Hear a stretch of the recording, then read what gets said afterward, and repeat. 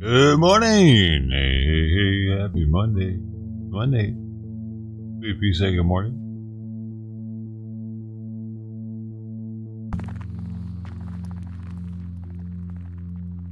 Hey, Alexa Lou, Mark Cardwell, Mark Hopper. Welcome to the stream. I miss anybody? I miss everybody. I miss everybody. I'm gonna do it. Don't make me do it. Don't make me do it. I can't stand it anymore. Oh no, not today.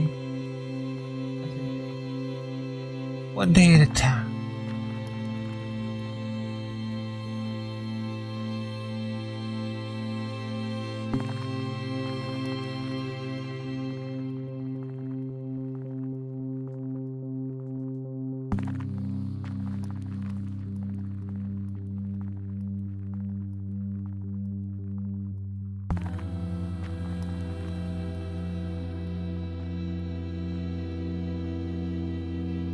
Isn't she beautiful?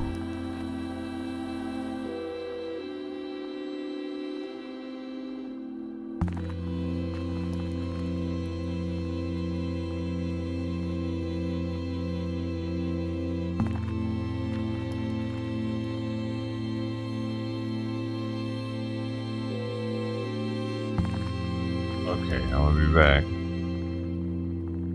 Or will I?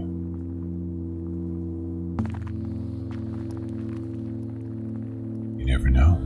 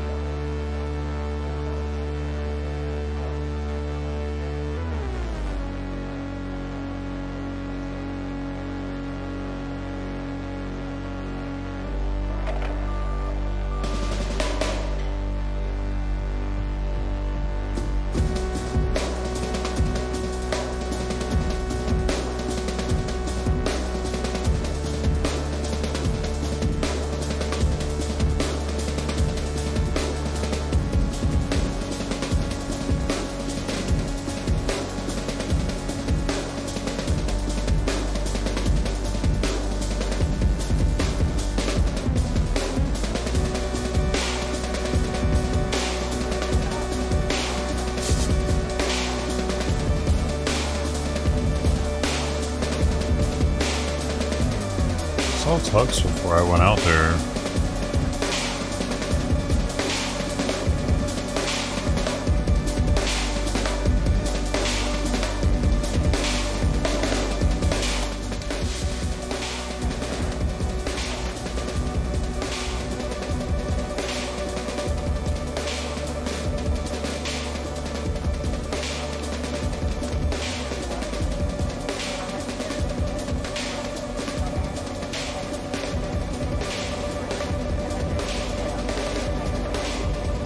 Oh, you're gonna go on a trip, Lou? Oh, great.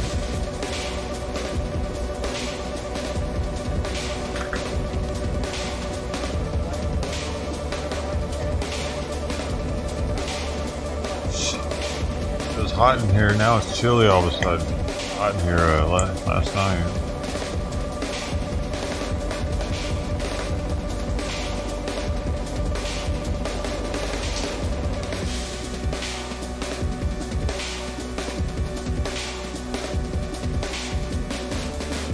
This is a new album on Bartless. I don't know how it's going to be. But it's called Experimental. Break boundaries with quirky, unconventional sounds.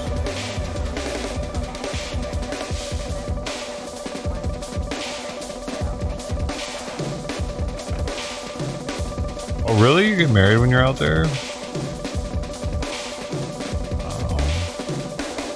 Then what? Who's moving?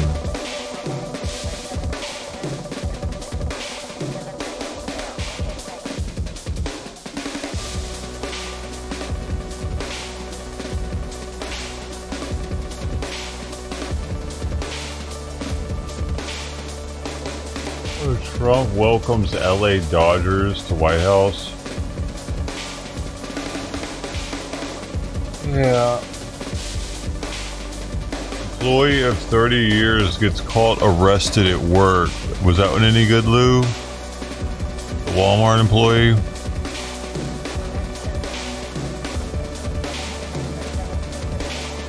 You're not getting married there. Well, why? It's better to get married in Australia.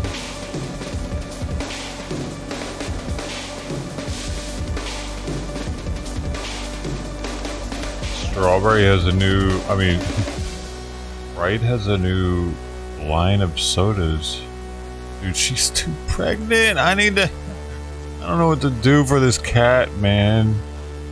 Dude, she's looking bigger by the day. Oh my gosh. I knew I think it's a Dom. I think I saw the day he impregnated her. Rolling all around on the sidewalk one day and he was right near her.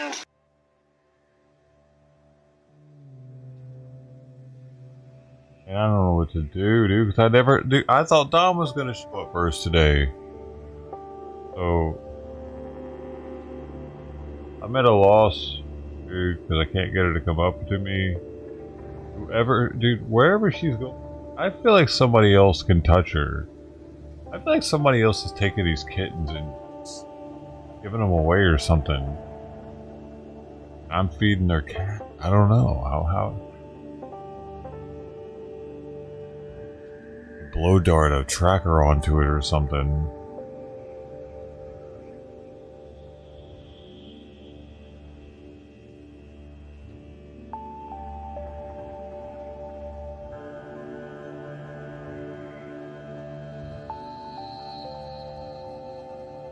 Always goes over to the same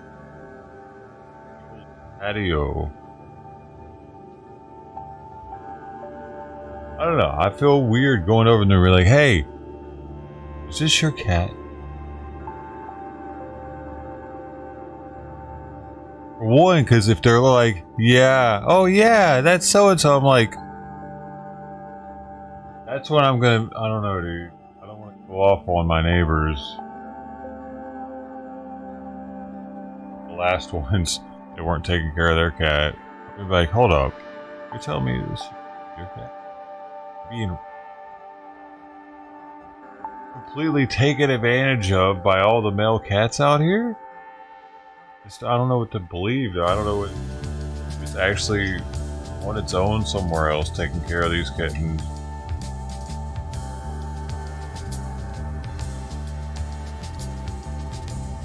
Why? Why does it just live here underneath the house? Its food's right here. It's coming here 3 times a day.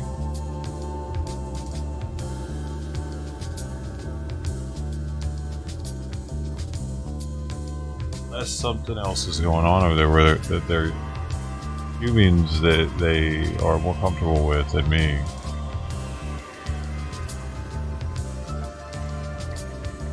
The way that Dom trotted over there yesterday, didn't even touch the food.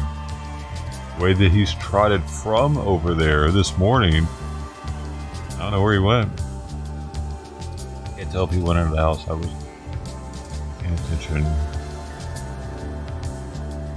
I don't know which ones it's going to though. I just know it's going to cross the street. There's a I don't know what the hell. I don't know what they got going on over there actually. Like, in the front and in the back, there's like a row of places or something. I don't really. It's not like it's just one family.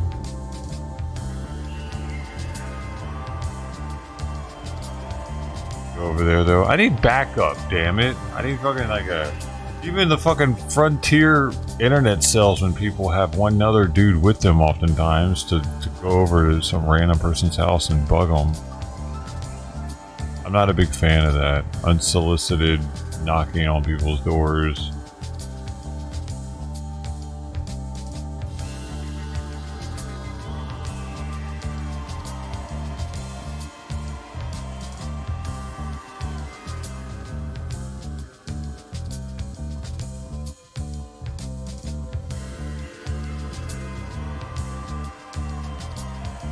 Probably I'll just tell me it's not their cat anyway.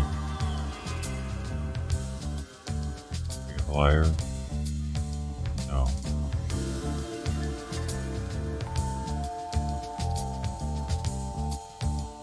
Last time I did that, I ended up with a bunch of fucking dog shit underneath it. I had to pick up every day. 0 responses.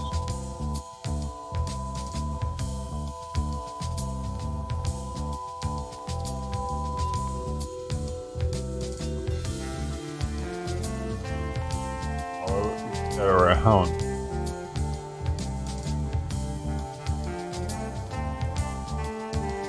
Going backyards though. I know for sure they go in that patio over there and hang out.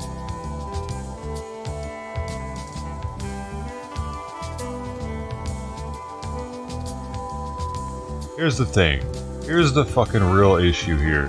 Because y'all are like, why are you being such a pussy? Dude, people in my neighborhood barely speak English, okay? 90% of the people in my neighborhood, English is their second language. It adds to the fucking weirdness of it, dude. I'm sitting here trying to ask them. They don't understand what the fuck I'm saying, dude. They think I'm...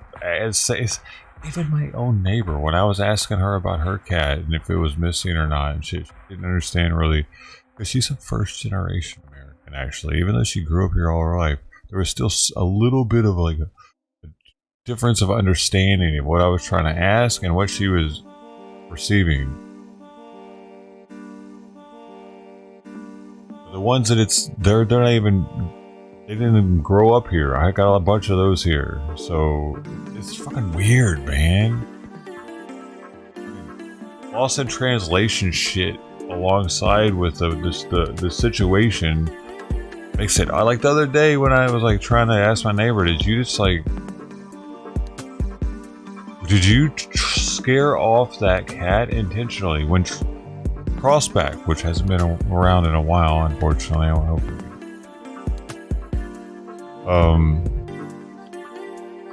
I just realized that the crossback was in front of his house. He had gotten nervous. I was trying to get close to him, and he went into my neighbor's porch down the street. And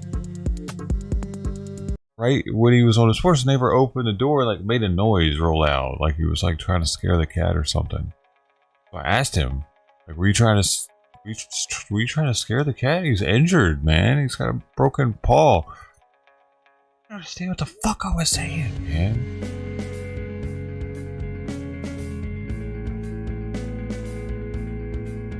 Couldn't, like, effectively communicate the question to him and get an answer that I knew that he was answering the correct question. I didn't know what the fuck he was answering. It's that kind of thing.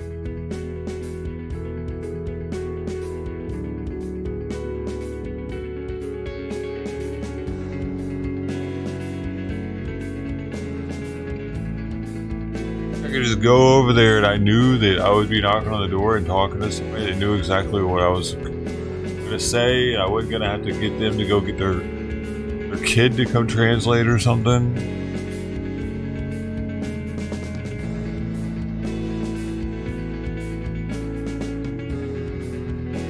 Talk to help a crossback has been around. Hopefully. Yeah, that's the only thing that I'm like, I am too in the back of my mind thinking maybe he did cage crossback and he's doing something. Maybe. I could message him. I think I got his text somewhere around here. Like, but then that would be super depressing if he's like, no, I haven't seen him either. Out of sight, out of mind.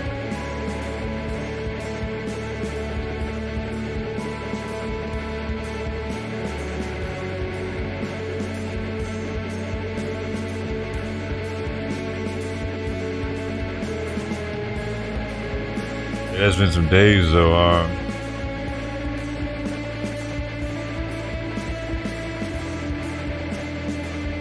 Oh my god. Oh my god, she's got a fucking sore on her lip now.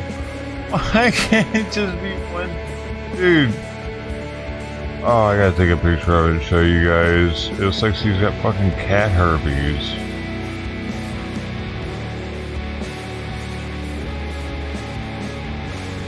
I noticed it. It has gotten worse.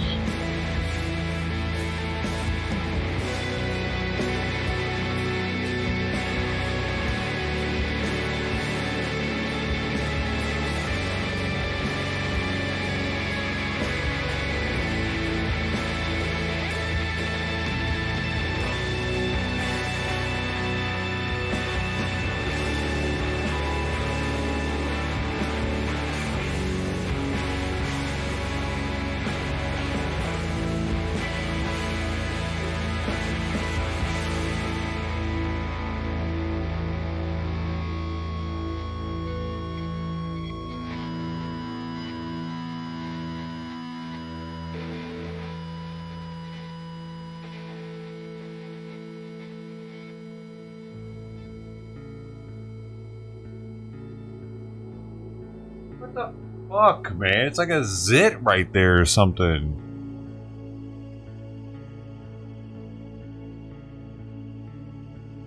Yeah. What if it's it's like white. Yeah, like at the right there.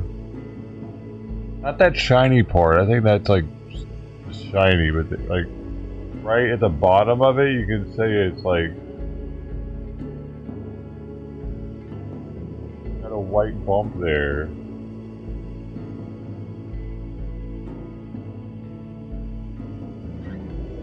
Hard to tell from the shot. It's right there.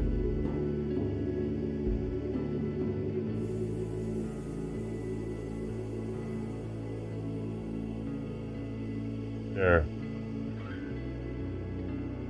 That shiny thing isn't a white spot, it's just shiny. That's the yellow, that's the thing right there. Yeah, man. I got that. I got Simon. I got... Why is that happening?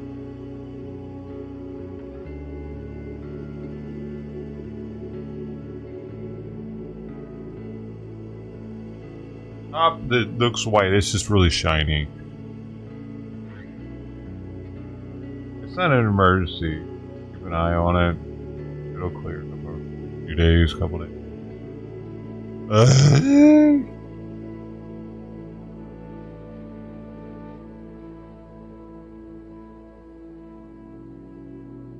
Is she supposed to be the healthy one?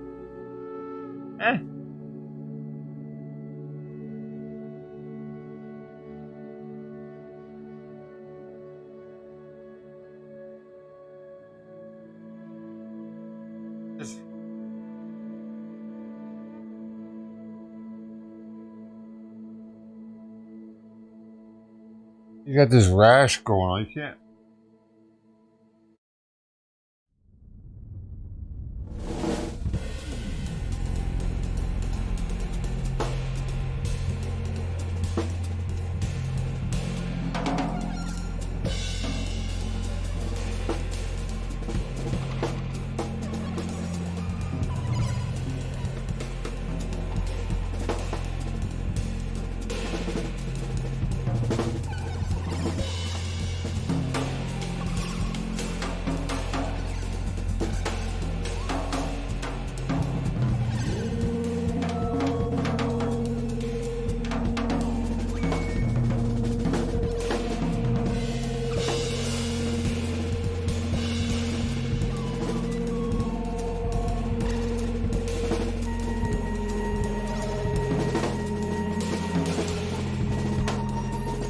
A massive rash going on his belly.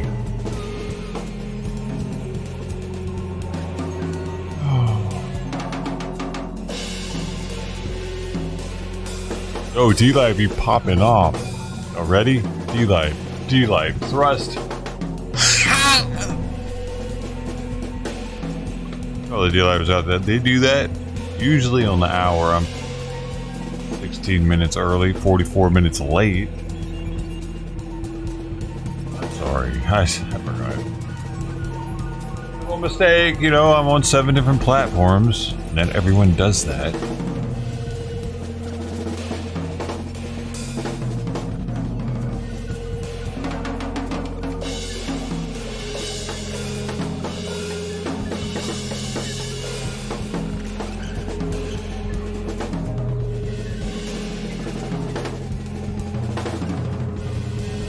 Eli, thrust. Yo, this music makes me feel like I'm inside of Tron.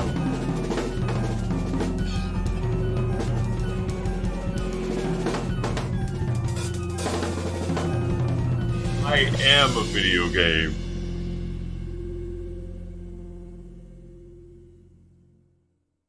That scene in the beach where he's running through the jungle.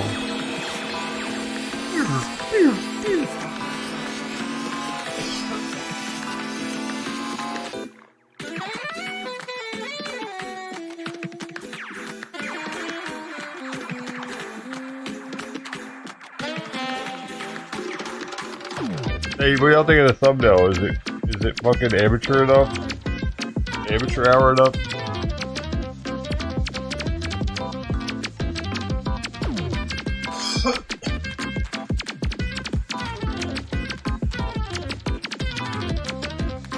I figured it needed more information in it. You know why? I realized it. I was scrolling. I was scrolling yesterday. And what I realized is it doesn't always show the title of the video when you're scrolling on the phone. Specifically on the phone.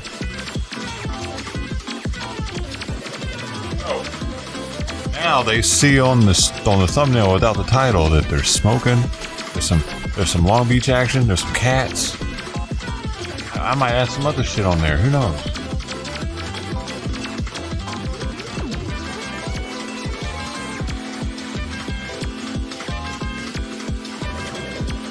Gotta give more information, yo. Now the stoner might click on it. Now the some Long Beach might click on it. The person that's curious about Long Beach might click on it.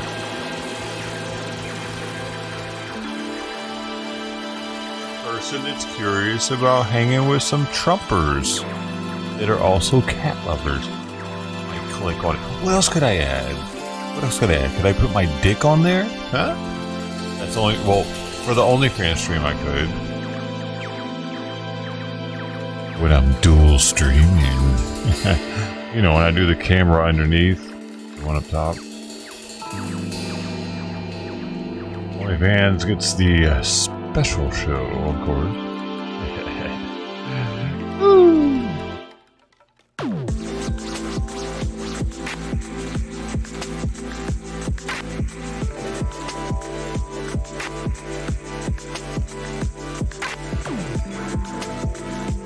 Simon, stop licking!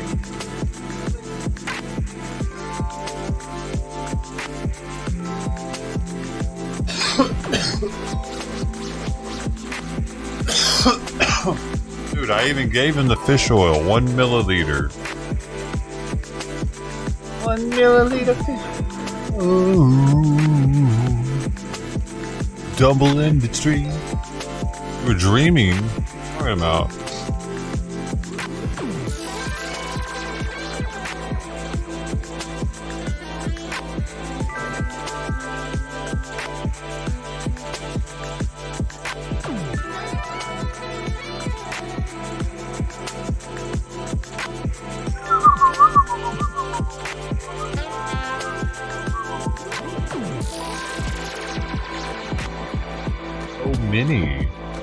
So many joints. Oh my god. I don't know what I'm gonna do. I don't want to run out of joints. I'm not gonna know how to smoke weed anymore with a pipe or any other way. That's straight as smoking joint.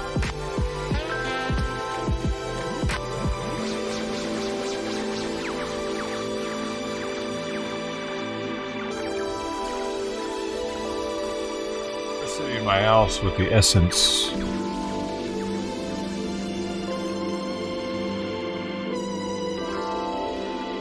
You're pretty good. What does that mean?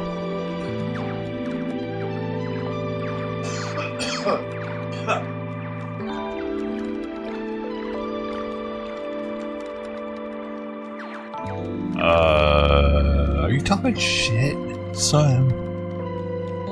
Let me grow a beard again. Come out there.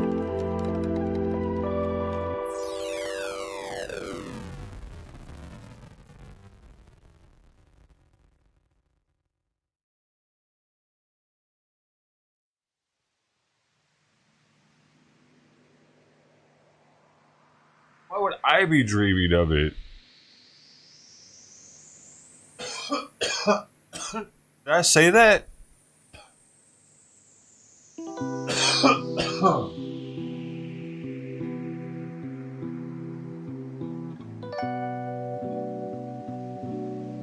Correct.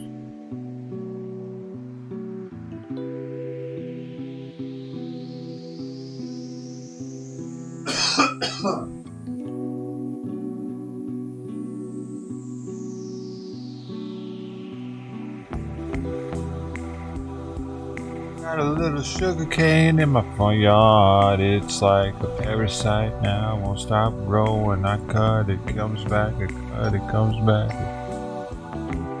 It doesn't want to die till I dig it up. But I don't have a big ass shovel.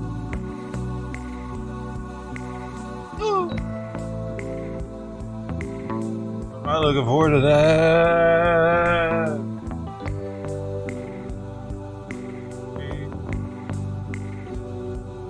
Fluffy. And unfluff it. Oh, it's gonna be everywhere. Gonna be a big mess.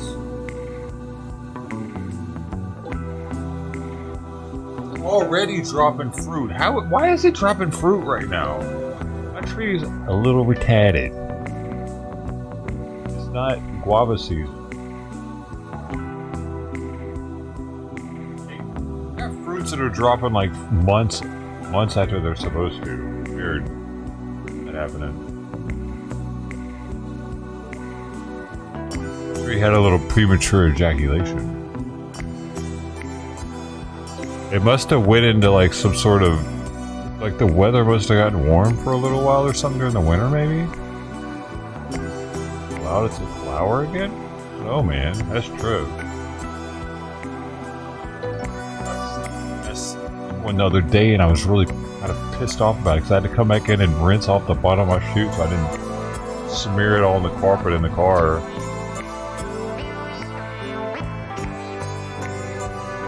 Hey, any of y'all losing money on the stock market? Sorry.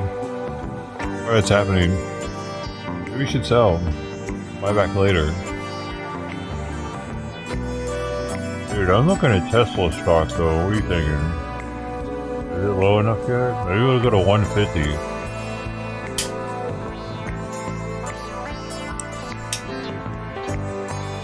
Tesla's definitely going back up, dude, because it's only tanking because of drama. It's not tanking because of fundamentals.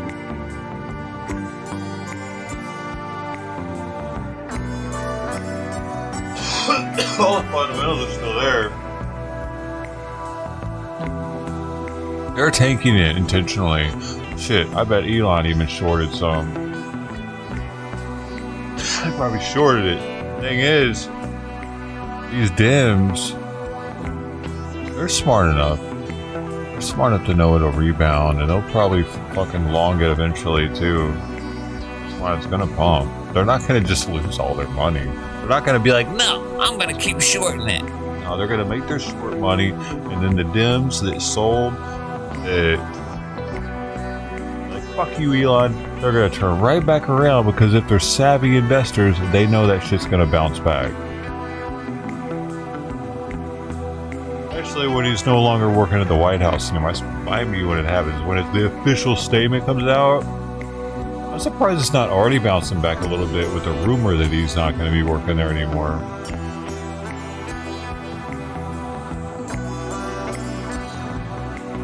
Maybe that's why. Maybe that's by the rumor, sell the news type situation. Maybe this is the rumor time.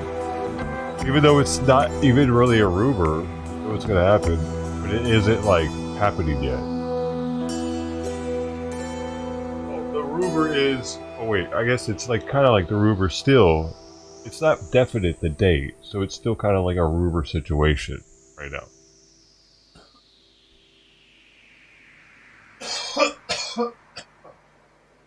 I think Tesla's stock's gonna double over the next few years, easily. Oh.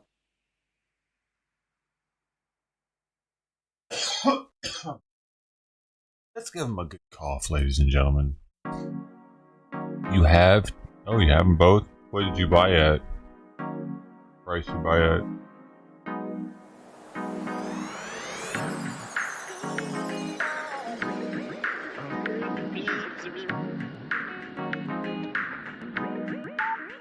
One each.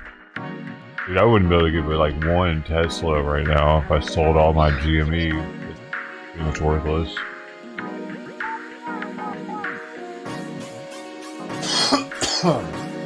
Shit, this shit's actually been a little bit more stable than there's just so many idiots like me that bought into it though. Late. Bought it then? How much was it then? Could have sold at the top, man! You could have bought back in now and had like probably more stock. I feel like you're still up like 100, right? It's split 15 times? What? No way. And it still stayed that high. So you're up 15 times then. What you put in, pretty much. At least. And a little more.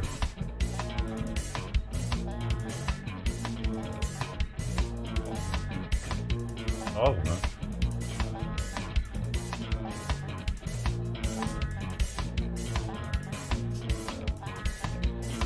Yeah, man. Fucking awesome. realized stocks were doing like that. No wonder it's correcting. Holy shit.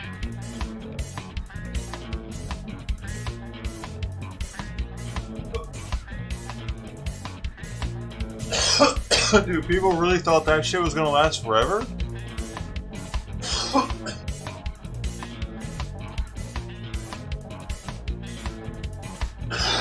What goes up must go down. I mean, just like with this Bitcoin shit, I knew it was gonna come down, but the fucking market's been so volatile. I'm like, maybe it will go to 150. Because maybe Elon will dump a ton of fucking cash in it, make it do some stupid shit. You know what I'm thinking? So I was always too scared to short it. I never even thought it'd make it to 100 though. When it hit 100, I was like, holy shit. So many people was like, hey man, it's where you going to 500, 1 million. Like, I never even thought you already know where I was at on that shit. Because the only reason it did is because very rich people made it happen. Because they knew that very poor people would continue to buy it as it went down. That's them selling to people right now.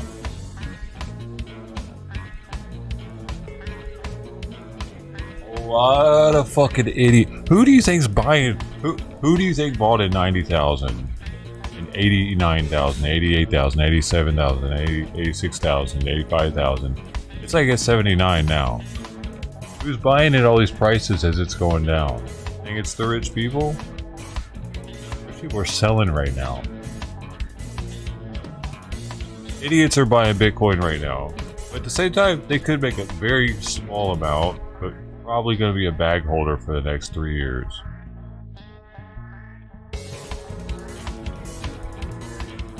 Probably be more beneficial to sell now and buy back in 3 years. Who knows? It could go up a little bit more and then dump again. You never know. How? Because, dude, they control the shit. So what happened to FTX? They control this shit. The exchanges have complete control of Bitcoin. They are the biggest bag holders.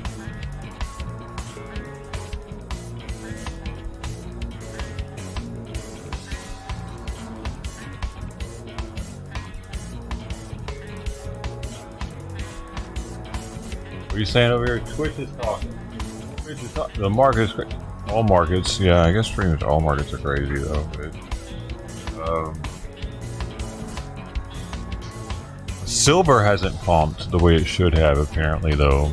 I haven't been paying attention to that. Gold, like, hit its all-time high. Recently, it actually exceeded its all-time high, but silver hasn't done so. And some people believe that the price of it is being suppressed because it's so needed in, like I said, electronics industry. They can only do that for so long, I've heard.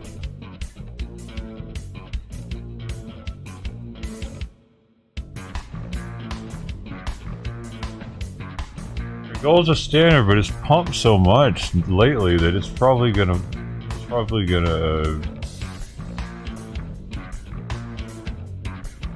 correct a little bit. I think it'll correct, possibly it'll correct more than silver does.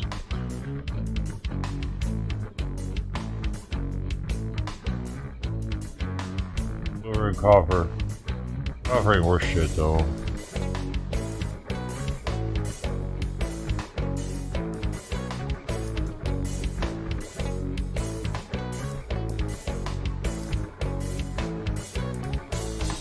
Speaker. Then that's like gold, boy. Gold will always have huge value. I mean, sure, it'll have huge value, but it's overpriced right now.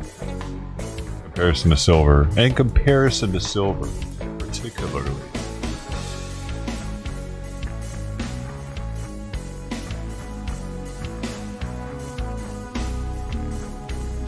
Silver's needed for more than just the, it's needed for the medical field also, right? Or the werewolves also.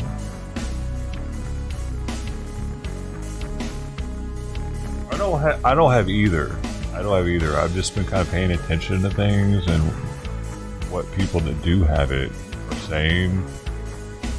Of course, they're going to be biased on the matter because they want the value to go up. The same thing. I believe that a lot of metal collectors are realists.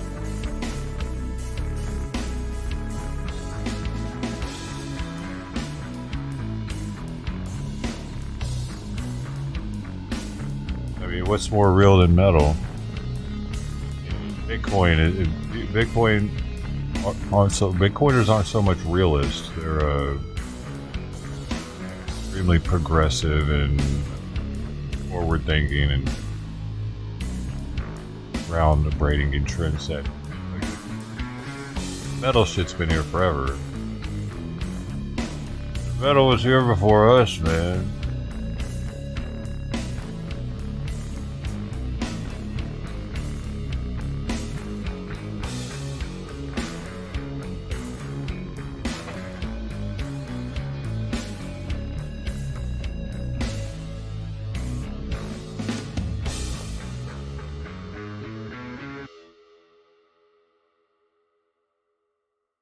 Without the metal, there would be no Bitcoin.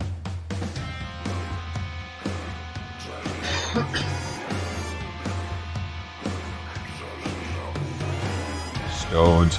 Yeah, stones though are too brittle. I don't know. That's affirmative. What is this talking about? Sloppy seconds.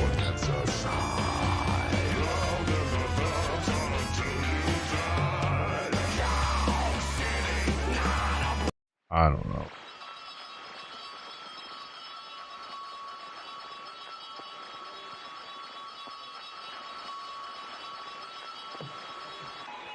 You have stones? You have like precious stones? I have some rock. Look at it.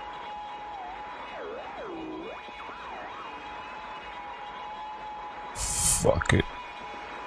She's got the power of Grayskull. See the incursion? I think it's called an incursion. It's a shadow of a pointy shadow inside of there. It's a shadow of the crystal inside of the crystal. I think it's called an incursion, but I can't remember for sure.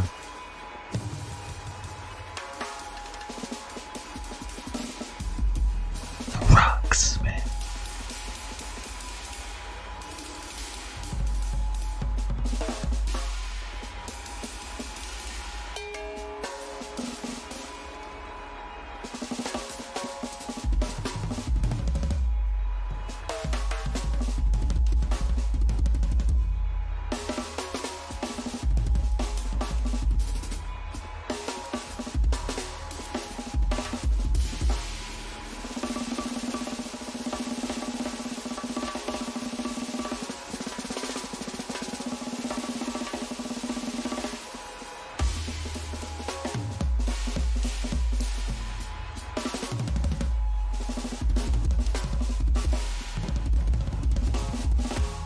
Ancient technology in the skulls, dude.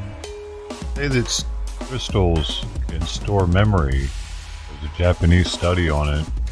And maybe the crystal skulls have some sort of memory inside of them from the ancient Indiana Jones, man. But they're real.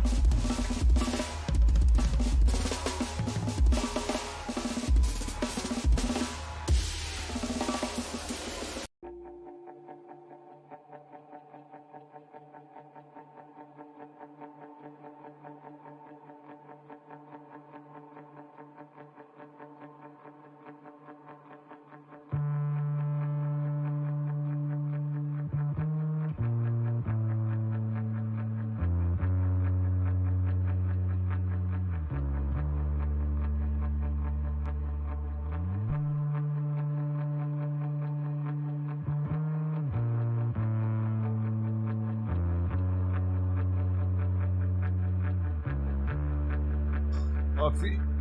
Oh, Fluffy. I should play it up though.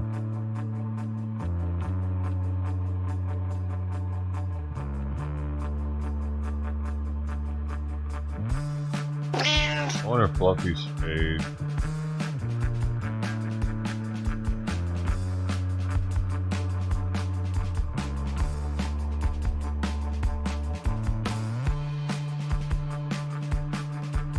This one's name is Fluffy. See, this one's eating. Well, half the plate's already gone. Another cat's already been here. This one probably will try to because it's the neighborhood garbage disposal. It eats more than any of the others.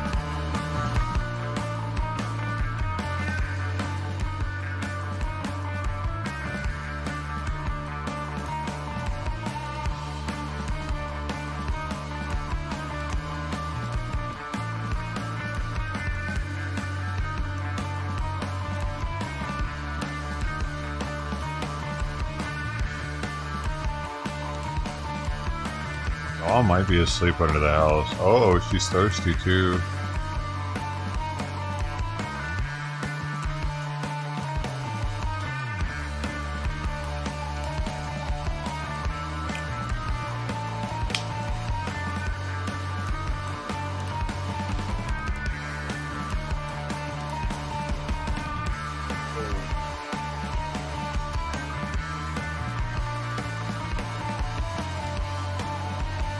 Experimental. We're being very experimental right now.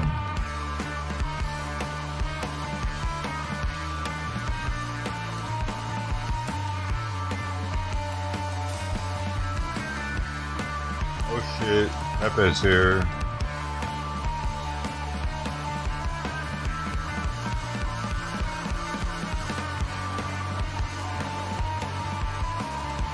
Oh, they won't fight. Or the same colony.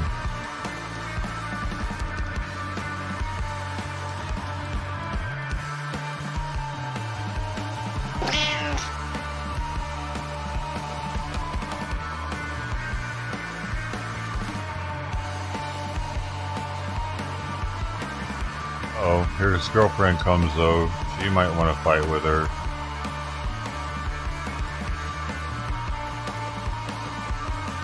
I don't know, it looks like Fluffy's gonna leave that there. I'll go take another plate out if nobody wants the rest of that one.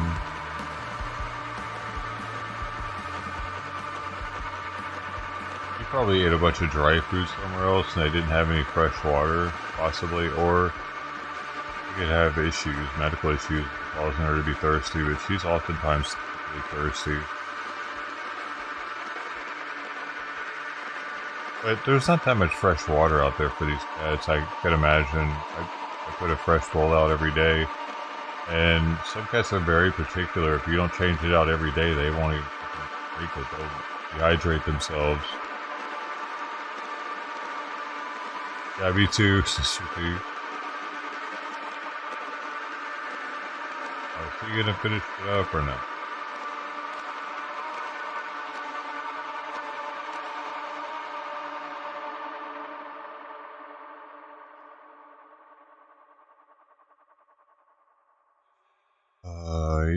I don't know if she left it out of kindness or out of like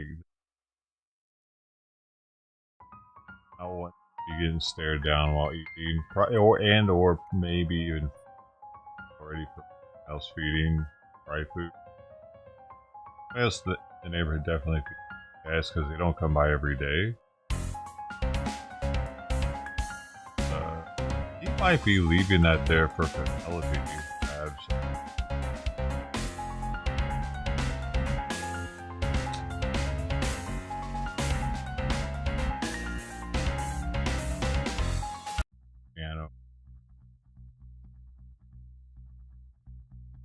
Simon wants in my lap right now.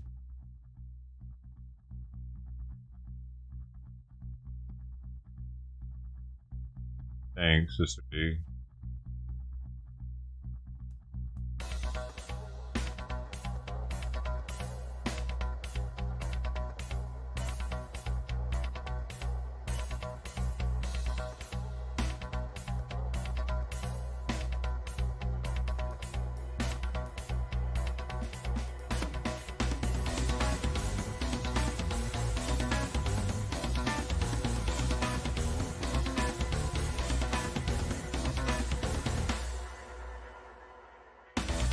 Oh, I haven't texted about having it.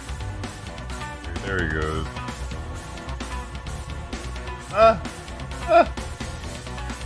Dude, him and Tux are the only ones that would do that.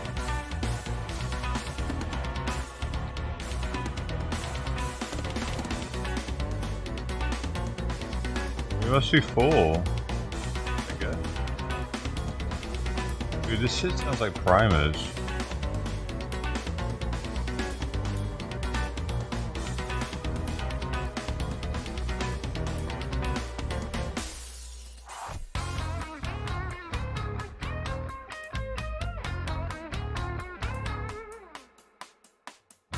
I'll ask. I'll just ask, is it possible we might need a Simon? And probably ask you why.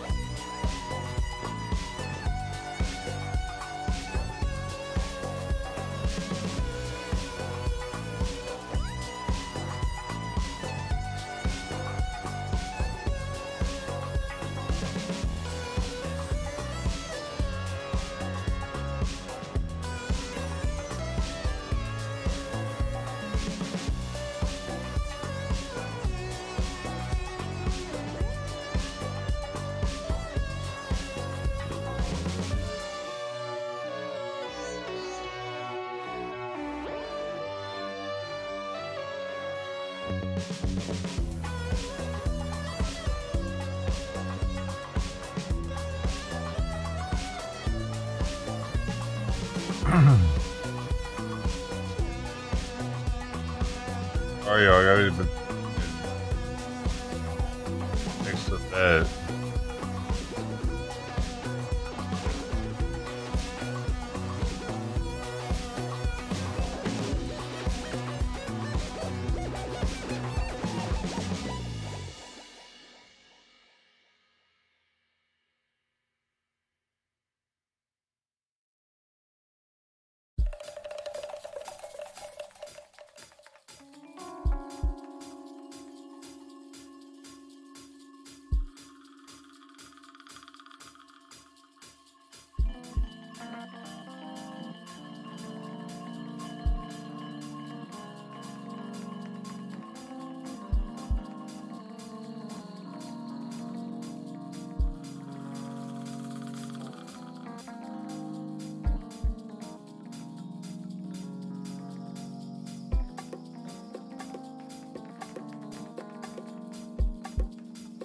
If you see more information,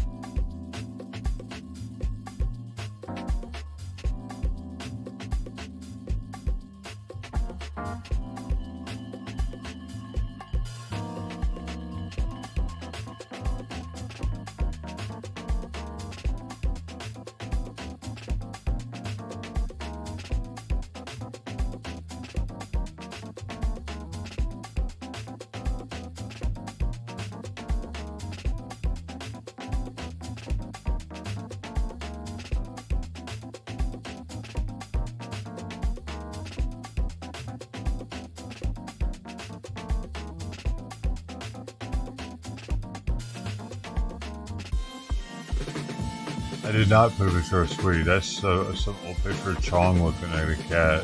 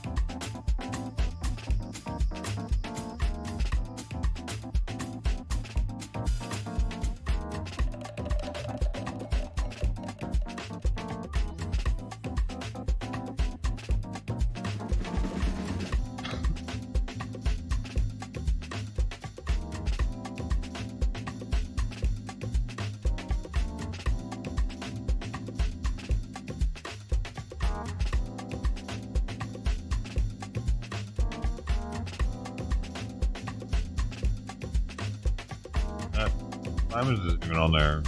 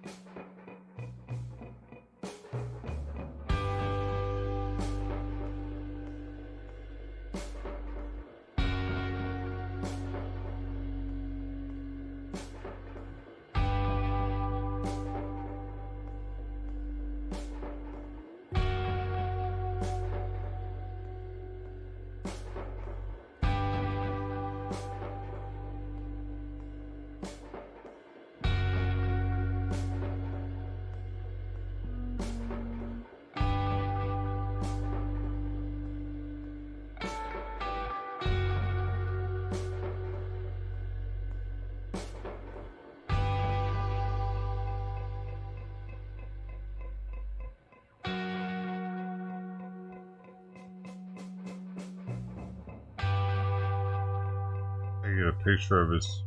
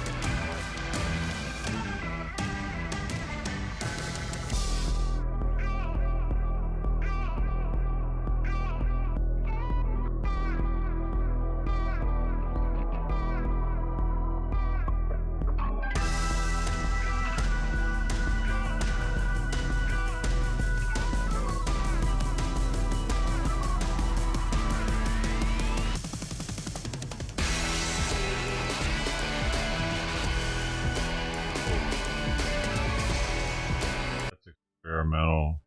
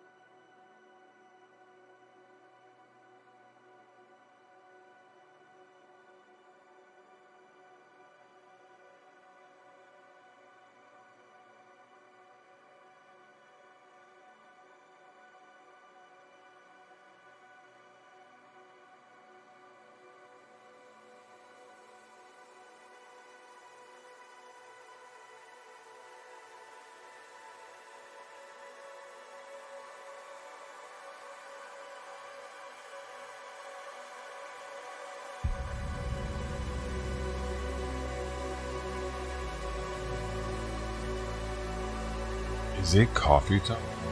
I'm gonna send this to her now. Here's how's this sound?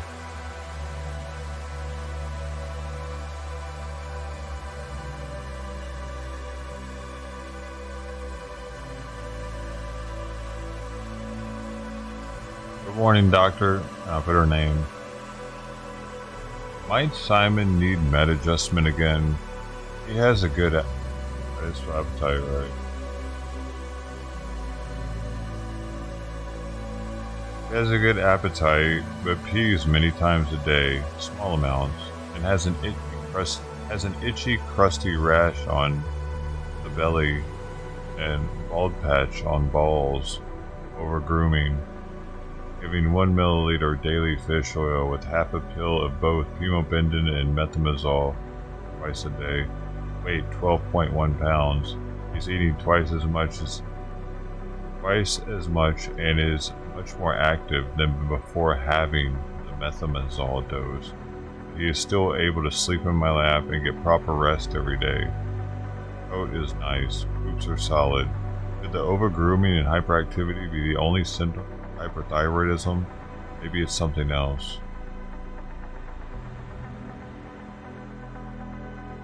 Thank you for help.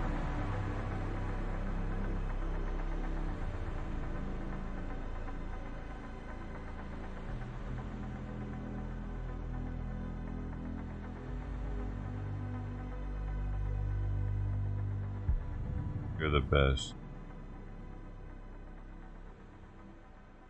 Oh, oh man, I have a picture of his belly from the day. I not take. I haven't taken it. Her freaking face thing that she got going on is crazy too, man. I'm gonna kind of play that, wait that out, and hope that it's better. Rash. Hoping that about, and it's not.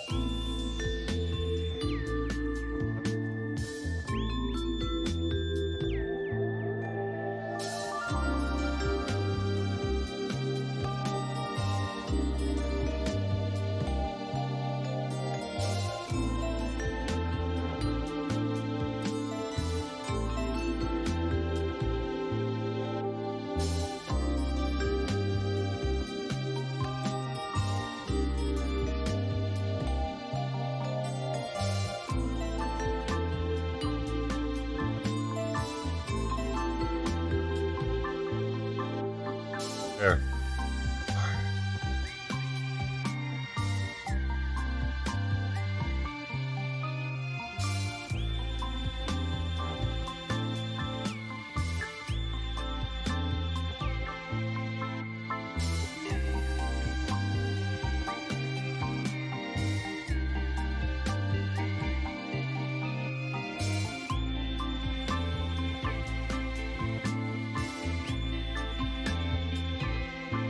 Got it.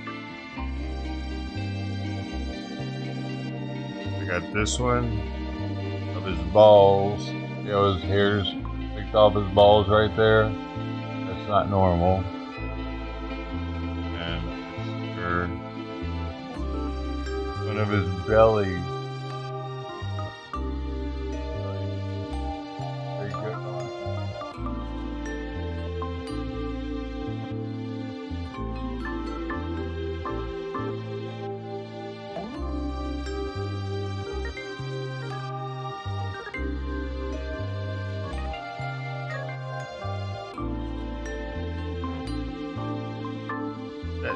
That darker area there's kind of weird turning though.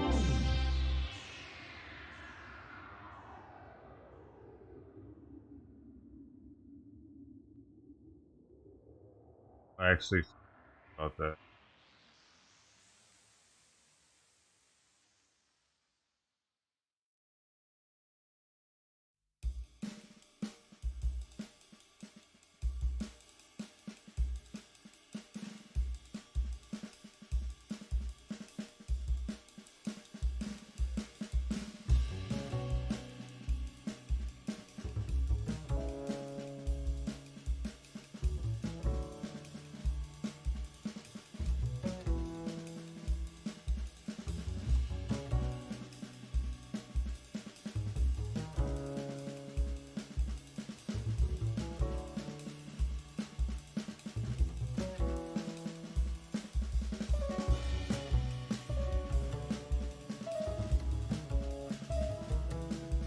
Okay, now I voiced all my concerns for the out of the way.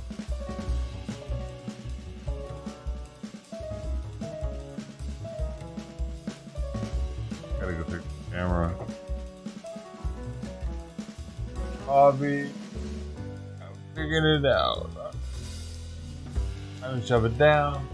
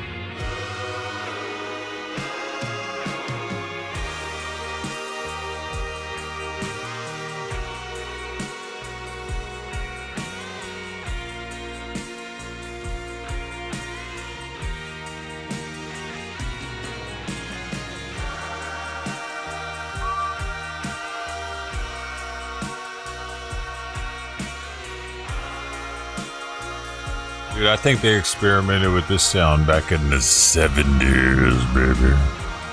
Sound like something I wouldn't way back then.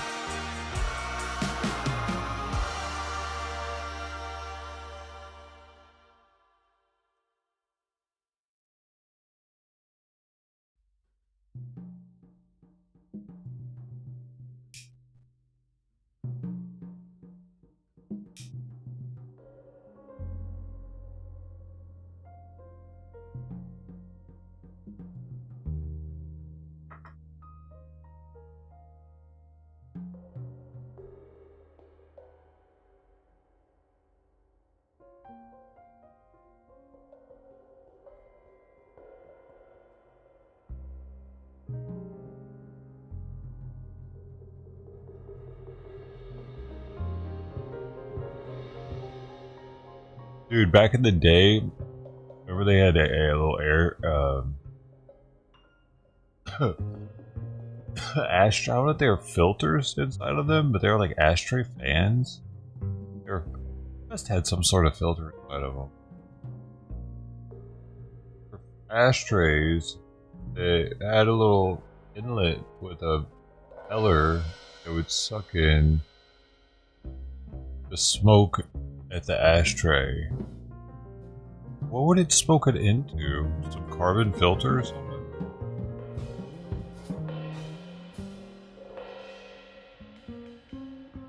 But this is like the ultimate version of one of those, doesn't it?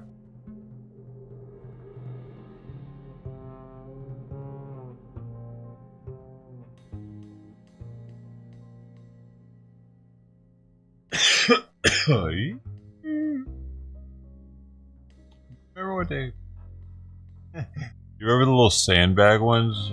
The sandbag ashtrays that had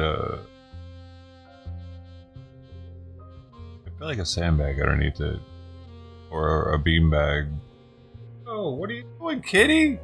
Oh my goodness. You licked my finger right next to the joint. I was put it there to save her for the smoke.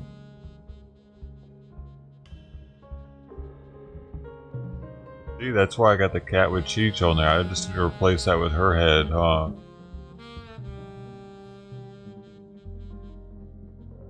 are you doing? Your mouth doesn't look good, sweetie. I don't know what the heck's going on with you. Maybe you get into the ashtray at night or something? What the fuck? That is... Get into... What causing that?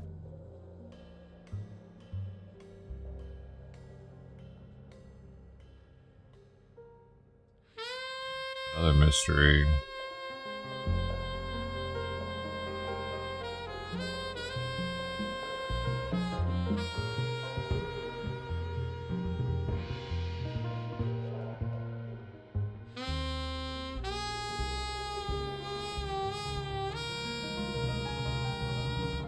Now we went into the 80s.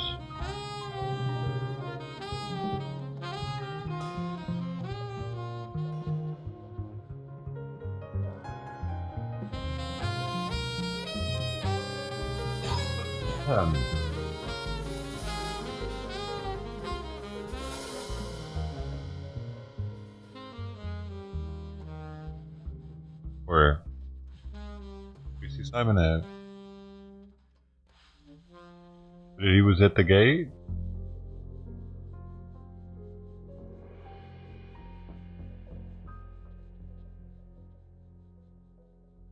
I get.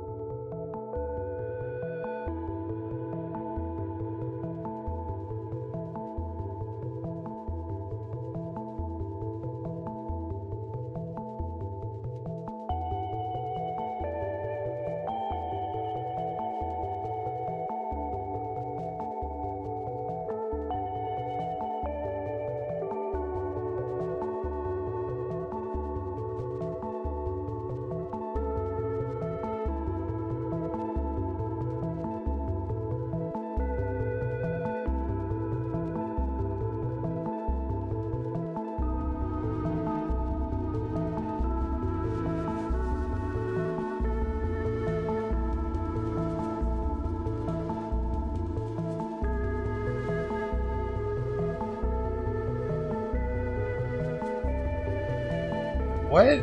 You could see him in there? Really? You could see his reflection? You just saw it moving.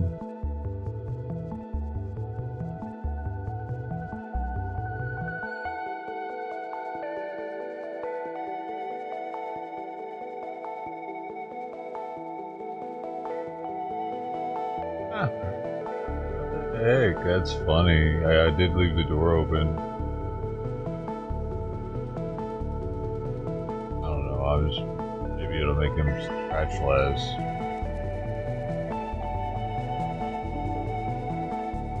Likes being able to go in there. I've noticed the days that I leave my door open, he comes in here far less. He bothers me far less. He sleeps on my bed most of the day on those days. I don't know. You know.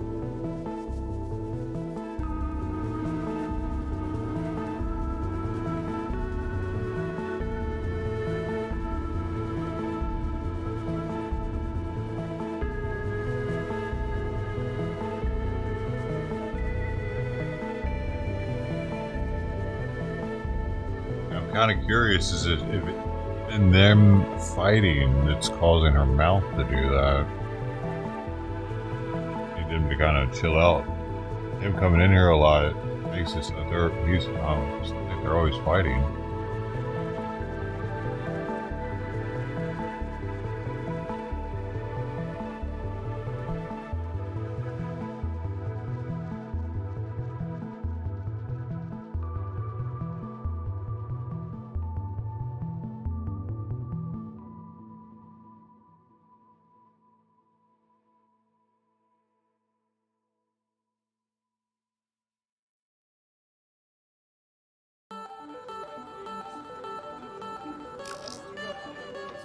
Yep.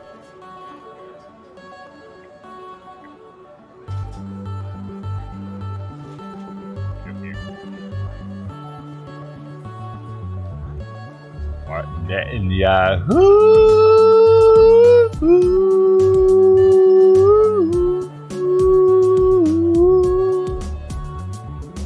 Yahoo!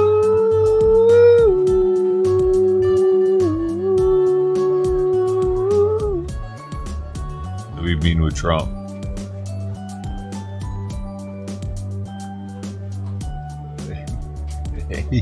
Am I as tone deaf as Outlaw is? Y'all let me know if I am, dude. Like I sound like. I do hear it though. But, you know what I mean? He hears it too.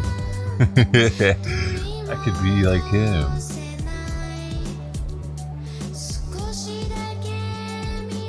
Guys, be straight. I thought you were meaning to do that, though. No.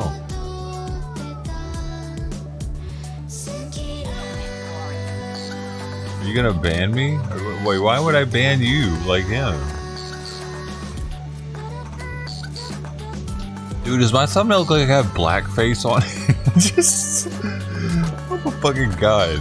I just noticed this right here. Cause I'm like, sometimes it recommends my own thumbnail to me. I don't like it when it does it. Stop sniffing me! Go away!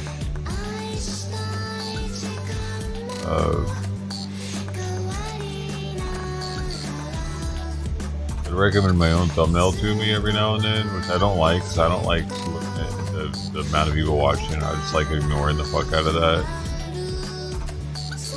When I saw it, I noticed the top left, it looks like I've got some blackface shit going on. It's two cats, though. I don't know, it's some random Cheech and Chong cat thing I found.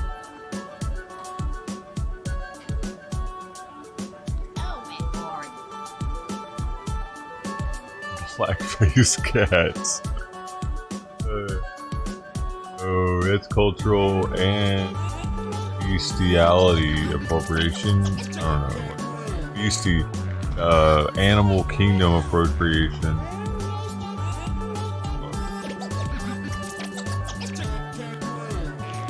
Trying to figure it out. What do you mean?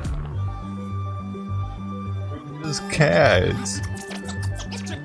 Gotta figure out. Oh man, what the? Going out there until we see a cat. I'm not gonna keep fucking doing it because it's being a bitch right now.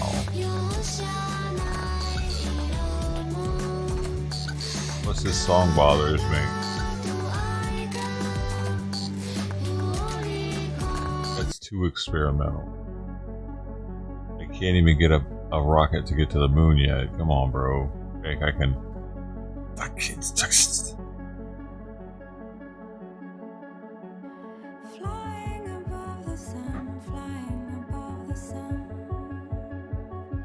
Leviticus 18:22 and 20:13, man shall not lay with a man as he would with a woman. I said if you are gay, you wouldn't be laying with a man as you would with a... Is he laying with that dude? Hold up. Are they sharing a bed? Did he say they were sharing a bed? Is that dude living there at the church with him? Because he was trying to get... he was trying to get somebody else to... some woman and her daughter to move in before he had the shower. Tried to convince her to do bird baths. Sorry. That was needed though. For you and for me. More for you though. It hurt me way more than it did you. It still continues to. But if it wouldn't have happened, you wouldn't have gotten the relief. She's so desired, as you so deserve. If you keep my pants, or you keep stamping it with your butt, guess what? I'm gonna stamp you with my ass. I'm gonna go take a shit and stamp you. What that? You looked at me like, what? Do that? Now she knows.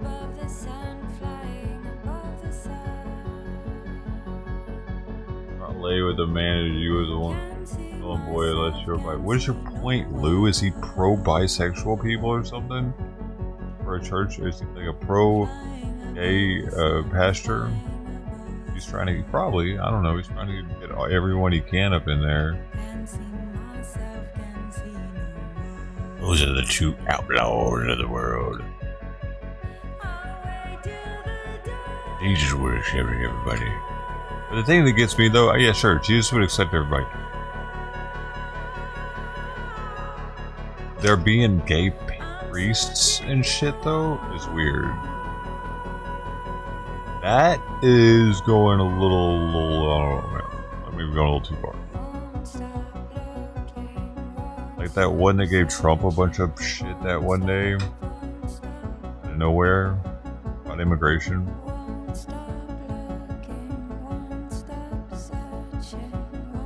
During the ceremony, during a church ceremony.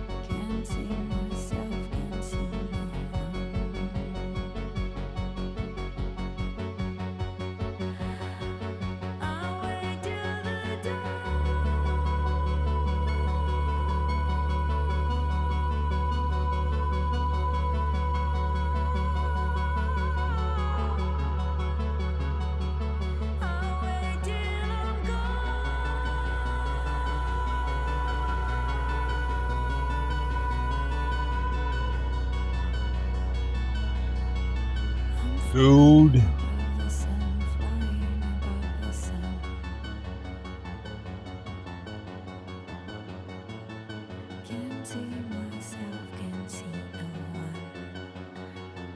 Blackface kitty. Blackface kitty. It should be more brown, shouldn't they? Are there brown cats out there? Oh, we should make some. Mexicans have proper representation in the cat world.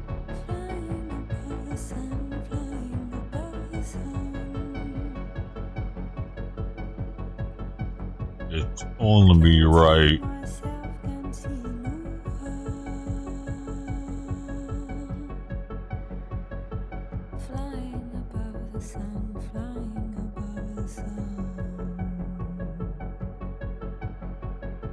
The United States can no longer continue with policy of unilateral economics. For decades, the United... Whoa, we have a new White House video thing probably cost $100,000.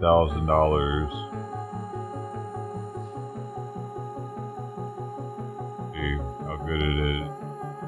Better be good. A tax dollar. You tell me, boy. Milk. Tell you what. Tell you what. Tell you what. Tell you. Alright, so.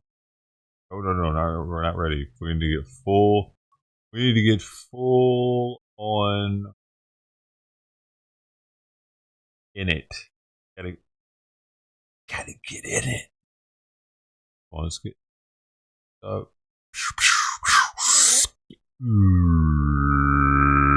Alright, we're in it. For decades, the United States slashed our trade barriers on other countries, while those nations placed massive tariffs on our products and created outrageous non-monetary barriers to decimate our industries.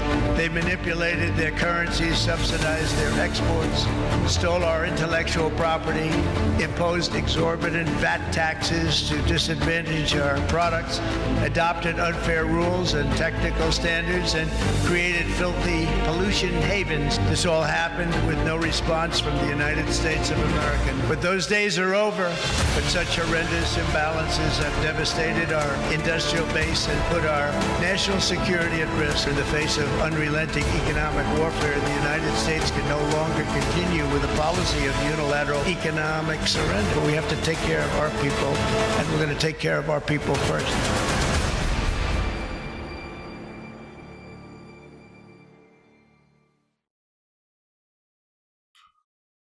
I bet that's still pissing off some Democrats.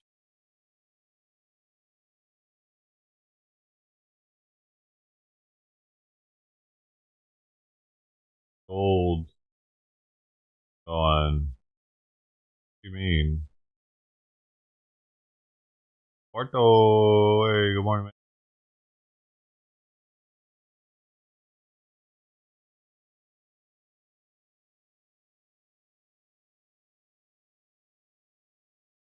Oh, is it?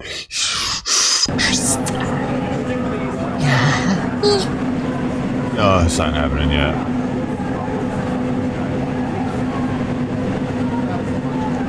Oh shit, you can hear the protests in the background. If you can't hear it, I can hear it for you, okay? Just take my word for it. It's back there.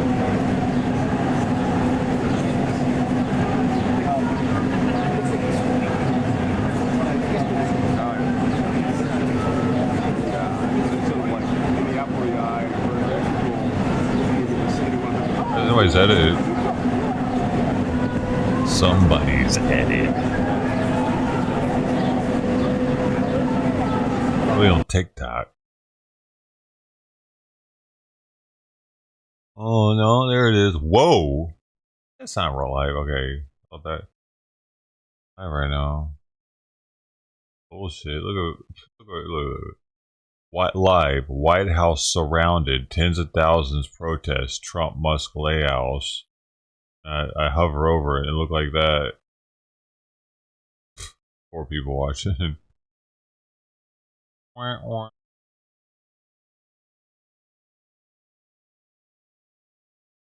So I don't know, man. Yeah, I know it's just not. Probably from Saturday. Protest. DC. Heck, it's not a protest if you're not streaming it.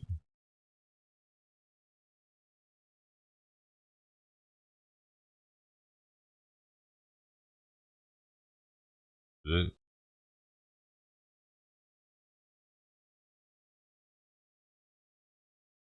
It's time for me to do Simon's heart medicine.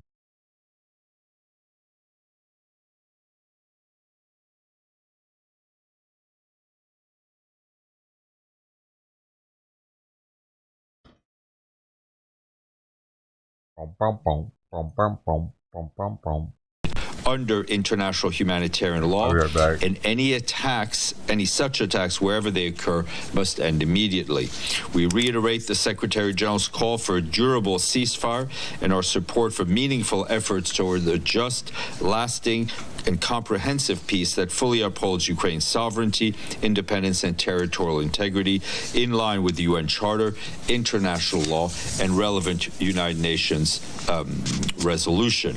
Immediately following the attack in Kriviri and complementing the efforts of local first responders, we, along with our humanitarian partners, as well as Ukrainian Red Cross, provided first aid and psychological support, and we and our partners also assisted with medical evacuation, delivered emergency surgical supplies to local hospitals, organized hot meals, and distributed other materials.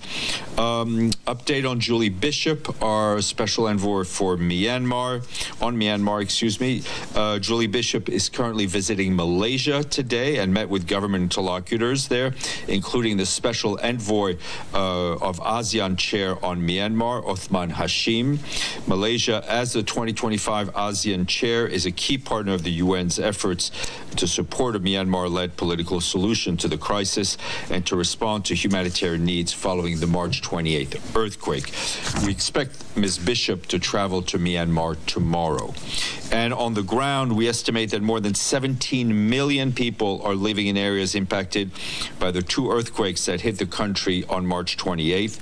Over 9.1 million of these people live in the hardest hit areas. Communities continue to grapple with widespread destruction of homes, health facilities, critical infrastructure, as well as prolonged power and water outages. Telecommunications are severely limited and transport routes have been damaged or obstructed. Emergency assistance, including food, has been provided to nearly more than 70,000 impacted people in the Mandalay region, Naypyidaw territory, Saigon region, and northern Shan state. Drinking water has been provided to over 40,000 and hygiene kits distributed to more than 100,000 people. We and our partners have reached more than 165,000 people with essential relief assistance. This includes distribution of shelter materials, safe water solutions, hygiene kits, and food, and mobile medical teams are being deployed. As you know, Tom Fletcher was there over the weekend. He's now on his way back here. And the United Nations team in Afghanistan today urged the international donor community to maintain critical support for the people of Afghanistan. With 22.9 million men, women, and children in need of assistance this year, the country is today the world's second largest humanitarian crisis. The appeal for Afghanistan comes ahead of meetings of Afghanistan Coordination Group that will start tomorrow in Istanbul in Turkey. The group gathers member states, donor representatives, international finance institutions, and the UN Assistance Mission in Afghanistan. Indrika Ratwate, the Deputy Special Representative for the Secretary General in Afghanistan, will be representing the mission. Turning to Sudan, we are concerned about the welfare of civilians fleeing insecurity in Blue Nile State in the southeast of the country, as well as the lack of access for humanitarians to reach them. Local authorities estimate that 4,000 people displaced from Ulu and other towns in Bao locality have been moving northeast towards the state capital of Damizin, which is about 230 kilometers away. So far, some 600 people have arrived and are sheltering at displacement sites. Ongoing insecurity and bureaucratic constraints have prevented humanitarian partners from reaching impacted areas. We call again for the safe, sustained, and unhindered humanitarian access to all people in need. New arrivals from South Sudan have also been reported in other parts of Blue State in recent weeks, demonstrating the growing complexity of the situation in the region. And turning to the Democratic Republic of the Congo, our humanitarian colleagues tell us that in North Kivu, unexploded ordnances in residential areas of Walikale Center is posing lethal risk to residents, including people who were formerly displaced who are now returning to their homes. Local civil society groups are urgently warning against premature returns before demining operations have been completed. Our humanitarian partners are also reporting similar concerns in South Kivu, where large quantities of unexploded ordnances remain in Bukavu, the provincial capital, as well as in Kalehe territory, and that is, of course, threatening local and displaced communities, but also aid workers as they attempt to reach people in need. And moving closer here to Haiti, human rights colleagues in Haiti and the UN mission there, BNU, have published a new report detailing the impact of the violence, and it makes for grim reading. They say that between January 1st and March 27th of this year, at least 1,518 people were killed and 572 injured in Haiti due to attacks by gangs, operations by security forces, as well as acts of violence perpetrated by self-defense groups and unorganized members of the population. The new report also focuses on repeated attacks in the rural areas of Kenskov and in some neighborhoods of Carrefour, two communities in the metropolitan area of Port-au-Prince. They say that those have resulted in serious human rights abuses. According to our colleagues, gang members displayed extreme brutality, aiming to instill fear under the population. As an example, they've executed men, women, and children inside their own homes, shot others on the roads and paths as they tried to flee the violence. That includes an infant, according to our colleagues. Sexual violence was also committed against at least 7 women and young girls during the planning and execution of those attacks by gang members. The gangs also ransacked several homes and set fire to more than 190 of them. As we've mentioned, these attacks forced more than 3,000 people to flee their localities. And just lastly, today is also International World Health Day. Kicks off today with a year-long campaign on maternal and newborn health. The campaign aims to urge government and the health communities to ramp up efforts to end preventable maternal and newborn deaths. And just to note that the UN reports trends in maternal mortality was released today by our colleagues at UNFPA, with data highlighting how dangerous pregnancy still is in much of the world. Gabriel, then Pam, then Deji. I'm ready. Sorry, I was getting ready to answer you. Go ahead. Thank you, Steph. Can you confirm Associated Press report that the Trump administration has notified the WFP and some other UN partners that it has terminated some of its last remaining contracts? We're trying to get details on that. We've seen the AP report. We're trying to get details here. I would also encourage you to reach out to WFP. Okay.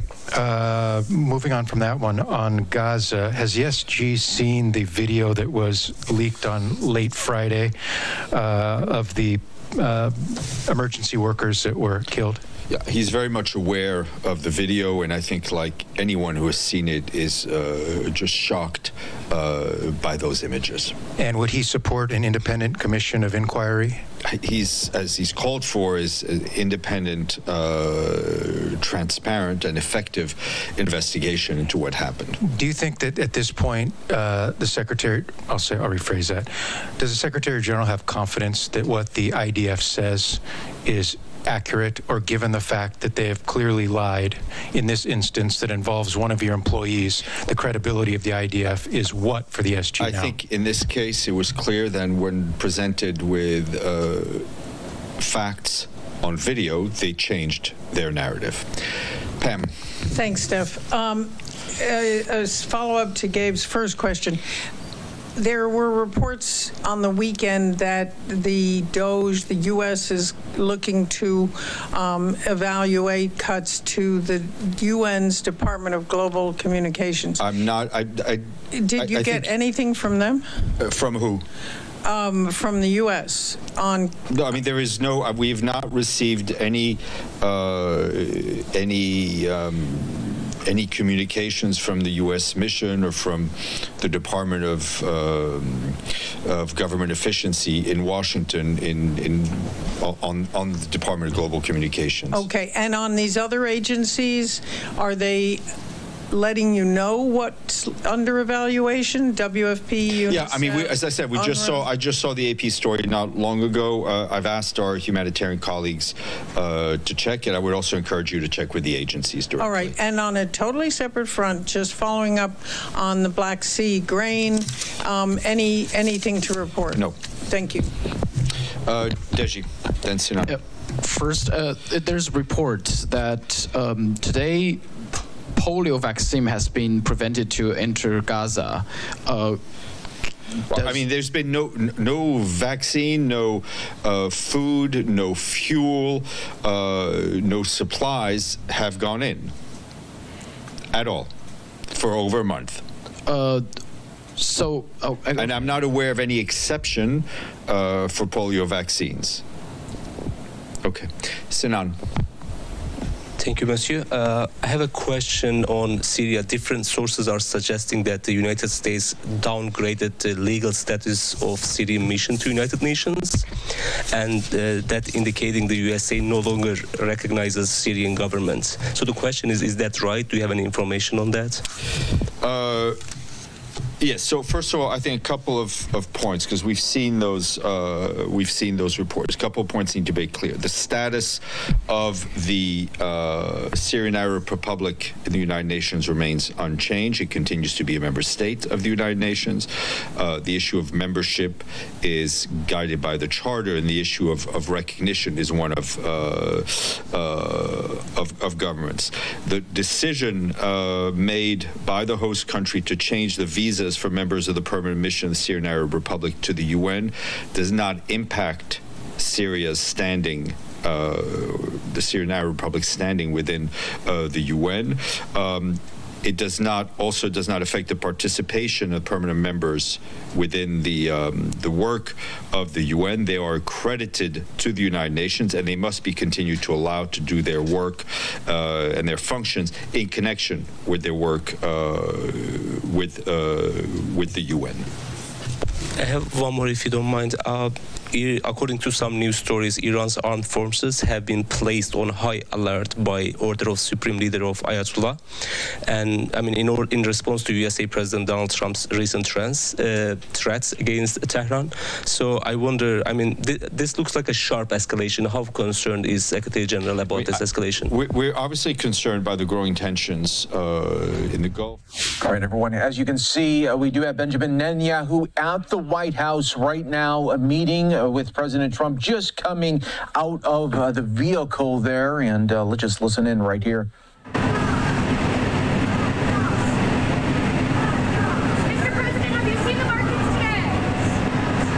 All right, one question being asked there to President Trump, saying, have you seen the markets today? No response there from the president. We should also let you know on some scheduling that we are just learning from the White House. There was supposed to be a joint news conference between President Trump and Netanyahu. That has since been canceled. No word yet on why that was canceled, but there will still be an Oval Office meeting that will be taking place, and that'll be happening in just a few minutes. We are expecting still to get some tape playback of that, but this news just coming down within the last 15 minutes that the White House canceled a scheduled news conference with Netanyahu and President Trump. So we'll be keeping an eye on the developments of that and so much more, but still expecting maybe some sound from both of the leaders there coming up in just a little bit. And if it does, we'll have it for you in full right here on Live Now from Fox. We'll take a 2-minute break. We'll be back with much more on Live Now.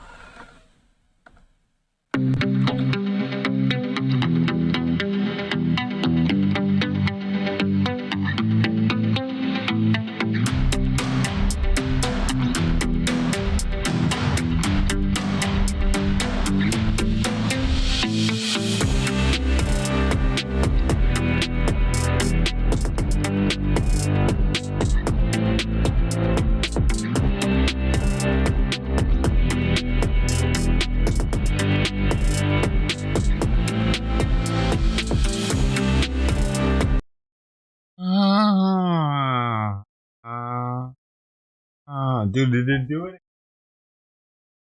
Camera did it again. I thought I went in there and fixed it. Flying above the sun, flying above the sun.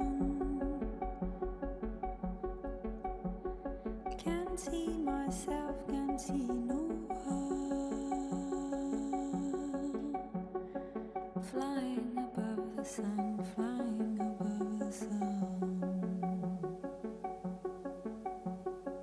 Can't see myself, can't see no one.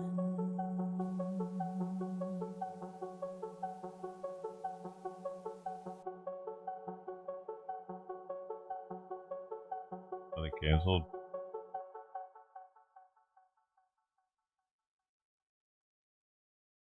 Dang, they went dark too. No, none of the streams that were there are live anymore.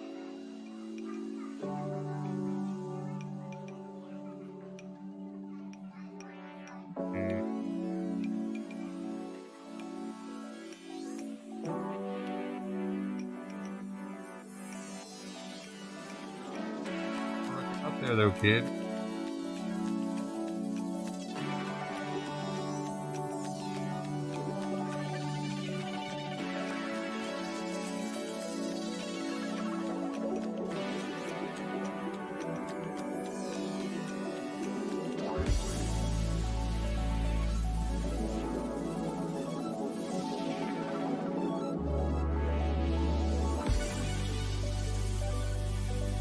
Everybody had to reset their fucking programming because they were like last minute and decided not to actually be feeding live. What the hell? Hi. Yahoo. Fine.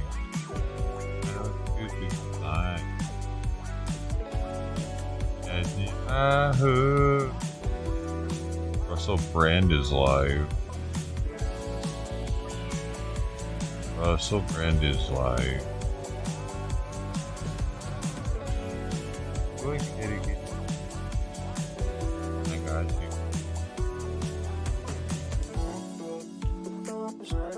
Play that.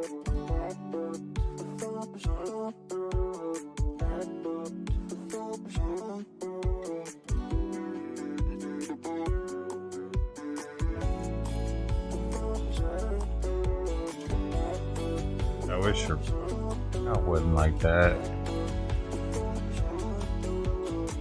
That was like the only thing that was about to happen.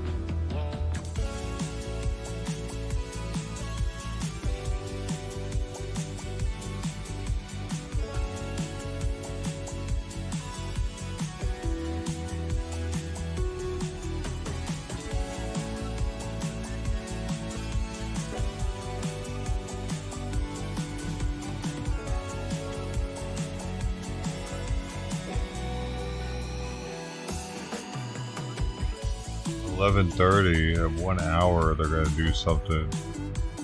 Us now, maybe. Fox DC saying.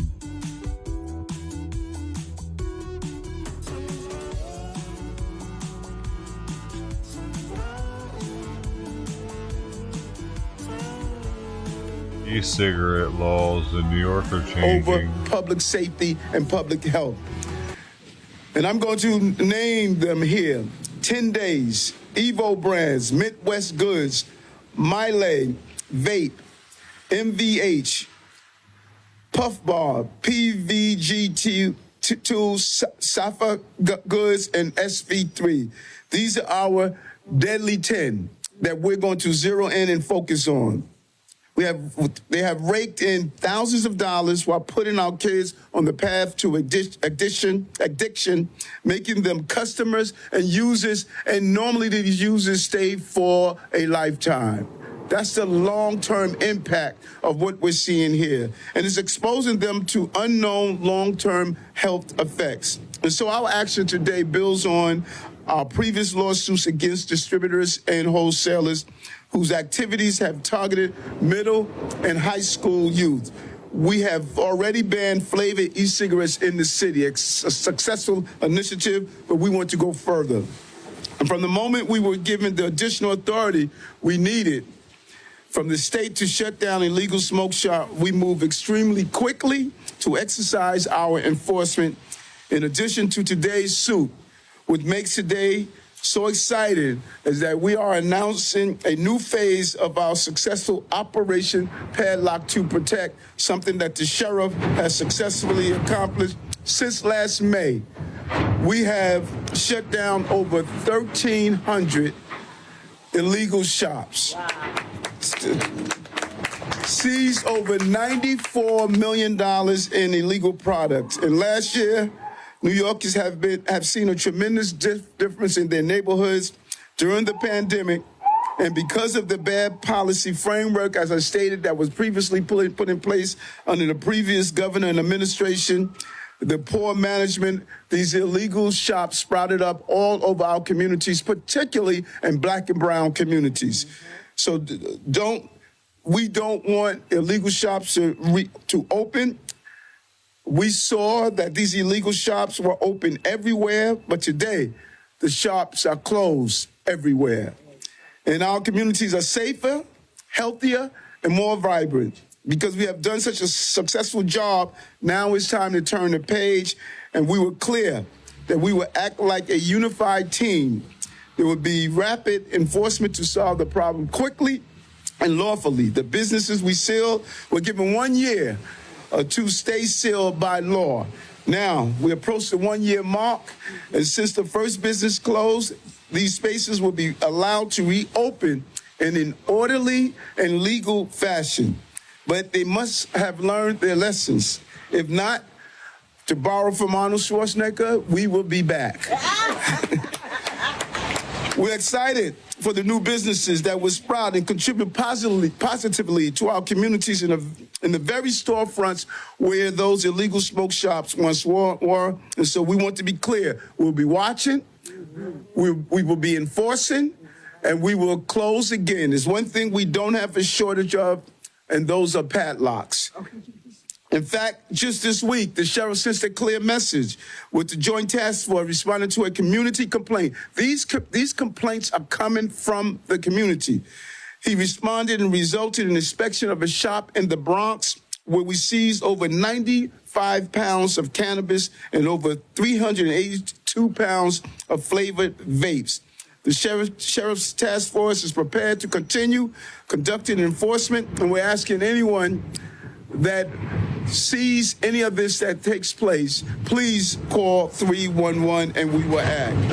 And so business owners and landlords whose properties were sealed will now start receiving letters from the Sheriff's Office with detailed instructions on how to unseal your business and operate in a legal fashion. And really, hats off to what the men and women, our uniform officers, and our legal team is assisting us to do to make this city the safest big city in America. And we know that because today's lawsuit and the shuttering of illegal smoke shops go hand in hand with our efforts to bring down crime in our city. And our 2025 first quarter crime data reflects our resounding success. Our first quarter of 2025 shows the lowest number of shootings in the recorded history of our city. We're talking about the start of crime stat data. We have shown that what we are doing in a combined effort is successful. But not only in shootings, we're seeing the second lowest number of homicides, murders in recorded history. You're seeing it in robbery, grand larceny, and auto theft, and their fourth consecutive month of decline, and continue their double-digit decrease. What's more is that crime has now been down for 5 quarters of 3 months. You know, do the math, 5 quarters, 15 straight months of decrease in crime. It's not new, it's consistent, and we want to thank the men and women who are carrying out this action. We will continue to remain the safest big city in America. We're going to do it one stop at a time, one block at a time, one issue at a time, and hats off to the men and women who carry out this function every day. Thank you, Sheriff. Thank you, Mayor. New York City Mayor Eric Adams speaking on public safety efforts in the city. We'll take another 2-minute break, keeping our eyes on the White House, awaiting remarks from President Trump and Benjamin Netanyahu. We'll be back with more on Live Now.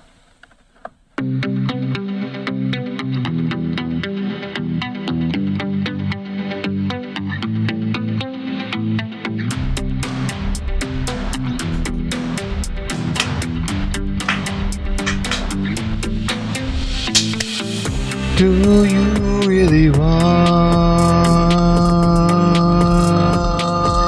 to be a tranny tonight? Join the Navy, see the world,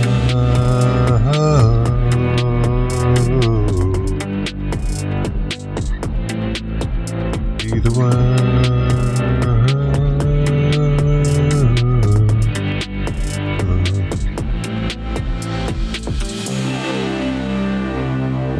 Dick chopped off. The dick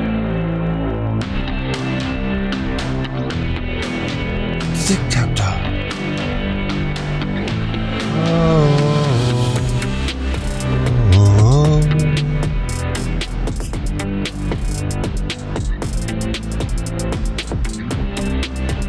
See the world, see the world.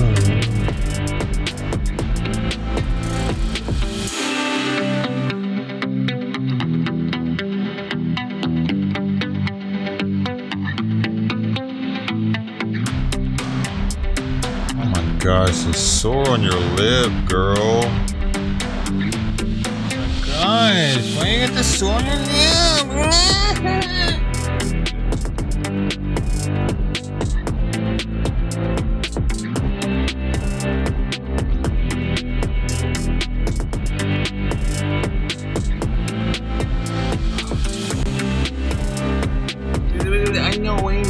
I know. Back to Live Now from Fox, everyone. I'm your host, Mike Page. Thanks again for joining us. Keeping an eye on in Florida, Florida Governor Ron DeSantis about to be making some remarks. When that happens, we'll bring that to you. We'll keep you in Florida for this event. Continues to be a problem. Florida Attorney General announcing 8 people charged in a child sexual abuse material ring. Viewer discretion is advised here, and let's listen in on Live Now. To more easily get access to our kids. And as I've said, my first 5-6 weeks on the job here, that's going to be amazing. Hold up. What is this? The Cult Mom Conspiracy Trial, Day 1 opening statements are about to happen. Laura Daybell is representing herself. Oh, shit. Oh, this doesn't start off retarded already. I need it. All right, see, I'm gonna hear this one out. I'm gonna look at this because if she's fucking retarded like Daryl Brooks was, I'm probably not gonna try to fucking fuck with it. You know what I'm saying? If she's just trying to make a mockery of the court, but if she's actually like trying to represent herself and looks like she's not just trying to be a fool, I might actually watch this one. You know what I mean? If it looks like she's really trying and not just trying to piss everybody off. And plus, she didn't run over a bunch of people in a parade. Also, that's some coward ass shit right there. I didn't want to look at that dude every day, man. I don't think she would be. It says right there, is representing herself on screen.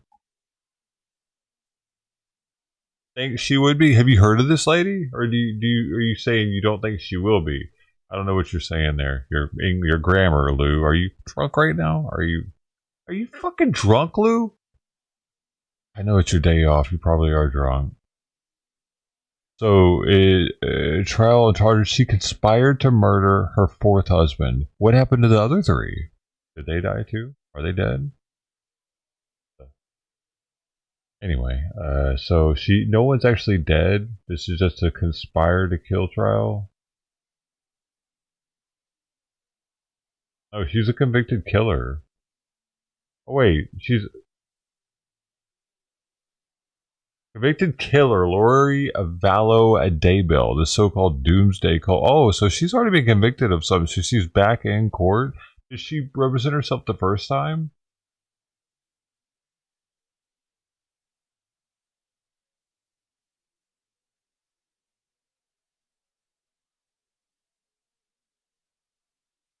I think the main trial's already happened, possibly. I'm not sure. But there's only 1,700 people here.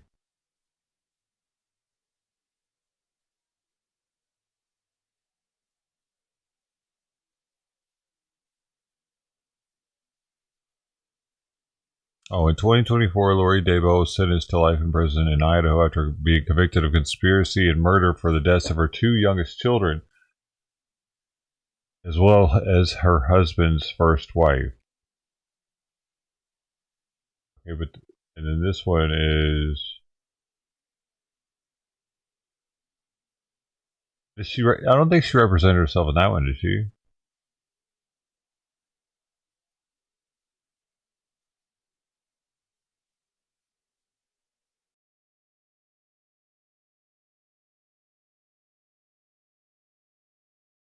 This represents herself. Oh. You know what? I bet she's doing it in hopes that it gets more. She's probably already. What's her current sentence?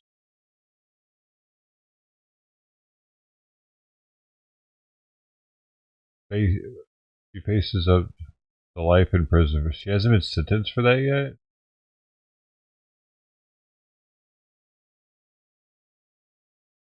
Oh no! Wait.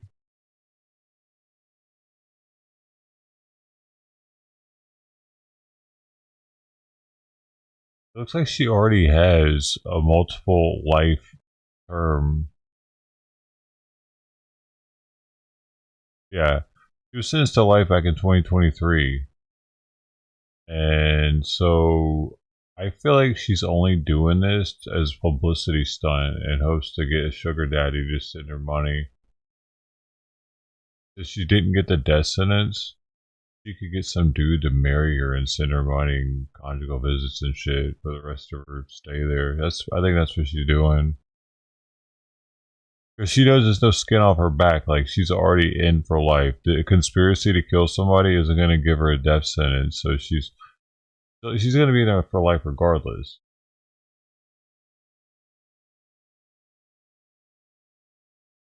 I think she's only representing herself so she can get more attention from it. But she saw what happened with Darryl Brooks and others that have represented themselves and how much more media attention it gets.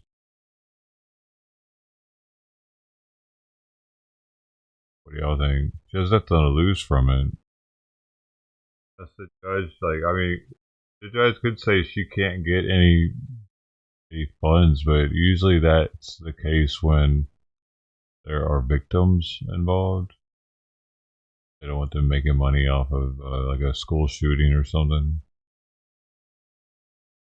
Or, I mean, there are 2 kids involved, but they're not other people's kids.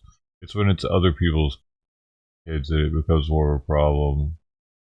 Interesting, but because then you got other people care, other whole families that care, voters, constituents.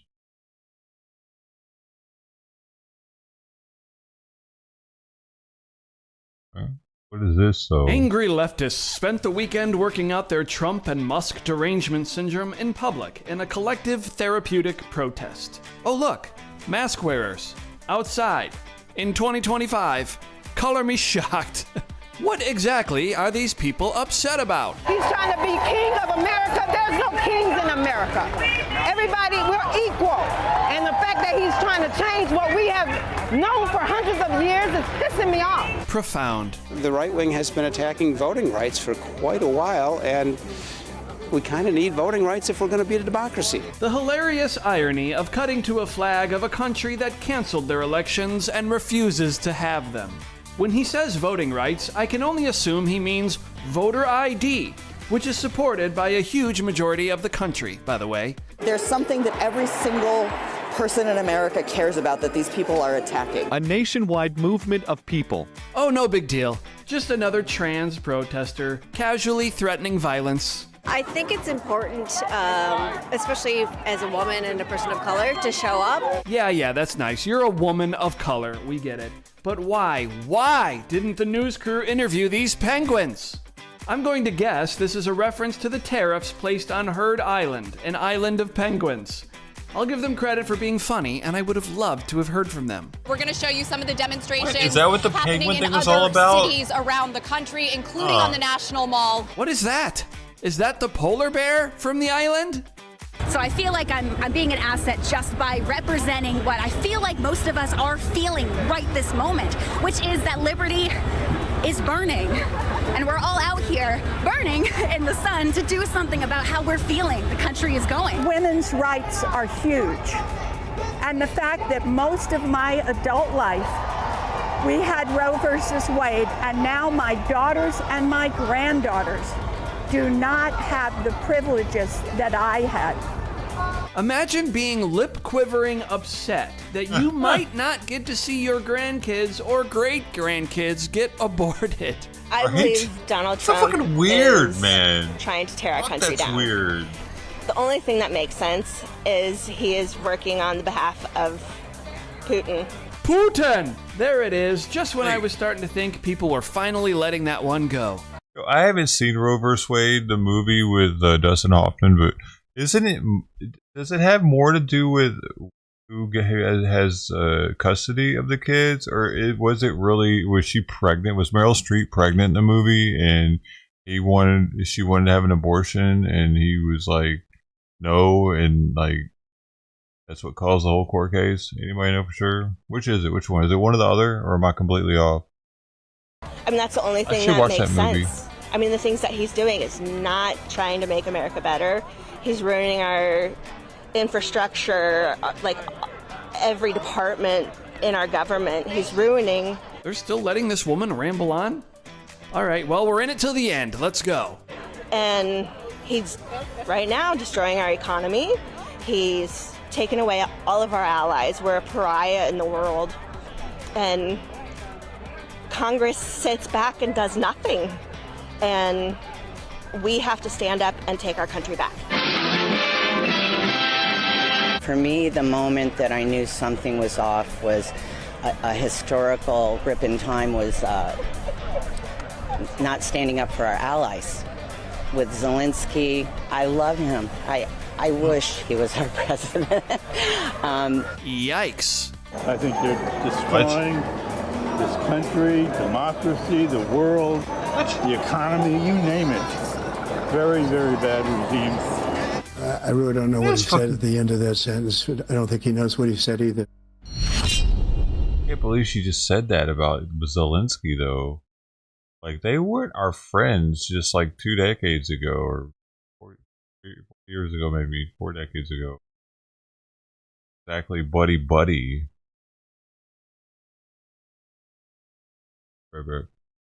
Just like Russia, I mean, we weren't exactly buddy with them, but still, like, had a big part in World War II.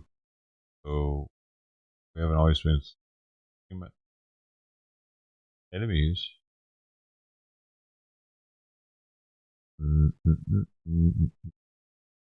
Nope, they still aren't talking.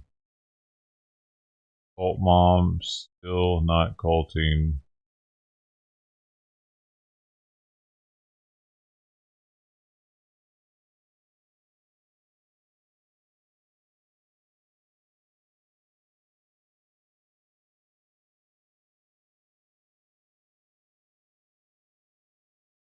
Tel Aviv is protesting.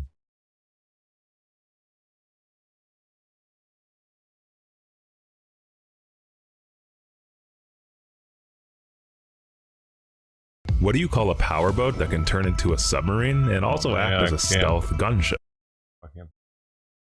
Well, this is all of the What do you call a powerboat that can turn into a submarine and also act as a stealth gunship? Well, this is all of those things, and they call it the SEAL carrier. Oh, and I almost forgot, it can also be deployed from a C-5 Galaxy. Sweden. Its role is to provide covert insertion and extraction of US Navy SEALs during combat missions. It's got 3 modes of operation: surface mode, semi-submerged mode, and submerged mode. In surface mode, it can travel at speeds over 30 knots with a range of 300 nautical miles, using a 350 horsepower diesel engine powering 2 water jets. And it offers some active defense just in case anyone dares to mess around. To reduce visibility, it can enter its semi-submerged mode, which uses a snorkel to provide air intake, and it can travel near 10 knots in this mode. But if you need true stealth, it can transition to submerged mode. In this mode, SEALs are provided breathing systems. Why not a pressurized cabin? Because it would take the carrier too long to provide proper pressure for a truly sealed cabin, and the utility of the carrier is to transition quickly between modes. What do you call a powerboat that can turn into a submarine and also act as a... It's Sweden's insane powerboat submarine. So... Oh, it says, whoops, correction. This video shows its usage by Sweden's equivalent of Navy SEALs. It is being shopped by its parent company to an American subsidiary and tested for potential use by U.S. Navy SEALs, but no contract has been confirmed yet. There you go.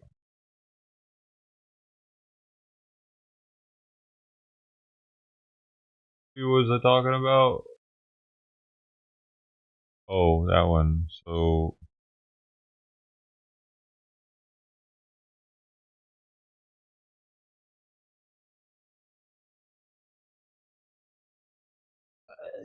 The plot of Roe v. Wade. After experiencing a tragedy, personal tragedy, his girlfriend relating to abortion, Dr. Bernard Nathan, Nick Loeb, becomes a strong abortion advocate to make sure no woman has to go through what she went through.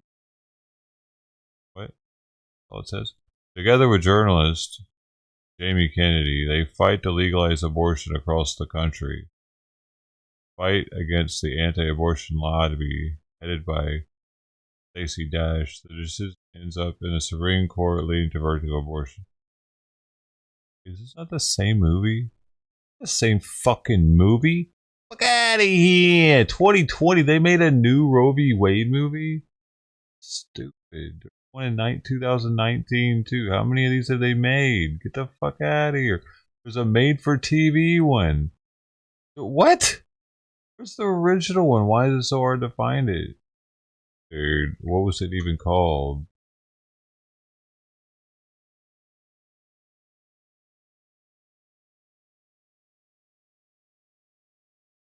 I'm getting everything, but what was it called, man? This one?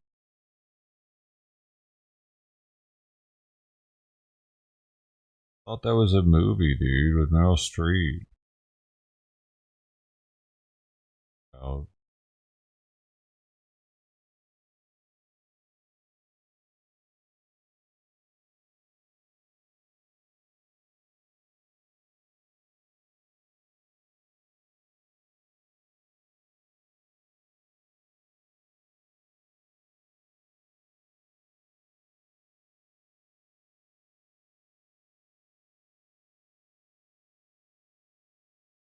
Oh, Kramer versus Kramer. What I was. See, I haven't seen it, so that's why I didn't know. Okay, so that one is about a custody battle. A just divorced man must learn to care for his son on his own and then must fight in court to keep custody of him. And that's like a real movie. It came out a real situation, true story. Came out in 1979. That's why I guess why I was confused. There are Roe v. Wade movies. But I guess Roe v. Wade was something different. Did it not have to do with a guy that wanted the chick not to have an abortion? It had nothing to do with that. Did it have something to do with it?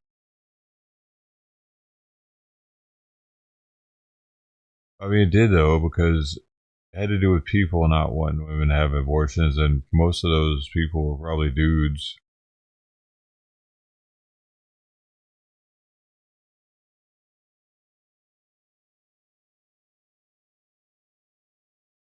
Because they would have been in power at the time, or.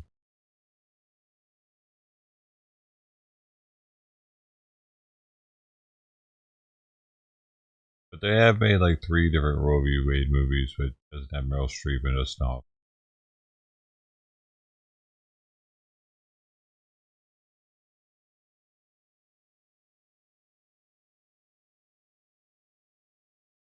Had to do with abortion being illegal in Texas.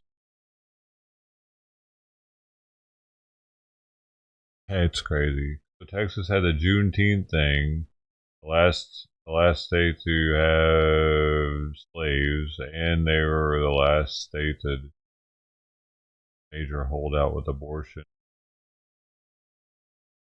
Why don't they just become their own country? That'd be sick, dude.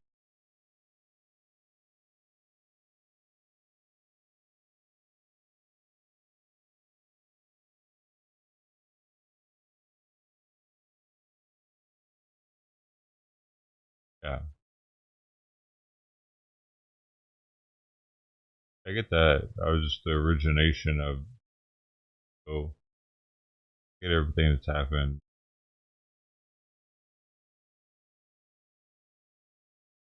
Snow White has a rating of 1.6 right now on IMDb.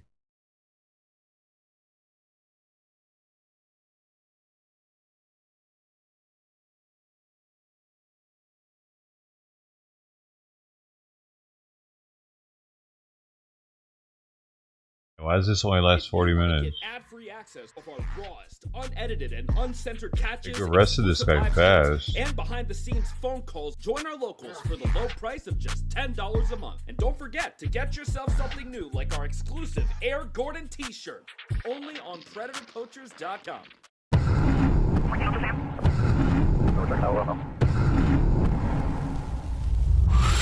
Don't resist the movement. Extra fast every single time. How's it going? Looking for a pole. Yeah, what can I do for you? Pole. Oh, he's back in our appliance department. Oh, okay, yeah.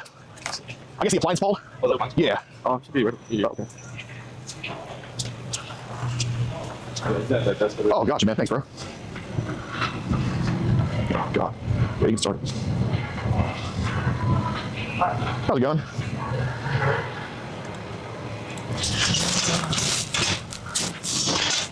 My name's Gordon. Nice to meet you. Okay. Say again? On a mission? Yeah. What you got? Right? Yes. I just want to have a conversation about the girls been talking to you on Facebook. Hard though. I got to do it normal speed though because of how he cuts words out. It makes it really hard to follow. I mean, Burn. Yeah, we can just talk here in private if you want. Dude, okay, what cool. the fuck kind of Walmart's got a cabinet section? This is some ultimate Walmart. They got Super Walmart, and then they have Ultimate Walmart Emporium.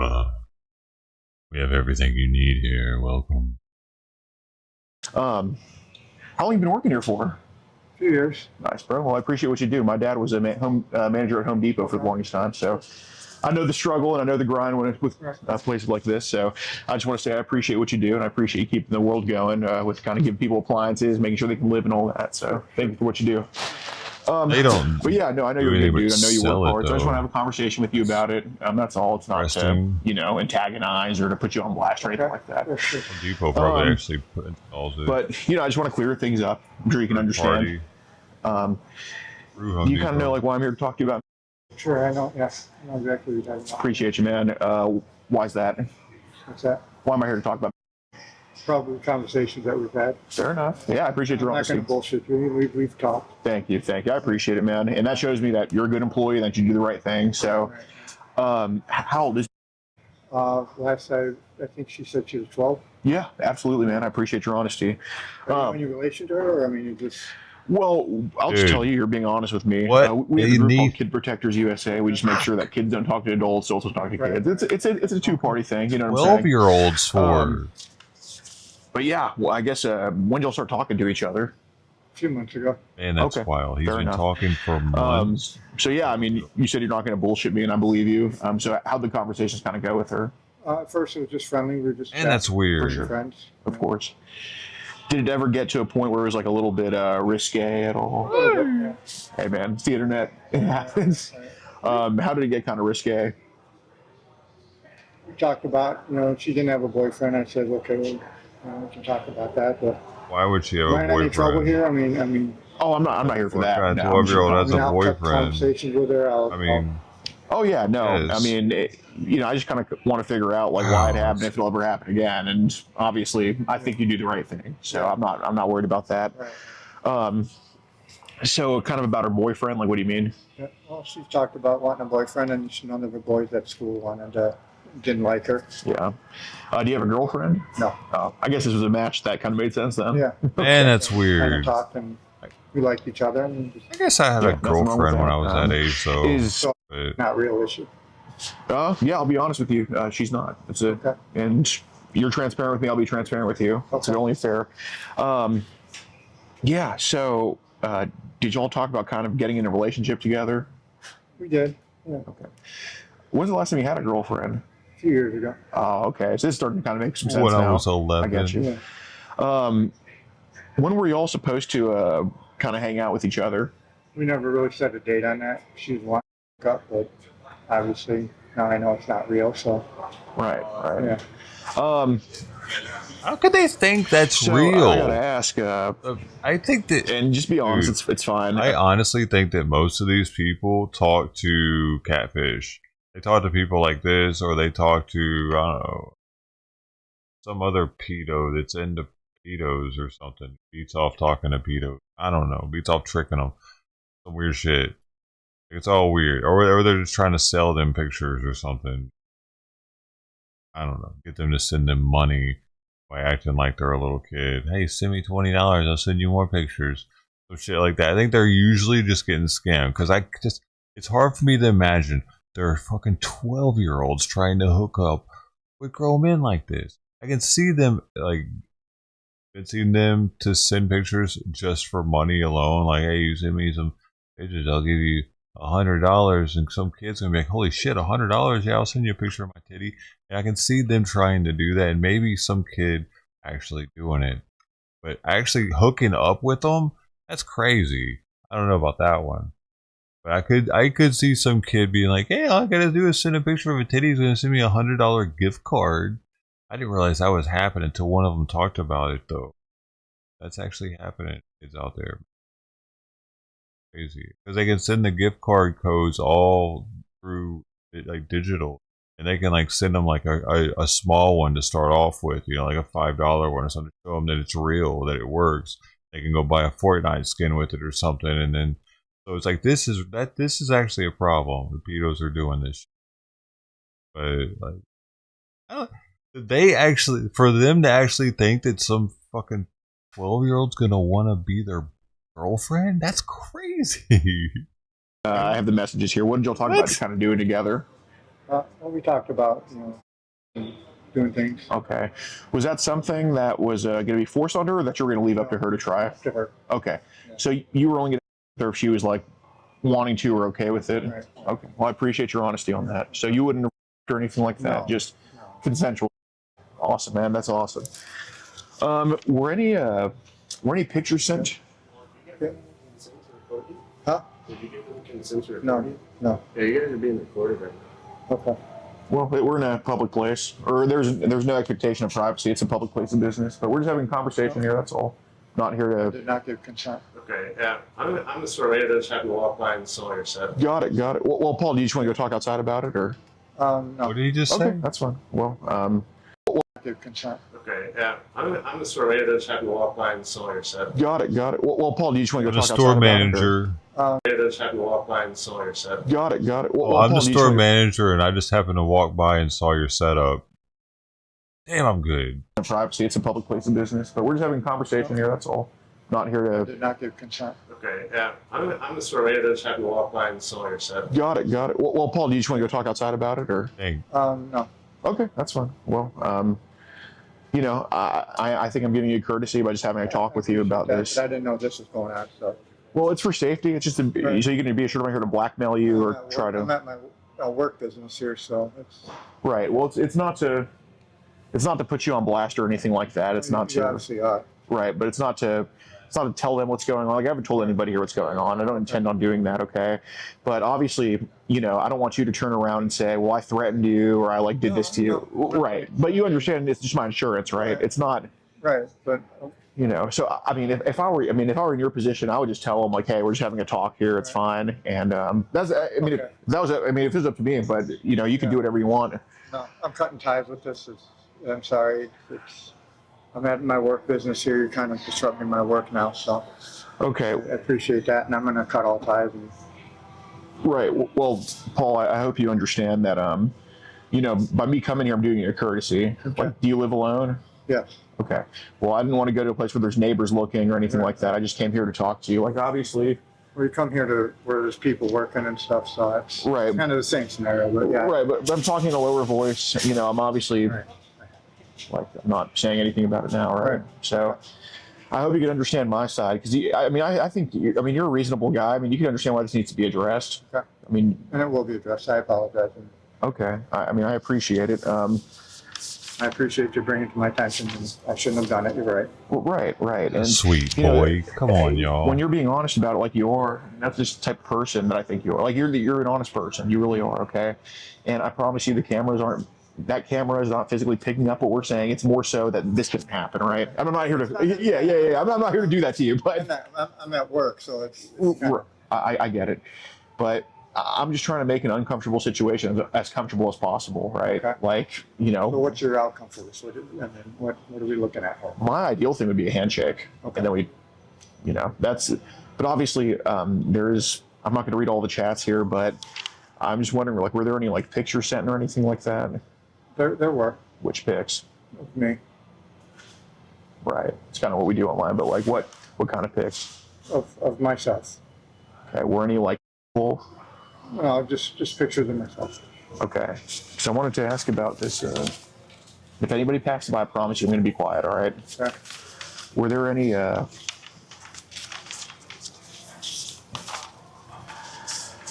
Did she ask you to take a picture of like the lower half at all, or? Yes. Okay. So how many of those lower half pics were sent to her? 1 or 2. Okay. Of your? Yes. Okay. It's not too bad. I mean, trust me, you can go through my Facebook chats, you'll see my... you know, it doesn't matter. I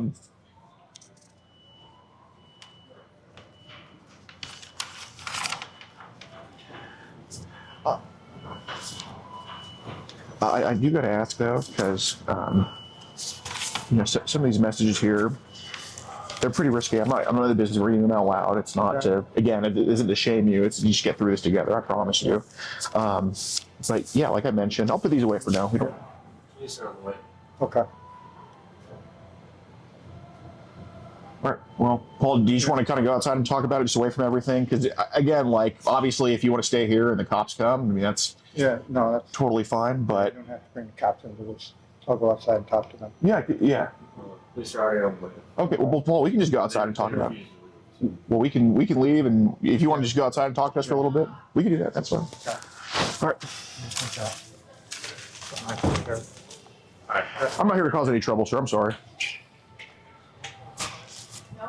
Why did he call the cops, though, without asking him to leave? He just called the cops before he asked him to leave. Dude, I'm not the one calling them. That's why I'm offering you to come talk outside with us. Not gonna be. I'm fully open to a handshake, bro. We're leaving, sir. All right. Yeah. Walmart, not looking so good right now. How they work like.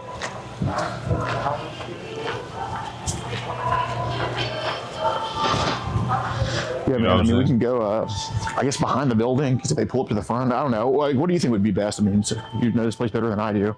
They have a lot of pedo employees, actually. This isn't the first Walmart buzz. I want to bring the police into this. Hey, I mean, your wish is my command. Why are you being so cordial about us?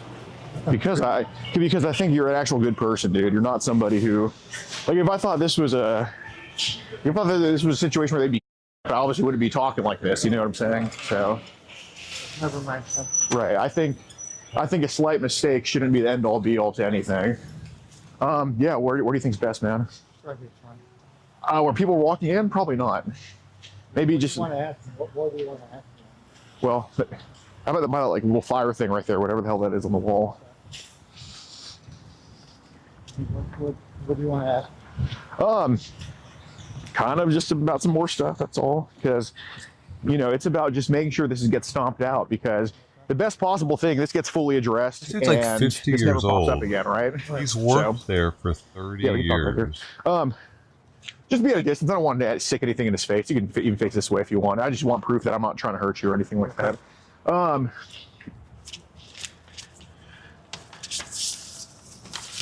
Right. So. When you have the conversation, do you have everything I've said to it? Yes, I do. So did I can't even imagine. I mean, were you hoping for like what were you hoping for? Dude, I can't even imagine having a conversation with a 12-year-old. I feel weird even talking to my neighbors when I'm fucking going to the store. Is that weird? I had to ask the kids of the neighborhood for help when I first moved in here because I was by myself and I had to get the car off the trailer.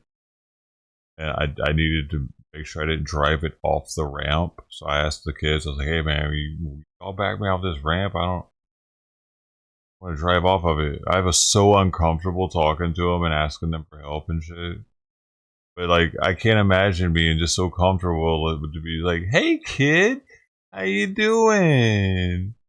Oh yeah, that's like creepy as fuck to me, dude. Just like being that comfortable around.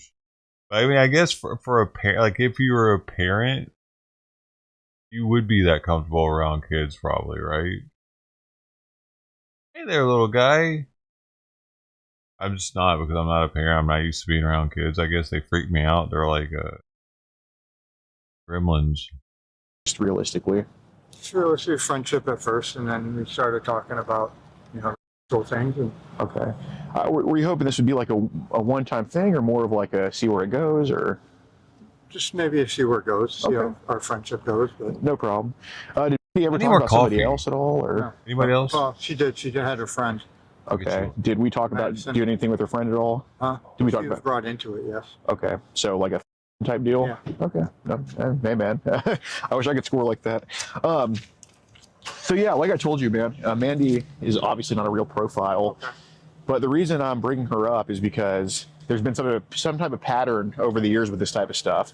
I'm not saying that you've met any chick online or like met them, you know, when to go meet him or anything. Right. But I want this to stop. I don't think you need trouble, probably some help, right? Or at least some guidance in the right direction. Right.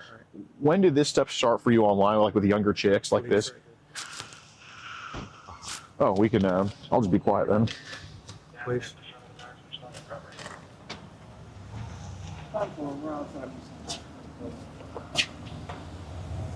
Hi. Hello. How's it going? You want to call my store manager called. Yeah, they just. Were you involved? Yeah, they're just sort of videotaping us in the store, and we can't have that.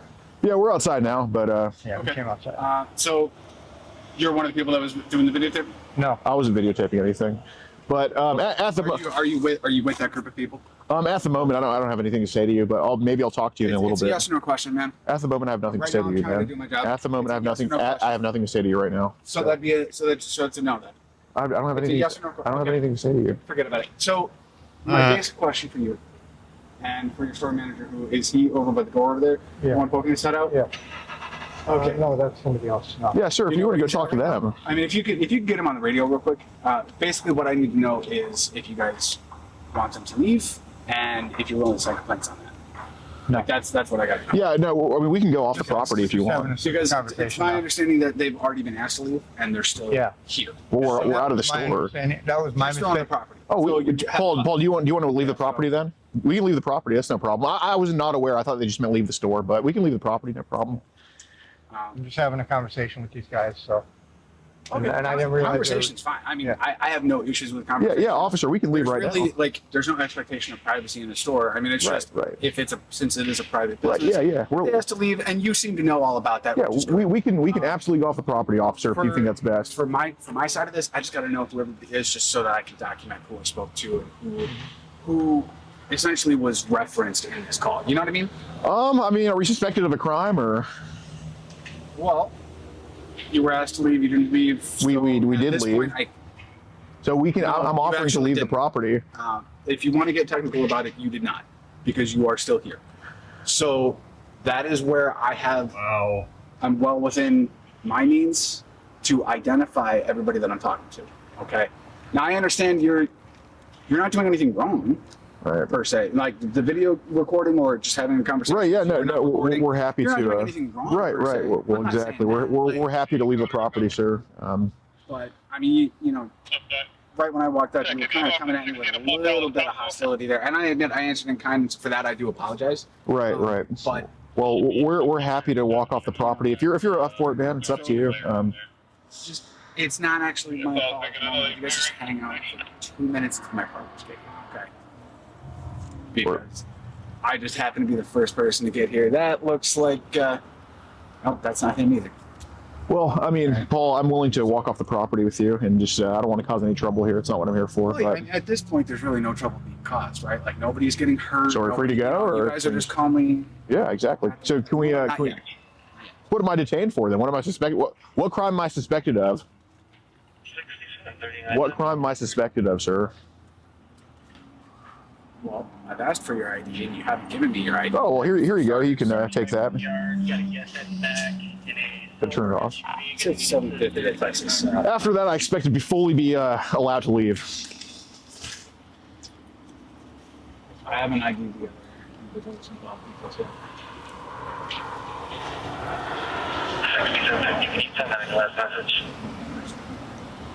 6750 at Texas file. But yeah, than I thought. Yeah, well, I get that a lot. I think it's the beard that does it. Well, maybe. 6750. That's going to be 39932. Good to go off the property after this? 2.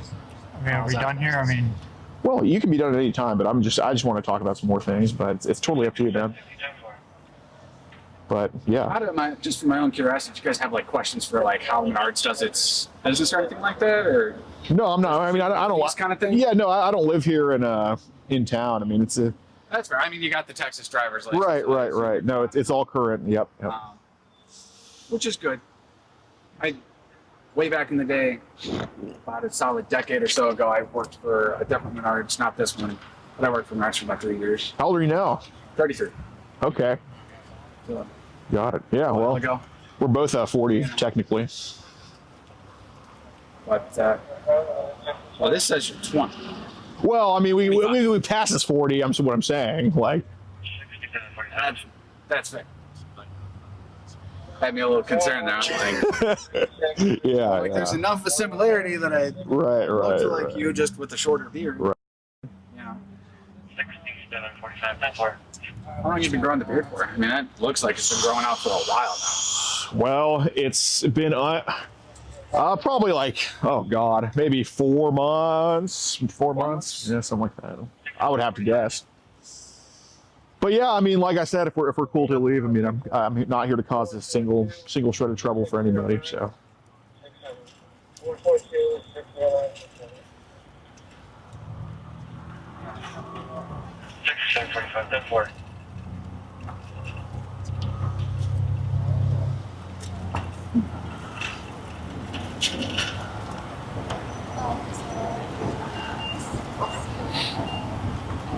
How long have you worked at Menards? Just out of curiosity. 30 years. 30? Wow.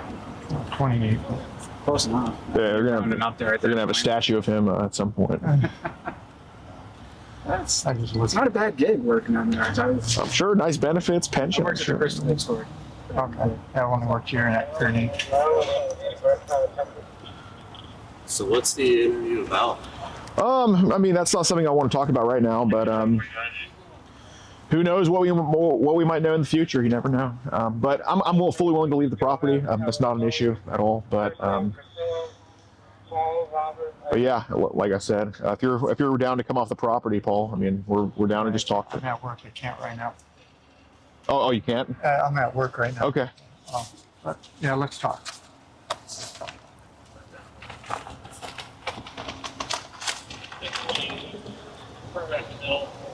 Hey, where's the camera at? Oh, God, I didn't even see it. Yeah. Well, if we're good to go, officer, I mean, I've given you my ID and I'm fully willing to leave the property. Thank you. Yeah, Paul, we can just go across the street or whatever. I don't want to cause any trouble here, so. It's just they didn't have permission from me. Well, yeah, we're willing to leave though, Josh. I appreciate Yeah. So. you're willing to do that without me around. Well, you know. Well, can we go now or? All right. Free to go, man. Thanks, man. You want to go across the street, or Paul? Yes. All right. Is Paul also free to go, or? I don't have anything. All right. I'm just up to it. Just shut those off halfway. I'd let you know something. I wanted to situate this. You could just take care of it. Yeah, Paul, if you don't mind, we can just go across the street. And, yeah. Yeah, well, we are. You know, I'm just seeing if he wants to come with us or not.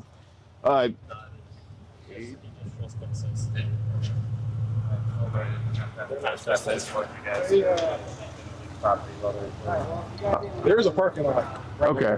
All right. Open. Got it. We may talk again. Okay, let's go. Go. Black officer knows what's up. He knows. Oh, dude, that is so based. Yeah, definitely there.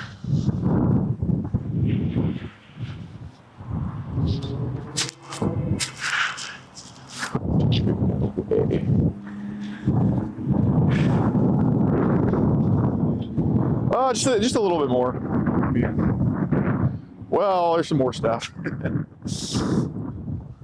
I'm sure you know. Yeah, I'm sure you know there's a little bit more to talk about relating to this stuff.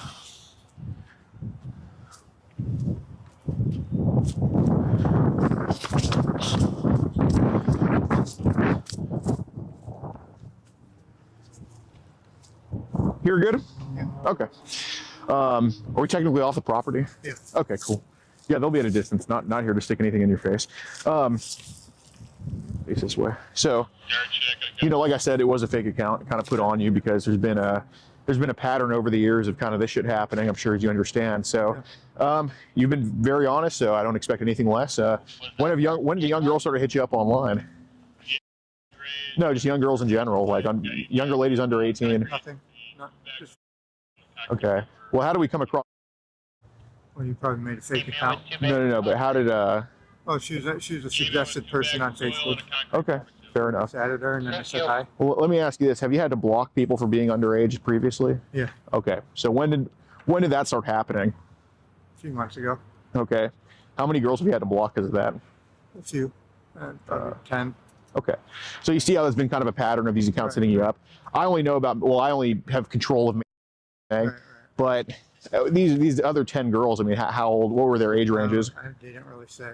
So, but they were younger pictures, obviously. But you blocked them for being underage? Yeah. Okay. Did they, I know they always try to say it. What age do they, I know you don't know until you see them, but what age do they tell you? Maybe 15, 14, 13. Okay, so nothing too crazy. No. Okay. How did they talk to you? Like, how did those conversations go with them? Well, I didn't have conversations with them. Really the only one. Okay, fair enough. Did those other girls try to have conversations with you and try to like? No. They tried. I tried to reach out to them, but at that point I just deleted them. They didn't reply. Okay. How many of them ended up replying? No, none really, except. Okay, but you tried to talk to 10 other younger girls. I've reached out to say hi. Sure. And that's about it. What were their responses? I didn't get any. Okay. Do we have this app called Telegram?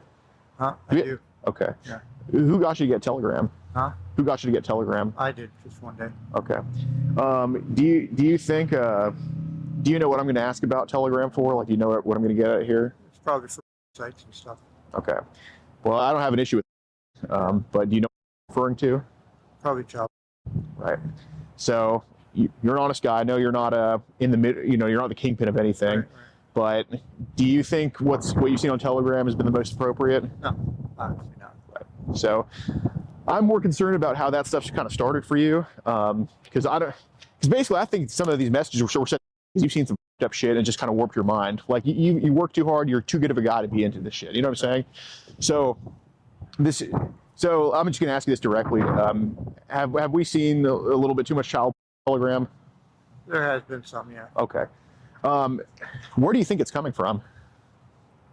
Not sure, honestly. Okay, fair enough. Some people post them on there, some don't. Do you think it's like is it more so in groups or is it individuals or both? Both. Okay. Yeah. So what was your first exposure to it? Like, was it in a group or was it an individual? It was an individual. How'd that kind of go? Just offered to sell some. Okay. So he gave me some samples and that's about it. Okay. How much did he charge you? He didn't charge me anything. He just gave me some samples. Samples? Okay. Were these samples like pics, vids, or both? Just pictures. Okay. What do the pictures show? It's young girl. Okay. If you had to put an age range on it? Maybe 12, around there. Okay. Nothing too crazy? Not to my knowledge. Okay. What's the youngest you've seen some idiot post on Telegram? About that. 12? Yeah. Okay. If you had to guess, like, how many different times have people sent that stuff to you?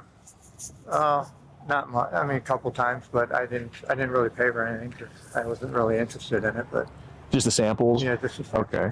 What percentage of those samples were videos? Maybe one video, if at all. Okay. What was the video? Some girl. Okay. How old did she look? 12. Okay. So you think that was kind of the limit for what they posted? For that anyway. Yeah. Of course. So did that? How long was that video of that 12-year-old? 10 seconds. Okay. So when they're posting this stuff, is it like links to these videos or pictures, or is it just in the chat, or how does it kind of go? It's just in the chat. Okay. So when did that start for you on Telegram, these idiots sending that? A few months ago. A few months ago. Okay. So this all kind of started like a few months ago? Yeah. Okay. Got it. So on a scale of 1 to 10, how lonely would you say you are? Me? Yeah. 5. Okay. So kind of getting there. Yeah. Fair enough. I see. Has anybody on Telegram like sent anything that was crazy young that you had to like just instantly block out? No. It's only been 12-year-olds. It's been around from I'm guessing their age. Yeah. Right. Well, nothing younger. No. What I'm asking is like anything of like babies, toddlers. No. Okay. So you do have that Android phone still, right? I do. Okay.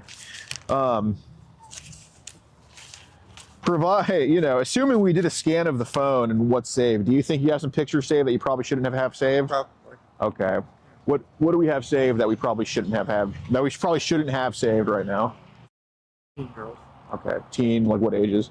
Between 12 and 15, 16. Okay. I don't know. So, and I know you're not going to tell me the exact number because how would you even know? But like, if you had to ballpark how many child images you have saved on your phone, what are we thinking? 10. Okay, nothing too crazy. Serious. Okay, cool. Like I said, it's only been a few months. Got it. So how did this attraction to minors start for you? Like, what do you think it was? Just like younger women in general. Yeah, I can't blame you for that. I mean, I like being an 18-year-old, but you think it just kind of could have just kind of crossed the line a little bit? A little bit, yeah. No problem with that. Has anybody hit you up to trade on Telegram? No. Okay. I hate to inconvenience the fried pickles, but now's pickle time. Pickle time? Dude, I love fried pickles. I just ask them to order food.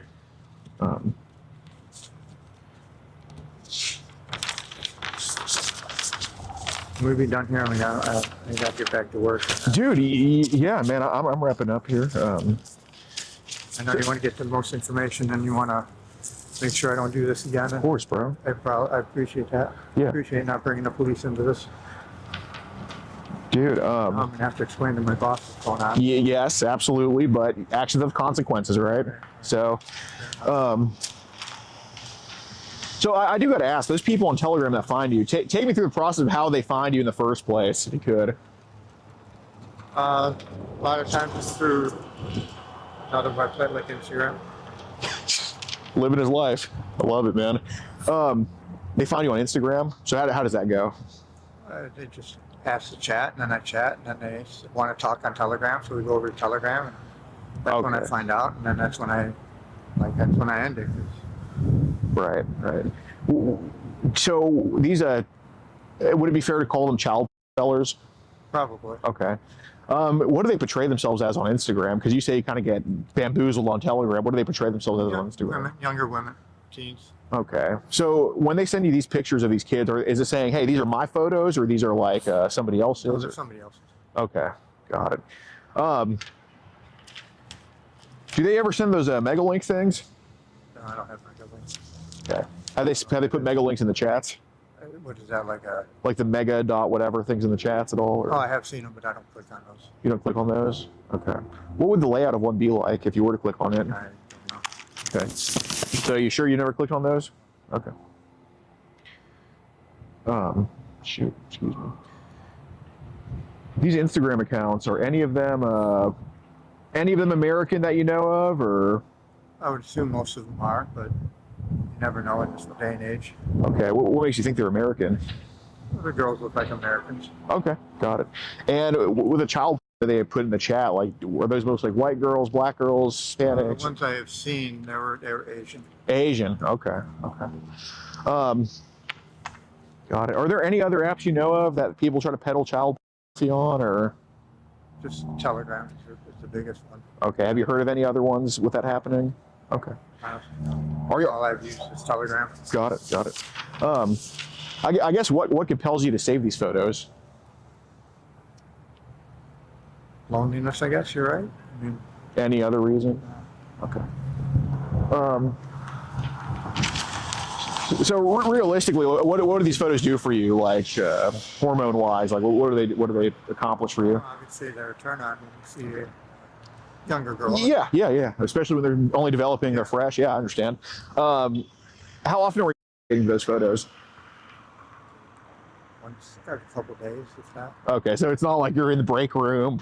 Okay, just a couple times a week. Yeah, if that. Okay, that's fair. Did you ever think that this could lead to some issues down the line, or? Yeah. Okay. Obviously, you've read the conversation. We talked about that. Yeah. Trouble and stuff. Absolutely. I mean, how in your mind were you thinking of avoiding parents? Maybe meeting up at a park somewhere to hang out. Okay.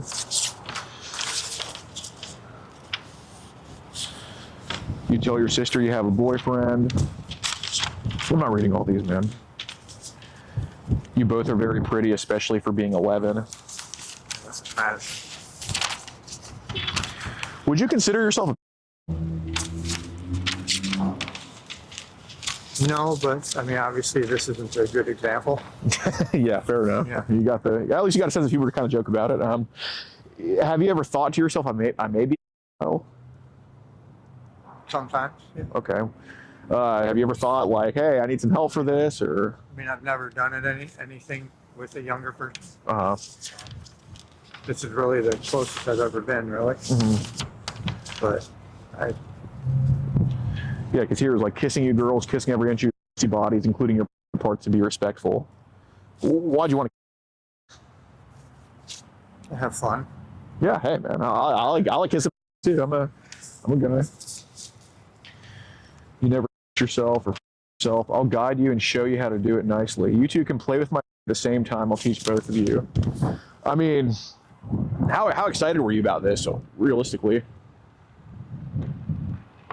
it was a fun conversation. I get you. Is your phone? Do you have a phone passcode on there? No. No passcode. You actually? Yes. Is it child adjacent at all? No. How many digits is it? Huh? How many digits is it? 4 digits. Okay. Is there any 13s or 69s in there? No. Okay. For my peace of mind, what's the passcode? Because some of these people use these numbers for, you know. Okay. Yeah, I don't want to share that. Sorry. Passcode is my passcode. What does it represent? Huh? What does it represent? Represents my banking. Your banking? Yeah. Like the last 4 digits of a number or something like that? Okay. Wait, is it, you sure about that? Yes. Which bank account? Huh? Which bank account? I have Chase, but. Okay, so it's your checking account or savings? Both. Okay. My account overall. Okay. Got it.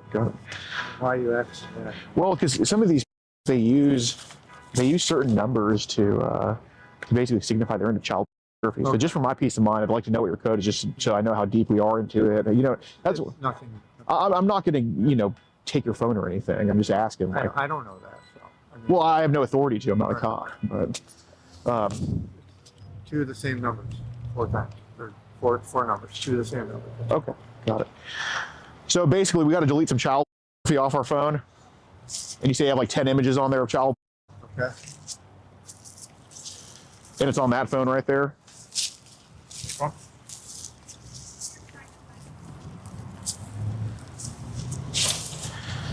Thank you for your understanding, officer. So what's going on today?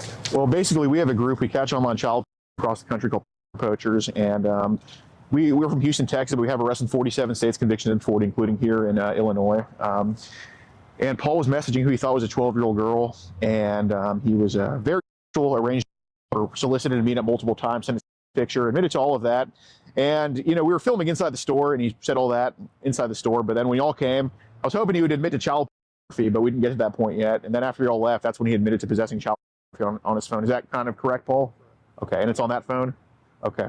So, yeah, after he admitted to child pornography, you know, saving photos of like 12 to 15-year-old girls, about 10 photos, that's when we called y'all back.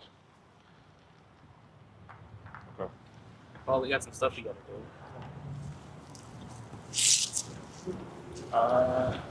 Put your hands behind your back.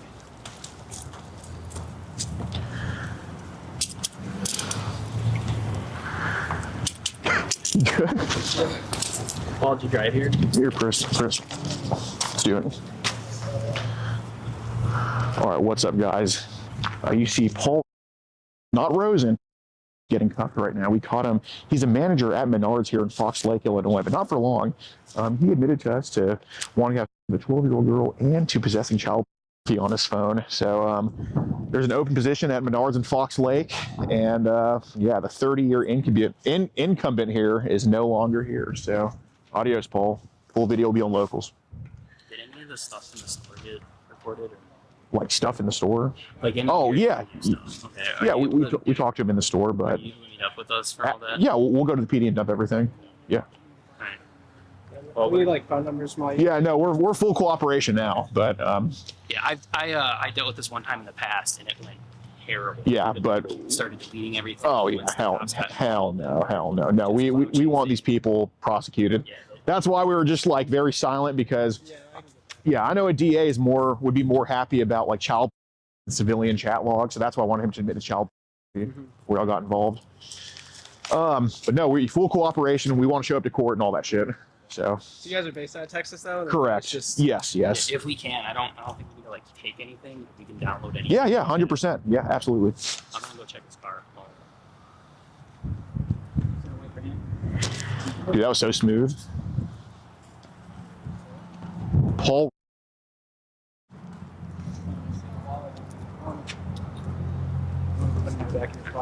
Dude, way better. Bitch has what key in. Fox Lake's gone cool. Yeah, good. You're right. They don't f around. Even with this one, right here on the left. Yeah. He's like, "Oh, y'all are trespass," but I told the manager, whatever. I'm like, "Did you trespass us?" Because I had him recording. Yeah. Like, that he's like, "No, I don't want them trespass." And he's like, "No, I don't want them trespass." And another cop in there, he's like, "Oh, well, I guess you guys aren't trespass." Yeah, we're not trespass. Yeah, no, that cop, he knew what was going on. He's like, the cop was like, we'll be in touch, and he's like, yeah. Wait, the cop name? Yeah, the black cop, he just kind of looked at me and he was like, he just kind of nodded, and I'm like, we'll be in touch. So he wasn't asking like super pressing questions. Right. He, you know, I think he's either seen us or he knows what this is. Yeah. I was like, we'll be in touch. He just kind of smiles and just kind of nods. He knew he'd get a call soon.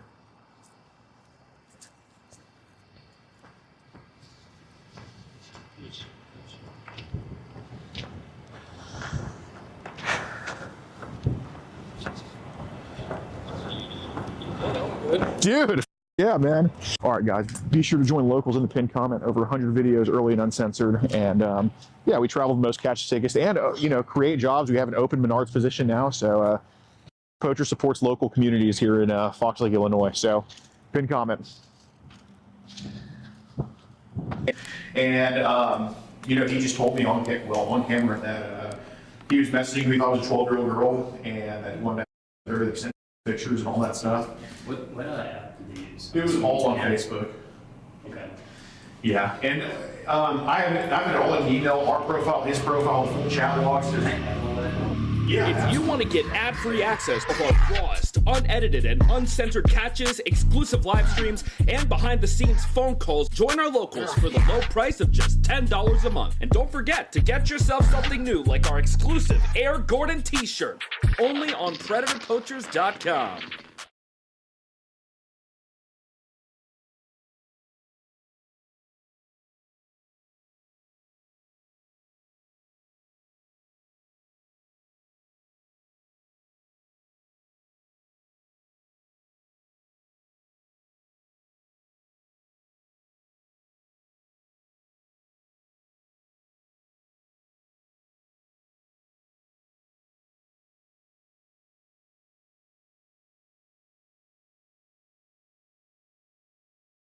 The defense can produce.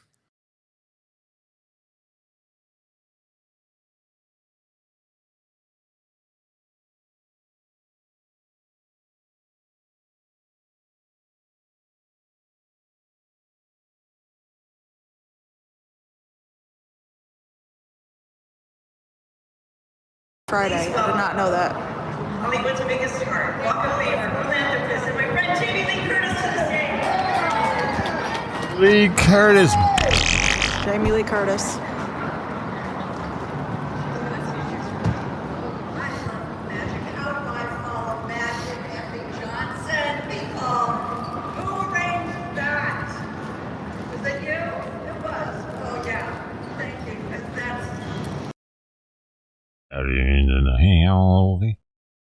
In the house. Zimski.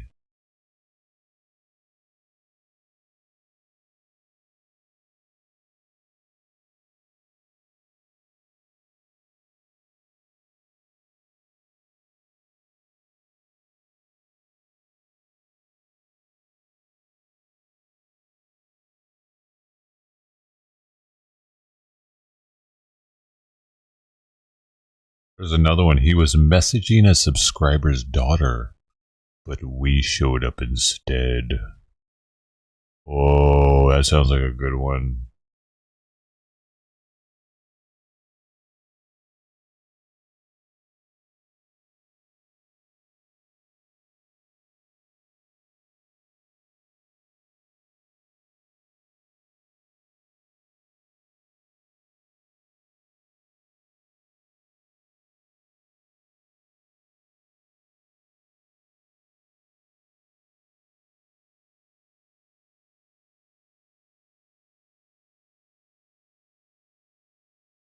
Get hydrated with what?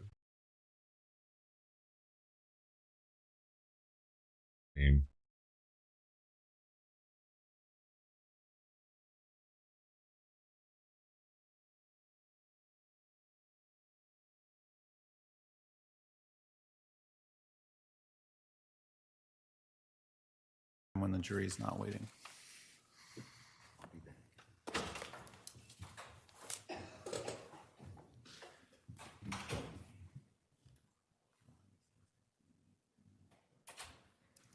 Oh no. Dang it.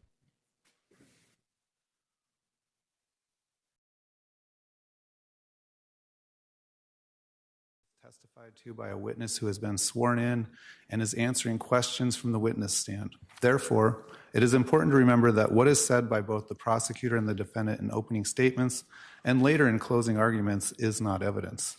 The purpose of an opening statement is to help you prepare for anticipated evidence. The state can proceed. Thank you, Your Honor. Are you going to use, yeah, put a mic over there. Electrolytes. What?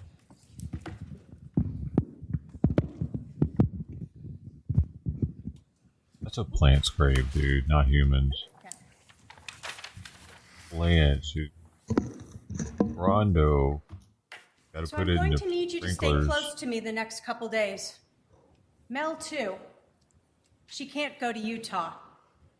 They're planking some kind of intervention, but want Mel out of the way, so I'm left alone. I need to come get the stuff at your house tomorrow and secure it. Lots to do. Thanks for standing by me. It's all coming to a head this week. I will be like Nephi, I am told, and so will you. Lori Daybell, the woman seated over here, wrote this to her brother Alex Cox on July 9th of 2019, 2 days before they killed Charles Vallow. But to understand why this is so meaningful, why this is relevant, you have to understand the context.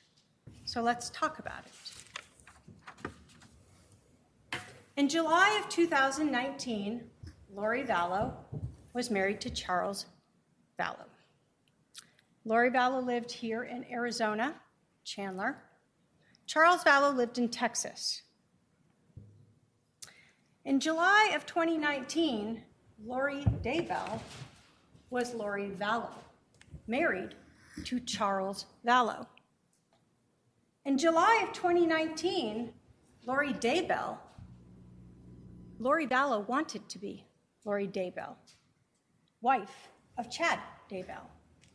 Breakfast. And in July of 2019, Lori Vallow wanted to keep the same lifestyle that she had with Charles.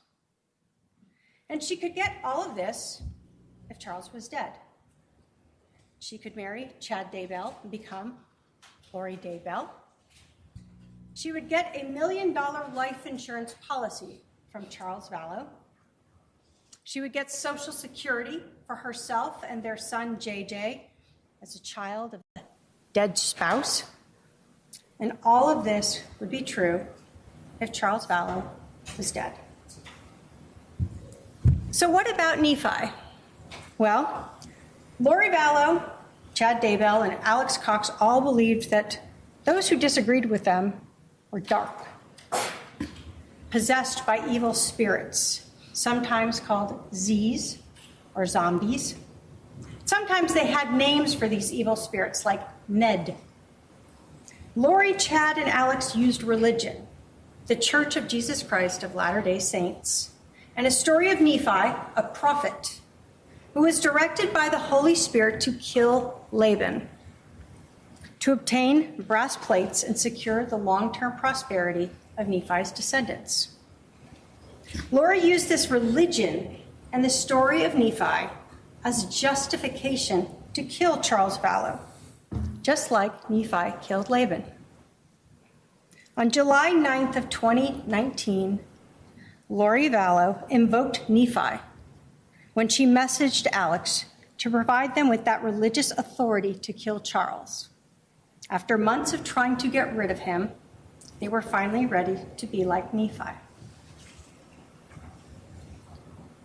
So how did this begin? We go back to 2018. Lori Vallow met Chad Daybell. You will learn that in November of 2018, that Chad Daybell came to Arizona for a Preparing the People conference. And he and others stayed at Lori and Chad's house. Charles was actually out of town with JJ. Lori and Chad acted as if there was nothing between them, but nothing could be further from the truth. By January of 2019, Lori Vallow claimed that Charles Vallow was possessed by an evil spirit that she called Ned.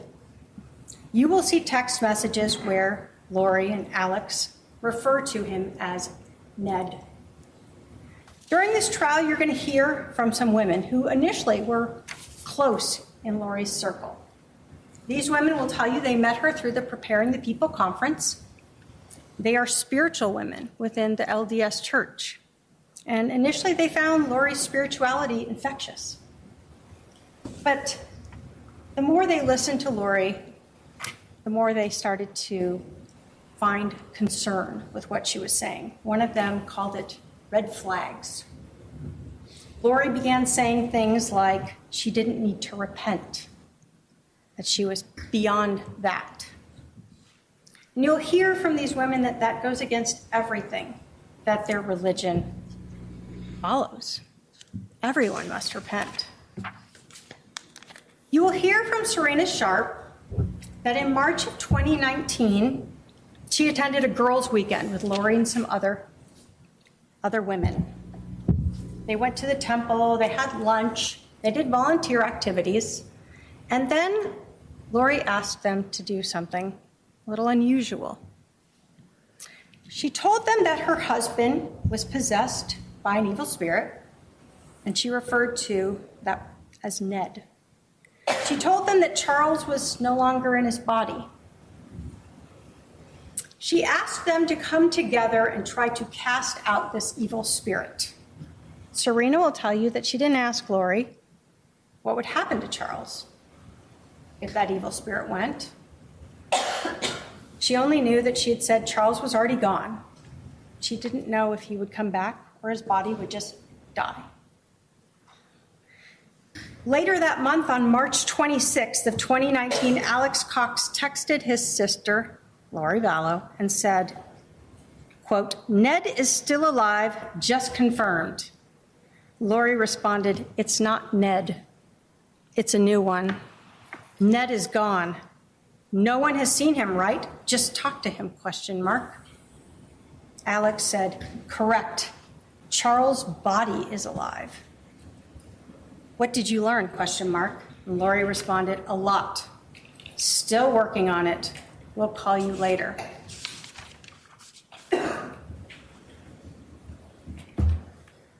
As the year went by, Lori and Alex became more determined to get rid of Charles Vallow's body, whatever they wanted to call him. You will hear from Christina Atwood that she attended a gathering on June 9th of 2019. Again with Lori and some close friends, but this time Alex Cox attended. This was the first time she had met him. Christina will tell you that she heard Alex say that he just wanted to kill Charles. In fact, she heard him say this a couple times. And she heard Lori say, in response, that she had been drugging Charles, crushing up JJ's pills and putting them in Charles's protein drinks. Christina will tell you she was so disturbed by this that she actually went and confronted Lori the next day and told her that if Charles ended up dead, she would have to go to the police. That's how disturbed she was. Now, Lori, of course, said it was all a joke. What else could she say? But 1 month later, Alex and Lori created that situation to be like Nephi and killed Charles. What about Charles? You're going to learn that Charles and Lori had been together for a long time. They had adopted one of Charles's family members' children, JJ. JJ was everything to Charles. JJ was the reason Charles and Lori were still together. You'll learn that Charles knew about Lori's beliefs, that he was called Nick or Ned or some name. You will learn that Charles told a lot of people about this. And on February 26th of 2019, Charles made a big decision. He had a $1 million life insurance policy, and his wife, Lori Vallow, had been the beneficiary. He changed it. He changed it to his sister, Kay Woodcock. You will learn he did not have to notify Lori about it, and she had no idea. You'll learn that Charles desperately wanted to bring Lori back to the Church of Jesus Christ of Latter-day Saints. You will learn that he was close with Lori's brother, Adam, and he was reaching out to him during this time period. You will hear from Adam. Adam will tell you that he himself had heard the defendant say things that were outside the LDS religion, that she was translated. Charles was possessed. He knew she was no longer following the LDS faith. Then, June 28th, Charles found out that Lori and Chad were having an affair. you will hear that he reached out to Lori about it, Chad's wife, and out to Adam Cox about it. Now, you're going to hear about a lot of these things because the police executed numerous search warrants. You're going to hear that they executed search warrants on cell phone records, cell tower records, and iCloud accounts. You're going to learn that an iCloud account is basically a service through Apple where you can store everything, photos, emails, documents, whatever you want. This can be intentional, or sometimes it can be unintentional. Your phone or your computer may be saving items there without you even realizing it. You'll learn that for years, Lori Vallow had an iCloud account that was loriforstyle@icloud.com. But after Charles learned about Chad Daybell on that June 28th, she created a new iCloud account, lollytime@icloud account. Many of these text messages between Lori and others that you're going to hear about at trial were recovered from those two iCloud accounts. You're also going to learn about Charles's cell phone. The police eventually recovered it, and they were able to extract the data, look at the messages and things that had been in there. And you're going to learn about those text messages with Adam Cox from July 9th through the 11th. You're going to hear from Adam that they were talking about an intervention, about maybe recording Lori, saying these things and taking those recordings to the stake president, or just confronting the stake president about it. They didn't have an exact plan, but on July 9th, Adam agreed to fly to Phoenix to help try to talk to his sister, talk to the stake president, get her back into this faith. Ultimately, Adam flew to Phoenix on the 10th, as did Charles. Adam will tell you that he actually, when he got his reservation on the 9th from Charles, reached out to his brother, Alex. He asked to stay with him. And Alex said, sure. You'll see phone records. They had a conversation about it. But when Adam flew into Phoenix on the 10th, remember, that's after that message by Lori that he needed to stay close to her. Adam tried texting his brother. Adam tried calling his brother, and Alex didn't respond. Adam didn't know that his brother Alex had been summoned to help his sister Lori be like Nephi, that it was time to kill Charles. The text messages from Lori to Alex about that intervention that she knew about and being like Nephi show that by the evening of July 9th of 2019, Lori knew that Charles was trying to have an intervention. An intervention. In that text message, remember, she said they are trying to have an intervention. She knew it was Charles and others. She also told her brother he had to stay close for the next couple days because she knew that she was going to be seeing Charles on the 11th when he came over to pick up their son, JJ, to take him to school. She told him, it's all coming to a head this week. I will be like Nephi, I am told, and so will you. A few minutes after Lori had texted Alex that message on July 9th that they were going to be like Nephi, Alex called his sister Lori, and they talked for over 56 minutes, planning how they were going to get rid of Charles. Alex would stay close with his gun, and he and Lori would be like Nephi. July 10th of 2019 is a day before Charles was killed. We know from text messages that by 7:18 p.m., Alex was already at Lori's house. He brought a garbage bag with some clothes and an orange duffel bag with his .45 caliber handgun and 2 extra magazines of ammunition. He was prepared. We also know that the evening of July 10th, Charles sent a message to Lori letting her know that he would be over at 7:30 a.m. the next day to pick up JJ, to take him to school. Lori and Alex knew exactly when this murder would happen and where it would happen. They just had to make sure that Charles stayed in the house. You'll hear that on the evening of July 10th, Charles spent his last night alive on a date. He had been on several dating apps and appeared to be moving on. You will hear from his date, Nancy Jo, that she and Charles had met on an LDS dating site a few days before. You will hear that she had talked to him and texted him for hours. Sometimes they would talk for 3 hours on the phone. It's actually a bot. Nancy Jo will tell you that Charles told her about everything of his relationship, his wife's beliefs, everything that was going on. And he had told her about this change to the beneficiary of his life insurance. She will tell you it sounded like a lot of drama, but she still was interested and wanted to meet this person, and so they met that evening for dinner.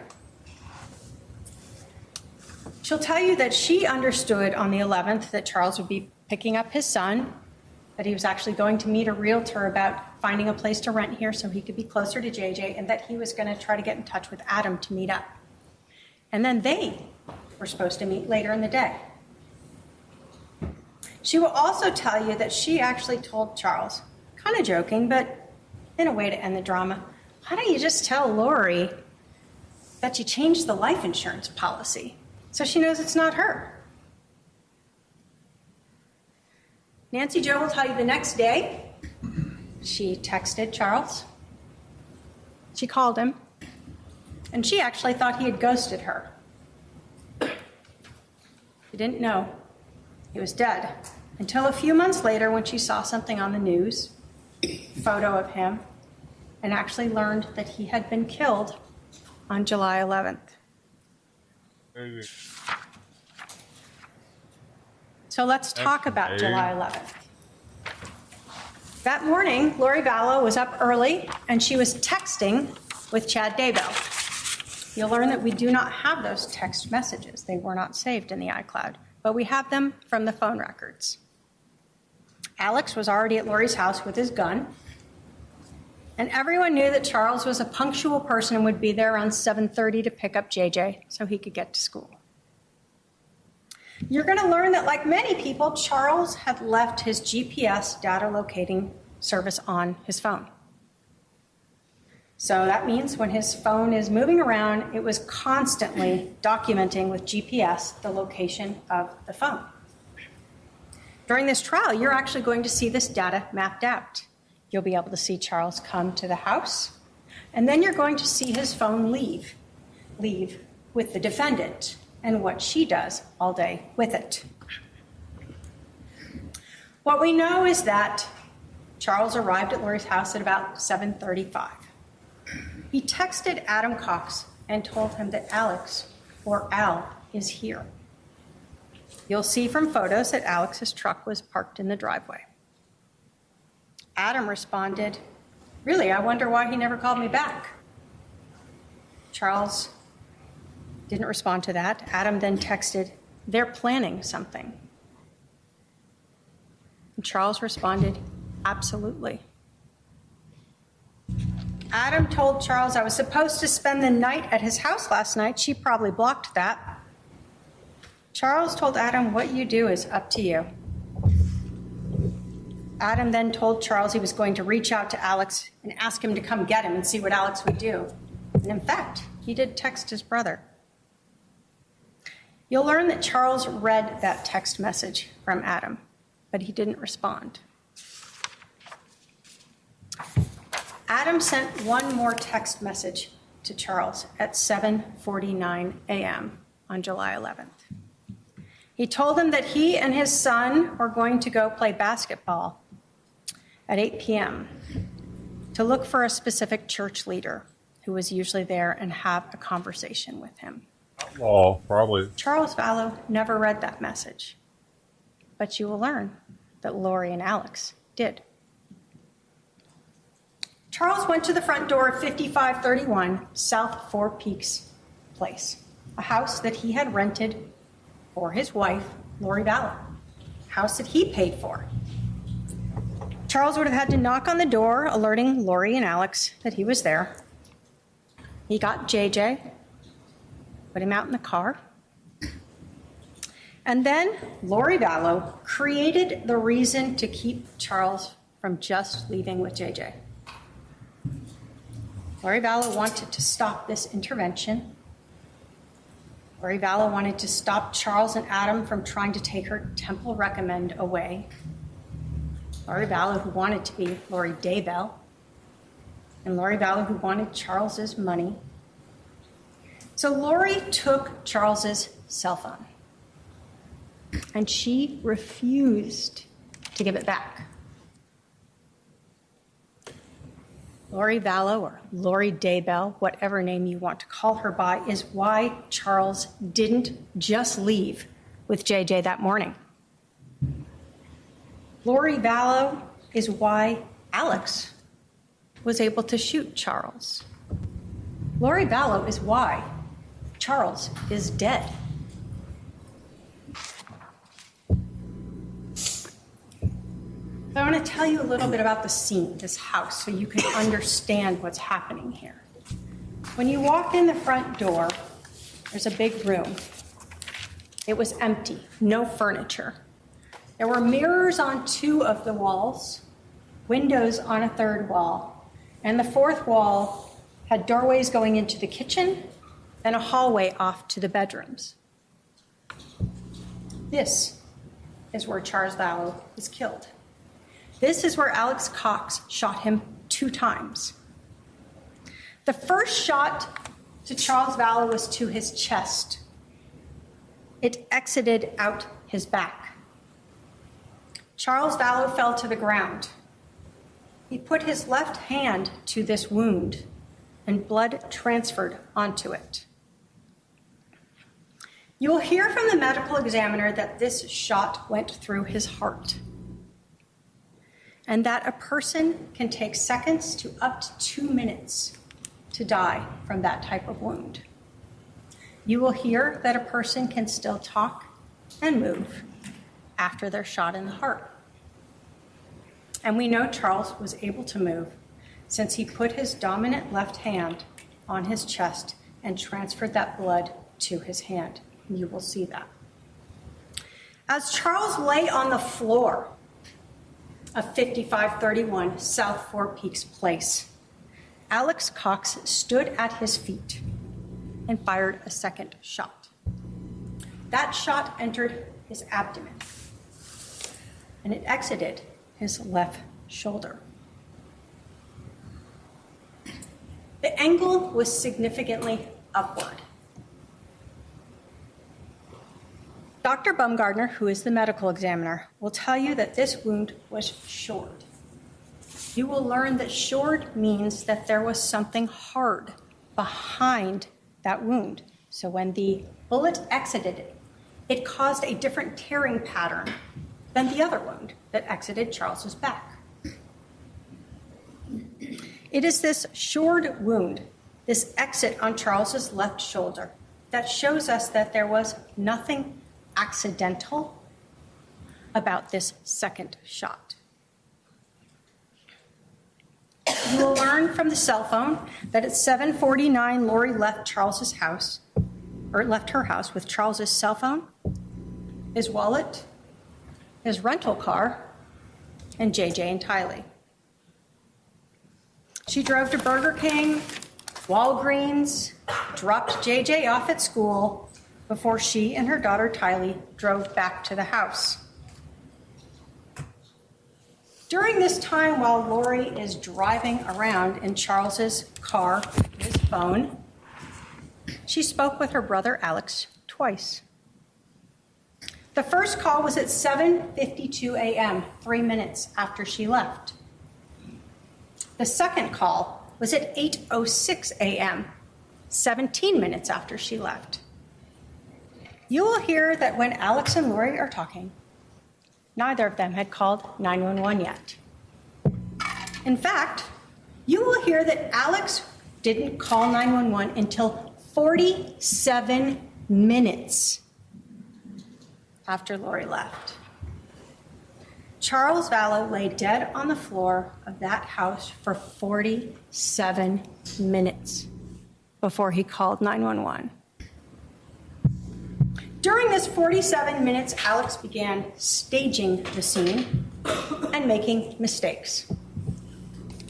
You're going to learn that the police found a bat that was located on the right side of Charles to the north of his head. Like he had been holding it, and when he was shot and fell, it dropped, it rolled up against one of the walls that had mirrors on it. What you're going to learn that is, Alex forgot that Charles was left-handed. In fact, you're going to learn that Charles was a semi-professional baseball player. He pitched and he batted left-handed. So that bat was on the wrong side. Next, you're going to hear about an injury to Alex himself. Lori had told police that Charles hit Alex in the head with this bat before Alex shot Charles. Classic self-defense. But in all cases, we must look at the physical evidence because it doesn't lie. And the physical evidence doesn't have a bias or a memory loss.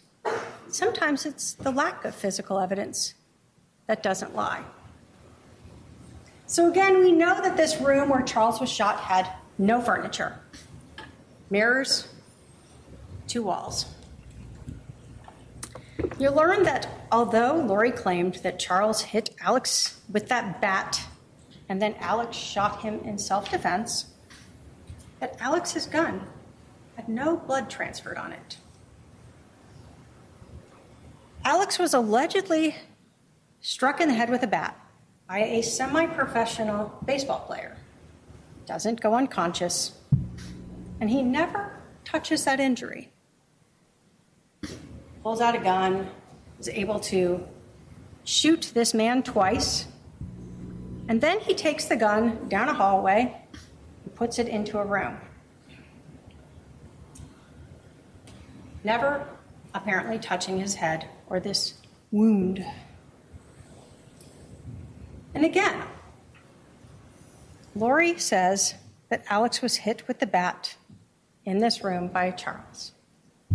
But again, what we don't see is any blood on the floor. Charles strikes Alex in the head with a bat. They're grappling on the ground. There's not a single drop of blood on the ground in that room. There's pooling of blood around Charles as he lay there on the ground. There's not a drop of blood going down the hallway to where Alex put the gun. There's not a drop of blood in the room where Alex put that gun. There's not a drop of blood on the floor in the kitchen where Alex went to go wash his hands. There are no towels, sheets, clothing, napkins with blood on them, where Alex was holding his head and trying to stop this bleeding from this injury. You will see on body-worn camera, Alex Cox, who's on with 911, come out of the house. He will have a phone in one hand and his other hand up, and you will notice that he actually has a pair of sunglasses resting on the top of his head. You will see at some point, Alex sits down, and they ask him to move to another location. They talk to him for a while, and then you'll see him eventually touch his head a few times, and then he obtains a napkin or towel, something, and you'll see him at times rubbing his head, patting it. That is the only bloody item you will see. Those sunglasses on Alex's head. He is struck in the head by a baseball player while grappling on the ground. He then pulls out a gun and shoots his brother, puts away this gun, deals with his injury, and yet those sunglasses are still right there on the top of his head.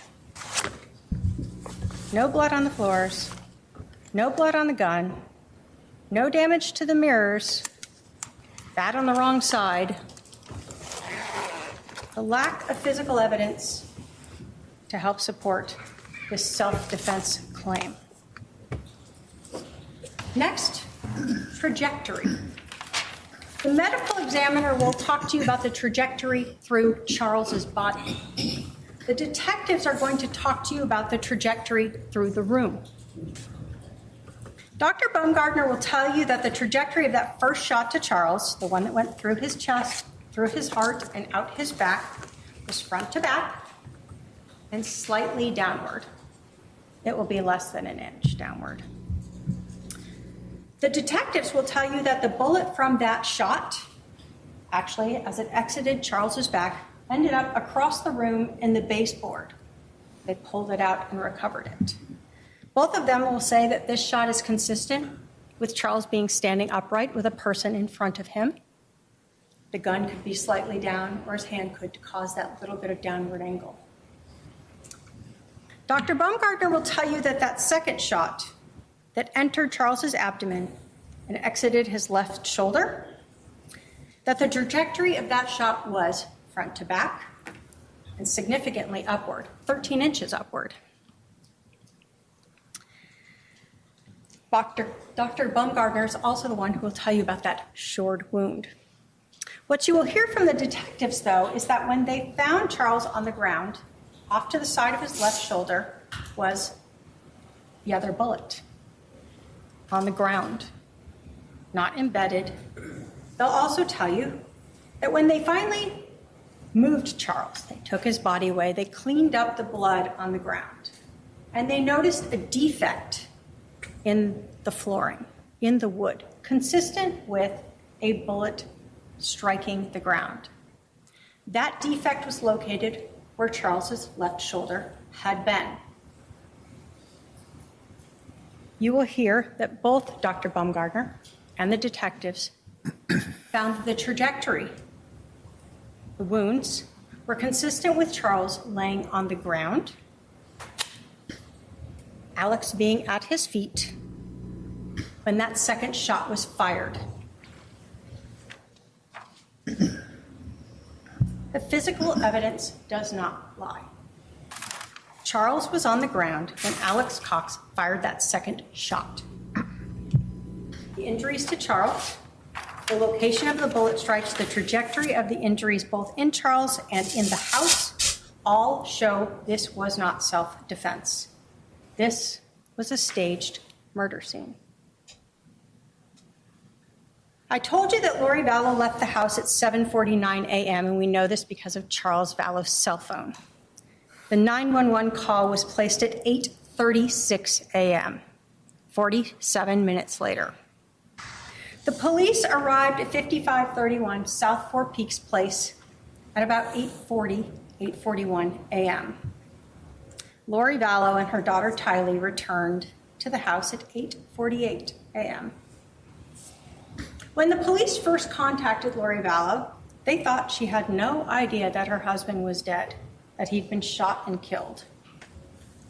Initially, you will see body cam footage of an officer going up and just getting her information. Lori doesn't ask, why are all these police here? Why is there a fire truck here? Why is my brother sitting on the ground over there? Or is he okay? Instead, she comments about her neighbors. You'll learn that the police then pulled her aside to do what they call a death notification, to let her know that her husband was dead. Only to their surprise, she told them she knew, she was there. So at this point, the police knew they needed to take her to the police station and question her. You'll learn that Lori Vallow was interviewed by the police. She was treated very kindly. The police asked her what happened. Lori Vallow told the police that she took Charles's cell phone. She admitted that she was the reason that Charles didn't just leave and take JJ to school. She told police in no uncertain terms that Charles was demanding his phone back, and she refused to give it back. She told the police that even as Charles screamed at her for his phone, she walked away from him, wouldn't give it to him. No matter what happened or what Charles said or did, she would not give his phone back to him. Lori told police that her daughter, Tylee, came out of the room during this screaming with a bat. That Charles took it away from Tylee, and Tylee fell on the ground. And she told Tylee to go out to the car with JJ. She still didn't return the phone.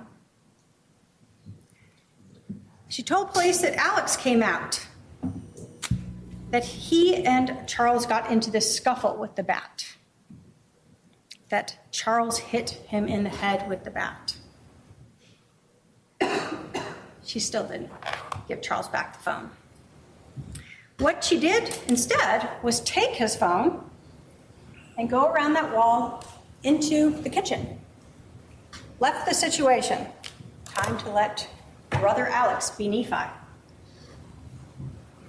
While she's in the kitchen, she said she heard the gunshot, came out, saw Charles on the ground, and her brother standing at Charles's feet. Then she told the police she left.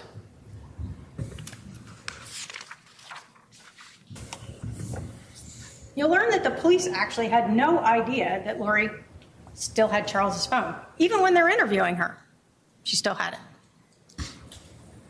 Police are processing the house, looking for it. Where is it? I can't find it.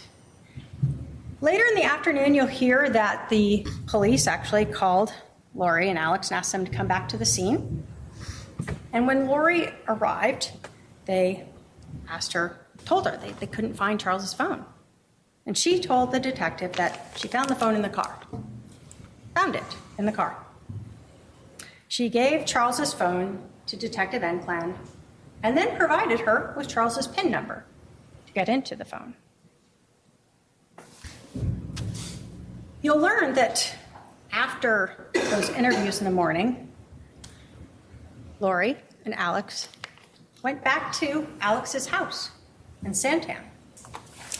And there they went through Charles's phone. You'll learn that Alex actually took photos of some of the messages between Charles and Adam, including Adam's flight reservations. And he later sent those to his sister, Lori. July 11th. Lori didn't tell any of Charles's family he was dead. She didn't tell Adam that Charles was dead. She certainly knows they'd been talking. The next day, Lori texted Charles's sons from his prior marriage and told them, "Your dad is dead."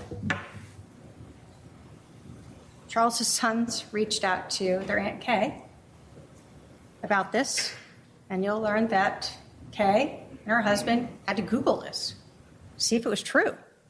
They found out that Charles had been shot.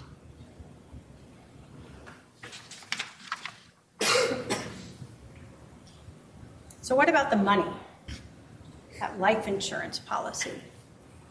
Charles Vallow had $1 million life insurance policy. When he got it, his wife, Lori Vallow, was the beneficiary. We know that Charles died on a Thursday, July 11th. That next Monday, July 15th, Lori Vallow called Banner Life Insurance. The call was recorded, and you will hear it. She told the agent that Charles had been accidentally shot. It was an accident. And that she was the beneficiary. Both of those statements are not correct.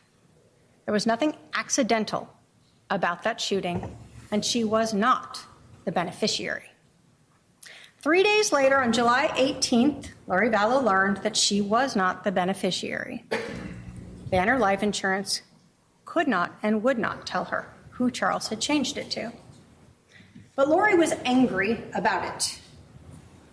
And you're going to learn that on July 18th of 2019, there's another very important text message in this case.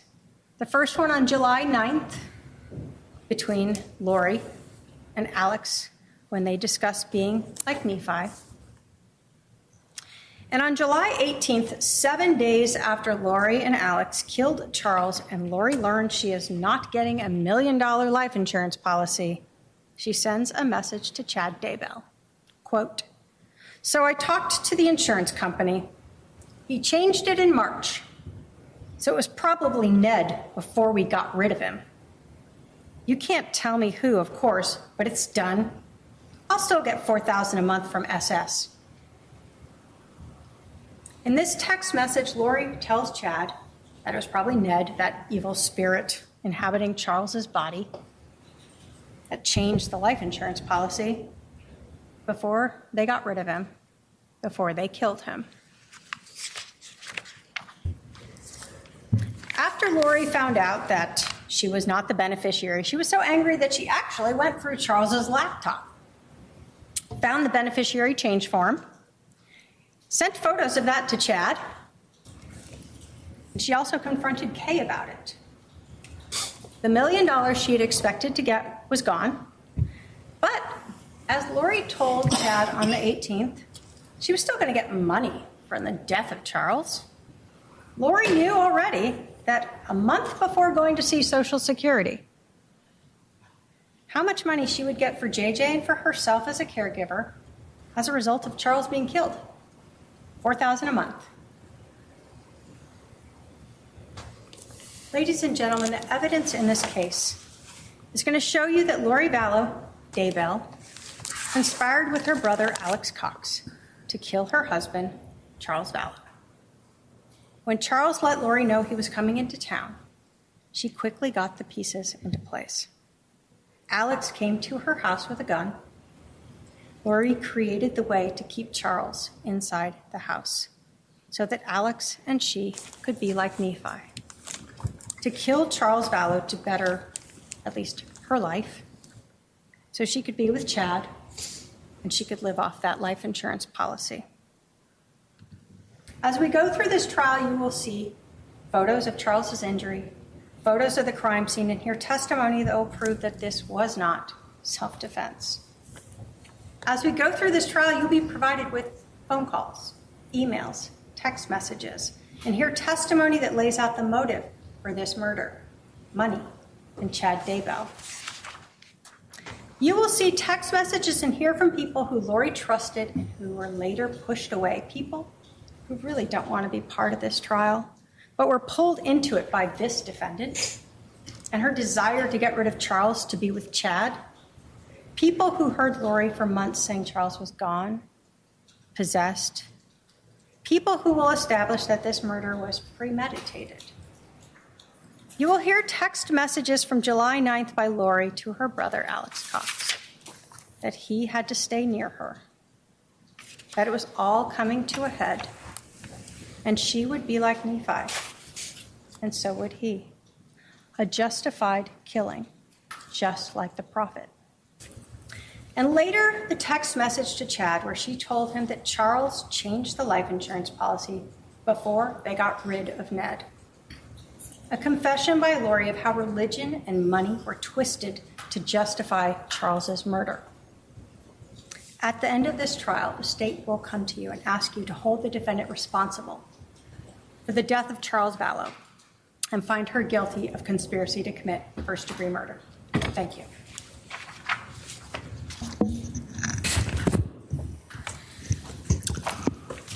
All right. Will the defendant be giving an opening statement? Okay, because of the lunch hour, your opening statement will start after lunch. I'm going to excuse the jury for lunch. I'm going to ask juror 3 to stay back. I need to talk to you about something. Please remember the admonition, jurors. We'll see you. Let's start. Everyone be back in the jury room about 1:20 p.m. and we'll resume at 1:30. Thank you. All rise for the jury.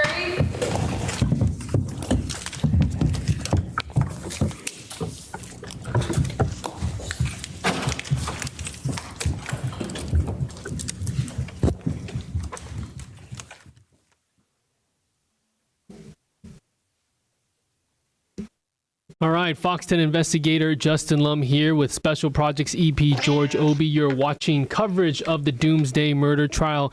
And right there, prosecutor Trina Kay goes for a little more than an hour on opening statements. She lays out all the facts, all the evidence, and tells the 16-person jury who they are going to hear from throughout this trial. The witnesses, she brings up text messages, iCloud data, emails, and we are getting such insight into the life of Charles Vallow and what he was dealing with, and how in this opening statement, Kay basically rips apart any self-defense narrative. She does. She gets the religion part out of the way real quickly and then gets to the meat of what this case is, and that is obviously the shooting inside the home. I thought she was real specific, letting the jurors know what they're going to see and hear, because, again, there are a lot of evidence in this case with body camera and interviews with the people involved in this case. I thought she did a great job of making explaining it in a way that I think most people could follow along if they're new to this. Again, laying out the scene and the evidence that they have, a lot of that. And like you mentioned, the data.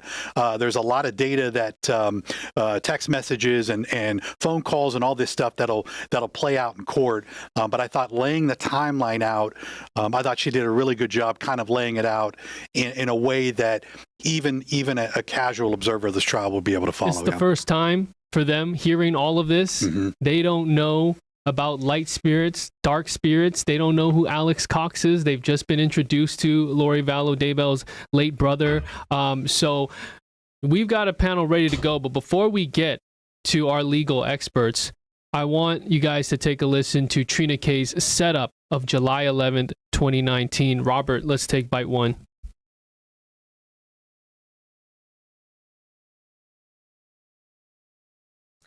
In July of 2019, Lori Daybell was Lori Vallow, married to Charles Vallow. In July of 2019, Lori Vallow wanted to be Lori Daybell, wife of Chad Daybell.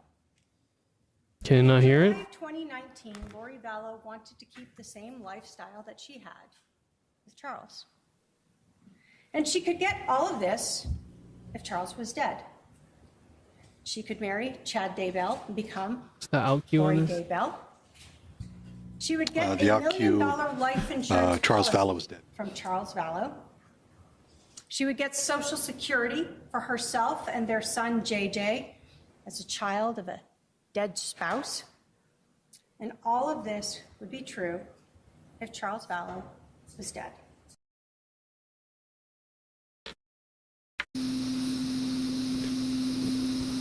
All right, so right now you are looking at our panel of legal experts here.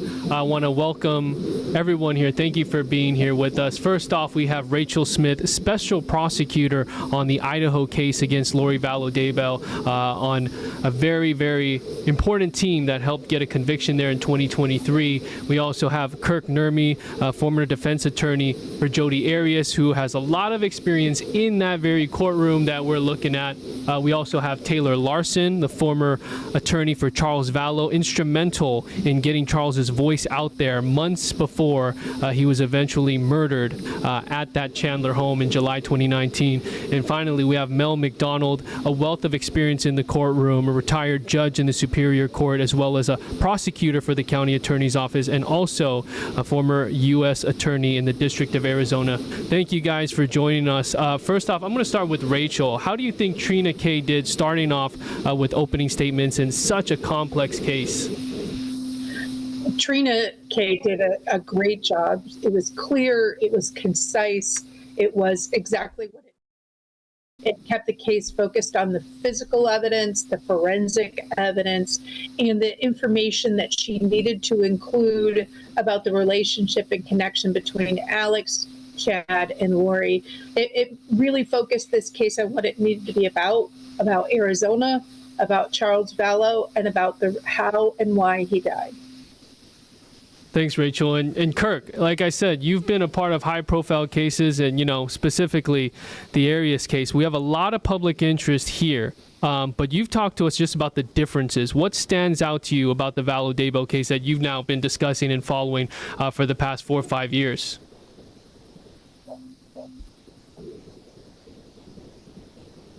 Not hearing.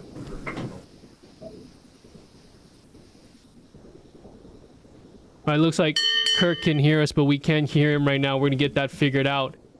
Taylor Larson, Not sure if you can hear us right now, but we're going to go to you. You represented Charles Vallow, and a lot of the stuff that we're hearing here is something you're familiar with when we're talking about the light spirits, dark spirits, what Lori Vallow Daybell believed, and how she wanted to get that $1 million life insurance policy.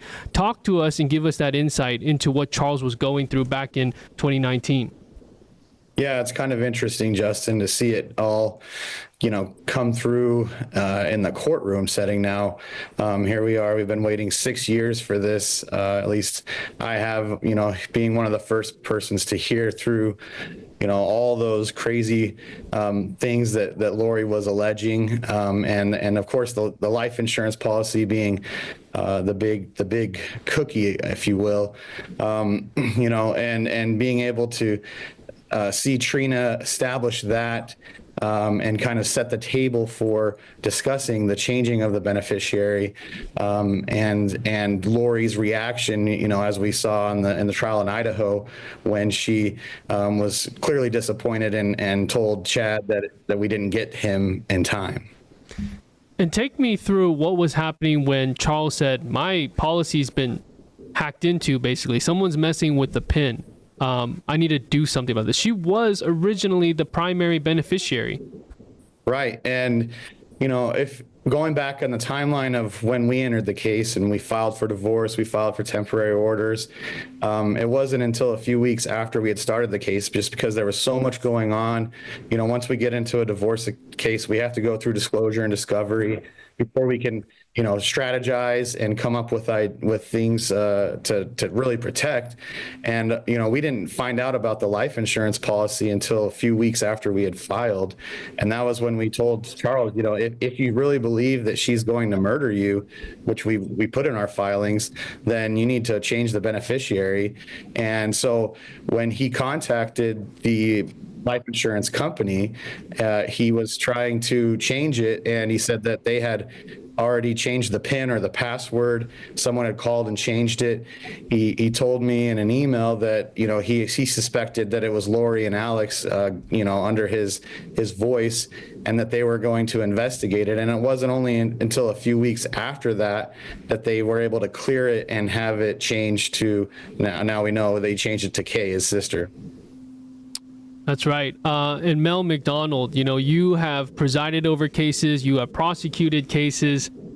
We started off opening statements even before getting to Trina K with a long sidebar. I mean, it must have been at least half an hour regarding a witness being Brandon Boudreaux, and Lori Vallow Daybell wants to call him as a witness. He's the victim in the second case. He was in the courtroom to start. And so we went through a sidebar with a pro se defendant. Just talk about the challenges and having someone represent themselves and what you need to make sure is done right as a judge.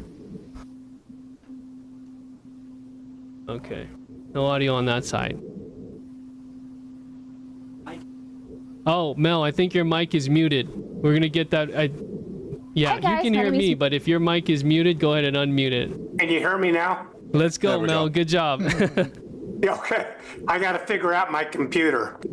Yes, I think her representing herself is foolish.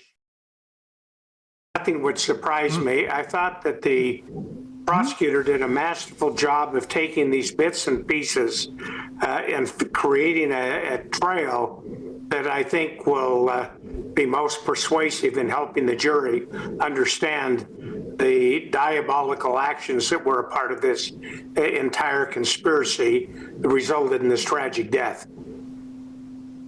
And Kirk, can you hear us and speak now if you've got your audio okay? I can hear everyone, so I'm hoping everyone can hear me. Awesome, Kirk. So let's go back to just the high-profile nature. We have people from Australia coming into the courtroom today, a line. We haven't seen that type of human interest physically in a long time. I mean, just describe what goes through an attorney's mind walking into the courtroom with such a case. Yeah, for my mindset in such a case like that, and it's certainly built over time with Aries as opposed to the way it has started off with Vallow, high profile from the get-go. I think my focus was always trying the case in the courtroom. Now, as we've touched on, and not in the court of public opinion, but as we've touched on with Miss Daybell, she That's in the eye.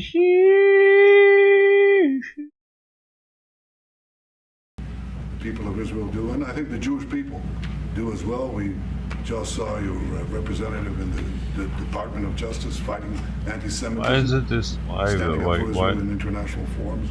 What the fuck do they always do, man?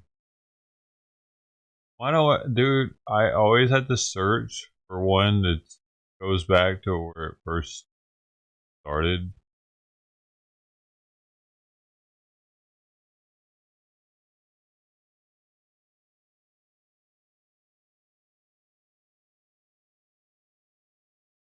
God damn! A fucking copy button is fucking for some reason.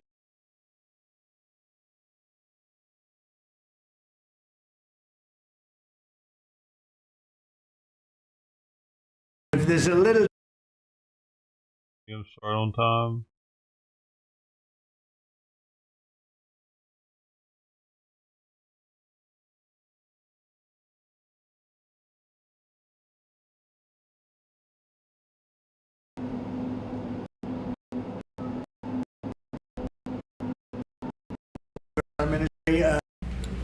Thank you very much. It's an honor to have.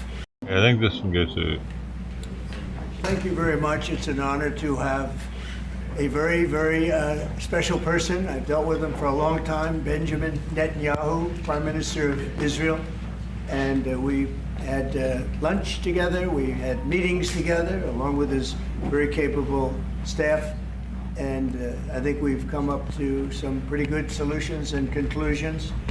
And we'll be working a little bit after this, and then I assume you're going back home. Yes, sir. This is a quick stop, in and out. But we appreciate you being here, and we are a friend of Israel, as you know. I would say that I'm by far the best president that Israel has ever even thought of seeing. And it's an honor to be so, and to be so thought of. Many friends in Israel, they are not in an easy area. It doesn't go easy, but we are helping them. It easy being cheesy. And likewise, they've been helping us very much. And so we'll see how it all works out. But we had Chester great knows. discussions today, I think, on the obvious subject of Iran, and also the less obvious subject with respect to Israel, and that's trade. And I think the Prime Minister is going to tell you a little bit about trade and what they're doing for the United States. So I want to thank you all for being here. Thank you very much. And thank you. Benjamin, thank you very much. Thank you, Mr. President. Thank you, Donald. Thank you. Ooh, Donald and Benjamin. Mr. President, I want to first thank you for inviting me again to the White House. Thanks, Ben. You've been a remarkable He's going to call him friend of the Don state of then. That'll be perfect. You stand by us. You're standing with us. You are a great, great champion of our lives. And you actually do the things that you say you do. And I think that people respect that enormously. I certainly do, and the people of Israel do, and I think the Jewish people do as well. We just saw your representative in the Department of Justice fighting anti-Semitism, standing up for Israel in international forums. I just want you to know from the heart, it's deeply, deeply appreciated. As you said, we had the opportunity to talk today about many subjects.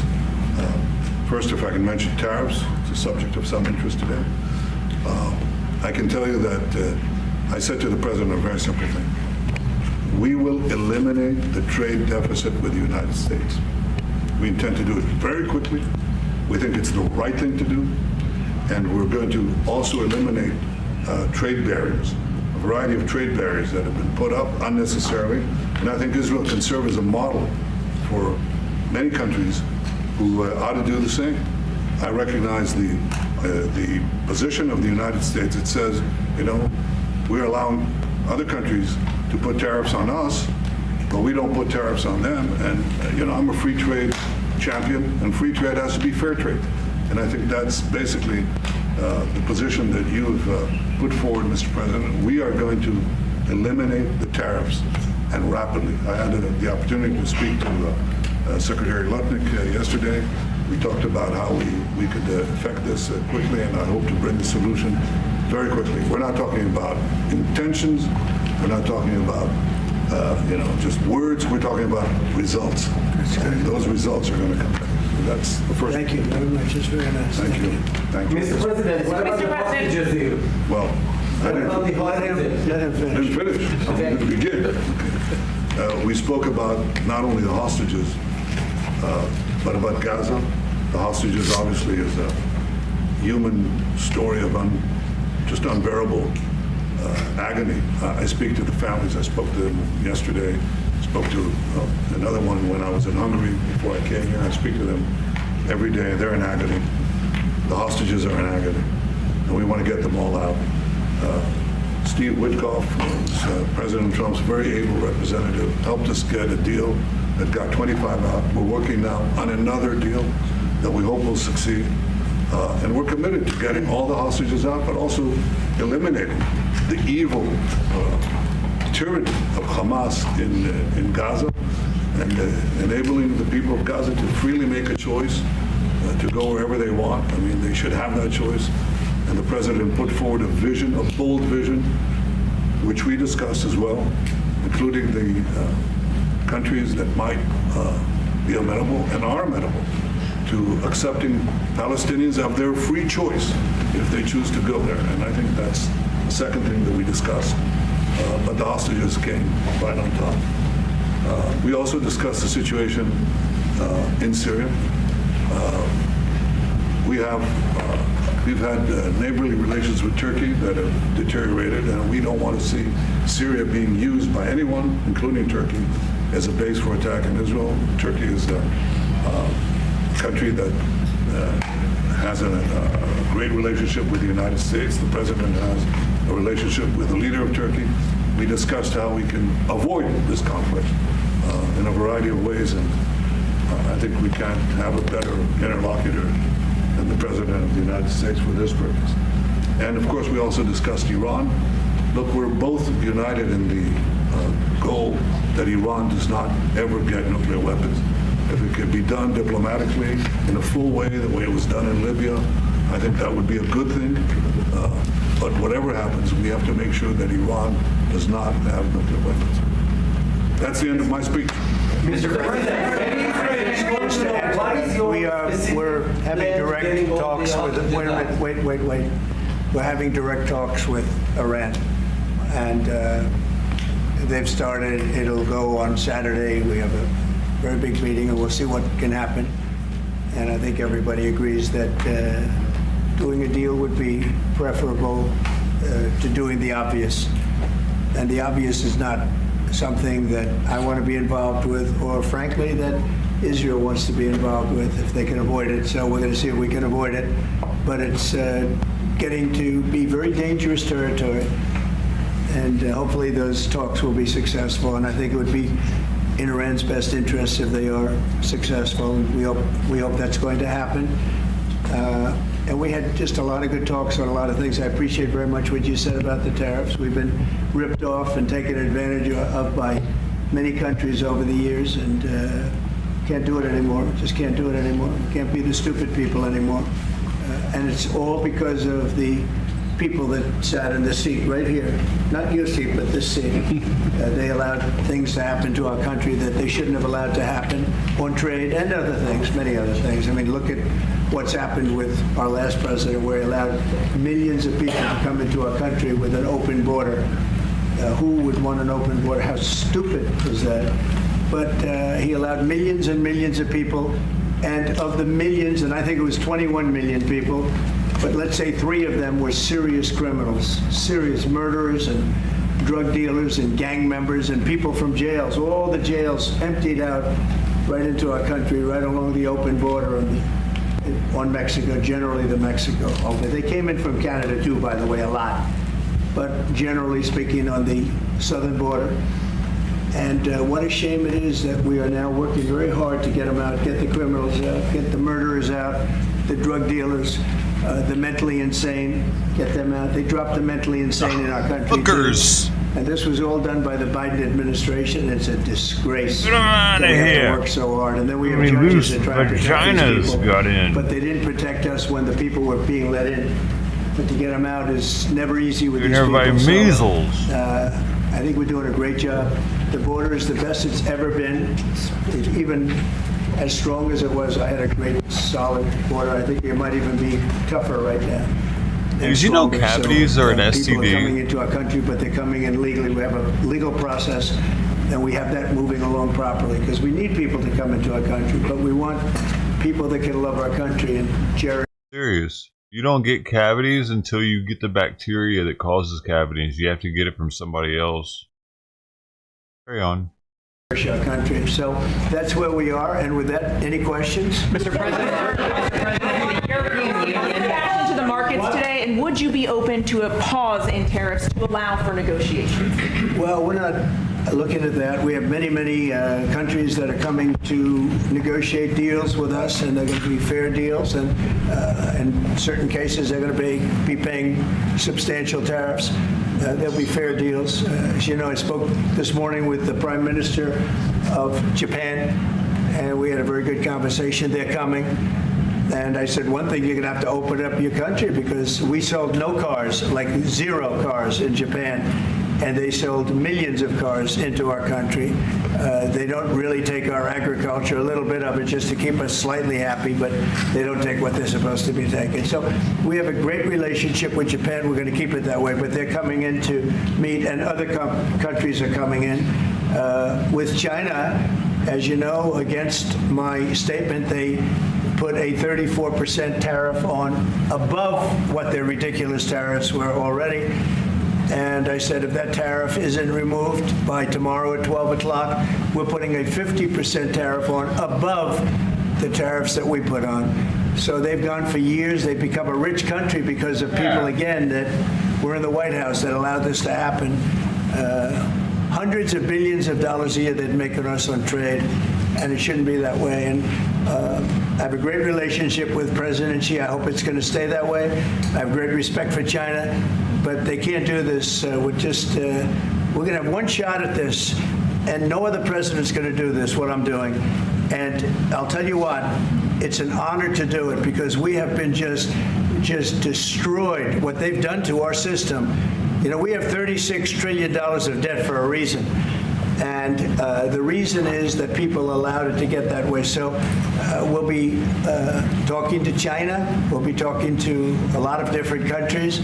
And I think, you know, if we can make a really fair deal and a good deal for the United States, not a good deal for others. This is America first. It's now America first. And we didn't put America first. We put America last. The people that were in the Oval Office put America last, and we're not going to stand for it.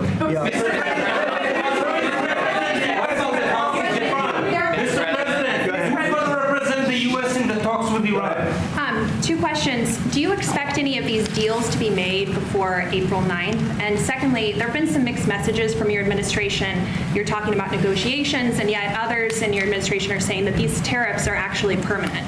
What is the action? Well, it could be. They can both be true. There can be permanent tariffs, and there can also be negotiations because there are things that we need beyond tariffs. We need open borders. You know, we almost had a deal with China where we're going to open up China. It was almost done. Some of you remember it during my first term, and it was very disappointing. We ended up making a great deal. $50 billion worth of product was sold. $50 billion. You'd like that in Israel. And I made that deal, but it wasn't the deal that I wanted. It was the deal that I wanted was that plus they were going to open up China so that our companies could go into China and compete with other countries and China for for a large number of people. And at the very end, that deal was terminated, and we went to a piece of the deal. And so there are a lot of things outside of tariffs, but tariffs are very important. But there are a lot of things like opening up countries that were totally closed. China is essentially a closed country. In fact, it is a closed country. And what they do is they charge tariffs so that if you sell cars or if you sell anything, nobody's going to buy it because the price is out of control. But that's true with a lot of other countries also. So we're going to get fair deals and good deals with every country. And if we don't, we're going to have nothing to do with them. They're not going to be allowed to participate in the United States.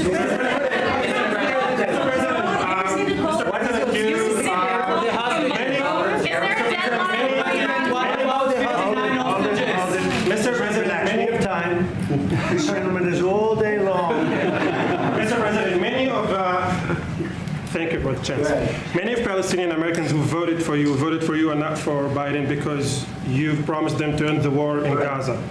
Very honored by that vote, too. The war is still going on and there's no hostage deal. Do you have any update on that? Well, I'd like to see the war stop, and I think the war will stop at some point that won't be in the too distant future. Right now we have a problem with hostages. We're trying to get the hostages out. We got quite a few of them out, but it's a long process. It shouldn't be that long.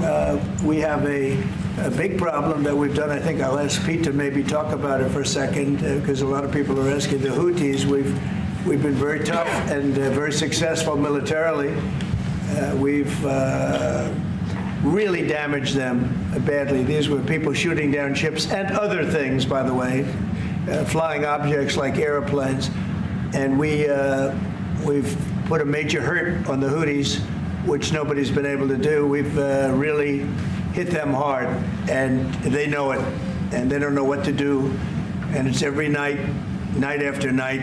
And we've gotten many of their leaders and their experts. They're experts on missiles. I mean, they actually make missiles. Nobody thought that. But they make missiles. They're highly sophisticated, and they're very tough. But they've been very badly damaged. Nobody else was able to do that. But as Pete, you want to discuss that, please? Yes, sir. It's been a bad 3 weeks for the Houthis, and it's about to get worse. It's been a devastating campaign, whether it's underground facilities, weapons manufacturing, bunkers, troops in the open, air defense assets. We are not going to relent. And it's only to get more unrelenting until the Houthis declare they will stop shooting at our ships. And we've been very clear at the Iranians as well.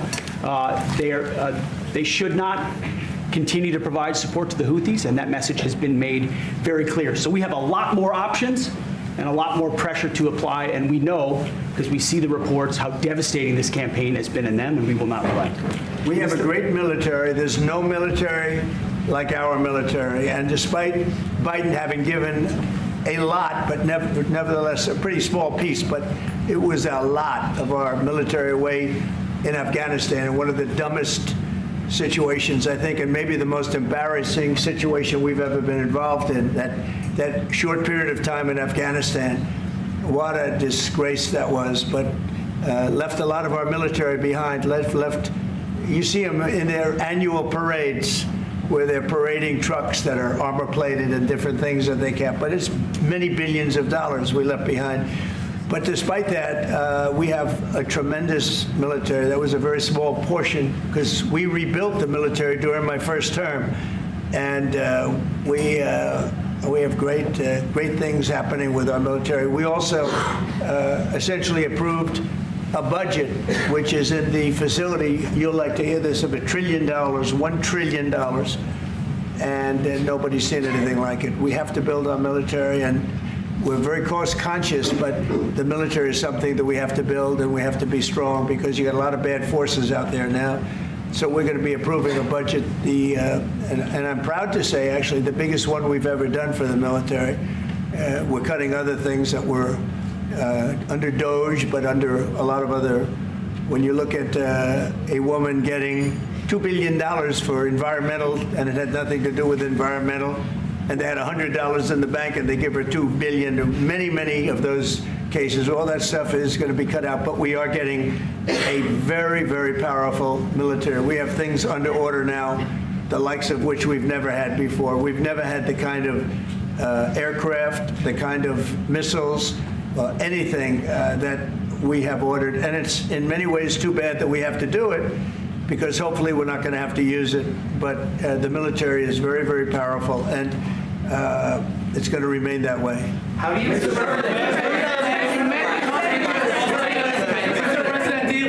Yes, please. Thank you, Mr. President. I want to ask you about Iran, because this is the first time we hear that the U.S. is having a direct contact with the Iranians. Is it possible to give us some more information at what level the U.S. is represented? High level, very high level. And we're dealing with the Iranians. We have a very big meeting on Saturday, and we're dealing with them directly. You know, a lot of people say, oh, maybe you're going through surrogates, or you're not dealing directly, you're dealing through other countries. No, we're dealing with them directly, and maybe a deal is going to be made. That would be great. It'd be really great for Iran, I can tell you that. But hopefully, we're not going to have to get into that. More than 6 million We're cats meeting very importantly on Saturday. at almost the highest level, and we'll see how it works out. Please. How do you ensure, Mr. President, that these tariffs don't drive U.S. trading partners into the hands of the Chinese? I'm not worried about it. I'm not worried about it. If they want to be in the hands of the U.S., they don't want to be in the hands of the Chinese. And the Chinese have turned out to be really not very good at that. People that are with us, they're with us. But we cannot be taken advantage of any longer.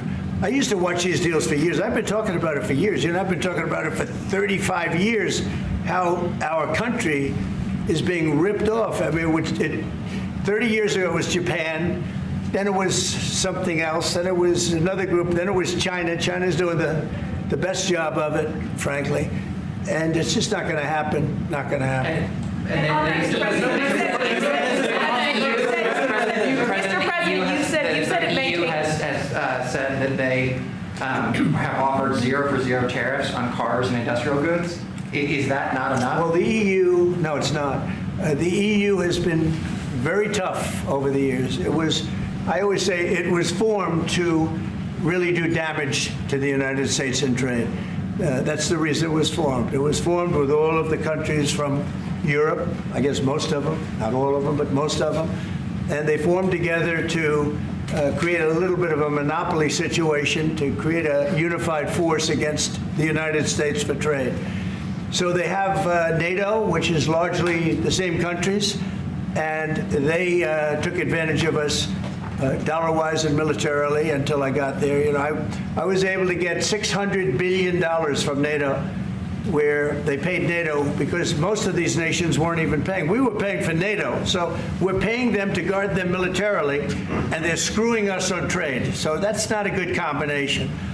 So now it's really turned around. It's the opposite, and the European Union's been very bad to us. They don't take our cars, like Japan in that sense. They don't take our agricultural product. They don't take anything practically. And yet they send millions of cars into here, Mercedes-Benz, Volkswagen, BMWs. They're sending millions and millions of cars into the U.S., but we don't have a car that's been sold to the European Union or other places, but let's go for the European Union. And it's not going to be that way. It's got to be fair and reciprocal. It's got to be fair. It's not fair. We have a deficit with the European Union of $350 billion. And it's going to disappear fast. And one of the reasons and one of the ways that can disappear easily and quickly is they're going to have to buy our energy from us because they need it. They're going to have to buy it from us. They can buy it. We can knock off $350 billion in 1 week. They have to buy and commit to buy a like amount of energy. And we have that. We have more energy than any country in the world. I don't know if you know that. He knows everything. But the one thing you may not know, we have more energy than any country in the world. We have more of every kind of energy, every form of energy, from oil and gas to coal. And people talk about, I call it beautiful, clean coal. As you know, Germany is opening up a coal plant a week. They tried the windmills and it didn't work. They tried all the other solutions and they were ready to go out of business. Now they're doing a coal plant a week. China is now up to 2 coal plants. They're opening 2 major coal plants every single week in China, all over China. And we're not allowed to use coal. Well, we have clean, beautiful coal more than anybody else. We have oil and gas more than anybody else. We have the most energy of any country in the world, including Saudi Arabia, including everybody, by a lot. And I took it to number 1. We were number 3, and I took it to number 1 during my administration. And the reason that we were hurt so badly and the reason that we went into such incredible inflation during Biden is energy. It was also their bad spending, but energy, because they played around with this incredible thing that we had built, this administration had built, and the energy costs went through the roof. And when that went up, everything else followed. Now, if you look at what's happening, you're going to see this today. I said we're going to try and get groceries down, right? An old-fashioned term, but a beautiful term.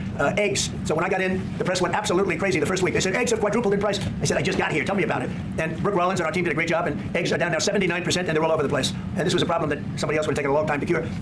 We have energy is down. We have interest rates are down. We have groceries, meaning food is down. We have everything is down at levels that nobody ever thought possible. Energy looks like it's going to be in the $2.50 a gallon range, and maybe below that for a car. So for gasoline. So we're really doing amazing. I mean, we're cutting prices because prices got so high people couldn't live. I mean, the prices for groceries, the prices for standard groceries, standard things were going through the roof. They couldn't live, and now those prices are coming down. So coal and groceries, but that's down, energy's down, and interest rates are down. Everything's down. And the interest rates, the beauty there is when we refinance debt. Debt's become such a big factor in this country. We're going to start paying debt off with tariffs and other things. But it's such a big factor because the interest rate's so high. Well, now that's coming way down. So our budget's going to look a lot better because interest costs are way down. And I guess I've done that. Many Israelis are watching you now on that show. What is your specific way to get the hostages out from the horrific captivity? We are trying very hard to get the hostages out.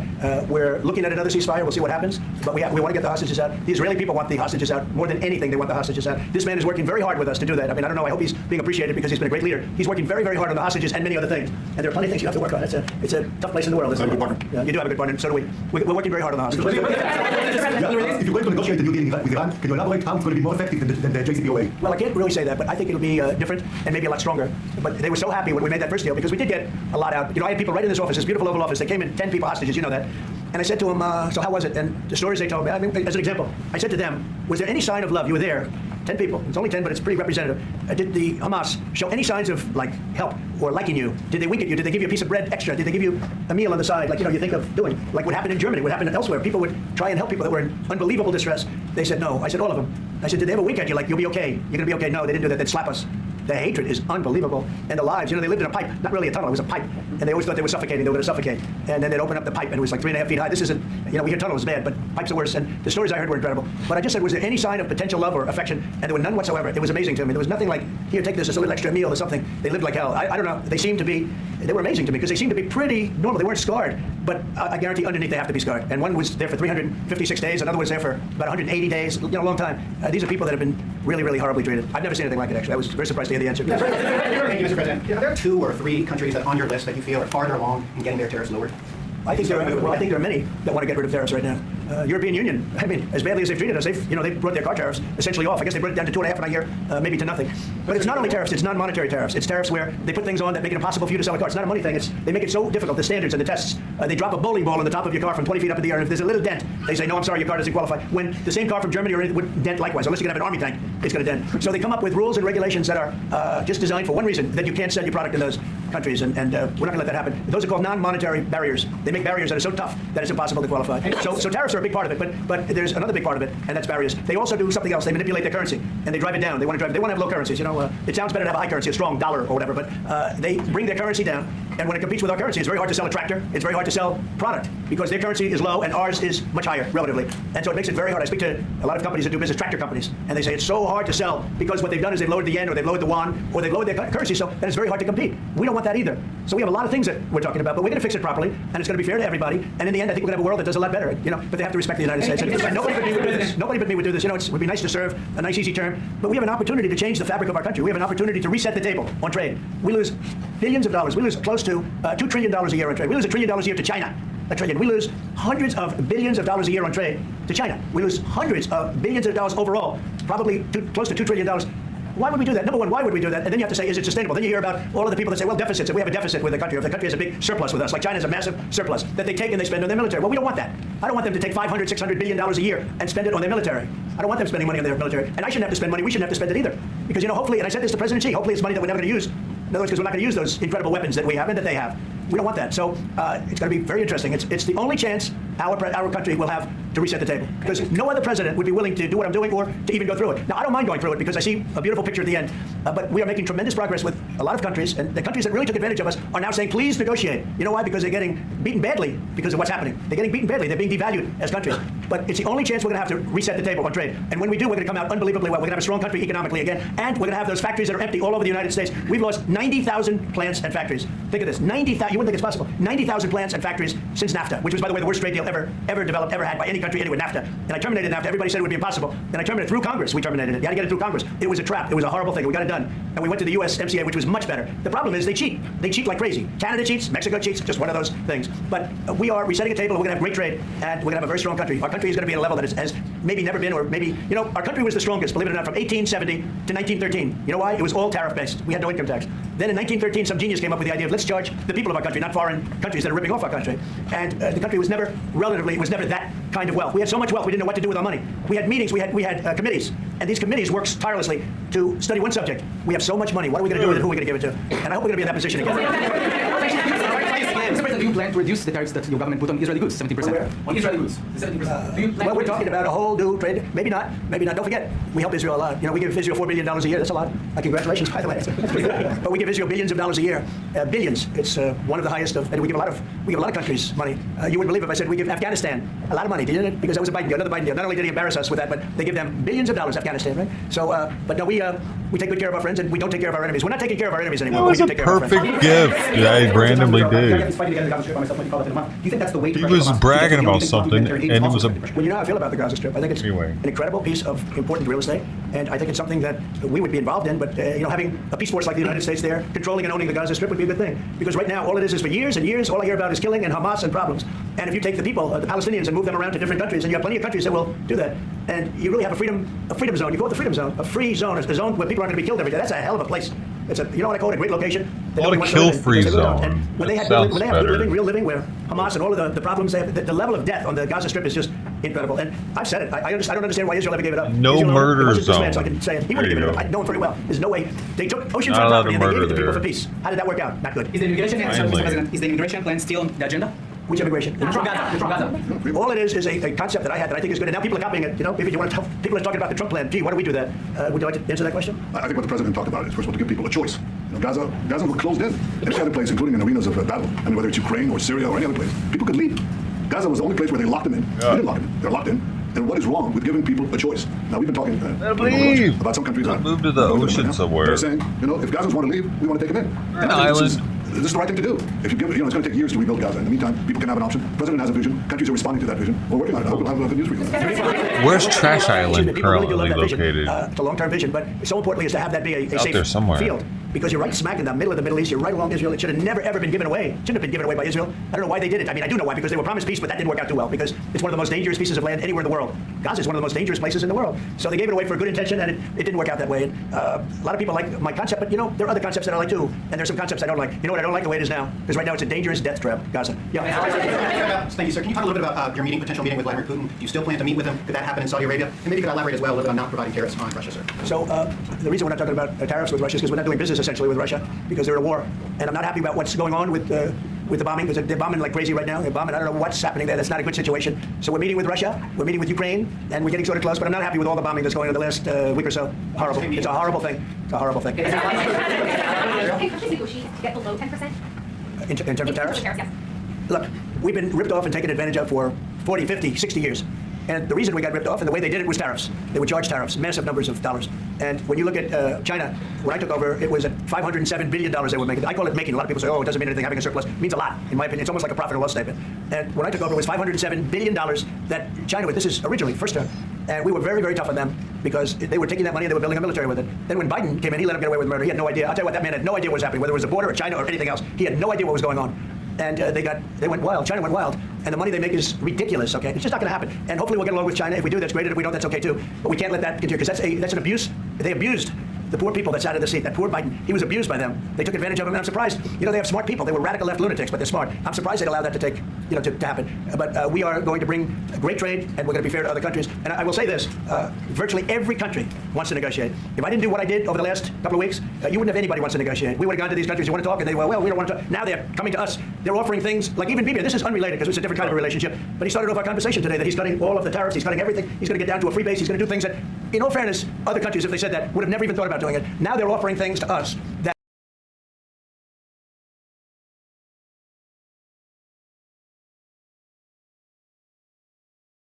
Yeah.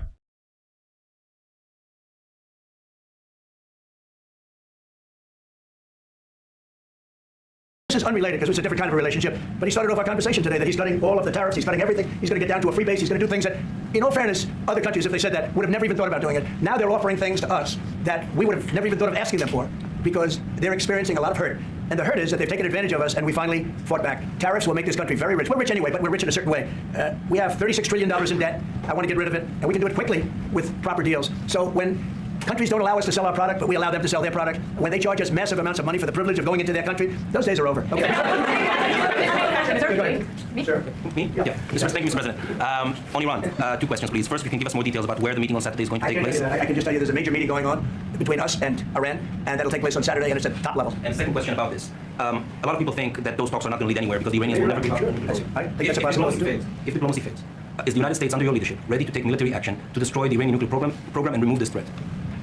I think if the talks aren't successful with Iran, I think Iran's going to be in great danger. And I hate to say it, great danger, because they can't have a nuclear weapon. You know, it's not a complicated formula. Iran cannot have a nuclear weapon. That's all there is. You can't have it. Right now we have countries that have nuclear power that shouldn't have it, but I'm sure we'll be able to negotiate out of that too as part of this later on down the line. But Iran cannot have a nuclear weapon. And if the talks aren't successful, I actually think it'll be a very bad day for Iran if that's the case. Yeah. Mr. President, was October 7th the death blow of the two-state solution? And would you consider classifying the Palestinian Authority as a terrorist organization for its continued paper-slave terror financing payments? So October 7th was a horrible day that some people, they deny it. Now, I can't believe they deny it from the standpoint that they do it because they think it's good politically. But October, I've seen the tapes, I've seen things that you don't want to see. October 7th was a horrible day, and it will go down as one of the really bad days in the history of the world. It was a horrible, horrible thing that happened. And they grabbed some of these people. I'll give you an example. When I was with the 10 hostages a few weeks ago, I said, so how many are there? 59.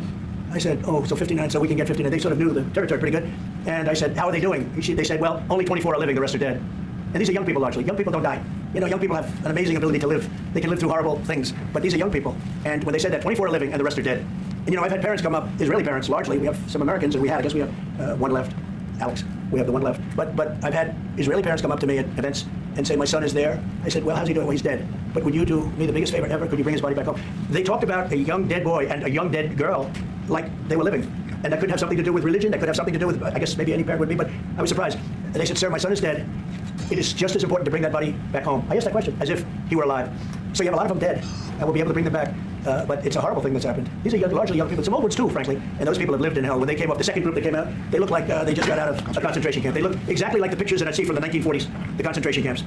And then they got a little bit better, you know. But that second group, those people came out, and I said, this is unbelievable. We're going back into a chapter in history that is one of the worst ever. It's really very bad. Okay? Mr. President, you said it could take 2 years to get American manufacturing fully up to speed in response to these tariffs. What happens in the meantime? Should Americans be prepared potentially for years? I'll tell you what happens. We have now $7 trillion. Think of this, $7 trillion of commitments from companies wanting to go in, from Apple to many, many companies. That takes time. Many from Taiwan. What? It takes time. Of course it takes time. Well, are you asking me a question, or are you telling me? Yeah, it takes time. You know, you got to build a thing called a factory. You have to build your energy. You have to do a lot of things. I'm giving them energy. You know, we're going to let them build their own power plants. They'll be their own. Essentially, they're going to be in charge of the power plant because our power is not reliable enough. You have a grid that's old and susceptible to a lot of things, including bombing and weather and a lot of other things. And we're going to give them record timing in terms of approvals of electric plants. Most of them want to build electric plants. We need massive amounts of electricity. We're going to compete with China and others. And interestingly, we're way ahead right now in the AI race with China. But the way we lose that race is if we can't give them electric. But we have more plants being built. We have everything. We're doing so great. And we want to keep it that way. And tariffs will be an important part of it. But one of the other things, Lee Zeldin's doing a fantastic job, head of environmental protection. And he's doing very rapid approvals for people to get, for big companies that are going to build a plant that's going to cost billions of dollars. And we're going to get them their approvals. They have to be environmentally perfect, everything good, but they're going to be in record time, a matter of months versus a matter of many, many years. Yeah, these are from Haaretz. Turkey claims it will stabilize the situation in Syria. Turkey? Yeah. Israel doesn't want Turkey to influence it in Syria. What do you think? Do you think Turkey's influence in Syria can actually make it a better, more peaceful country, or vice versa? Well, I have great relations with a man named Erdogan. Have you heard of him? Yeah. And I happen to like him, and he likes me, and I know the press will get very angry. He likes Erdogan, but I do, and he likes me, and we've never had a problem, and we've gone through a lot, and we've never had a problem. We always got, as you remember, we got our minister back from Turkey. You remember that? And this was a big deal at the time, and we got him back. And I told the prime minister, I said, just maybe if you have a problem with Turkey, I really think I'm going to be able to work it out. You know, I have a very, very good relationship with Turkey and with their leader, and I think we'll be able to work it out. So I hope that's not going to be a problem. I don't think it will be a problem. Now, with that being said, I believe it was Turkey, and I said that to him. I said it. I said, congratulations. You've done what nobody's been able to do in 2,000 years. You've taken over Syria with different names, but same thing. I said, you've taken it over. He's taken it over through surrogates. He goes, no, it was not me. I said, it was you, but that's okay. You don't have to say, well, sort of maybe it was me. Okay. But what he did, look, he's a tough guy. He's very smart, and he did something that nobody was able to do. You know, you got to hand it to him. Any problem that you have with Turkey, I think I can solve. I mean, as long as you're reasonable. You have to be reasonable. We have to be reasonable. Thank you very much. I'm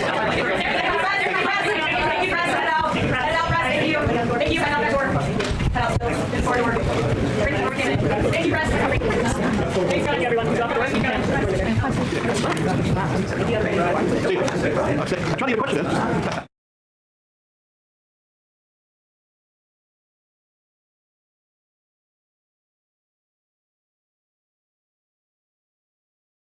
Message and her statement regarding self-defense, it is going to be very interesting because as the prosecution mentioned and said that they will present in its case is how she took that phone, never gave it back until later. She had no concern for her husband's well-being as she came back to a huge crime scene. And I want to go, and I'm going to ask you just which one of these sound bites sticks out to you that we haven't played yet. We've given you guys a little bit. And for those of you guys who are just joining us, I think it's good to recap and kind of give you that instant replay. She's about to be representing herself. What do you think we should queue up? Well, I think there are two things to take from this. Mel brought it up in already in our 1 minute earlier, late. is the amount of evidence, and specifically, I think the body camera, Lori with police after the shooting. They said, but I thought that Prosecutor Trina Kaye was very explicit in her opening remarks regarding the physical evidence. Man, do we have another hour? Did she give them an hour? In all of give this? them an hour and a half. So, Robert, I think if we have bite 7. We have another hour, she don't kind of we? lays it out why the physical evidence will be Central so Time, important in all of this, because again, they're going to see a lot of it, they're going to hear a lot of it. So she talks about that in bite 7. No, it's supposed to be enough. She said. But in all cases, She we said must look at 120. the physical It can't evidence be. because it doesn't I think I'm lie. retarded. And the physical It evidence would be the doesn't opposite have of a that. bias It'd be like or a memory loss. 220 there. Sometimes it's the lack of physical evidence that doesn't lie. 23. So again, we know that this room where Charles was shot had no furniture. Mirrors, 2 walls. You learn that although Lori claimed that Charles hit Alex with that bat and then Alex shot him in self-defense, that Alex's gun had no blood transferred on it. Alex was allegedly struck in the head with a bat by a semi-professional baseball player. Doesn't go unconscious, and he never touches that injury. Pulls out a gun, is able to shoot this man twice, and then he takes the gun down a hallway and puts it into a room. Never apparently touching his head or this wound. And again, Not live yet. There's fucking. Lori They should says put that on the that Alex screen was that hit this with the isn't bat live. in this room by These Charles. fuckheads But again, what we don't see is being any deceitful blood right now. on the floor. Charles strikes Alex in the head with a bat. They're grappling on the ground. There's not a single drop of blood on the ground in It's annoying. I don't want to fucking watch this shit I just watched. Dummies. that room. Dude.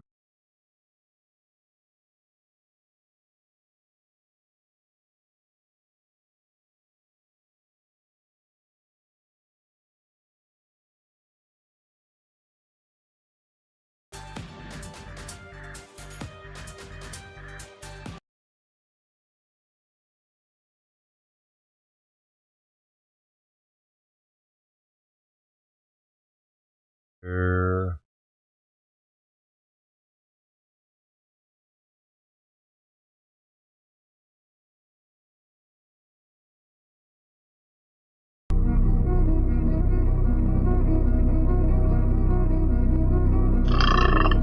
Unboxing the oldest whiskey ever produced. 81 years old.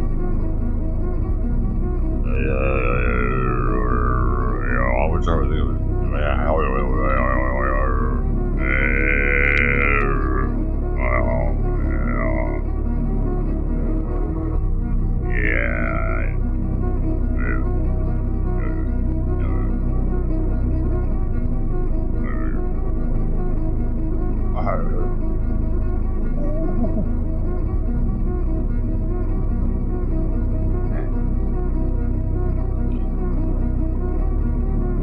That doesn't look official enough. I need it to be serial numbers or holographic. And I'm scanning. I need to be able to scan it.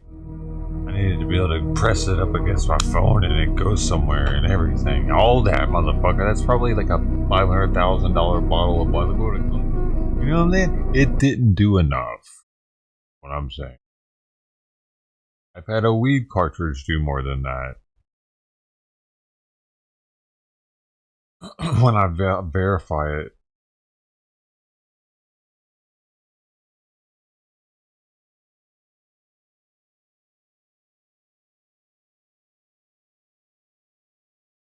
Okay, they're talking And again. at the end of it all, Alex Cox shoots and kills her husband twice and takes about 47 minutes to call 911. It is fascinating. The most It is, unprofessional. and one of the things that caught my ear when she talked, seen. she specifically mentioned that there was no furniture in the house. That's something we picked up on in the body camera. Yeah.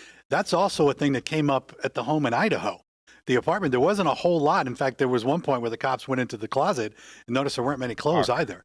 And just one of those strange things that I think as an investigator anyway, you kind of like, you know, who doesn't have furniture? Who doesn't look like they're living in the home? I understand they were close to splitting up. But again, physical evidence will be huge in this case. I don't know which direction Lori's going to go. The lack thereof. Because he's barely bleeding from Yes. his head. Yeah. And when they show surveillance footage, I know we're alluding to what we haven't seen yet, but we know this case. And when they see surveillance footage of her going through Burger King's drive-thru with her kids in Charles Vallow's rental car, has his phone. This jury, I think that there would just be natural outrage to how this happens between, you know, even if you're estranged husband and wife. Right. that is going to be very alarming. And so we'll see how that goes on that front.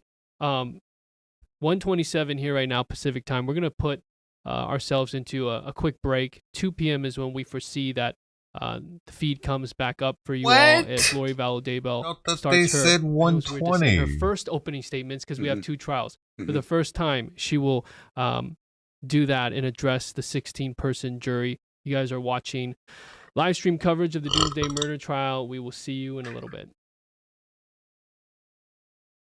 Out of stuff.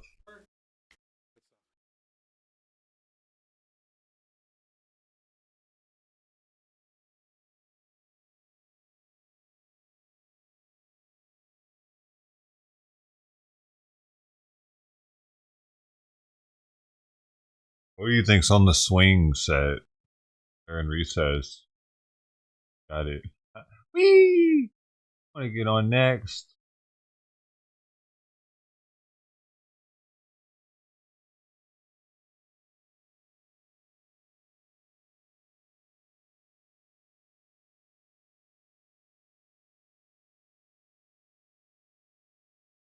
Someone hurts your butt more than others. That shit. Like there are some swings for some reason that have like the rubber hurt more. Or it would hurt.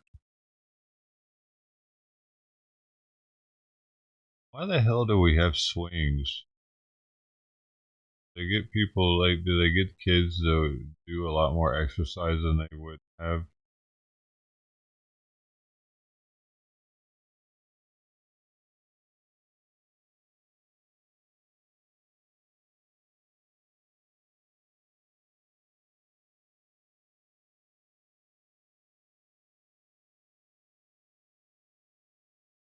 Wouldn't have worked out without the swing. That why swings. Oh no, let's try to keep your kids busy at one.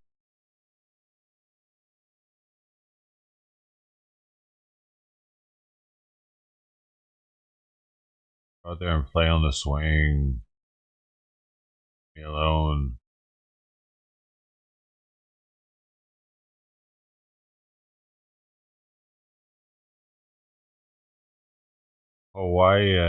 Hawaii man was arrested for allegedly trapping an elderly woman in her car for several days and later forcing her to withdraw money from her bank account.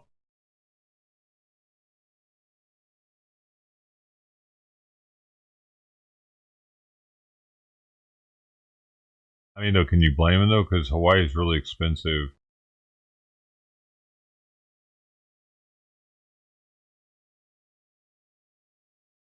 So some people would fight it. Probably. I bet there's somebody justifying it, like, actually. Hey, man, Hawaii's expensive, man. She knows. Probably knows that comes with the territory of living in Hawaii. You might get held captive for ransom. It's kind of like Mexico City.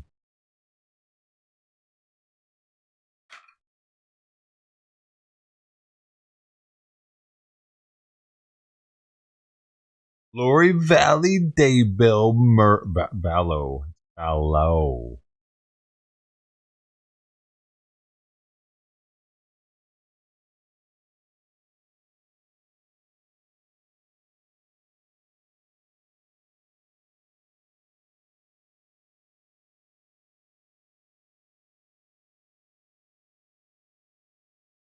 Okay, Jeffries held a press conference. I can't stand this. I do talk.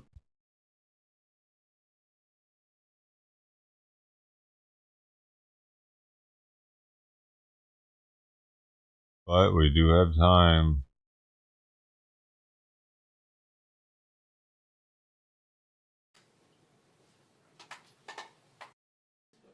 Gibberish. Which is kind of, it's $2,000. I don't, you know.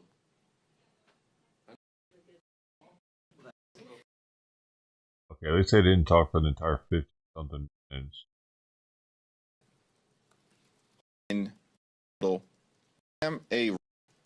The Trump promising. There he is. Afternoon, everybody.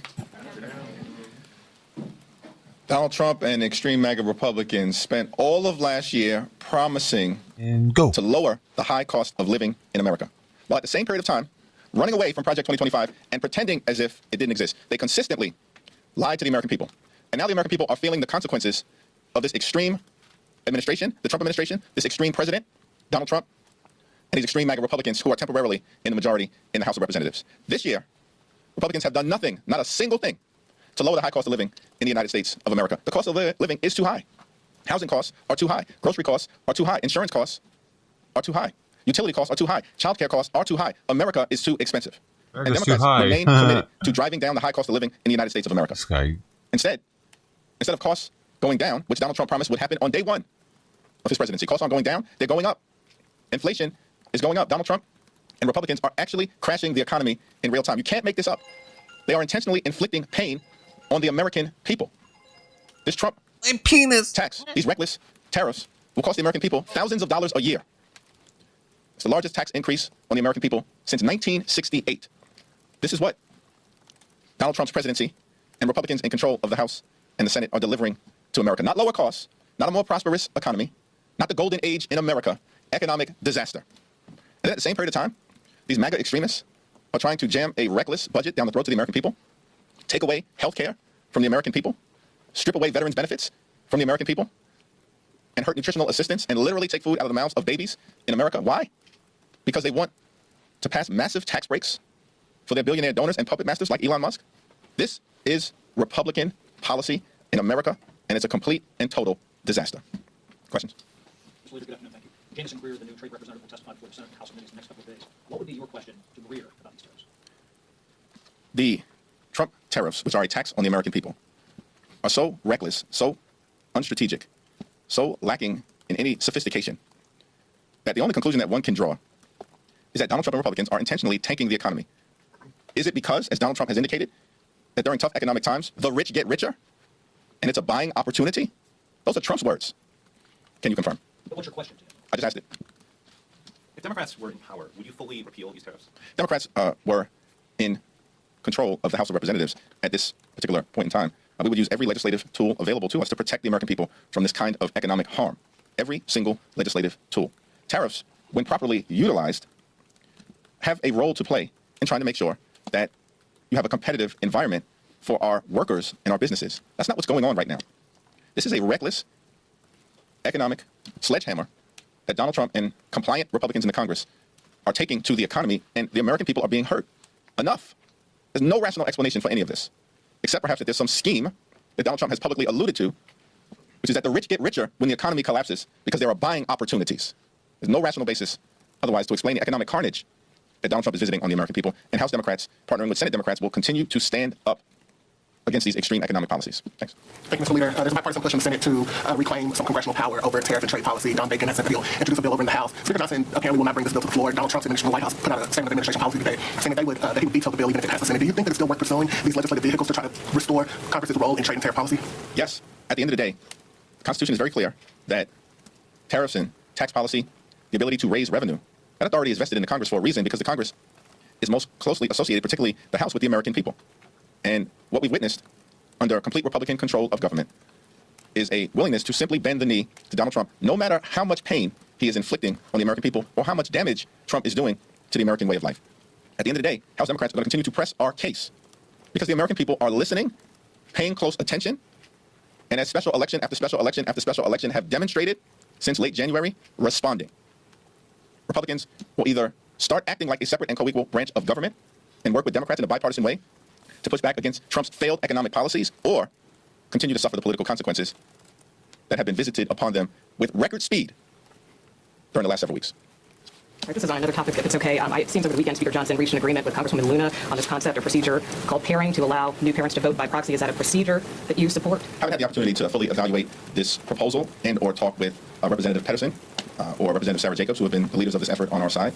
And so I'm going to refrain from commenting on the proposal until I've had those conversations and the opportunity to review this so-called agreement.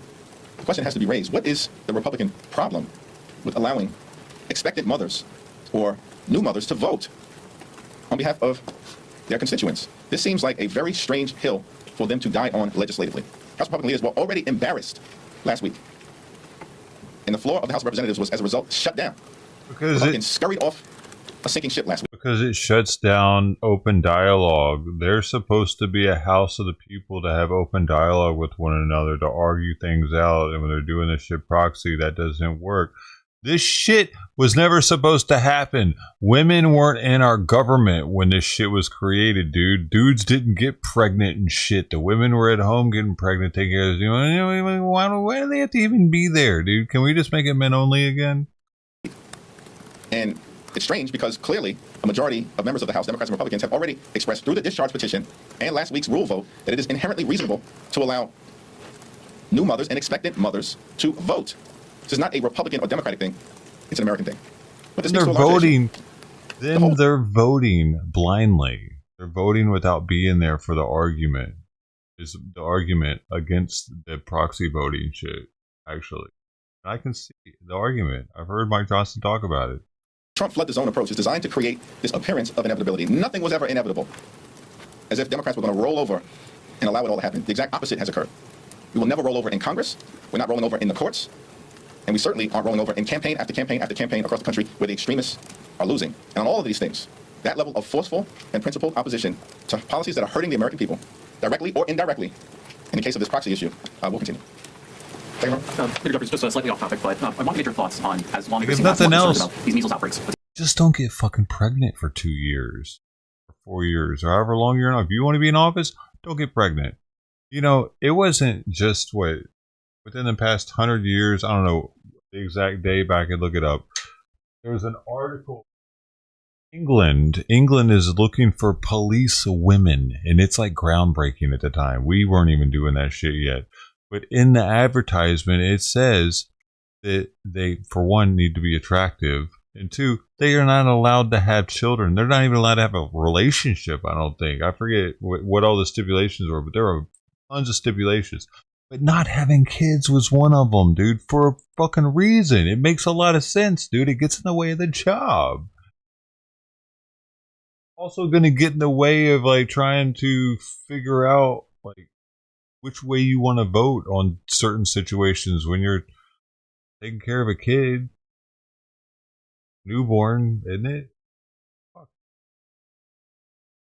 They shouldn't be able to have kids for a while. I think, at least the females.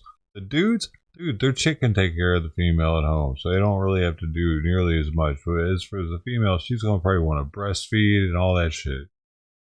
Happening throughout the country. We heard recently that actually Senator Bill Cassidy wants to put in a request for Secretary Kennedy to testify about the measles outbreaks. What are your thoughts on having him come to the House side as well on this? And do you think that HHS is doing enough to address this? HHS is clearly not doing enough. The fact that we even have a measles outbreak in 2025 is stunning, and it speaks to the incompetence of the Trump administration. We were promised by Donald Trump directly the fucking measles outbreak is because they let too many illegal immigrants in here that had measles. Measles was pretty much eradicated, they said. It wasn't here anymore. How did it get here then? Come on, man. But no, now it's Trump's fault. It got here. I mean, it was a matter of time. You flood the border with that many people, we're going to get hit with something. They were fucking hoping it was going to be something like COVID, though, probably. Most capable administration ever. Is that what Donald Trump and Republicans are delivering right now? Is this what competence and merit looks fucking like? Assholes. In department after department, including it could have been something like COVID. Secretary of Defense ever. And the others, including the HHS Secretary, are not far behind. And these things have real consequences when you have such an arrogant and incompetent administration.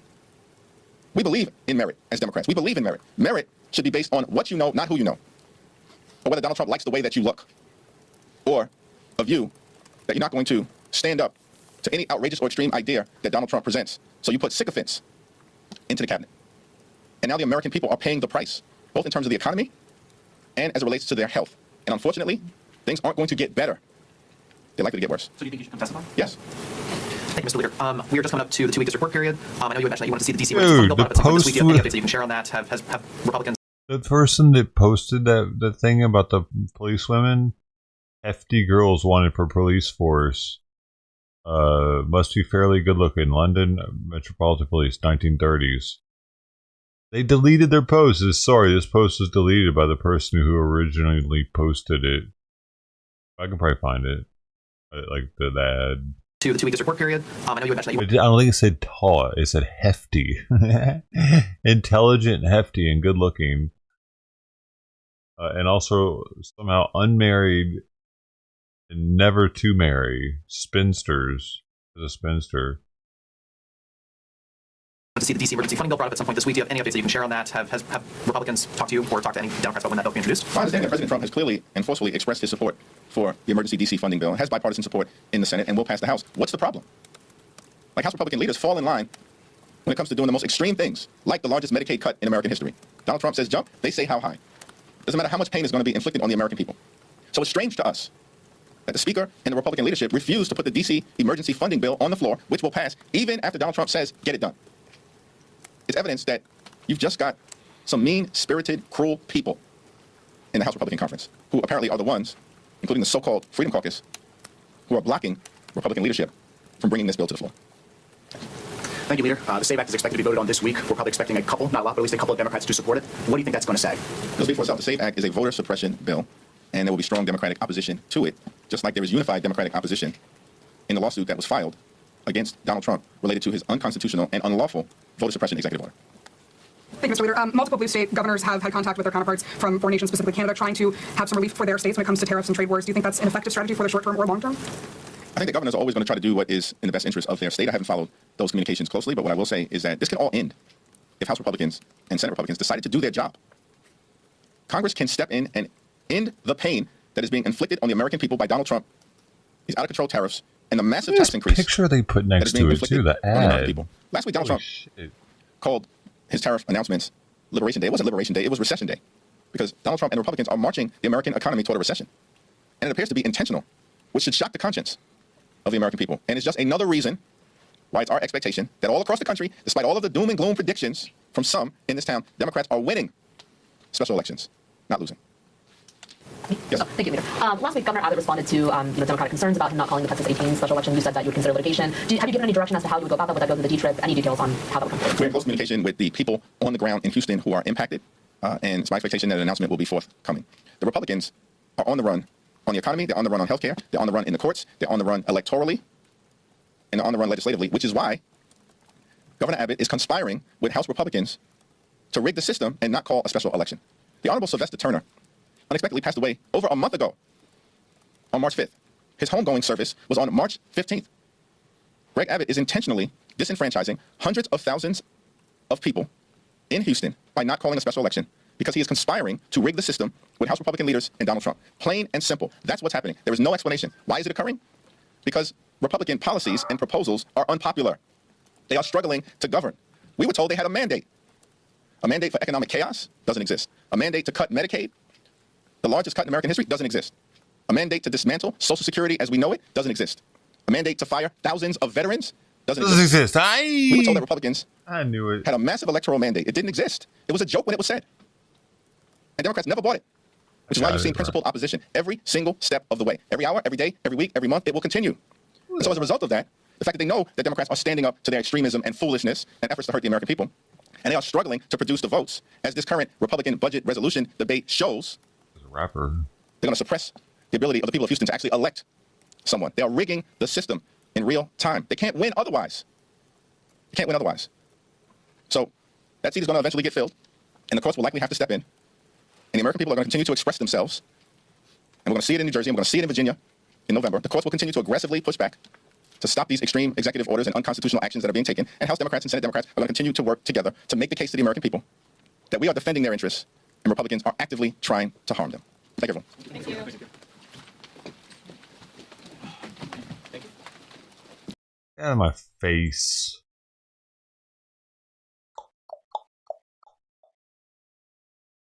Thank you, Doctor, for being here today. My former profession was working with students and kids. Traveled to hundreds and hundreds of high schools across the country in all 50 states, ate at lunchrooms, and the food in most of them were atrocious. 2010, we did away with. I would always get chocolate milk, though. Milk for some reason. I can't imagine. They did away with it? I've got a new granddaughter. What? My daughter-in-law is breastfeeding, we looked at the formula that we could have been feeding my new granddaughter. We want to do away with something, we do away with that because it's nothing but sugar. You know, and we're going to look at something that's so important to our kids growing up and their formula physical attributes of growing up as a infant formula is sugar. Adult. We're looking at possibility of milk being detrimental. It's mind-boggling to me, but I guess there's a lot more smarter people than me. You know, I used to have a training table for players. All of our athletes, and you could put milk and you could put tea, you could put water out there, they'd drink the milk. Athletes. And there's a reason that they look a lot better than a lot of our kids nowadays. But at the end of the day, we have to make a decision what's better. I can't believe we're even getting involved in this, but you know, science improves and changes over time. We know that. Our nutrition standards should not be what they were in 2010. They have to change.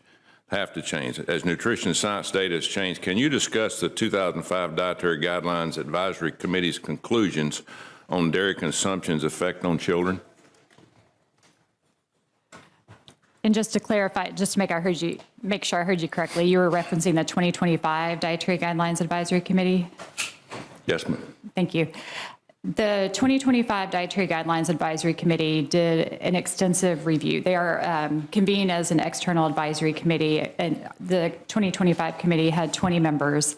They did an extensive review on all aspects of the diet, including dairy, data analysis, a number of systematic reviews, and food pattern modeling. At the end of the day, they looked at a lot of new evidence. There is evidence that's looking at food sources of saturated fat, so patterns that, or excuse me, dairy that has different amounts of saturated fat, these different types that are exactly the conversation today. They also did a number of food pattern modeling analyses to look, and what that does is looks to what happens if you change the amount of dairy in a pattern. At the end of the day, they found that you can't reduce the amount of dairy in a dietary pattern, that the amount that's recommended still holds, and that's in large part because of all the nutrients that dairy provides. It's a good source and the major source of calcium, vitamin D, and about a dozen other nutrients in the diet. At the end of the day, there are recommendations to the departments, and I'll note that that's advice to the departments for informing the next edition of the dietary guidelines, but their advice was to maintain the current guidance. Now, we are at a point, and Secretaries Rollins and Kennedy have acknowledged their commitment to supporting the development of the dietary guidelines to be released later this year, and they have also discussed doing a line-by-line review of the committee's report and basing the next edition of the dietary guidelines on science. So there will, I expect, be a lot more discussion related to the topic of dairy as well as other aspects of the diet. But at the end of the day, I think the 2025 committee continued to emphasize the importance of dairy in a healthy dietary pattern.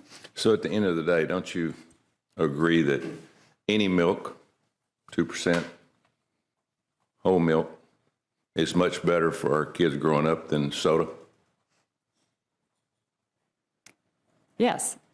I think the point of the dietary guidelines is that there is flexibility. There's a number of different options within the dairy food group, and whether that be fat-free, low-fat, reduced-fat whole milk, it's important to make selections that are right, that support individual needs and preferences, and in that context of the larger dietary pattern. Thank you.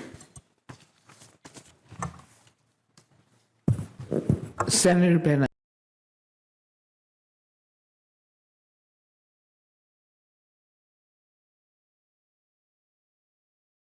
Oat milk's got that sugar in it, though, man. That's what I liked about it, probably.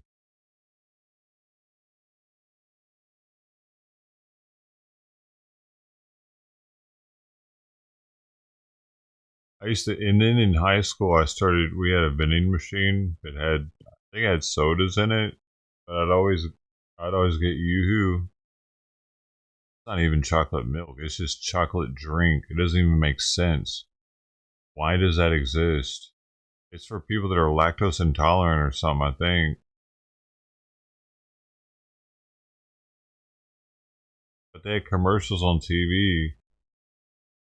It told me on it probably, somehow.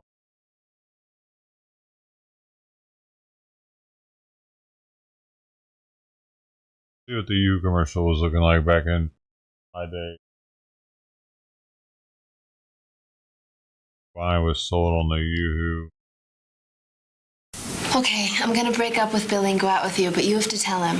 But he's your boyfriend. He's your best friend. Look, he just went out for a soda. We're gonna have to figure this out before he gets back. All right, if he comes back with a Pepsi, you tell him. If he comes back with a Coke, I'll It's do kind of it. gross, ain't it, Sister Kate? Yoo-hoo chocolate drink? Oh, Billy, you're the only one for me. That solves it. That's why I wanted it. Chocolate drink. I thought it was Buy any gonna. other beverage, and you could be making a terrible mistake. I thought it was gonna give me the ladies. That's what it was. I mean, might have almost got me one. Let's see that other one. Sometimes I wonder if I'm getting through to them. Brian, am I getting through to you? The only things that matter to them are Godzilla, basketball, and chocolate. Not that I have anything against Godzilla or basketball. Yes! Or chocolate. I drink Yoo-hoo. It's a delicious chocolate snack with vitamins and minerals. Ready, go! They really were selling one it, thing we dude, have in in the common. 90s. The only thing. Yoo-hoo, the cool way to do chocolate. Like, it came in 3 ways. In the paper, in the can, and in the glass. Chocolate.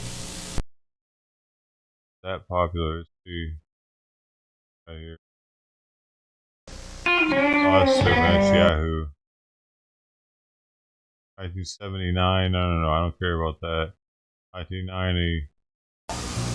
Don't tell him I said so. But my brother is totally cool. Totally cool. He can take a Yoo-hoo chocolate drink and do this with the cap. How did this sell fucking drinks? I'm working on it. Sorry, Dad. But house rules. You don't have to think one to drink one. With vitamins and minerals. Ow! Yoo-hoo, the cool way to do chocolate. How does that... I don't understand how that's sold. Delicious, nutritious Yoo-hoo Kid Packs. They can take them to school. Take them to the game.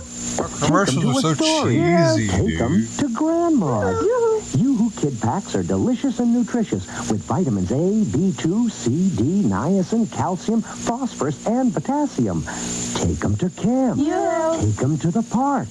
Take them anywhere. Oh, they even had a black girl Yoo-hoo Kid liking Packs, it. another delicious product from Yoo-hoo. Wait, they... Delicious product. Diet chocolate fudge. What? That, oh, you diet. I gotta find...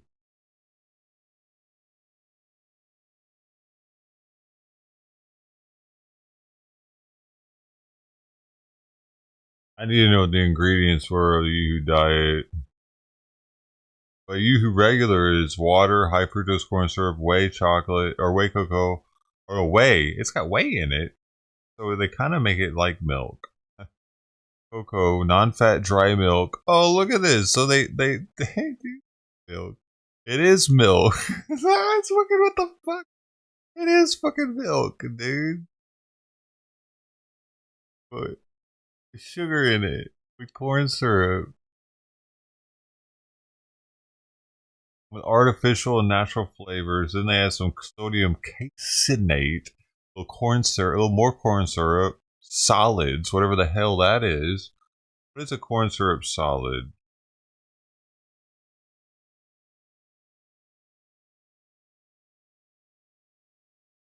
What the hell was I drinking? Is this the old recipe? Corn syrup solids are derived from liquid corn syrup.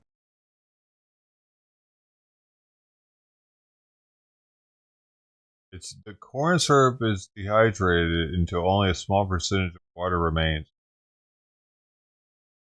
Corn syrup. What the fuck is corn syrup solid used for?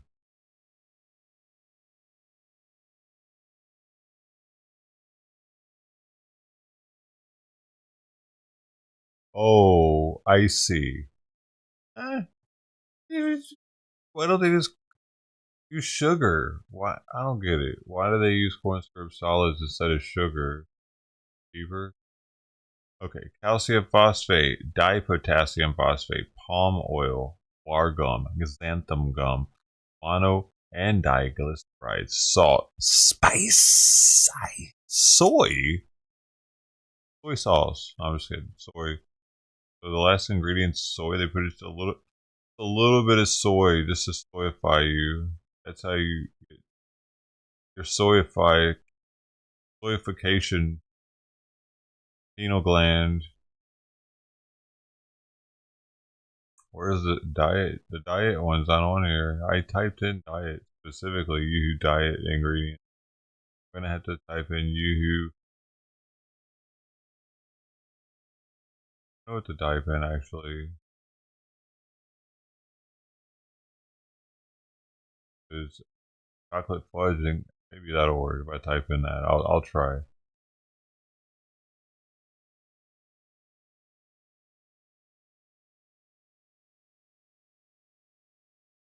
No. No, it's like that one doesn't even that one never existed. Oh look, this one says that it's 50% fewer calories than regular. Wait, is it still available? Maybe it's something else now. It's only available in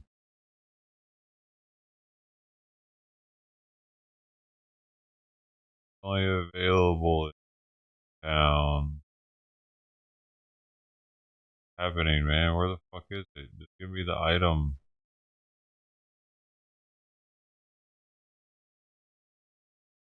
Down.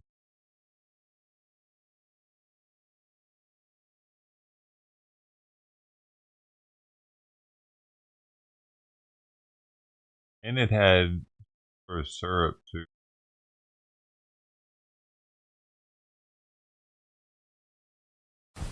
Another name for action is Yoo-hoo. Yoo-hoo. Yoo-hoo chocolate action drink. Yoo-hoo means action and cool refreshment. Yoo-hoo's got a super chocolate taste, rich chocolatey chocolate, and it's made with 99%. This is way better of a commercial, but I probably never even saw this. Yoo-hoo keeps your action up. Oh, it's not carbonated. There probably weren't that many drinks that weren't carbonated that you could. They were pre-packaged. Chocolate drink is a delicious soft drink value because it's made with 99% fat-free milk. You'll love Yoo-hoo. It's smooth, delicious. Soft drink. Why do they call them that? What's soft about it?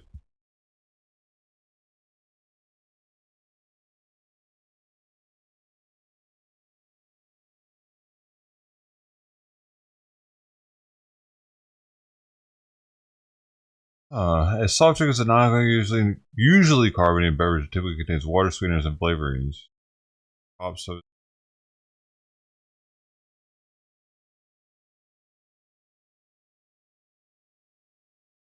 Called a soft drink.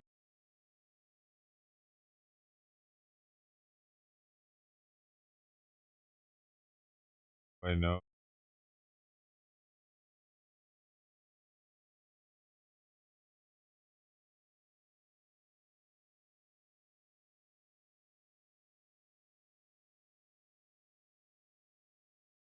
Soft drink internally is not. Oh, I see. Hard versus soft. Dude, how did I go this fucking long and not knowing that? I just went my entire life not knowing why soft drinks were called soft drinks.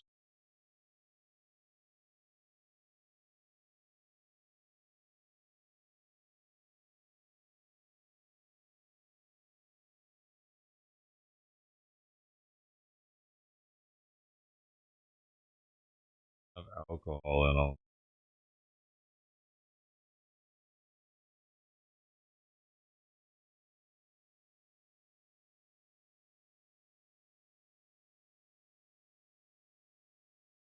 The term soft drink emerged to differentiate non-alcoholic beverages from alcoholic ones, which are often called hard drinks.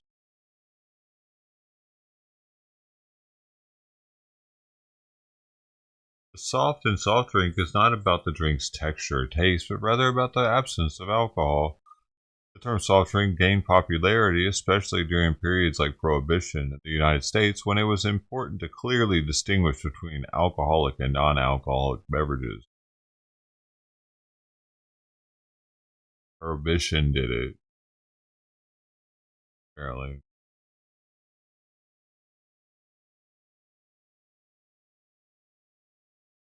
Have a soft drink. Here's some.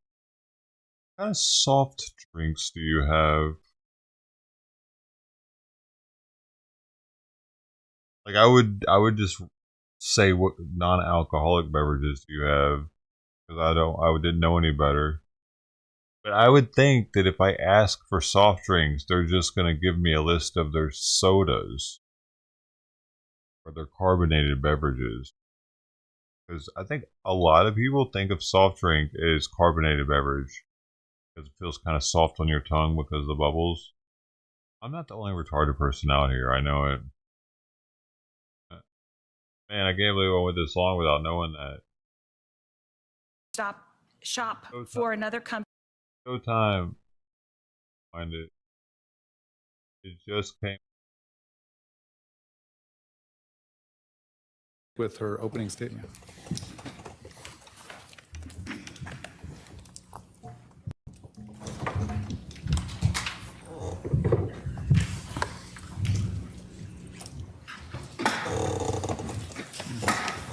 Ladies and gentlemen of the jury, I have been charged with a crime, a serious crime. And the only question here is, did I commit this crime? Conspiracy. Conspiracy is an agreement between two or more people to commit a crime. Okay, so you see, okay. There has to be an agreement. There has to be a plan. The evidence in this case will show that Charles Vallow and I got married in February 2006. It will show that it was my fourth marriage and Charles' third marriage. At that time, we each had 2 children. I had Colby, who was 9, and Tylee, who was 3. Colby. Charles had Cole, who was also 9, and Zach, who was 7. The evidence will show that our family moved from Austin, Texas to Chandler, Arizona in 2009. The evidence will show that Charles and I adopted our great-nephew, JJ, who was born in 2012.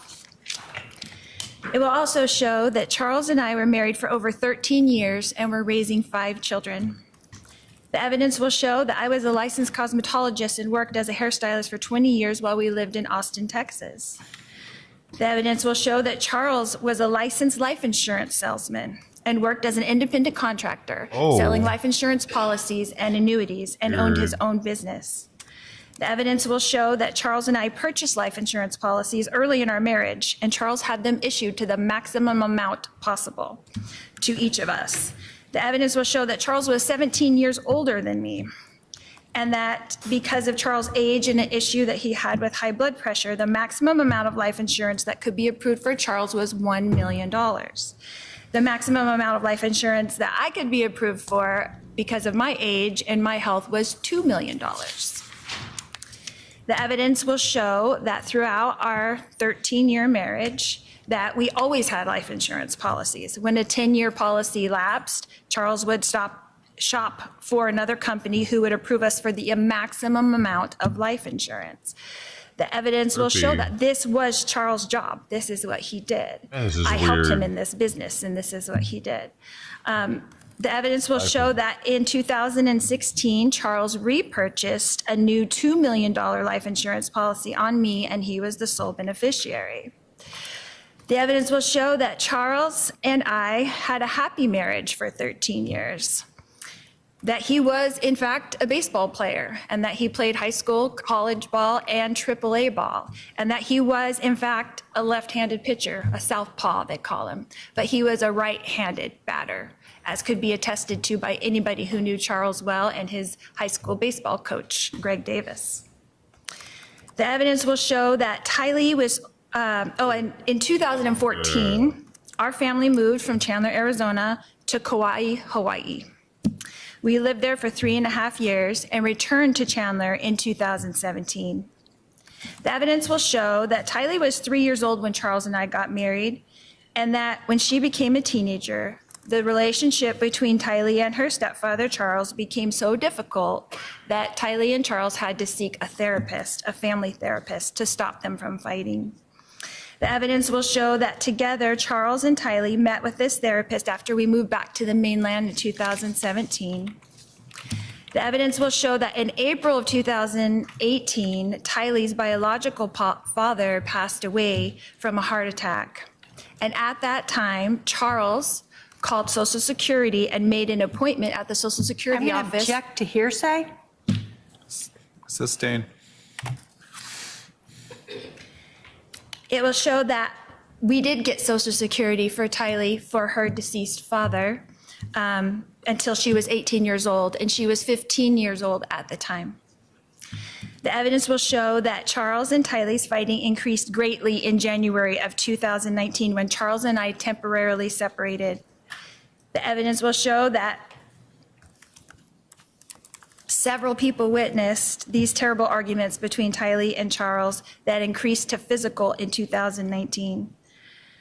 Charles and Tylee had major increasing arguments, two in February of 2019, one of March in 2019, which was captured on video, one in May of 2019, one in June of 2019, and then the worst of all in July 2019. The evidence will show that in March of 2019, Charles pulled JJ out of his special school and moved him to Houston, Texas, while we were temporarily separated. Tylee and I then joined Charles and JJ in Texas in April 2019 to reconcile. The evidence will show that JJ was diagnosed with severe autism when he was 3 years old while we lived in Hawaii. The evidence will show that for 2 years, JJ was attending a school in Gilbert, Arizona, a special school for children with autism. It's called Lauren's Life Academy. The evidence will show that in June of 2019, in JJ's best interest, Tylee, JJ, and I moved back to Chandler, Arizona to re-enroll JJ back in Lauren's Life Academy since he had a difficult time with the Houston, Texas schools with no services for his autism. The evidence will show that Charles and I agreed it was in JJ's best interest to be in school where more services were available to him, so Charles and I rented a house here in Chandler. On the day in question, July 11th, 2019, Charles and I were renting two houses, one in Houston, Texas, where he mainly resided, and one in Chandler, Arizona, where I resided with our two minor children, Tylee and JJ. By this time, our three older boys, Colby, Cole, and Zach, were adults and not living at home any longer. The evidence will show that during the months of June and July, that my husband, Charles Vallow, began to send me threatening text messages. These messages were seen by my sister Summer, and that worried her. The evidence will show that Charles insisted on flying into Phoenix on July 10th. As we've heard from the state. The evidence will show that I advised Charles that he could not stay with us at the Chandler house because he could not get along with Tylee, and I did not want them to get into another fight like they had 3 weeks prior. The evidence will show that it was ultimately decided between Charles and I on text messages that he would stay in a hotel because he traveled for business all the time and stayed in hotels all the time, and that I would book it for him since I worked for him and booked all of his travel. The evidence will show that Charles did, in fact, fly into Phoenix on Wednesday, July 10th, and stayed in the hotel that I booked for him. The evidence will show that Charles paid to fly my brother Adam Cox into Phoenix from Kansas on the same day, Wednesday, July 10th, 2019. The evidence will show that Charles planned to come to our Chandler home and pick up JJ and drive him to school on Thursday morning, July 11th, 2019. The evidence will also show you that Lauren's Life Academy opens its gates at 8:25 a.m. in the morning. And the evidence will show that Charles showed up at our Chandler residence around 7:30 in the rental car I booked for him on the morning of Thursday, July 11th, 2019. The evidence will show that Charles began texting with my brother Adam Cox before he entered our residence, and that Charles and Adam were discussing in their text communications that my other brother, Alex Cox, was at the residence. The evidence will show that on the morning of July 11th, that Tylee was asleep in her room and my brother Alex was asleep in the guest room. The evidence will show that when Charles entered the house, only JJ and I were awake and present. The evidence will show that after we put JJ in the rental car, that Charles came back into the residence to receive his phone, leaving JJ in the front seat of the rental car with the engine running. He was 7 years old.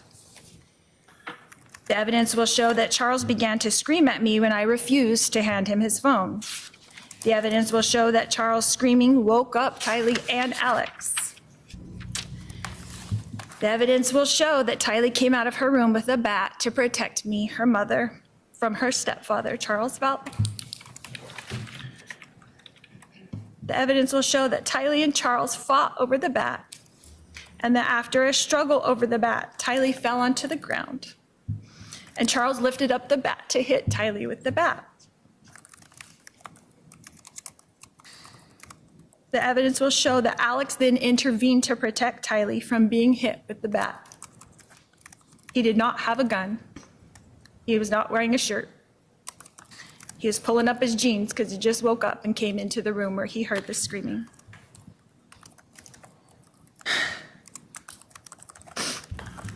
The evidence will show that Alex and Charles got into a physical struggle for the bat and fell onto the ground. The evidence will show that Tylee, who was on the ground, was lifted up by me and sent outside to get away from the struggle and to protect JJ, who was still in the running car, in the rental car in the driveway.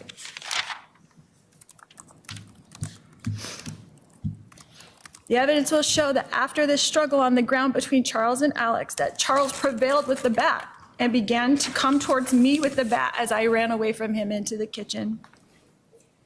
The evidence will show that at some point while I was running away from Charles, who was chasing me with the bat, that Alex apparently retrieved his gun. The evidence will show that I ran outside to the children and that Alex shot Charles in self-defense. The evidence will show that Tylee and I had both run outside without shoes. The evidence will show that JJ was still in the front seat of the rental car with the engine running and struggling to get out of the car. Tylee was trying to keep him in.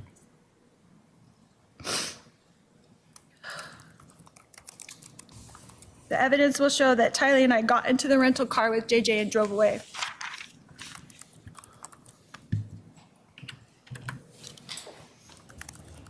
The evidence will show you that I drove the children away from the residence towards JJ's school.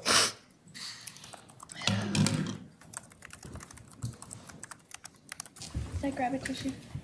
Yes. Oh, she's never getting out of prison. Got a life sentence already.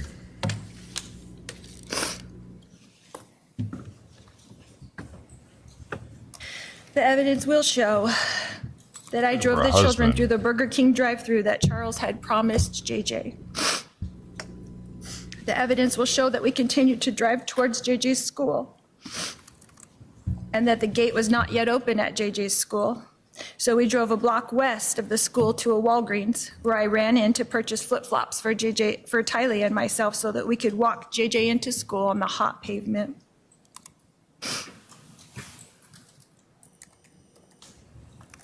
The evidence will show that Tylee and I returned directly to our residence where we met with police in our driveway. I have to listen to more evidence showing. The evidence will show that we were spoken to by the Chandler police officers. And the evidence will show that Tylee and I were told by the Chandler police detectives that Charles had passed away.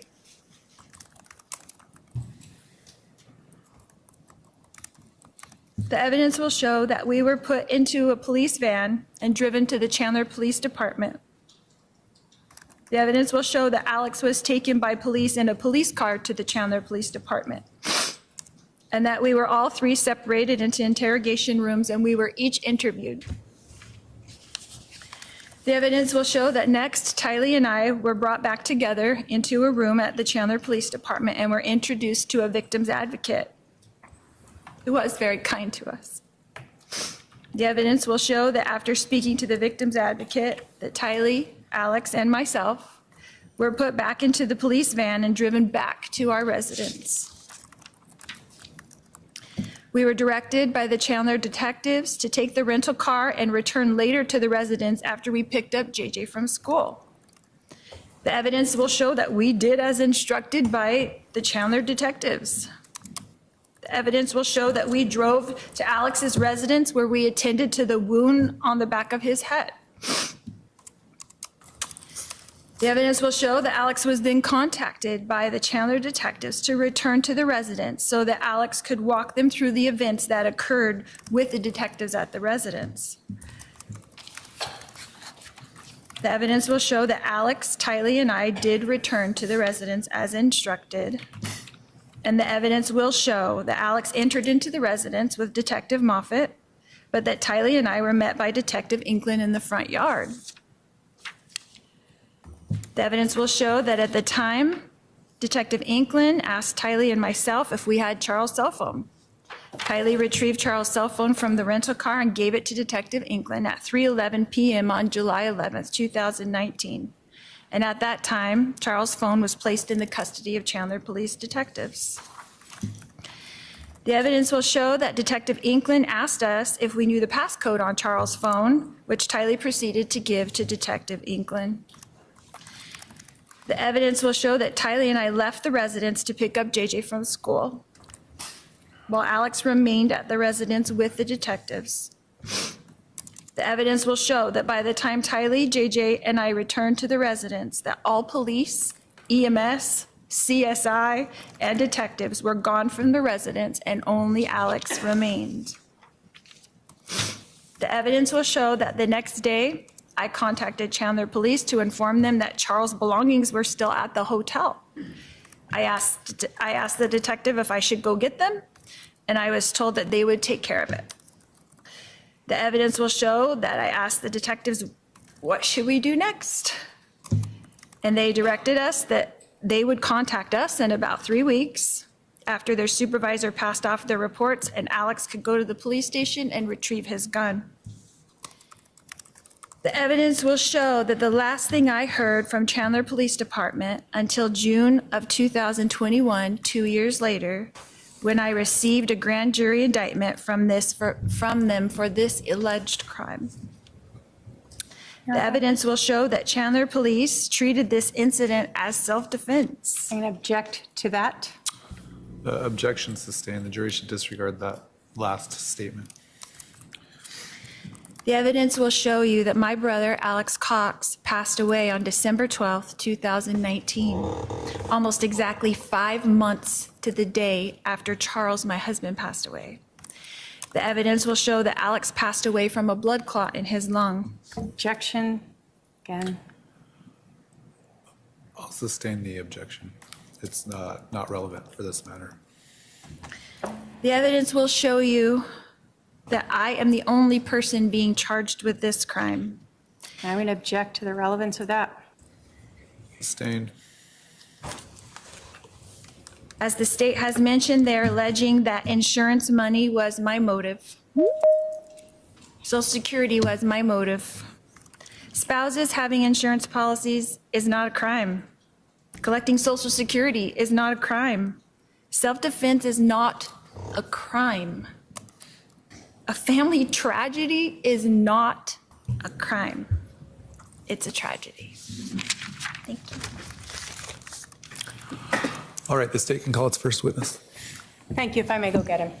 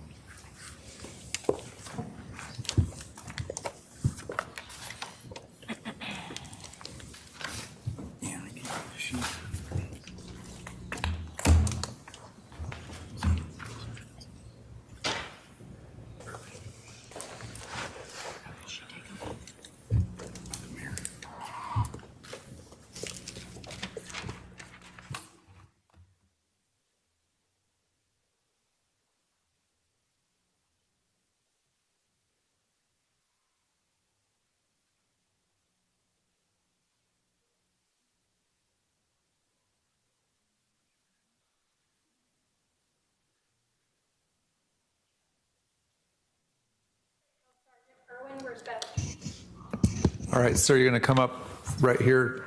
My clerk will swear you in right here.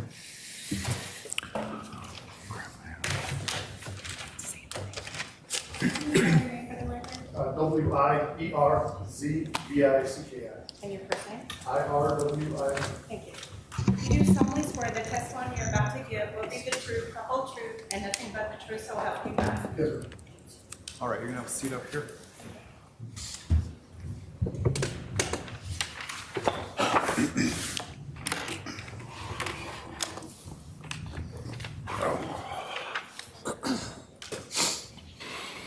Sir, would you please tell the jury your name? My name's Sergeant Erwin Worsbicky. I work for the Chandler Police Department. How long have you worked for the Chandler Police Department? June will be 10 years. Did you have any prior law enforcement experience? I had 10 years in Illinois. Back on July 11th of 2019, what were your duties at that time? I was working as a patrol officer, I believe in Beat 18. And what were your hours? 0600 to 1600. Is that 6 a.m.? 6 a.m. to 4 p.m. Yes. Thank you. Were you dispatched to a residence at 5531 South Four Peaks Place in Chandler, Maricopa County, Arizona? Yes, ma'am. And what were you dispatched for? It was a shooting. Were you the first on the scene when you arrived? I was, What did you ma'am. see? Okay. What were you wearing at the time? I was in full patrol uniform. Does the Chandler Police Department, back then, did they have body-worn camera? They did. And can you describe where that was and how that works? I believe back then I wore it on my left shoulder. Okay. And how does it get activated? You have to press a button and it'll turn it on. Does it normally record audio? Yes. And did you have that on and did you activate it when you arrived to this scene? Yes, ma'am. Were there other officers on scene at some point when you got there? After I arrived, yes. And you're saying you said you need 60, so I pulled the printer to keep it. Sorry about that. What other officers arrived on scene? Right after I arrived, Officer Krautheim arrived. Can you describe to us sort of what happened as you get to the scene? How did you guys, you and Officer Krautheim, handle the situation? When I was getting out of the car, I believe the gentleman that called in was still on the phone, and we advised dispatch to tell him to come out with nothing in his hands except his phone. As he opened up or came out the front door, I started giving him commands as what I wanted him to do. So you're talking with dispatch. Is that the same as 911? Yes, it's the same dispatch center. So is the person who's talking to the 911 person then just relaying information to you? Yes. Okay. So you're able to tell that tell dispatch to tell the person to come out? Yes.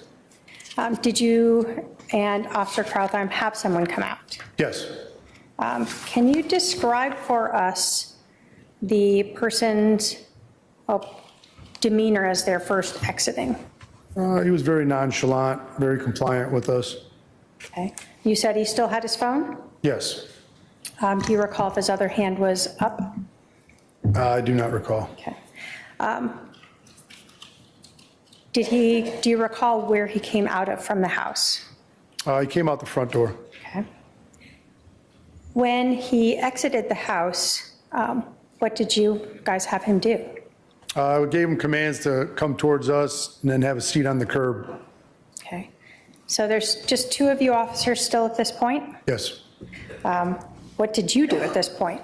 I decided to go check for anybody that was injured inside and clear the house, make sure there was nobody else in there. Okay. What did Officer Krautheim do? I believe he started speaking to the gentleman that we had come out the house. So he stayed outside Yes. and you went into the house? Yes, ma'am. When you talk about clearing the house, can you tell us what that means? What do you do? We just wanted to make sure that if anyone needed aid rendered to them, we could render aid to them, or if there are any more suspects in the residence, that we could try to apprehend them. Does that mean that you walked through the entire house?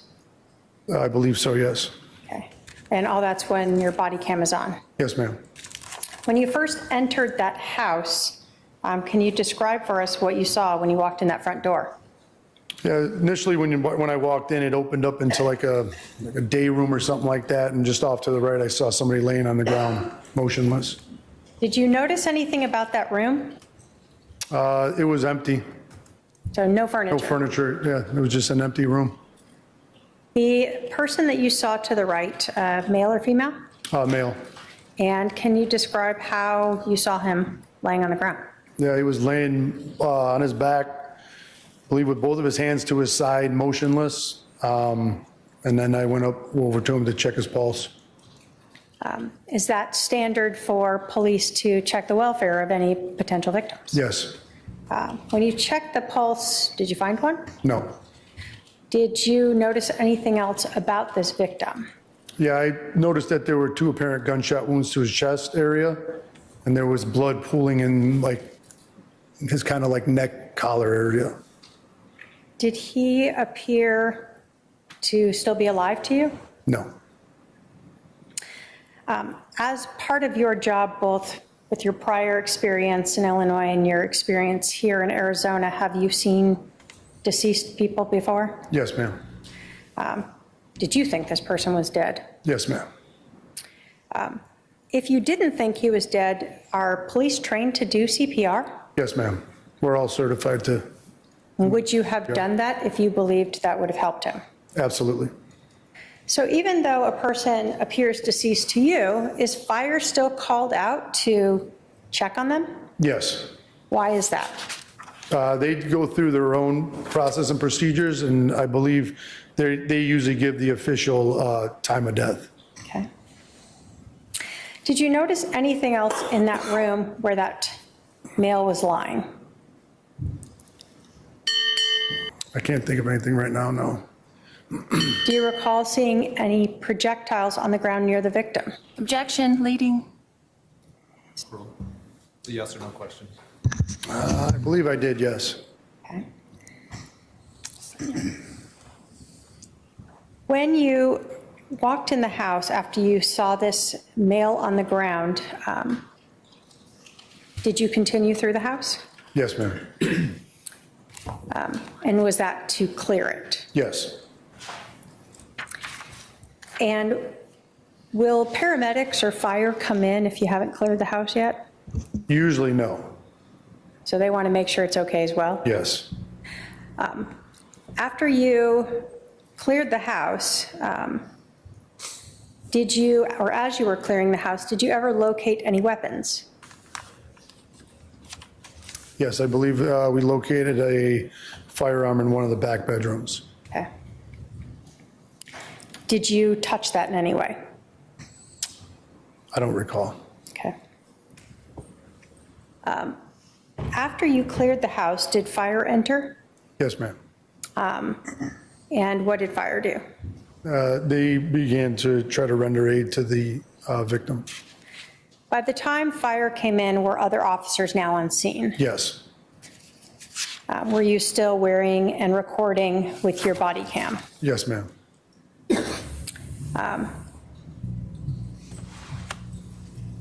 Does the body cam, you told us that it's on your shoulder. Does it always show where you're looking? No. So your eyes or your head can be turned to a different direction than what the camera is actually showing? Yeah, if I was turning talking to the judge, my camera would be facing the crowd. I want to show you a video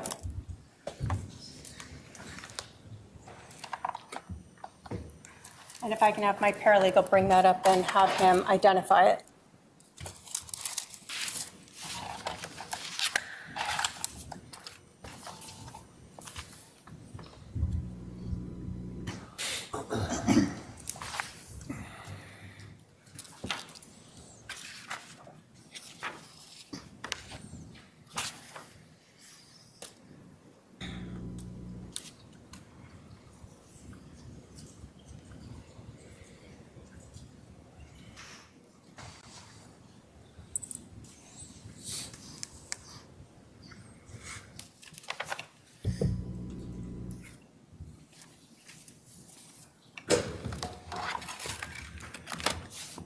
And sir, if you could just look at that and let me know if you recognize that as your body cam minus the audio of it.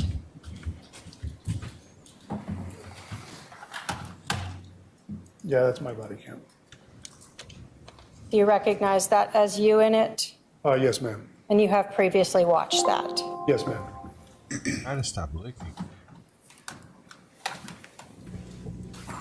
Your Honor, the state will move to admit exhibit number What?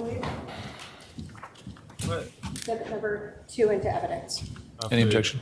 No objection. 2 is admitted. And Your Honor, if we may publish it. You may.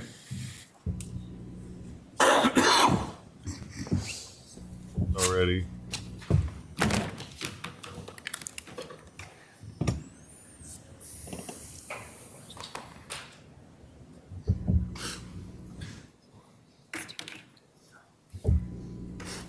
Also right there. It's actually been admitted.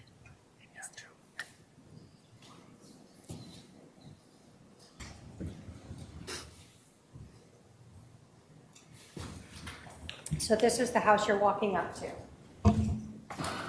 correct? Yes, ma'am. As you're talking to dispatch? Yes.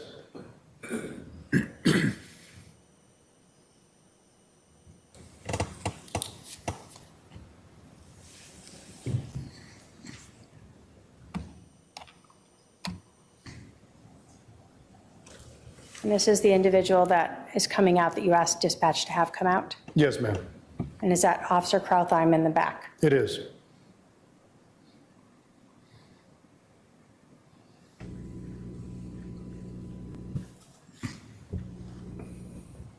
So he'd been in there with the body for 45 minutes, getting the scene ready for these cops to come check it out.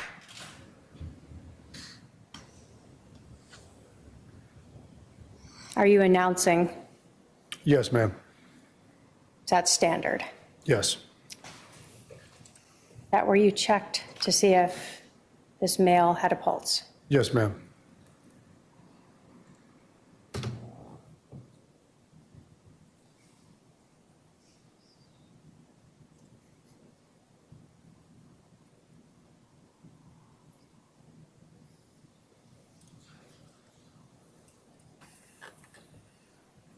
Fucking crazy that the night before some internet date chick was telling him that maybe he should just tell her that she wasn't on the life insurance. Is that the weapon that you told us that you found? Yes, ma'am. Like, and then he thought that he was coaxing her because he was dead. Are you letting people know on your radio that you found a weapon? I believe so, yes. That's the fucked up part. I mean, if he would have told her, yeah, sorry, you're no longer on the insurance, she probably would have done it. There would have been. You told us that other officers were arriving? Sure, Social Security, maybe. Is that what we see here happening? Yes. But, And is fire also starting to come in? I believe they were right behind him, yes. $4,000 a month isn't $1 Will you million lump continue to sum. clear the rest of the house? Yes, ma'am. Huge difference. It doesn't make people as murderistic. Usually, does it?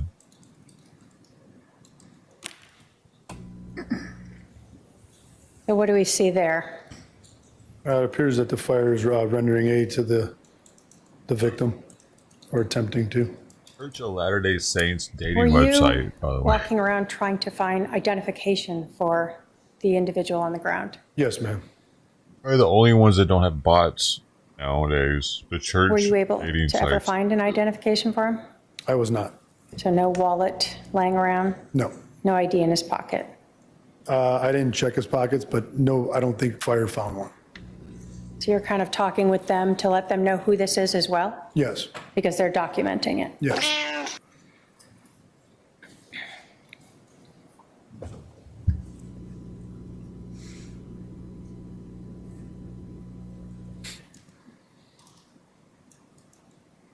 And is that the individual who came out with the phone from the house? Yes, ma'am.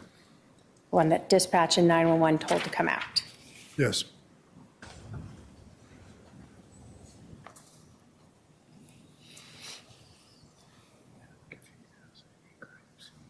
He's having some hairball stuff because he keeps throwing up. He's thrown up like 3 times today. Clear stuff. Bunch of hairball. A dollop of hairball stuff. That'll do something, huh? When you were interacting with him there, what was his demeanor like? He was extremely calm. He's not covered up hairballs though, so there was a little bit of hair in it though. So maybe just having a hard time with one.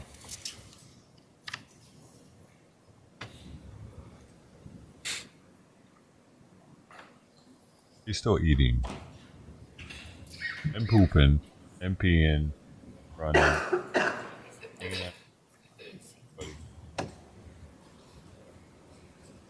Not dumb. He told us that you were looking for the wallet for this individual. Penelope. Pepe's girlfriend. Did it seem unusual to you that you couldn't find one? I wouldn't say it was unusual. I didn't know if he lived there or not, so I just kind of looked around to see if there was anything laying around.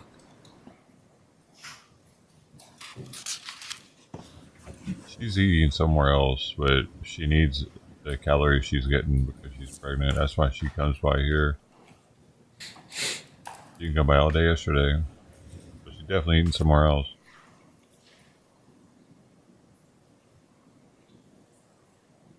Same with Pepe. All day yesterday. That was very weird. Both of them.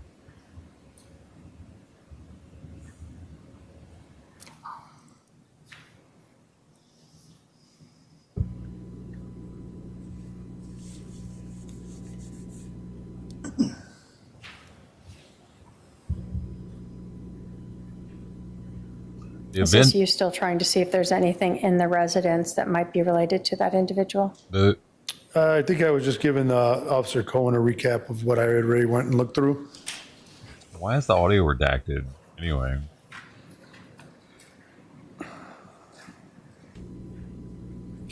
Doesn't make any sense. What were they saying? They saying some shit they didn't want. The DA doesn't want out there. Are they saying some foul shit?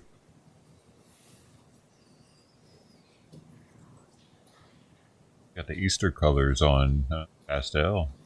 It is that season. Pastels on. Get your oil pastels out and shown defense counsel smear them. defended exhibits 3 and 4. I have a paralegal bring those up to the officer to review as well. All oil pastels aren't pastel color though. What's up with that? Like there's a black oil pastel. Is that the brown?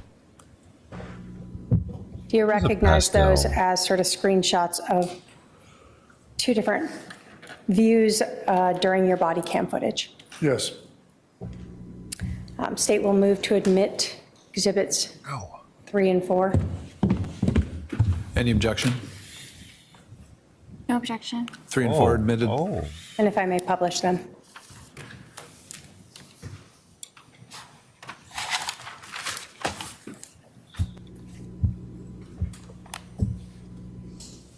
Well, there's pastels and there's pastel colors. 2 different things.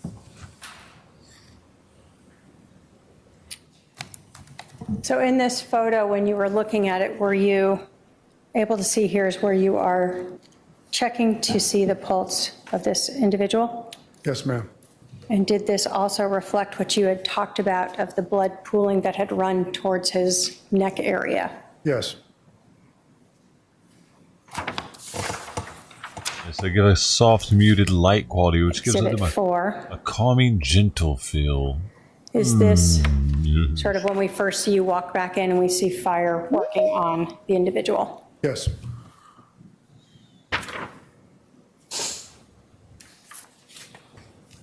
They're often used to create a sense of tranquility, lightness, and femininity. You told us that when that individual who was on the call with 911 came out, Creamy. that you observed the phone with him. He was kind of holding it. Yeah. Did you ever see any other phone in the house as you were looking around? Anything obvious laying around? It always keeps happening. I don't believe I did. Not me, it's them. No phone on the ground near the deceased male? Not that I recall, no. After you had cleared the house, allowed fire to enter, and other officers were arriving, were you tasked with going out to put up some crime scene tape? Yes, ma'am. What does that mean? It's just tape that keeps the general public out, keeps the media out, so we have a secure scene, and it doesn't get tainted by anybody or anything. So that included both the house and some of the street? Yes, ma'am. Did that sort of end your involvement? Yes. Thank you. I have no other questions. All right, cross-examination.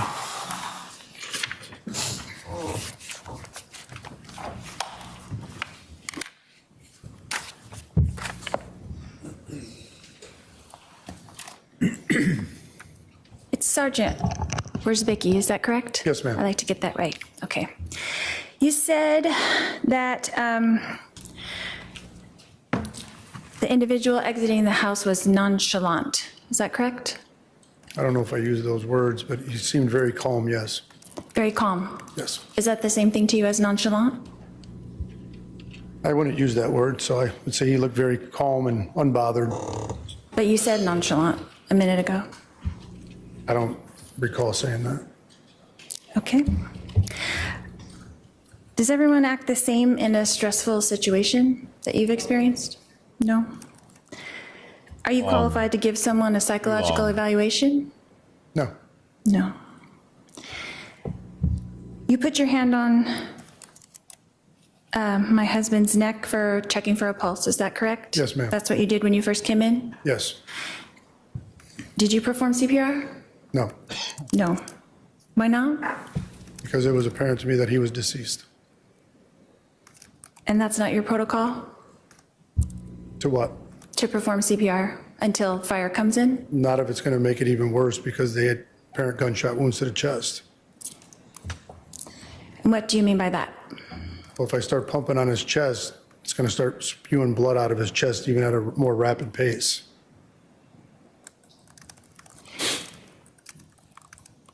So when the 911 operator was telling my brother to do that, that same thing would happen? All depends on when the call came into dispatch. But I'm saying if you're doing CPR on someone with a gunshot wound in the chest, on the chest. Could, yes. Yeah, okay.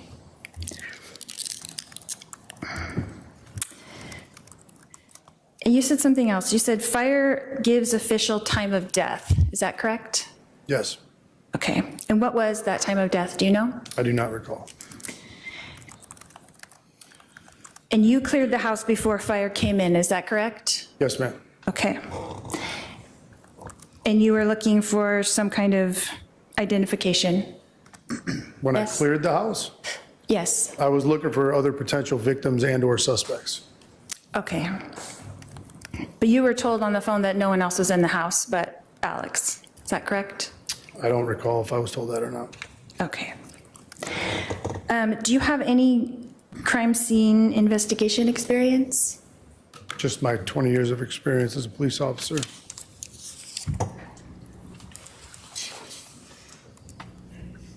And you said something about, and this is just for me to understand, you said something about the casings being to the left of him or to the right of him? I didn't say they were to the left or to the right. Oh, did you say west or east? No. Sorry, that was my interpretation. Can you tell me what the weapon was that you found? It was a handgun. Was it a .45? Don't recall. Okay. Could you tell what direction the bullet came from? Based off the way the body was laying, I could assume it came from where his feet were at. Near the feet? Mm-hmm. Did you see the projectile that was in the baseboard? I don't recall if I saw that or not.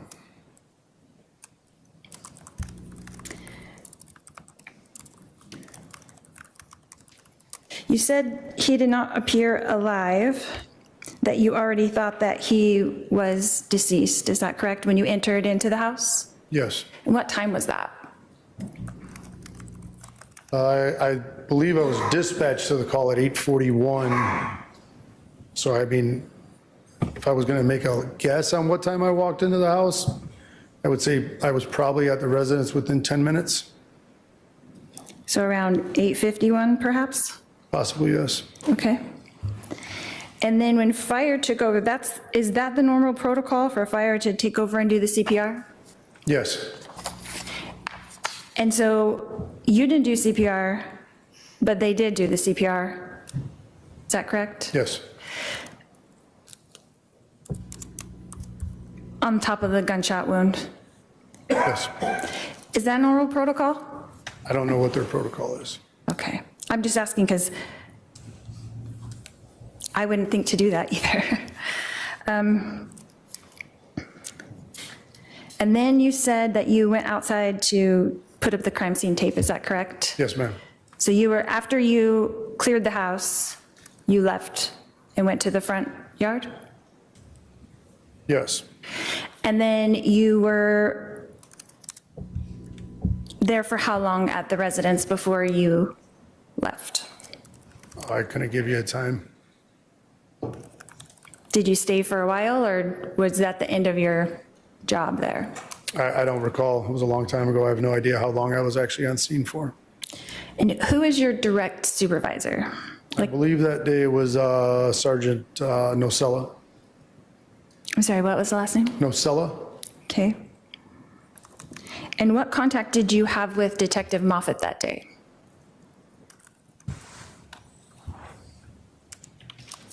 I don't know if I had any with him on scene. Okay, what about Detective England, perhaps? I may have briefly spoke to her while I was on scene. Okay, 1 time, 2 times, 3 times? I couldn't tell you a number. Okay. And then when you have to report to your superior before you left the scene? He was on scene, I would imagine. Nocella? Is Yes. that what you said? Okay. And then you don't know what time you left, but you arrived at approximately 8:51? Give or take, yes. And then did you see me arrive at the scene? I think as I was leaving, yes. So approximately around the time that I arrived, you were leaving? I don't know if I left when you arrived, but I was on my way out of the crime scene as far as I know. Okay. And then you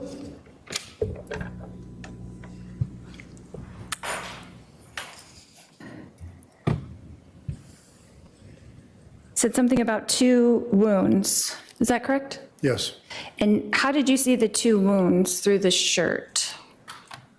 Just was an observation that I made when I saw him laying on the ground. So did you see 2 holes in the shirt? I'm not sure exactly what I saw when I was there, but I could see that there were 2 apparent gunshot wounds to his chest. And then I'm sure, well, I won't speak for you. So when they began CPR, they did open his shirt. Is that correct? I have no idea. Because when you walked by, his shirt was open. Objection to question. Yeah, please ask questions only. Did you discuss this case with Sergeant Nocella? I don't believe so. I would imagine he was on scene and he got briefed by the detectives. He got briefed by the detectives? Is that what you said? In fact, I would imagine, yes. Okay. And then have you spoken to the case agent on this case?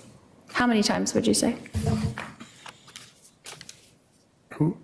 Who's the case agent? Oh, Detective Duncan. That's my understanding. I mean, I've spoken to him many times in my career. Regarding this case, how many times do you think you've spoken to Detective Duncan? I couldn't even put a number on it. I would say very few.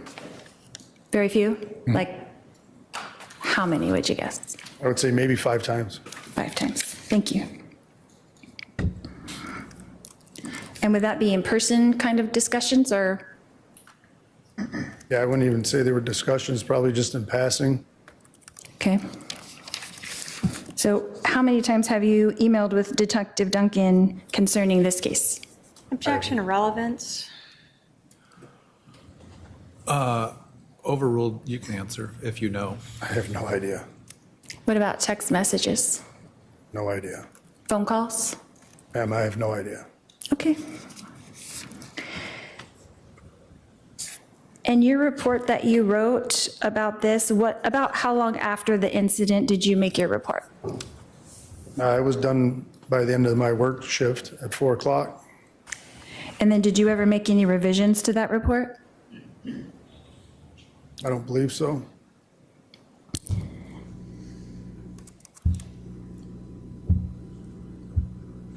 So you left the scene approximately sometime in the morning, and by 4 o'clock that day you had written your report. Yes. Is that correct?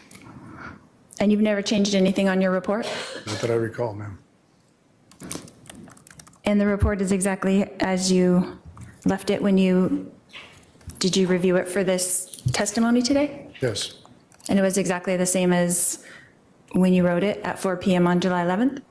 I don't know if I wrote it at 4 p.m. It was Or done by 4 p.m.? but It appears to be yes. Okay. Thank you, that's all I have. All right, redirect.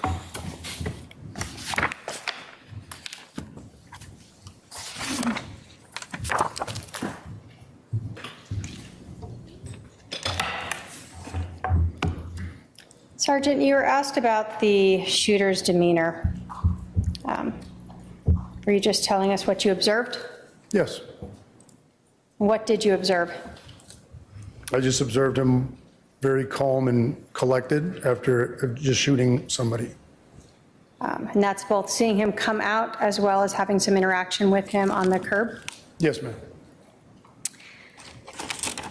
When a person is been shot and you check for a pulse and you believe they are deceased, as a police officer, are you supposed to touch the body? No. Is the body basically a crime scene? Yes. Based upon your training and experience, did you believe that the victim was deceased? Yes, ma'am. Do fire have EKG heart monitors and things that they use to determine if maybe you missed a pulse? Yes, ma'am. When you talked about giving CPR, if an individual is now a crime scene, would giving CPR to that deceased person change the crime scene? Yes. And so as someone who believed the person was deceased, you did not want to modify or change the crime scene? Correct. You were asked about the gun. Is the gun part of the crime scene? Yes. Were you responsible for processing the crime scene? No, Why didn't you go in there and pick it up and start handling it? because I didn't want to alter where it was laying when he got done using it. You were asked a lot about when 911 was called, when you were dispatched. This was a few years ago, Several, yes. 2019. Yes, ma'am. Is there something called a CAD report that documents when 911 was called, when you were dispatched, when you arrived, and even when you left? Yes, ma'am. Would looking at the CAD report help refresh your recollection as to when those events occurred? Yes. If I may have my paralegal provide him with a copy of the CAD report.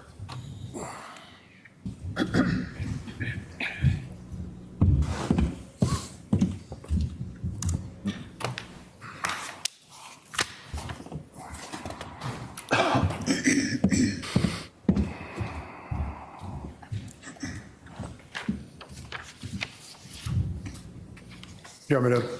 Starting, does looking at the CAD report help refresh your recollection as to when the 911 call was received? Yes, ma'am. When was that? It was received at 8:36. Does looking at the CAD report help refresh your recollection as to when you were dispatched? It appears it was dispatched at 8:37. So your memory of saying 8:50 or so was perhaps incorrect. Yes. Was looking at the CAD report indicate when you arrived? 8:43. So again, that was a little earlier than your memory was. Yes, ma'am. And does looking at the CAD report help determine or refresh your recollection as to when you left the scene? Yes, ma'am. When was that? It's 5:31 p.m.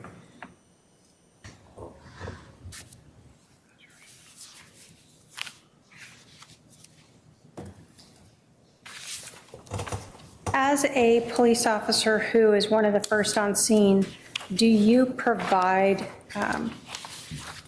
briefing or information to your sergeant or the detectives on scene as to what you saw, observed, and did?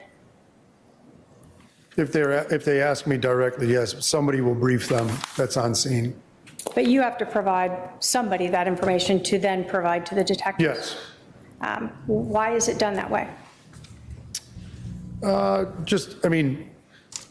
usually a supervisor is going to want to know what's going on and what we did, just so the detectives know exactly what they're walking into.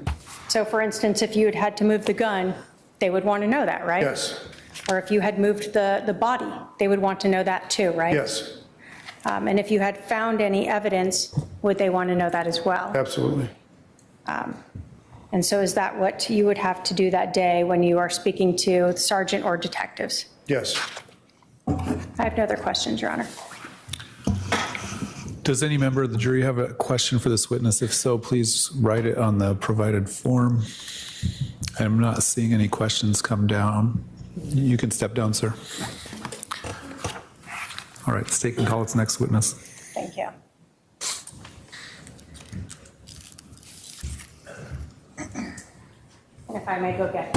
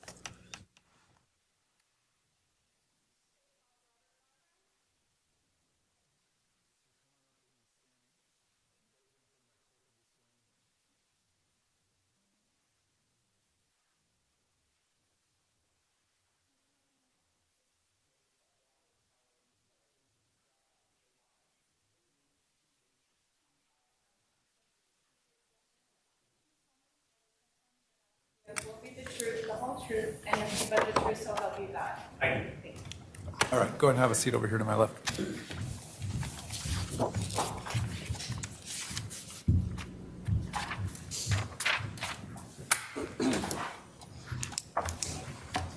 Sir, would you please introduce yourself to the jury? I'm Robert Krautheim. And where do you currently work? I currently work at the Sandra Day O'Connor Federal Courthouse. Back in 2019, where were you working? As a Chandler police officer in Chandler, Arizona. How long did you work for the Chandler Police Department? 25 years. When did you retire? About 3 years ago, February. When you were working there in July of 2019, what were your duties at that time? I was a patrol officer. I was responding to calls for service. Okay. And do you recall what your shift was at that time? It was a day shift. I think I start my shift at 6 and end at 4. Were you working patrol for Chandler Police Department on July 11th of 2019 at about 8:36 a.m.? I was. Were you dispatched to 5531 South Four Peaks Place in Chandler, Maricopa County, Arizona? Yes. What were you dispatched for? A shooting that had just occurred. Based upon the information that was, well, let me ask you this. When you are arriving to a scene, do you get information relayed to you about this call? I do. Why is that? The call taker is asking the person on the phone what's going on, where it is, who's there, just basic information, and then dispatch relays that information to me as I'm driving to the call for service. Is that so you have a better idea about what you're walking into? Yes, it's on a computer, but verbally, the stuff that's really pertinent before I arrive is just verbally done over the air. So when you were arriving on the scene, did you think this shooting had just occurred? I did. When you got to this 5531 South Four Peaks, were there any other officers on scene yet? Yeah, Officer Wiz was there. Is that Officer Wiersbe? Yes, I'm sorry, I apologize. What were you wearing? Patrol outfit, basically a patrol uniform, police uniform, body-worn camera. And back then, where was your body-worn camera? At the time, it was a lipstick camera, so part of it was here, but the camera's actually on my right shoulder. Okay. And was that on and recording as you sort of arrived on scene and while you were present there? Yeah, I started recording while I was driving there. Okay. When you arrived, did you know whether or not the 911 caller was still on the phone? Yeah, she was still on the phone. And when you were talking with dispatch, did you arrange to have this person come out, or did Officer Wiersbe do that? Yes, dispatch advised him to come out of the home without anything and hands up in the air. That's kind of standard. And did he comply with that? He did. What exit did he come out of? Out the front door. Okay. Can you describe sort of his appearance and demeanor as you observed him coming out of the house? His clothes were clean. He was calm, not emotional at all. Different than what I would have anticipated. When he first exited, did you notice any injuries to him? He was holding, it was a white rag at the time. It was just kind of red and white. He was holding on the back of his head. When he first exited or later? As he's coming out of the house. Did you notice any difficulty walking or talking when you first had contact with him?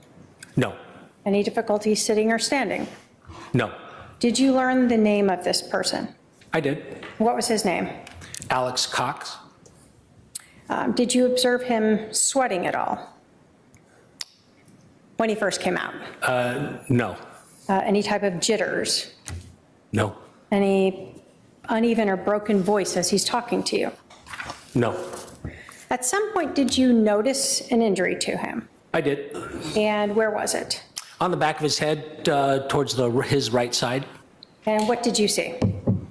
I articulated my written report as about an inch laceration, a small like knot, and it was bleeding a little bit.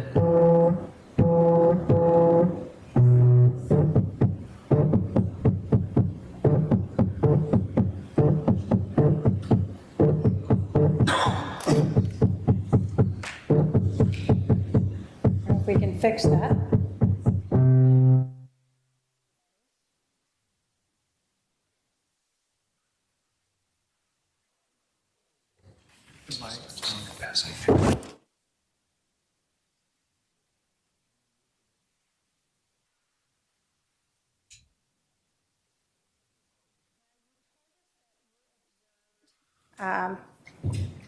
Alex Cox patting or rubbing the back of his head with some sort of rag or paper towel? Yes.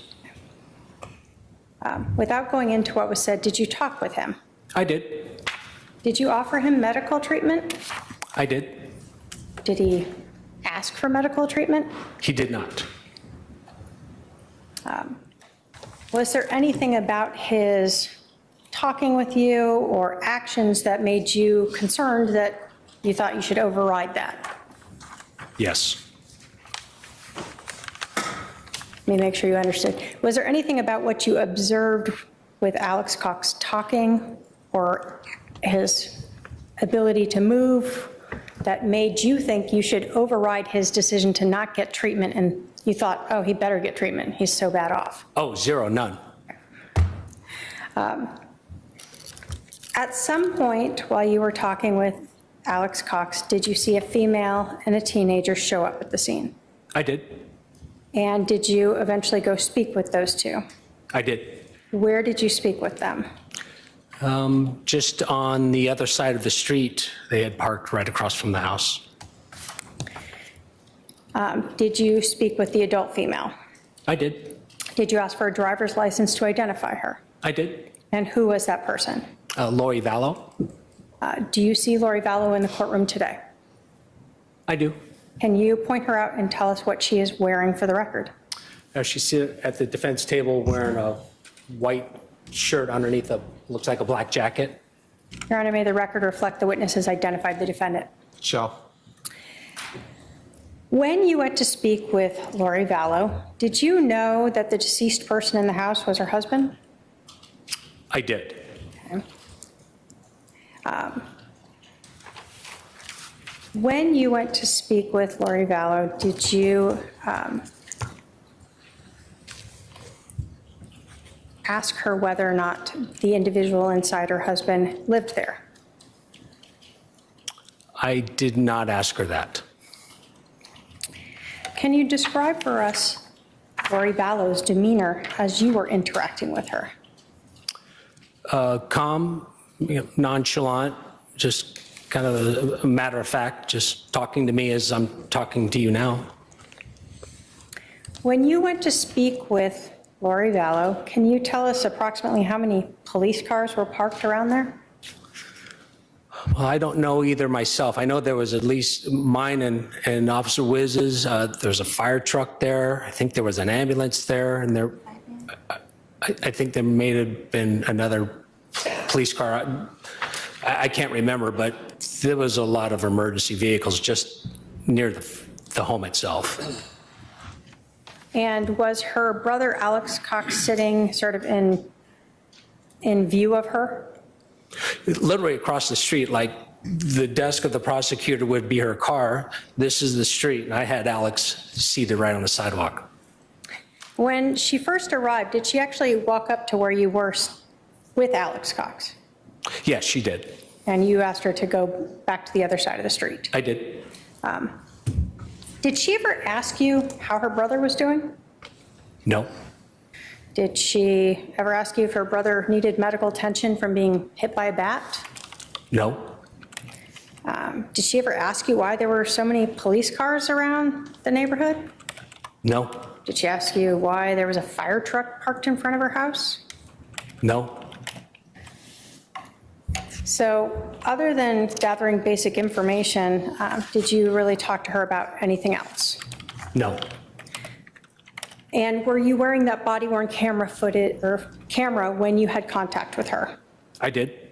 After you talked with Lori Vallow, did you go back and stand near Alex Cox again? Yes.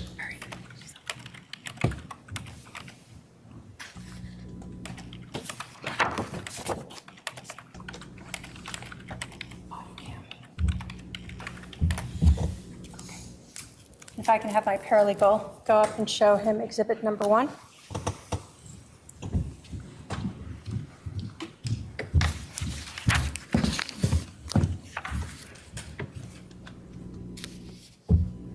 Do you recognize exhibit number 1? I do. Is that a copy of your body cam footage from July 11th of 2019? It is. Is it missing the audio other than during your interaction with Lori Vallow? Correct, yes. And did you initially identify that previously as your body cam? I did. State will move to admit exhibit number 1. Any objection to exhibit number 1? Any No objection to No objection. exhibit 1's admitted? And if we could publish it. Go ahead.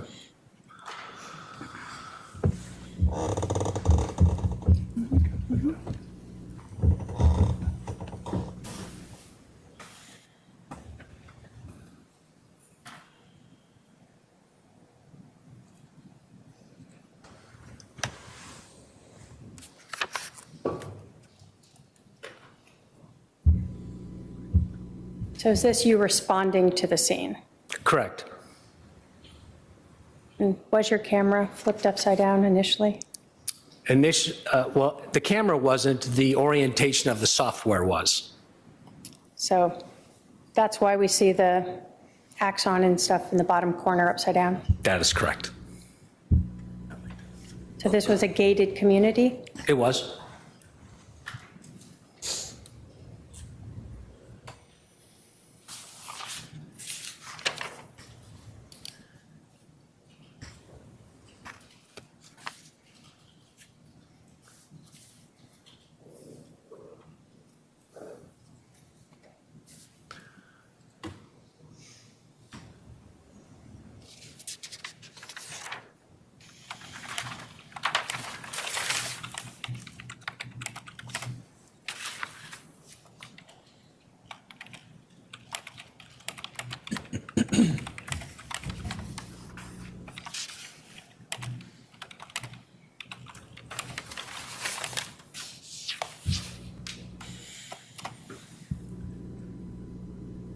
As you're driving, did you go by the fire truck here?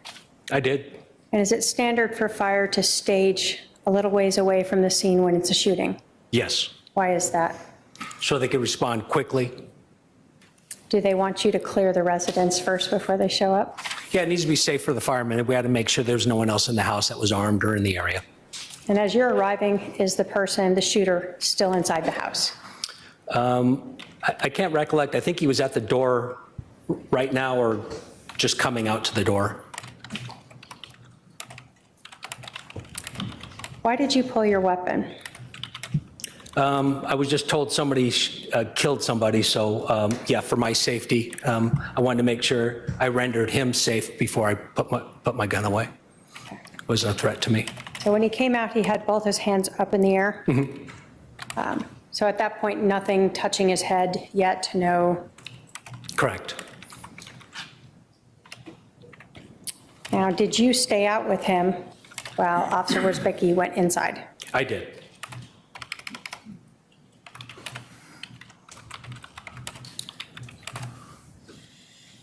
While you're talking with him during this whole time, at this point, he still hasn't brought anything out to try to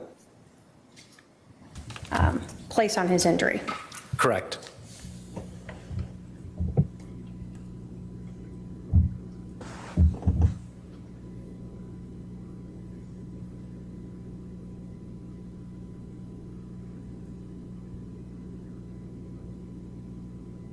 When he came out, did he already have those sunglasses on the top of his head?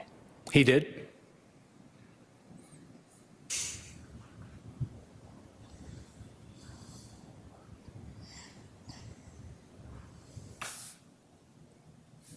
Why did you have him move over here? I actually physically couldn't hear him. Fire trucks are incredibly loud, so I had to move away. The fire had already pulled up to now go inside the residence. Correct. And can you kind of see them in the corner going in? Yes.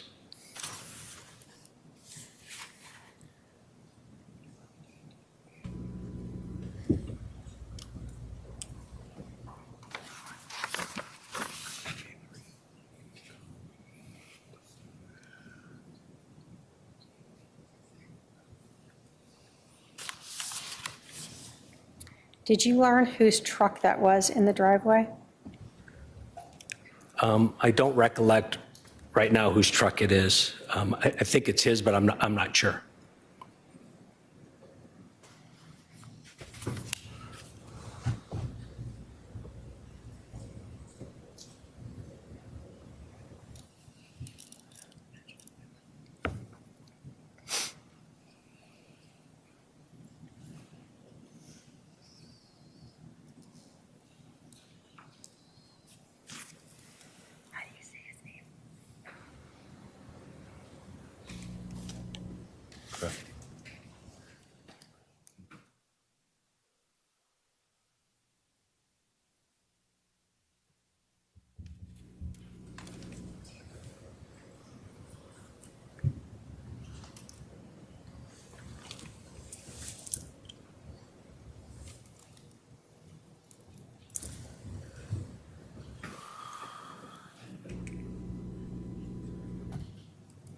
And who is that other officer there? That's Officer Wizbeski, sorry. I've been calling him Wiz since I've known him. Shorter.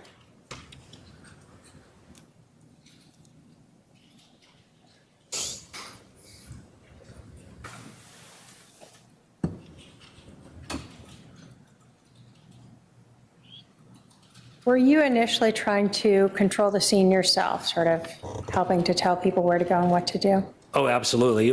My head's on kind of a swivel. I'm always kind of looking around like people just walk up to you and asking what's going on. And got to make sure no one's going to walk up to the house. So you just try to keep it as pristine as you can. So we see him putting his head now, or his hand on the back of his head, correct? Yes.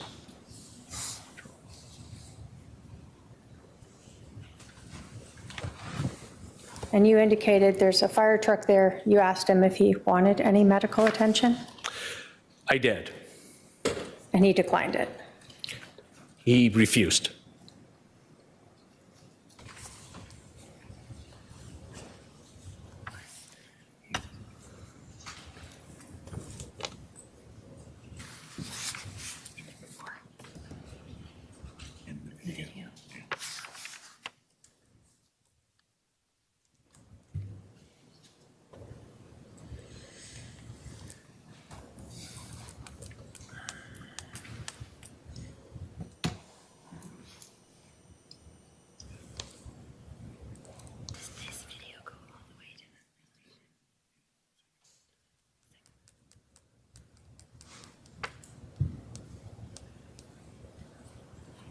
Who are those? That's Lori Vallow and her daughter. So when you said across the street, we just saw a red SUV. Is that what you're talking about? Correct.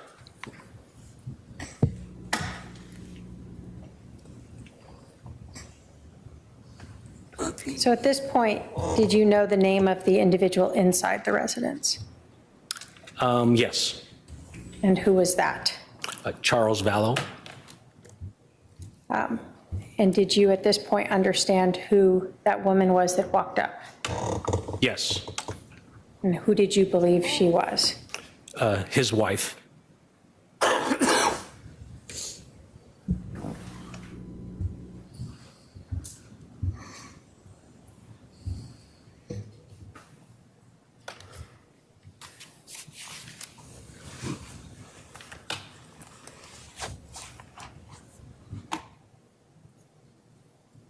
Normally when someone is shot and killed, is there a team of detectives and crime scene specialists who will come out to handle the case? Yes. And are you, as patrol officers, sort of stuck with taking care of it until they arrive? Yeah, we deal with the burning, bleeding, and blowing up stuff. Anything that takes time and a lot more in-depth stuff, that's what the detectives do. And then what do we see here that just came up? It looks like an ambulance.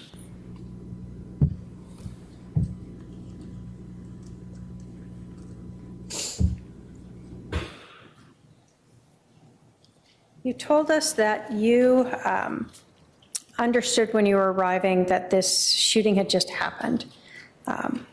Do you recall at this point when the 911 call came in?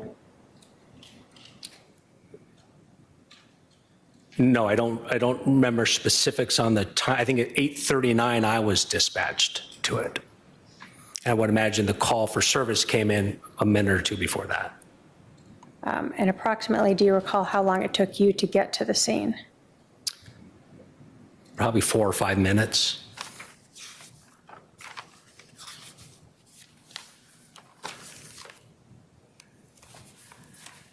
We see more people walking up. Are you trying to stop the contamination of the scene by having more people walk in there? Yes, I told the firemen kind of what was maybe in the house, and Officer Wiz was already in the house, and so we were just trying to control how many firemen went into the house. So when you're the first on scene, are you trying to have the least number of people go in there as possible? Yes. Are you trying to not touch anything that's not necessary to be touched? Correct, yes. Obviously, if fire's going to work on a person, they're going to have to contaminate it somewhat. Yes.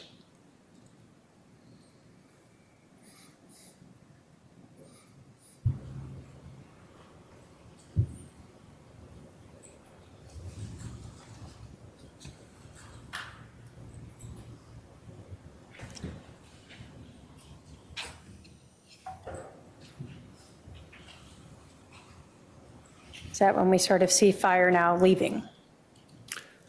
I couldn't, just from recollection, I couldn't answer that.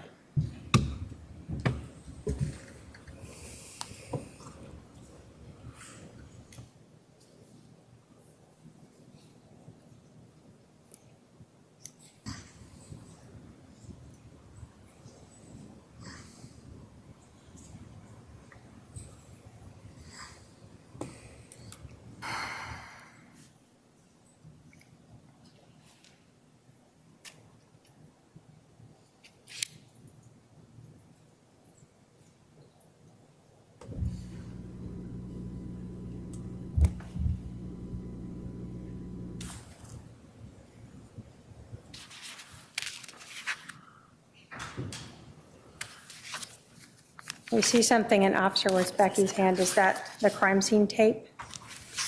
Yes. We do an inner and then an outer perimeter. Exact same thing.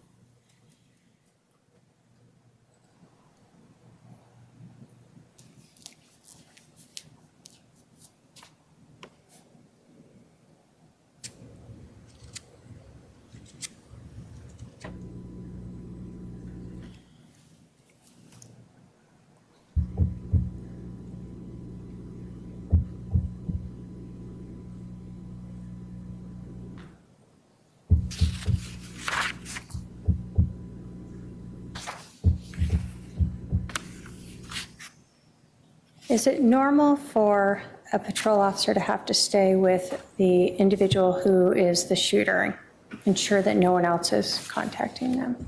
Yes. So you don't want any of the neighbors walking up to them? Correct. At this moment, I'm still basically fact-finding. I'm just trying to figure out what happened, when it happened, who was involved kind of thing. And yeah, I try to keep them separate.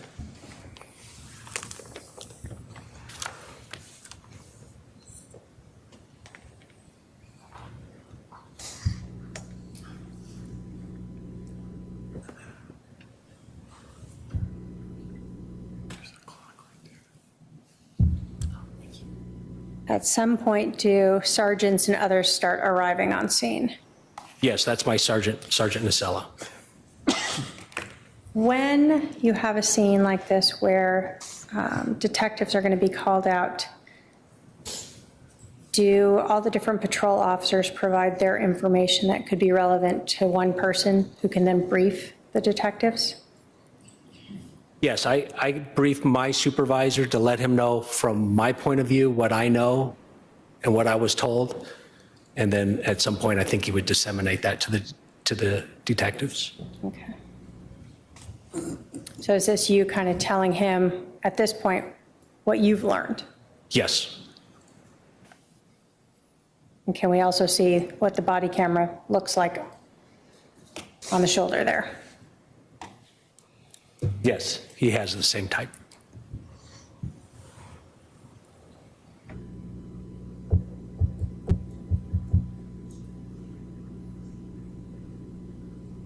What made you decide that you needed to go over and talk to Lori Vallow?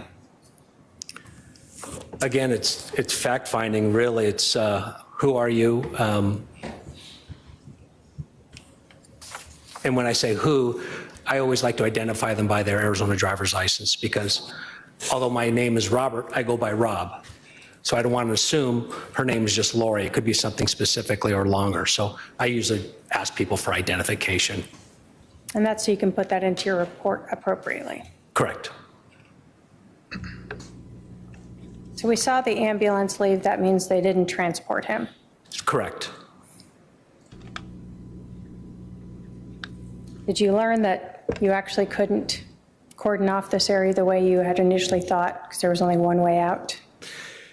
That is correct. We initially, as you can see, cordoned off part of the road so anybody couldn't just drive up to us. We later learned that's the only way that part of the neighborhood could actually exit the neighborhood. So we had to change the tape a little bit. And then we see fire leave here as well. So now it's just police basically at the scene? Police and I think a crime scene technician.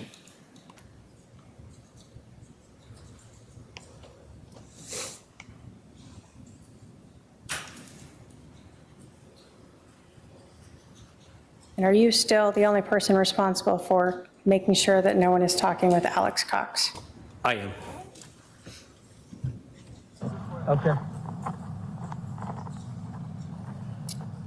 Is this where you go over to speak with Ms. Vallow? Yes. Does your husband live here or no? Oh, gotcha. Okay. You guys know that. You could turn up the volume. Gotcha. Okay. Let me just get do you have a driver's license with you? I can just grab it.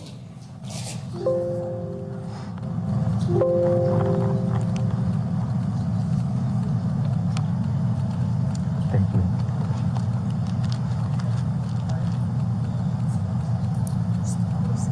O-R-I. What does your middle initial stand for? Noreen. Noreen. N-O-R-E-N. V-A-L-L. What's a phone number for you, Lori? 808-755. 755? 5452.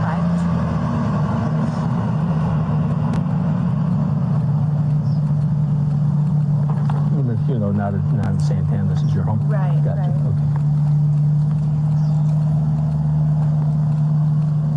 We just moved in here. Gotcha. How long have you guys lived here? I'm sorry? How long have you lived here? Like 3 weeks. Oh, geez. Yeah, okay. That's why the neighbors took us. Gotcha. Like, hi neighbor, sorry. Are you working at all? No. Okay. And you're still about 5'6", 120?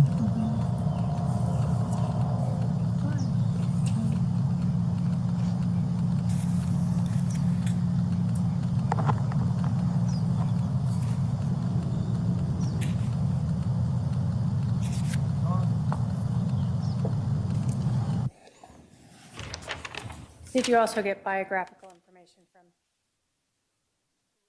the teenager? I did. Was that Tylee Ryan? It was. Let's stop it now.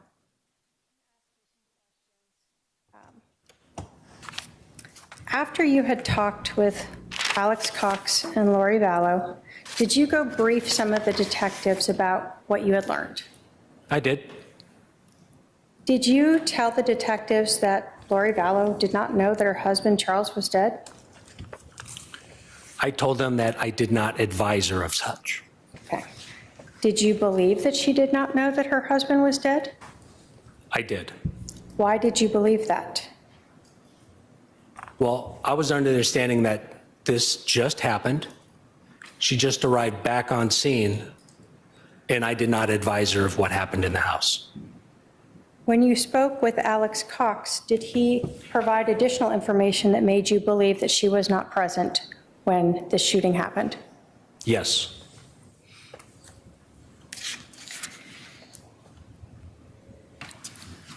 After you advised the detectives of this, did you then return and remain with Alex Cox for a significant additional period of time? Yes. Were you eventually asked to transport him to the police station? I was. Can you describe his demeanor during the transport? Calm. Didn't ask, we just talked about things not related to this at all, just a conversation between like me and you, just normal, average tone, calm. And did you stay with him at the police station until a detective arrived? Yes, Did that end your involvement in this case? it did. I have no further questions. All right, cross-examination.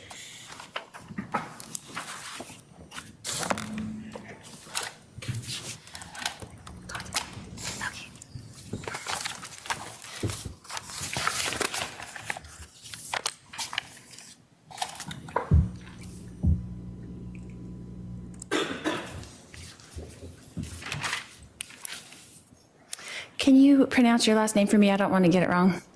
Krautheim. Krautheim. Yes. Yes? Okay, Officer Krautheim. At the correct? time, yes. At the time. Okay. Thank you. Thank you. Appreciate it. You mentioned about Alex being calm when he exited the house.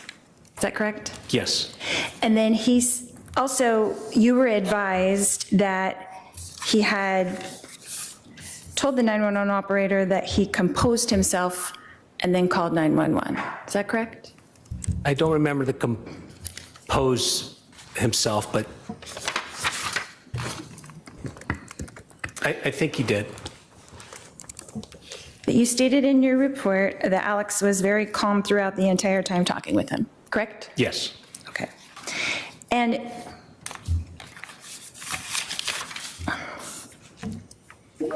the scene itself, was it chaotic? no, Were people running around screaming? no, Were people running in and out of the front door? no, So were the officers calm? it was just me and another officer. Were you calm? Yes, Was the other officer calm? he was. Were the detectives calm? They were. Was the fire department calm? I didn't interact with him very much. I couldn't answer that. Your friend The Wiz was calm? Yes, the other officer, yes. So when I arrived at the scene, things were pretty calm. Is that a question? Yes. Oh, yes, you were calm. No, I'm saying when I arrived at the scene itself was calm environment. It was. Okay. So if I would have been hysterical, that would have been more out of character than if I was calm when everybody else was being calm. Isn't that correct? Speculation. Sustain.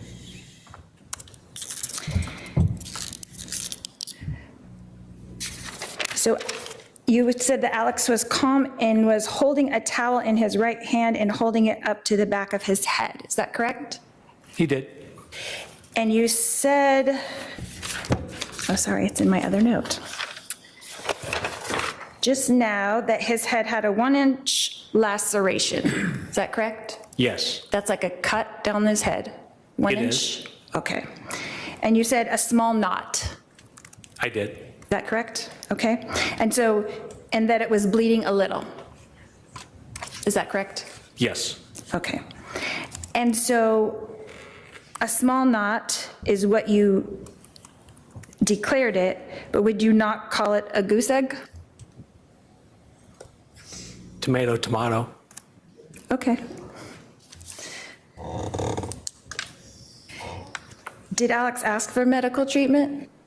He did not. How many times did you ask him if he needed medical treatment? I think 3 times. Okay. And there was EMS right there next to you?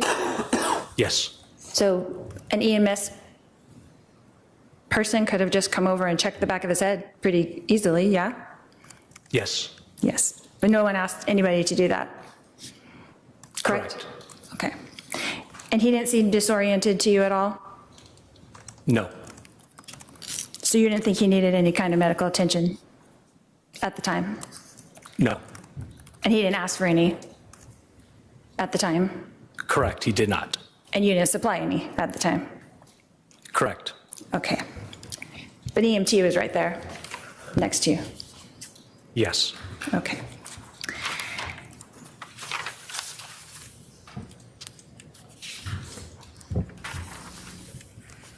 That's another thing that you said, calm and nonchalant. Is that correct? You Yes. stated that Alex was nonchalant. What is your definition of nonchalant? Kind of like how I am now. I don't have a lot of emotion. I'm not afraid. Just nonchalant. Is that your typical demeanor? I guess it depends on the situation and the circumstance. I mean, this can be a stressful situation, right? So it's your demeanor right now. It is. Testifying in court can be a stressful situation. I guess it can be. So if that was Alex's normal demeanor, then it wouldn't be out of the ordinary for him to be nonchalant. Objection, speculation. I'll allow it. I'll allow the answer. He doesn't know the demeanor, but you can answer. Can you ask the question again? Yeah, so if Alex's normal demeanor was like your normal demeanor, and even in a stressful situation, if he was nonchalant, it wouldn't be out of the ordinary for him to be nonchalant again, because that's his normal demeanor. Correct? The compound question. I'll sustain that objection. You mentioned that I had parked across the street. Is that correct? Yes. Why did I have to park across the street? I don't know. So we saw on the body cam, right, that there was a huge fire truck, correct? Yes. There was police cars, correct? Yes. There was a CSI van, correct? She was parked somewhere. I don't know where. Next to the house, kind of, I guess, south of the house. So there was nowhere to park except for across the street. Is that correct? No, That's not correct? that is not correct. Where else could I have parked? Well, the street's long. You could have parked anywhere along the street. You could have parked on the other street. That's where I parked. Or you could park on the other side of the street, south of the home, where there was plenty of parking. So there was other options to park. But I parked as close as I could to the scene so that I could come talk to you. Is that correct? Speculation, testifying. Sustain. So we can agree that there were lots of police vehicles blocking the house. Is that correct? Emergency vehicles. Correct. Yes. Yes, emergency, police, fire, CSI, all were there, correct? Yes. Okay. But even though all of those things were there, the scene was not chaotic. Is that correct? Correct. It was a very calm scene that day. Objection, asked and answered. Sustained. Do you know how hot it was that day? No, but it was hot. It was hot.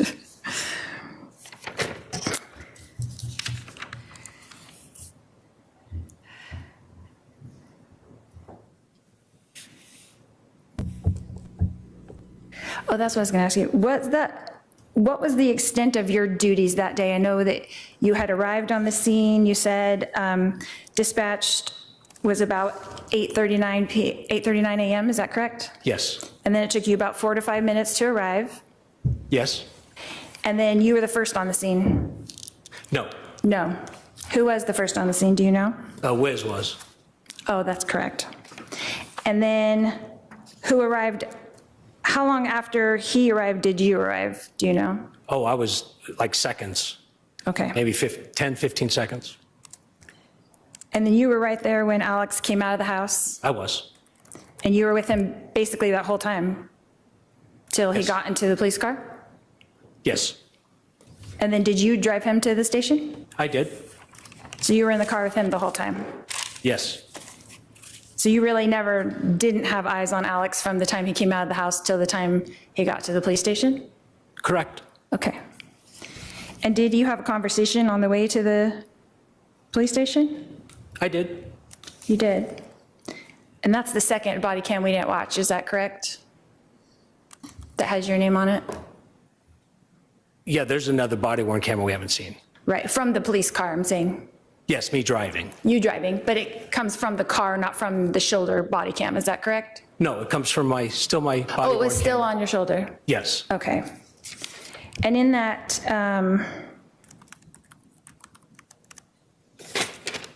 Did you have a conversation with Alex on the way to the police station? Objection asked and answered.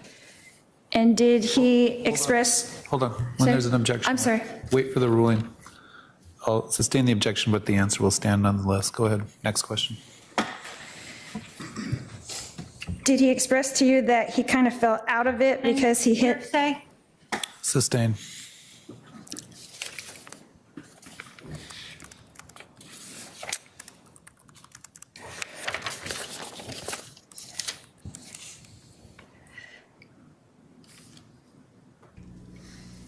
When did you make your report about the incident on July 11th, 2019?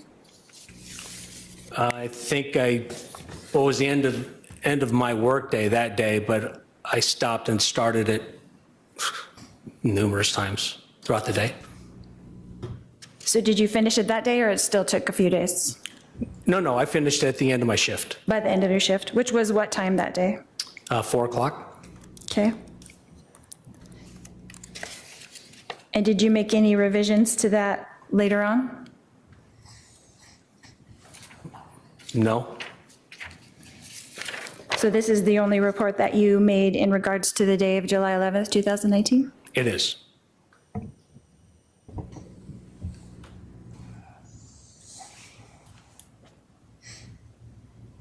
You stated that there was red liquid on the rag towel that appeared to be blood. Did you think it was something other than blood? Well, I had no way to test it, so I have to articulate it that way.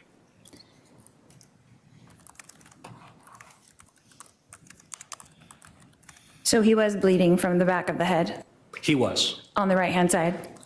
Yes. Is that correct? Okay. And then was it you on the body cam who briefed the detectives, Detective Moffett and Detective Inklin, in the front yard? Yes, I made contact with him, yes. And then you had told them basically what Alex had conveyed to you, what happened? Yes.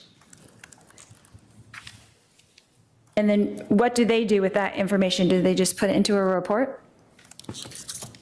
I don't know. You'll have to ask them. Okay. So your report goes to who after you're finished with it? I sent it to my supervisor.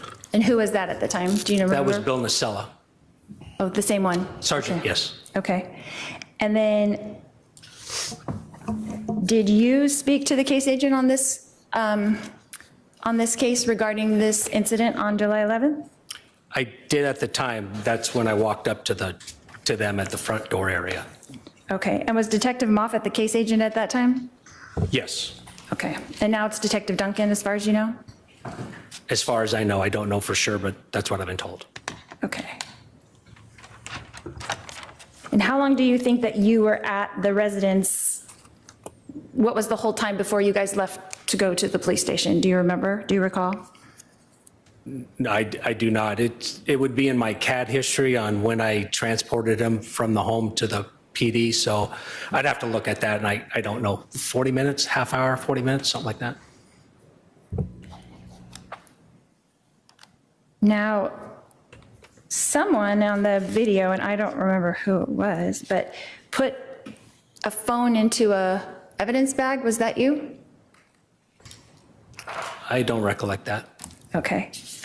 And then got into the car. Did someone ride with you to the police station from the residence? Just you and Alex were in the car?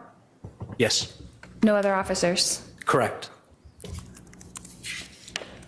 But before you got into the car, an officer came over and took his phone and put it in an evidence bag? You're asking me for recollection. I don't remember that. It's probable because we usually try to bring their property to the area where we're going to, so it's probable. I just didn't see it in your report, but I saw it on the body cam, so I wondered if you knew. Okay. I'm going to object to the defendant testifying. All right. Please only ask questions. Sure. When you make statements about what you saw or heard, that's testimony. I apologize, Your Honor. Go ahead.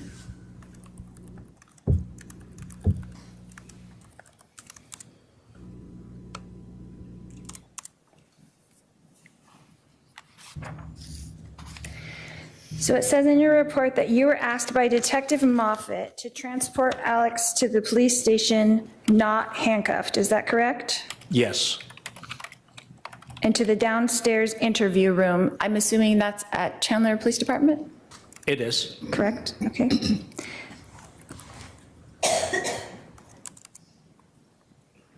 And it was just the two of you in the car on the ride there? Yes. Yes. Okay. Thank you. Then, when you arrived at the police station, what happened next? Walked him up to the room, had him sit down, or I think brought him some water, I think. And the detective was literally behind me. It wasn't very long before he walked into the room. So then Detective Moffett took over and you were excused? Yes. Okay. And then was that the extent of your duty It was. at that time?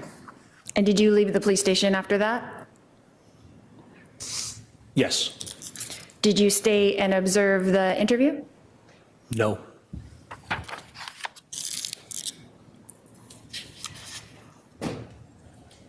So Detective Moffett took over for you and you departed? Yes. Okay. Thank you. You said when you spoke to Alex that he was cooperative. Is that correct? Yes.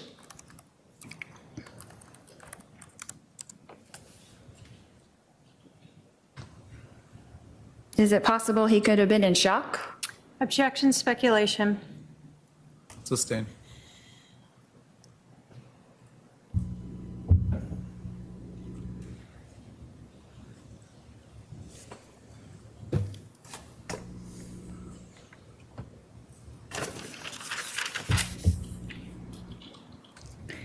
From your observation, how long did the cut on Alex's head bleed?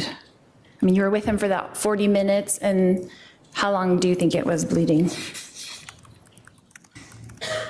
Well, I couldn't answer that because I wasn't standing in the back of his head when I first made contact with him. So to be honest with you, I don't know when it started. So I don't have the minutes. Did it appear to be bleeding when he exited the house, or no? I didn't look at the back of his head right away when he exited the house. When was the first time that you looked at it? About how long after he exited?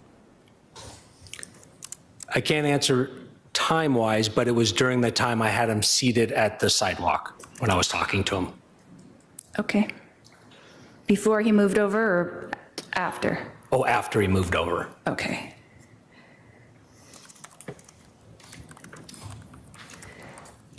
Did you ever enter into the house? No. You were just there in the front yard Yes. the whole time? Okay.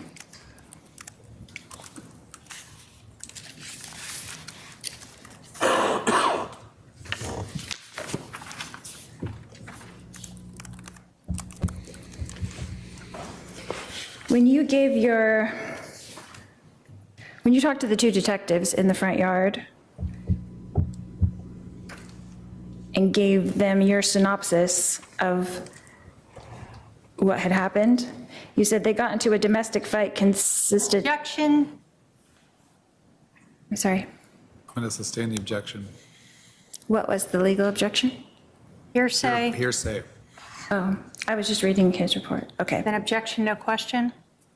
Please ask your next question.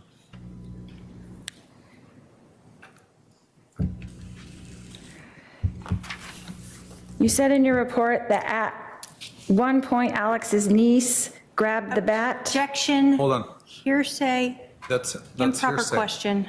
Okay, you can't ask hearsay. Please ask your next question.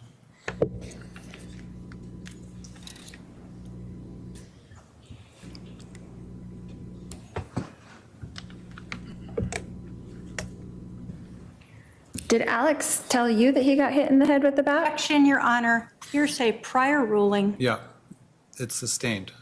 You can't ask questions of what Alex said.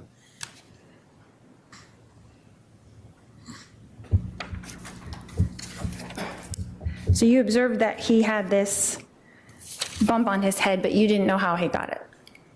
Is that correct? No, that's not correct. You did know how he got it. Is that correct? I was told how he got it, which is different than me knowing how he got it, if that makes any sense. Correct. You did not witness it, is what you're saying. Correct. But you knew that he had an injury to the back of his head on the right side. I did. Correct. Okay.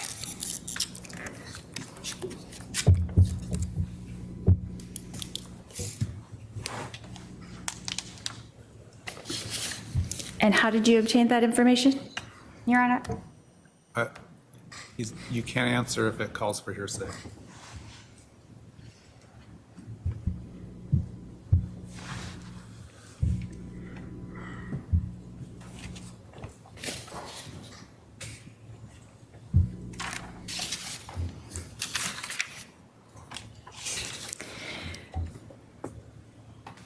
Did you observe the next door neighbor come out in her nightgown to speak to me?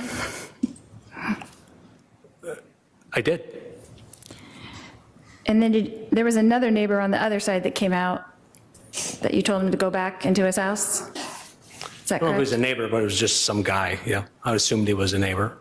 Right. So they had blocked off the street so the neighbors couldn't really exit the neighborhood. They couldn't go to school or work, or it's kind of an issue there? Not really. I mean, when one car told us the layout of the neighborhood, then we realized that was the only person that wanted to exit. They told us they couldn't exit, so we just fixed it so anyone else could leave.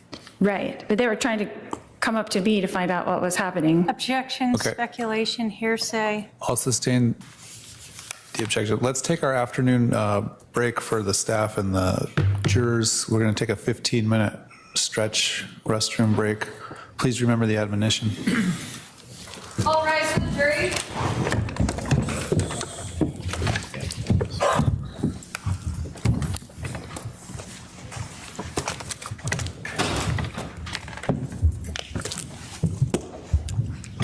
Juror 15. Juror 15. Is that your phone on the?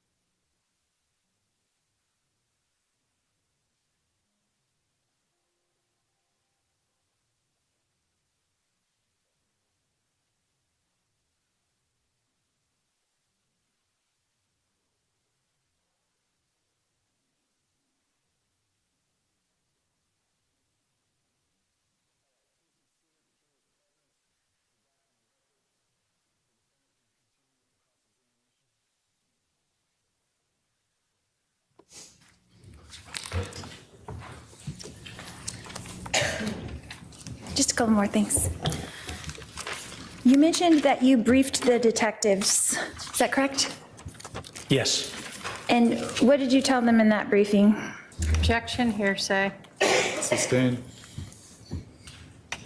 Are his statements hearsay as well, Your Honor? Any out-of-court statement is hearsay unless there's an exception under, or it's non-hearsay under the rules. So yes, his out-of-court statements are hearsay.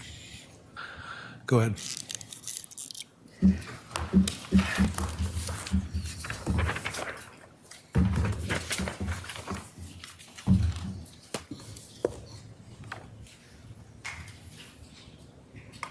But you did brief the detectives before you headed to the police station? Is that correct?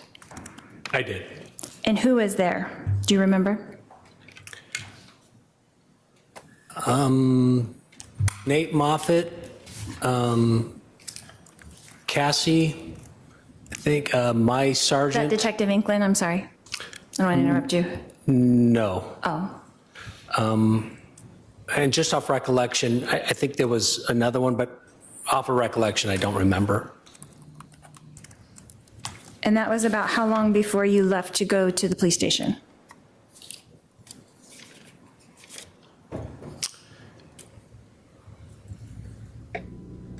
$10 minutes, maybe?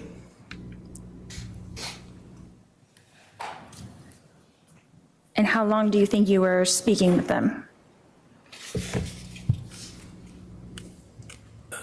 Under a minute. Under a minute Yes. for the briefing? Yes.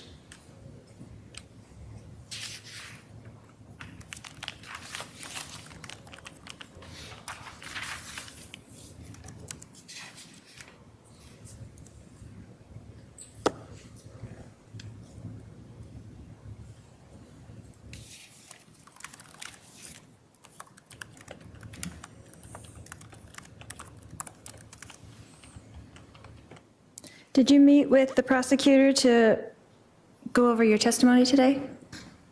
I did. When was that? 2 weeks ago, maybe? How long did that meeting last? Probably around an hour total.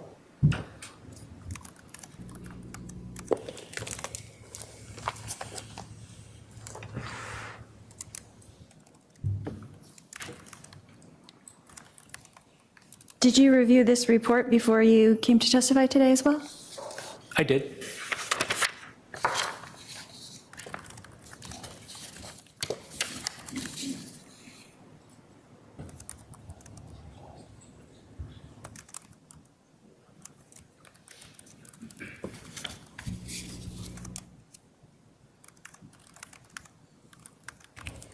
And it was not part of your duty to check anything in the perimeter? You weren't looking for evidence, you were just dealing with the shooter? Is that correct? Well, not just the shooter, but scene management, making sure the resources were en route. But yes, managed. What all does that entail, scene management? Well, once we knew there was not a threat out, I instructed Officer Wiz to set up an inner and outer perimeter with crime scene tape. What else?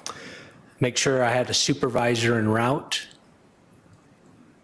and then manage the people that walked up to the scene. Who was that supervisor en route, do you know? Bill Nacella, my sergeant.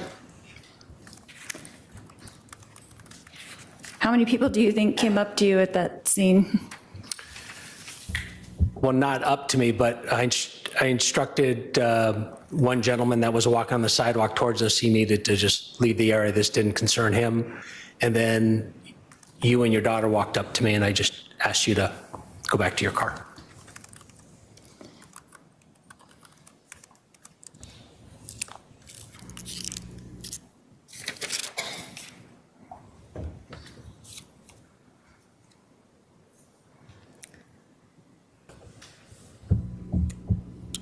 Did you have any conversations with your supervisor when he arrived?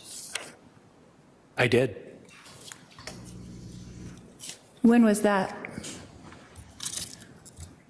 At some point between me arriving on scene and me leaving the scene. Closer to arriving or closer to leaving? Maybe. Chocolate milkshake says about halftime. Okay. How long do you think that conversation was? Well, you saw it on the body-worn camera, so a minute and a half maybe. And he was just checking in with you to make sure everything was going well, that you were scene managing. Is that correct? Objection, relevance. And hearsay. Overruled, he can answer. I was briefing him on what I knew thus far, what I was told. And that was less than a minute? Yeah. Objection, asked and answered. Sustained. So it took less than a minute to brief him on everything that had happened that day so far? Objection, asked and answered. Sustained. And it took less than a minute to brief the detectives as well of what happened that day? An objection, asked and answered. I'll allow that one. Go ahead. Not what happened, what my portion was and what I knew happened. So what you wrote in your report, basically, what you were told. Is that correct? Yes. So it took you 3 pages to write what you were told, but it took you less than a minute to discuss that with the detectives? Is that correct? Yes. Okay.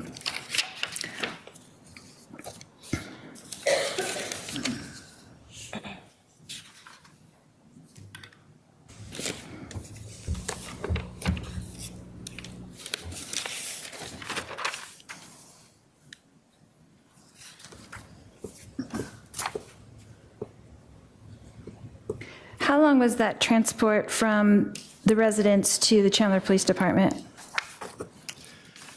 In miles, probably 8 miles, 10 miles maybe.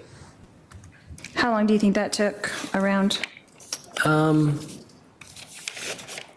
to 15 minutes maybe.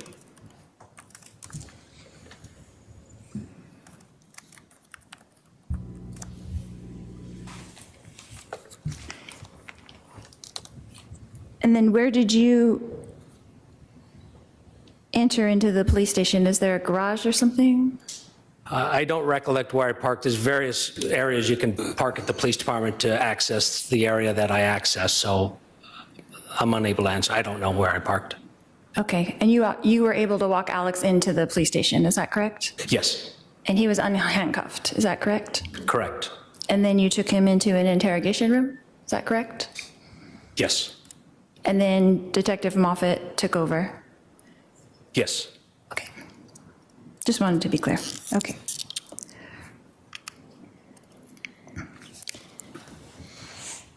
Did your supervisor, Nacella, did he come to the police station as well?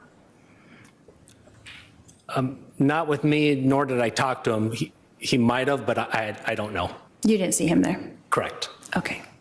But did you saw Detective Moffett there? Yes. And you saw Detective Inkland there?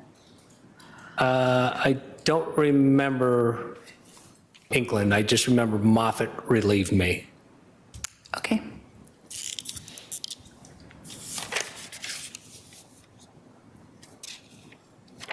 That's all I have, Your Honor. All right. Redirect. Thank you.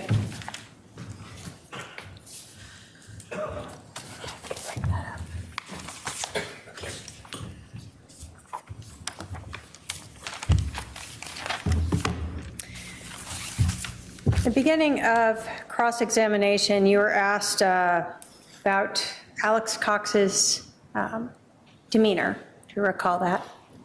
I do. And you had advised that he was nonchalant and calm, right? Yes. And you were asked whether or not you were nonchalant and calm too, correct? Yes. Had you just shot someone? No. You were asked if the firefighters were calm and nonchalant. Had they just shot someone? As far as I know, no. How about Officer Wiz? You said he was nonchalant and calm too. Had he just shot anyone? No. So it's not really exactly the same to compare you to the shooter, right? Correct. I would not compare us. When you went up to the scene, you had your gun drawn on him, correct? Yes. Still nonchalant and calm? Yes. You were asked a lot also about your nonchalant and calm appearance today in court. Are you stressed or just answering questions to the best of your knowledge? The latter, just answering questions to the best of my knowledge. You had to testify before? I have. You were asked about the injury to Alex Cox. We have seen the body-worn camera footage and we cut it off at some point. When Mr. Cox first came out of the house, he did not have his hand to his head, correct? Correct. You told us you didn't notice an injury at that point? Correct. When he first sat down on the curb before you moved him, did you notice an injury at that point? I did not. Was he touching his head at that point? Recollection, I don't remember.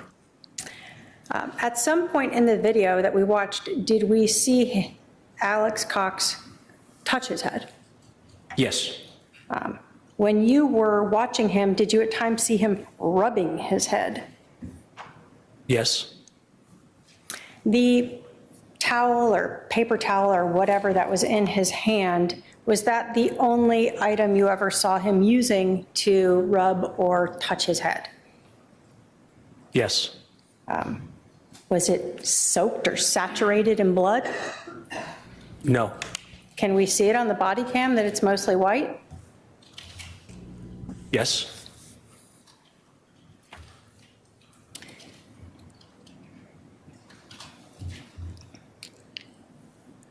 So if we want to really know how long it was that he was seated before he touched his head, we could watch the time on the body cam, right?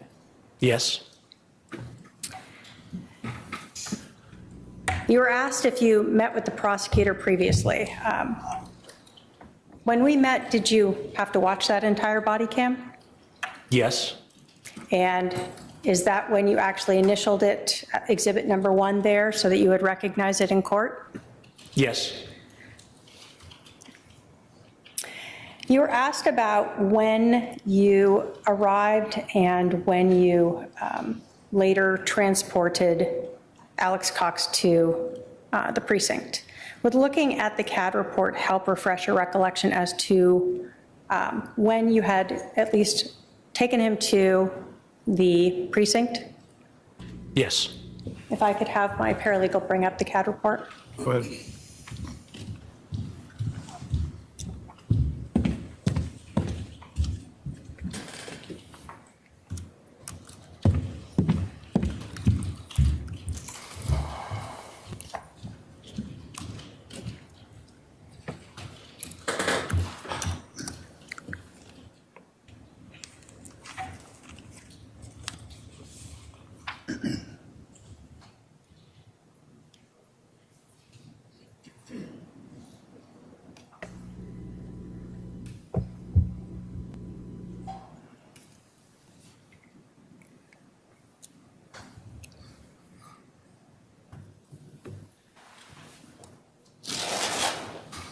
Does that help refresh your recollection as to when you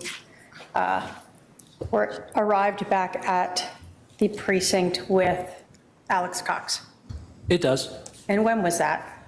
9:18 and 19 seconds.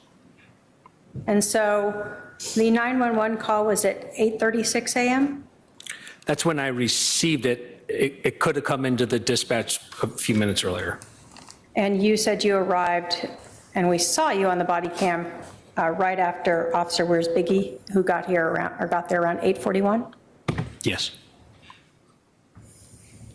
So you were with Alex Cox at the scene and talking to Lori Vallow and her daughter and doing those briefings in that 20, 30 minutes? Yes. No other questions, Your Honor. All right, I see at least one juror question in a bin. If there are any juror questions, please pass them down at this time.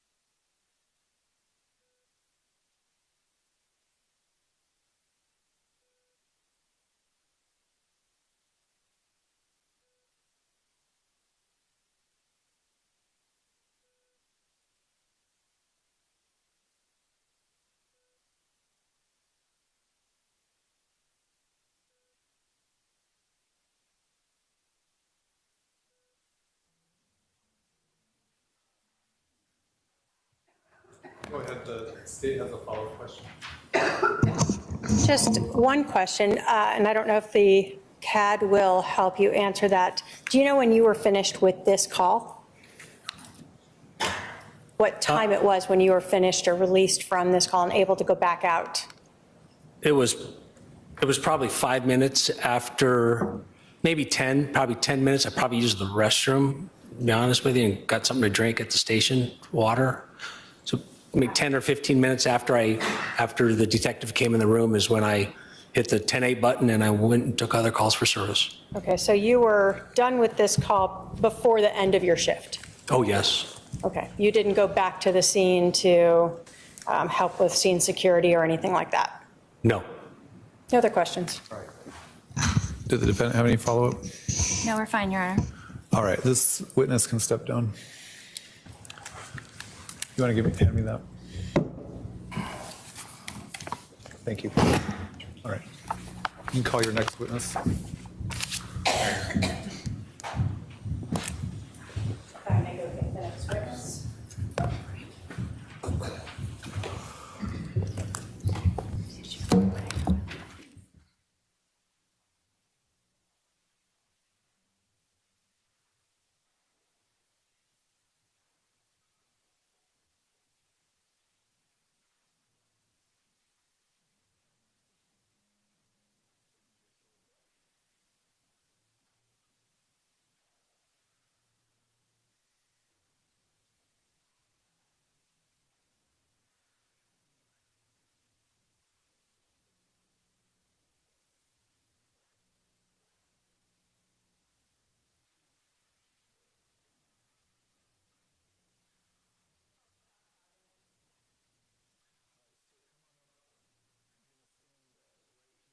Of the podium here and be sworn in by my clerk. Can you spell your name for the record? Scott, S-C-O-T-T, Calvin, C-O-W. Please raise your right hand. Solemnly swear that the testimony you're about to give will be the truth, the whole truth, and nothing but the truth will help you God. Yes. Thank you. All right, you're gonna come up this little ramp, have a seat right here.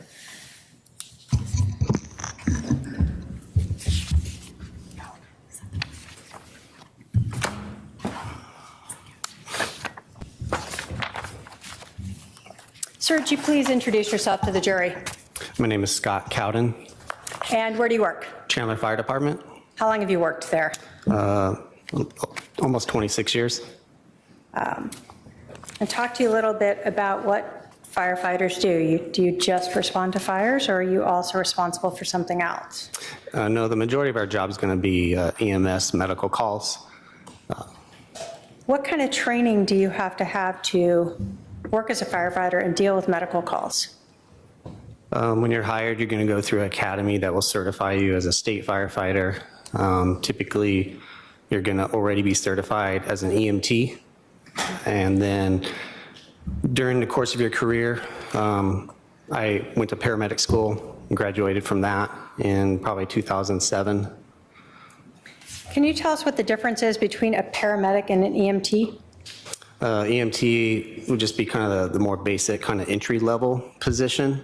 Paramedic is more advanced, so you have more advanced training. There's more advanced skills that you could perform. Some of our equipment would only be able to be used and utilized and performed by a paramedic. As both a EMT or a paramedic, are you trained to perform CPR? Yes. And can you tell us, have you ever been a CPR instructor yourself? Yes, I was a CPR instructor for probably over 12 years. Was that for other firefighters? I was certified through American Heart Association, a contract employee with Dignity Health. They have a variety of different classes that could be for just the lay rescuer, lay person that wants to know how to do CPR. They have classes that might be for certain businesses that want their employees. And then there's healthcare provider classes that it could be firefighters, nurses that are attending to be recertified. Every 2 years, you have to have that certification recertified. Can you tell us what CPR is? It stands for cardiopulmonary resuscitation. So you're kind of acting as the heart. The heart has stopped beating, so no blood is flowing through the body. You're doing chest compressions on the chest, and you're pumping and pushing that blood to the body. When would you give CPR to a person? If they don't have a pulse. You confirm that just by checking for a pulse, and you don't feel that. The heart isn't beating, and you would need to start chest compressions. What is the point of that, of doing those chest compressions? You said moving the blood through the body.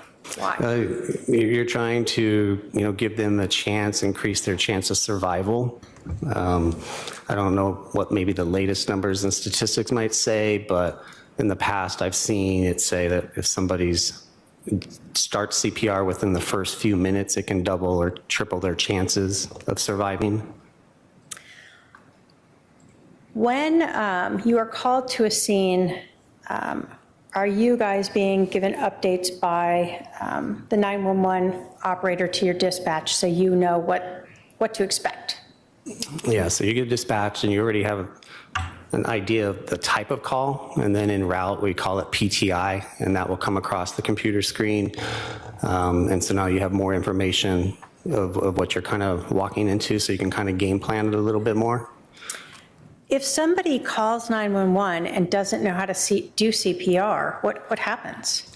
My understanding is that 911 would talk them through that and give them instructions of what to do. Okay. When you are giving CPR, you talked about chest compressions. Can you talk to us about, is there any physical identification that you might observe on a person who has had CPR chest compressions? That I might see after a person has been given chest compressions? Yes. So you need to perform it in the right location. So it's the lower half of the sternum or breastbone. To kind of find that, it's more helpful if you can see the skin, maybe lift up the shirt. So that's typically something we're going to want to do. If CPR has been done and it's been done effectively enough, you can see almost like a depression or an impression that is left there on the skin, because you need to do it forceful enough and deep enough that you're actually compressing the heart to push the blood. So you said you might see a depression. Does that not just pop right back out when you stop? No, you'll still see it. You'll see it like if you stop CPR during the call for whatever reason that it might be appropriate, and then you go back to resuming CPR, you'll see where your hands were. That area can be vulnerable to breaking. Ribs can break during CPR, so there's typically depression in the chest. Do you ever actually hear anything when you are giving someone chest compressions? I for sure feel it. I don't know if it's audible enough to hear it, especially with maybe the rest of the commotion that's going on, but you definitely feel that crunch or that crack. I kind of compare it to like if you're cracking your knuckles in your hands or something, your fingers. It kind of feels like something like that, but more extreme, I guess. And this is something that you have felt multiple times in doing CPR? Yes, and teaching CPR, you want to forewarn people of that too, that to kind of expect that and not necessarily kind of be alarmed. You don't want them to think they've caused more harm necessarily.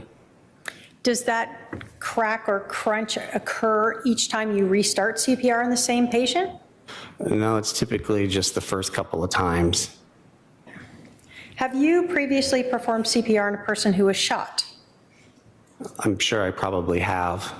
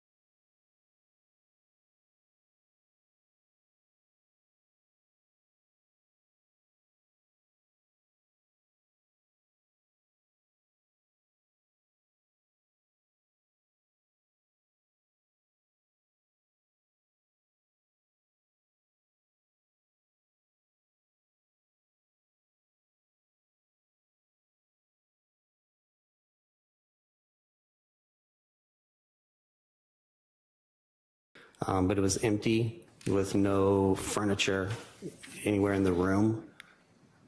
That jumped out at first because it makes it easier. Like sometimes we're on scenes where the patient could be between a bed and a closet and you got to move them somewhere.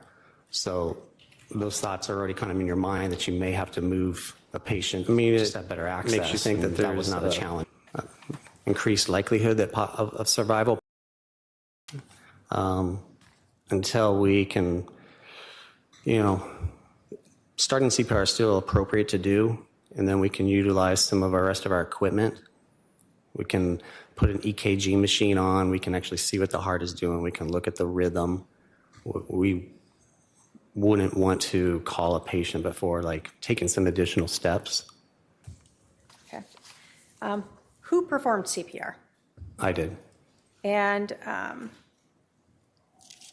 put up Exhibit 4 here. Do you recognize who these people are? Yes. And who are they? So standing to the left is Captain Keller. He's documenting. Standing to the right is firefighter Kaczynski. And then kneeling down back towards us is myself. And then kneeling down where you're pointing is firefighter Fife. When you first began performing CPR, can you tell us what you felt? So at first I didn't see a depression that would typically be left from somebody else previously doing compressions. So I thought that was odd considering the information we had en route. I started doing compressions. I felt that initial crack and crunch for probably the first couple of compressions that, again, you would typically feel when you're first starting compressions and if you're going hard enough and deep enough. How long did you do CPR before you evaluated and utilized any other means to see if he might still be alive, savable? If I had to estimate, I think I was probably doing CPR, chest compressions for at least a minute. It probably took them at least 30 seconds to a minute to maybe get in to the house where I was after I entered. They've got to set down that equipment and get some of that out. So I feel like at least a minute is a fair assessment. What happened next? Is there some way to check his heart to see if there's Right. activity, or what do you do? Yes, so I was doing chest compressions. I remember mentioning, because there's bullet holes going through them, so I remember mentioning to firefighter Kaczynski when she went to cut the shirt. Correct. Correct, not cut through. Did impact your a bullet hole. So she kind of went along view the of side. the patient That's exposing and the your chest, so that way then we can put decision-making our heart on monitor and perform an what you should do EKG next when you see on this Charles patient that is to kind of see what his lifeless? rhythm is doing. I can still typically, a person can still do make chest compressions while they're doing that, and they can kind of work around you. But at some point in time, you're going to have to stop. That way, you can just look at what the machine is showing you and telling you. Was there any heart activity when you put on those EKG? No, it was what we would call asystole, and it's just a flat line on the screen. There's no electrical activity of the heart. At some point, you said you saw gunshot wounds. Do you recall how many you saw in the front there? I saw 2. Do you ever look to see if there's exit wounds? We did roll him. I seem to recall and remember that we rolled him my way. I feel like the other 2 firefighters were then on that other side. Firefighter Kaczynski, who's the one that is standing up, I feel like she had a better view of what those look like since he was rolled my way. But I remember her commenting that there was 2 wounds on that backside of the patient. So when you say he was rolled towards you, he's rolled towards this mirror over here? Correct. Okay. When you had stopped doing the CPR to roll him and he goes back, did you notice the depression in his chest now? After I resume CPR, yes. It makes it kind of easier to find your landmark, so it's something that you typically look for. So it was not there when you first started CPR, Correct. but it was after you had performed it. Correct. Do you wear gloves when you do this? Yes. Did you have blood on your gloves after you were doing CPR? Yes. You told us that when you first arrived, there was not much concern for having to navigate around blood that might be pooling around the victim, correct? Correct. After you had been doing CPR, was there more blood now around the patient? There was definitely more on his chest. More was coming out of the wounds, specifically the one on the chest, from what I recall. The shirt isn't necessarily there to absorb it anymore. We've removed it. I can't recall necessarily on the ground, like where I might have been kneeling, but When you first arrived, did you see any blood exiting the abdomen wound? I did not. As you were at this scene, you guys did the EKG. There was no heart activity. What do you do after that? At some point in time, we just kind of have to look at patient viability, and we're just looking at the facts and how he's kind of presenting. And we're considering time that we've already been on scene, time, staging, responding, all of that.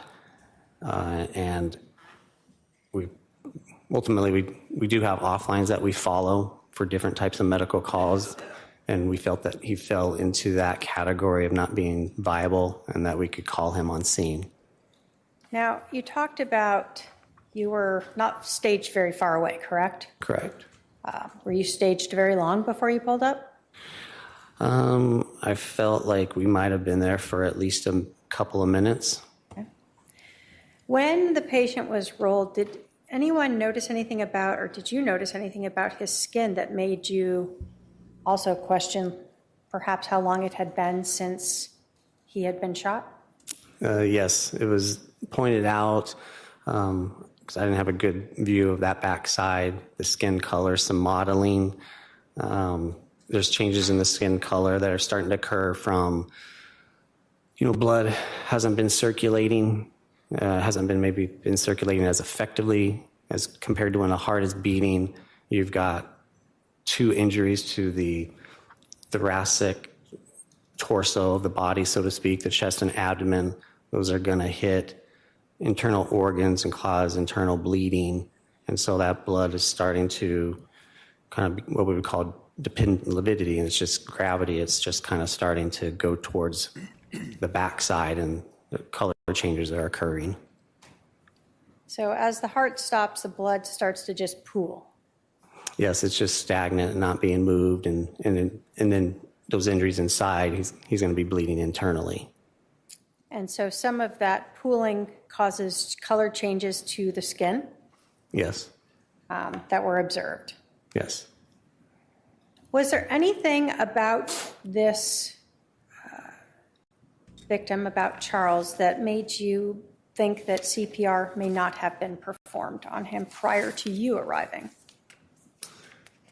It was just simply the fact that what I saw on the chest when I first looked at it before I started CPR, and then what I felt during my first couple of chest compressions.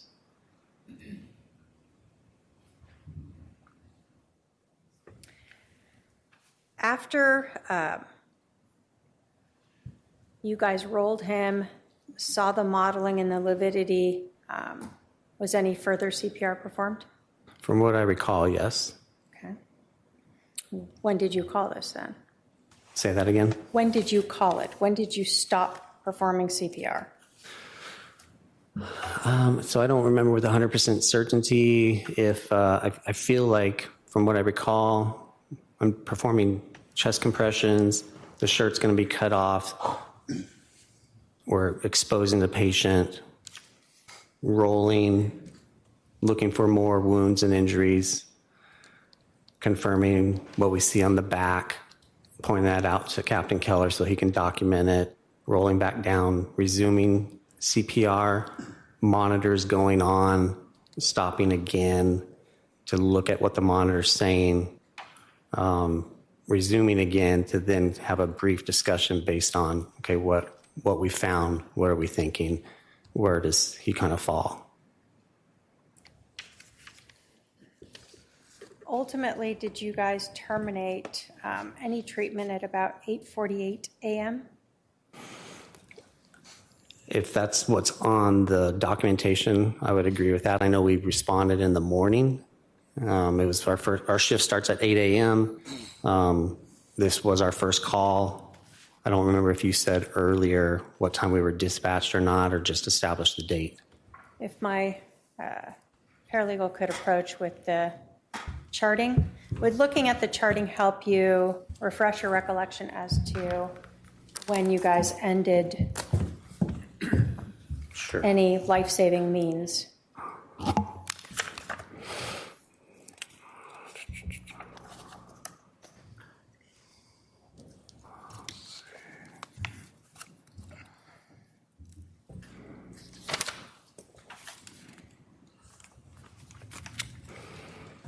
So it looks like our dispatch is 8:37.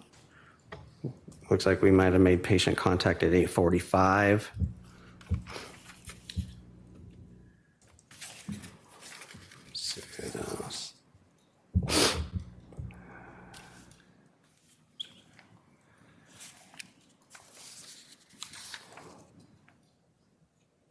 I know the dispatch screen that will have like times of responding and things like that might have an appropriate time on it also that I'm not seeing right here though, but I'm still looking.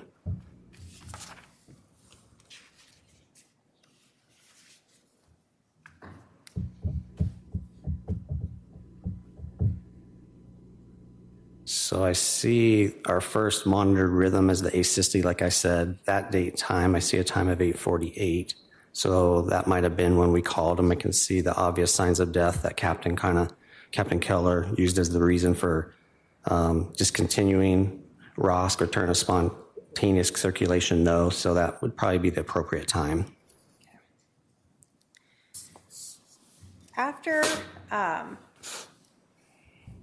let me say, so does it seem about right that you were with this patient for maybe 3 or so minutes? Actively working? Actively working, I think probably close to 5 minutes.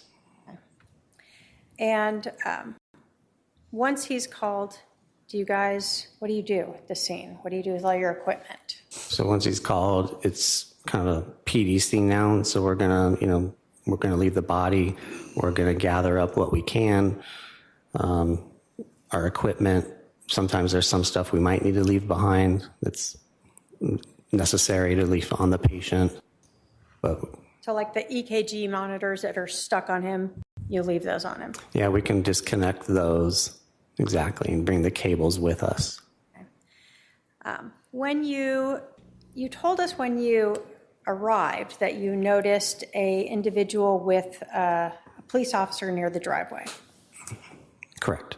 Did you see that same person still outside when you exited? Yes. Did you notice any bleeding or obvious injuries to that person? No. Did you make an assumption as to who that was? Yes, our PTI en route said brother or brother-in-law shot brother, so performing CPR, so you're kind of assuming it's that person. Okay. In terms of his size, is he someone that, you talked about people may not be able to always be strong enough or able to perform CPR in a way to cause the depression or that crunching sound, for lack of a better term. In your experience, what type of people are we talking about for that, where you wouldn't be surprised that you may not have seen that depression or the crunching? It's typically going to be maybe an elderly population, somebody that's not as big, not as strong, that might not be able to perform chest compressions hard enough and deep enough. Sometimes if a patient is in a bed, so mattress has give to it, compressions won't be as effective. You want to get him to the floor. Obviously, he was already on the floor, so that aids chest compressions. Was there anything about this male that you saw when you observed him entering or exiting that made you believe that he had been injured? No.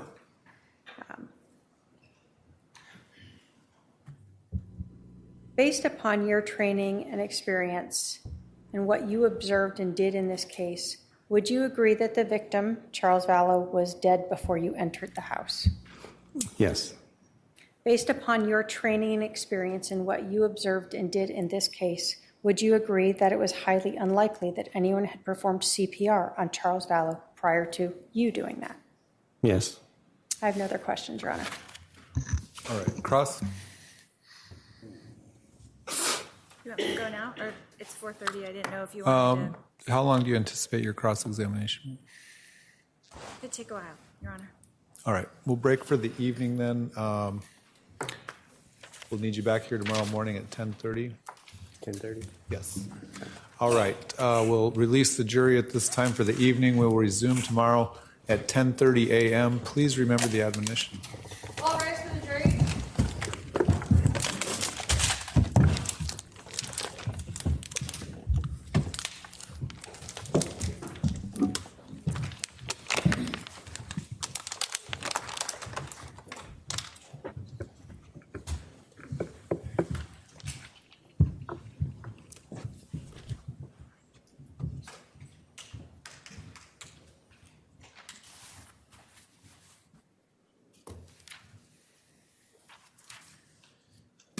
All right, you can be seated. You can step down if you want. Is there anything we need to discuss before recessing for the evening from the state, No, Your Honor. from the defense?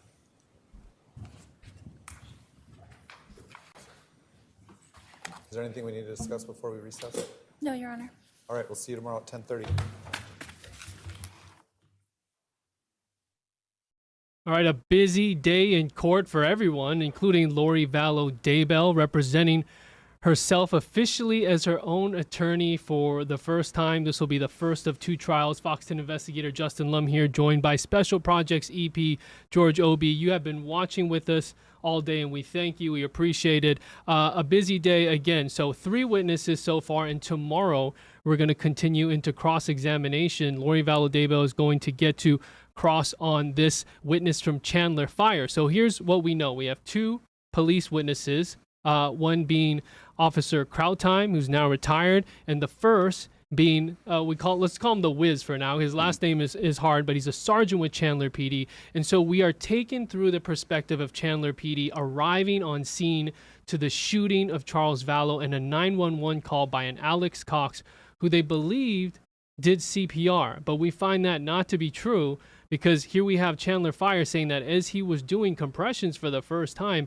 and Charles Vallow appeared to be dead for some time, there was no depression deep within his chest from what he assessed. Yeah, I think it's important to note that in the opening statements, the state kind of set up what the motive was, right? We talked about life insurance, but how quickly they got into the crime scene and the actual crime itself.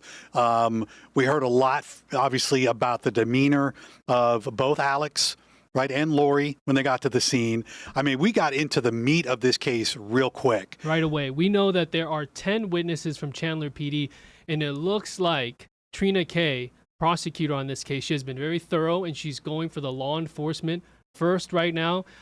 We still haven't heard from the lead detective from the homicide unit with Chandler PD. That would be Nate Duncan. So there's still a lot to go through. We've already seen body camera footage where people have seen this footage for years as we've been covering this case.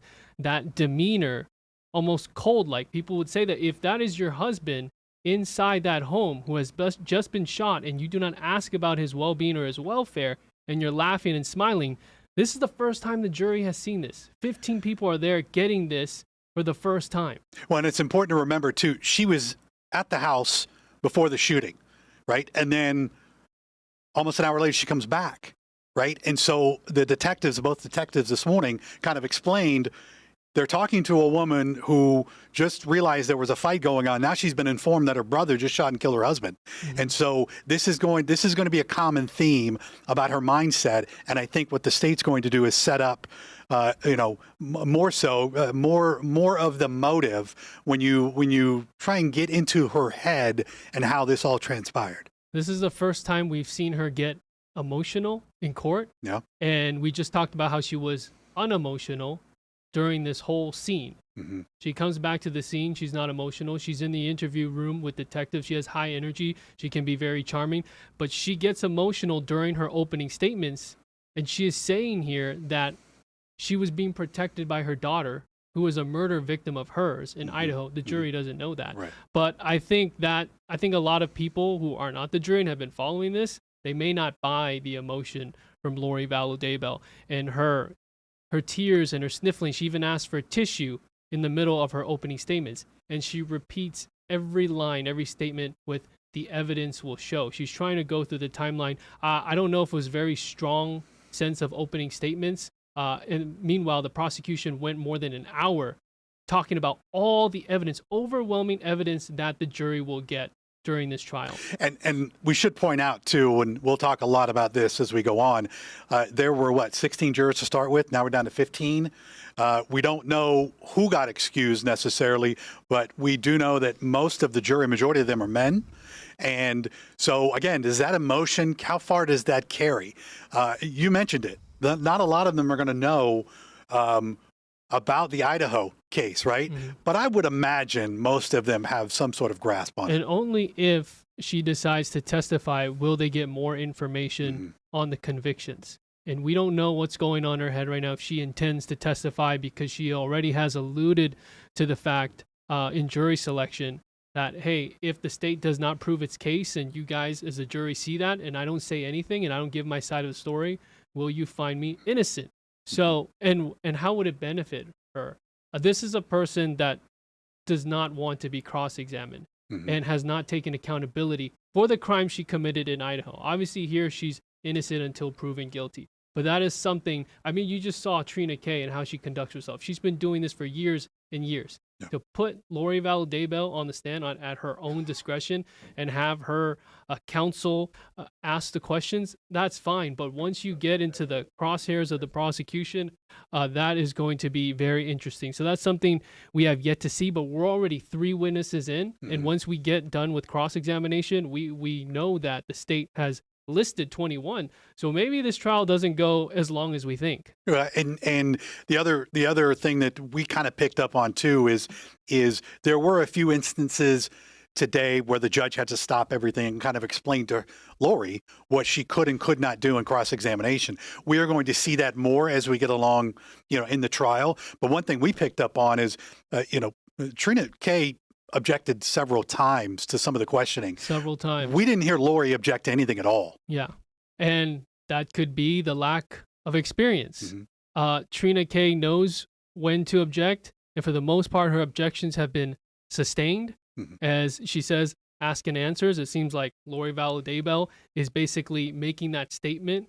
We're trying to make that statement on behalf of the witness and sort of leading, and just doesn't have a firm grasp on how to question the witness. So for the most part on the objections, the judge has had to time and again remind her on how to ask the question, and also not try to fish and allow any of Alex Cox's statements in and have this officer or someone with Chandler Police give the jury what she wants, but yet might not be true at all. Well, it's hard to get because of the way the camera angle is. We only see the back of Lori's head, but I would imagine if we were able to see her face during those objections, specifically, as you mentioned, with the Alex questions, how frustrated she must be knowing that she's got to, in real time, think, all right, how do I get him to answer what I need him to answer without, again, coming into the judge's furor of, no, you can't say that, you can't ask that.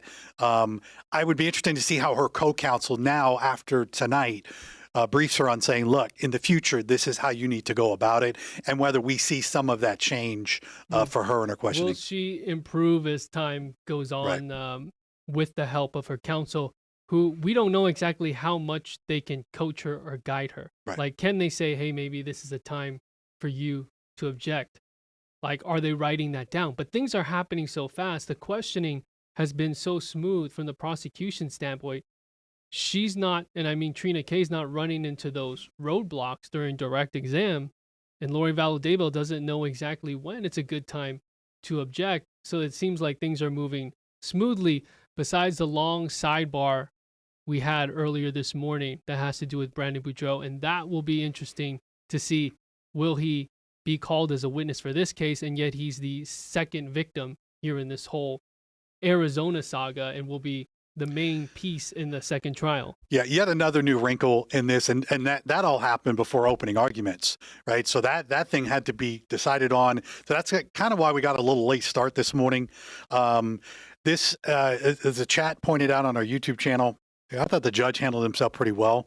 Again, very unusual case to be trying, to be presiding over, but I thought Judge Bresky, handled all of, the curveballs from this morning, handled it really well. And like you said, things are running pretty smoothly up until this point. And there were times during cross-examination where I thought to myself, well, Lori kind of sounds like an attorney right now, the way she's asking questions.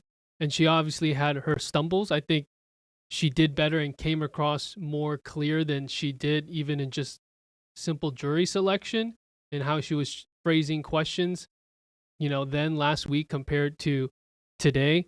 But it will be interesting to see how she cross-examines people like a Kay Woodcock, who may upset her because of the deep history that they have.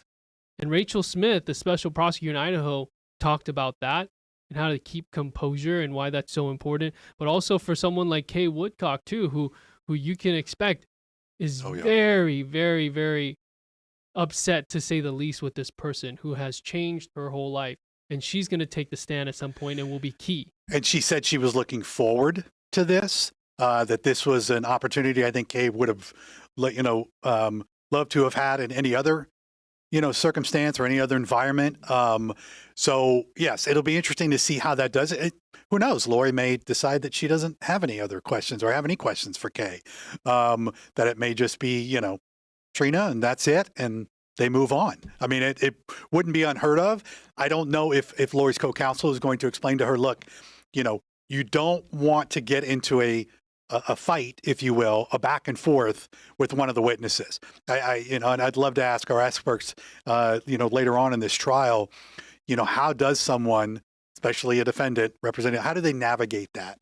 Because, you don't want any sort of confrontation. You don't want the jury to, I think, get away from what the case is about and make this a personal issue. At least I'm just on the outside looking in, but I would imagine that would be something that Lori's co-counsel would want to emphasize to her, is continue the tone that you're at, so that way the jury doesn't get blindsided by any sort of circus that might happen.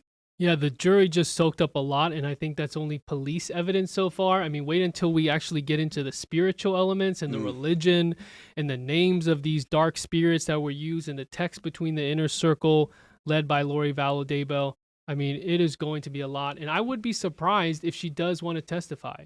I would be surprised because then she opens herself up. We talked about cross-exam, but this phone thing, this whole fight over Charles Vallow's phone and why she kept the phone so long. And she had gone through his text message. She wanted to go through his text messages from the beginning. That led to the fight, but we don't necessarily know what is the truth in this fight because the people that were there, besides Lori Vallow Daybell, are all dead. We don't know exactly how that fight went down. Yeah, we can't emphasize right. We can't emphasize that enough. That in a trial, a normal trial, if you will, like this, you would kind of have all these people brought in. Like we would hear a lot more that wasn't hearsay. That this would be directly from them. We just don't have that in this case, which is why if you're watching the stream, you may be wondering why that they can't bring in and introduce what Alex told. You just can't.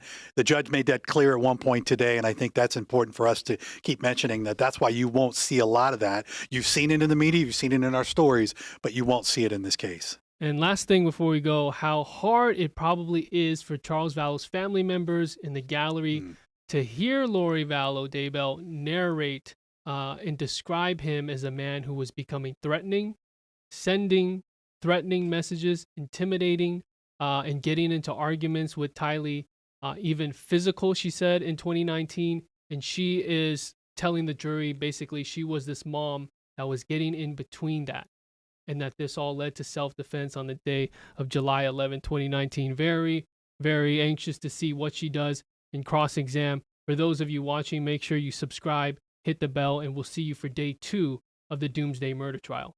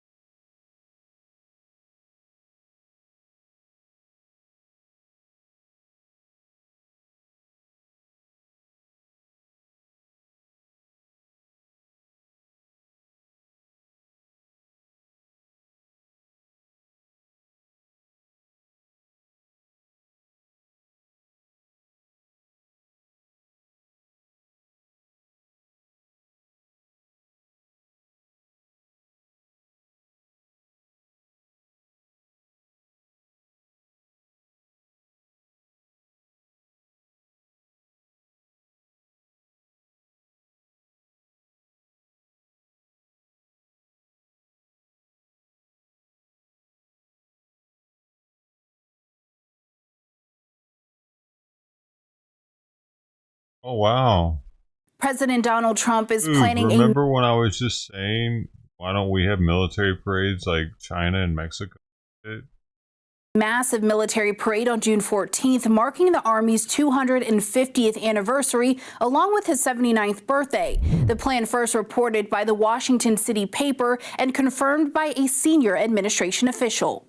The parade will reportedly stretch 4 miles from the Pentagon to Arlington, Virginia, to the White House. An Army official acknowledged the length, but tells The Hill nothing is yet solidified. The official offered limited details, but says the Army plans to celebrate its 250th anniversary with a robust capability increase in what you would see in previous years. The Hill reports plans began last year and grew with the number of units participating increasing. D.C.'s local government is involved in logistical planning as Army and city engineers reportedly conduct route reconnaissance. This isn't Trump's first attempt at a military parade. In 2018, he planned a large-scale parade during his first term after being inspired by a French Bastille Day event. He reportedly told French President Emmanuel Macron during the ceremony, "We're going to have to try to top it." The event, however, was scrapped after defense officials said it would cost $92 million, and after criticism both publicly and privately from those within the first Trump administration. D.C. officials also raised concerns heavy military equipment would damage roads and cost the city millions for security measures. This year's reported parade also faces a tight window, with June 14th less than 10 weeks away. For more on the story, download the Straight Arrow News app or visit san.com. You tell me Korea for Straight Arrow News. can afford to parade their vehicles and Mexico can afford it, but we can't? That's embarrassing.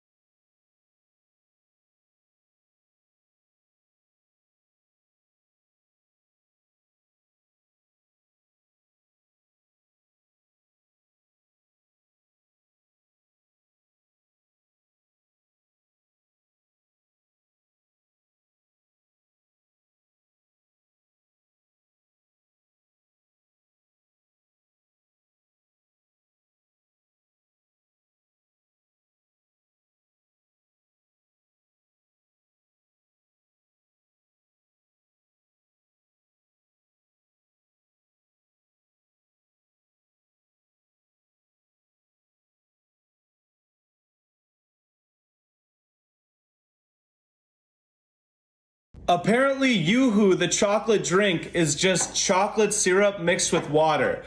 I'm gonna try out the Yoo-Hoo just so I have the flavor in my mouth. Then we're gonna mix chocolate syrup and water and see if it's the same thing, because apparently someone figured out that it's just water and chocolate syrup. Of course it's not.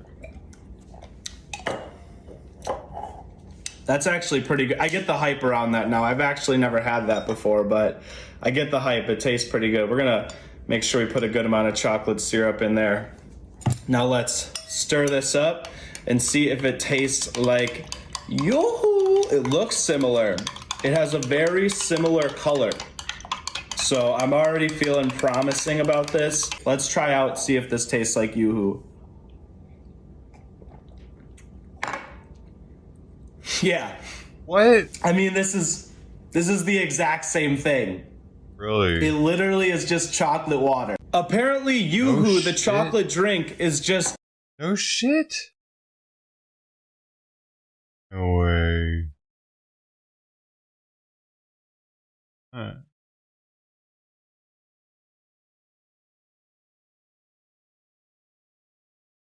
Be true. Hey guys, my name is Madi and you are welcome to Madi Speaks. You know, I have gotten so numb to the foolishness, the victim mentality, the lack of accountability, the blame game that oozes out of some black people to the extent that nothing they do or say shocks me anymore, okay? But believe me when I say that I never expected them to go this far, because once again, I am left shocked. I thought I was numb to all the nonsense and that, you know, it couldn't get more ridiculous than the things I have already witnessed in the past coming from them. But it did, okay?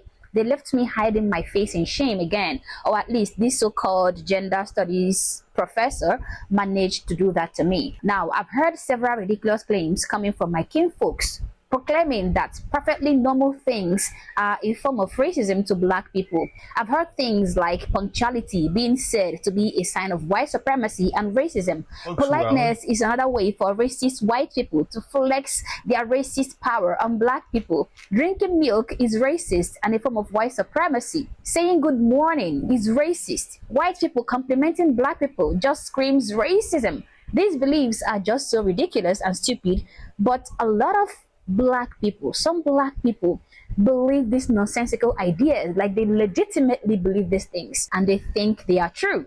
But currently we are looking at a new thesis, okay, one that says that obesity is a form of racism. Black women are extremely out of shape because of racism in America. Oh my god, when I came across this video I was like, what? Am I really going to spend my time debunking this nonsensical claim made by a fully grown woman, for that matter?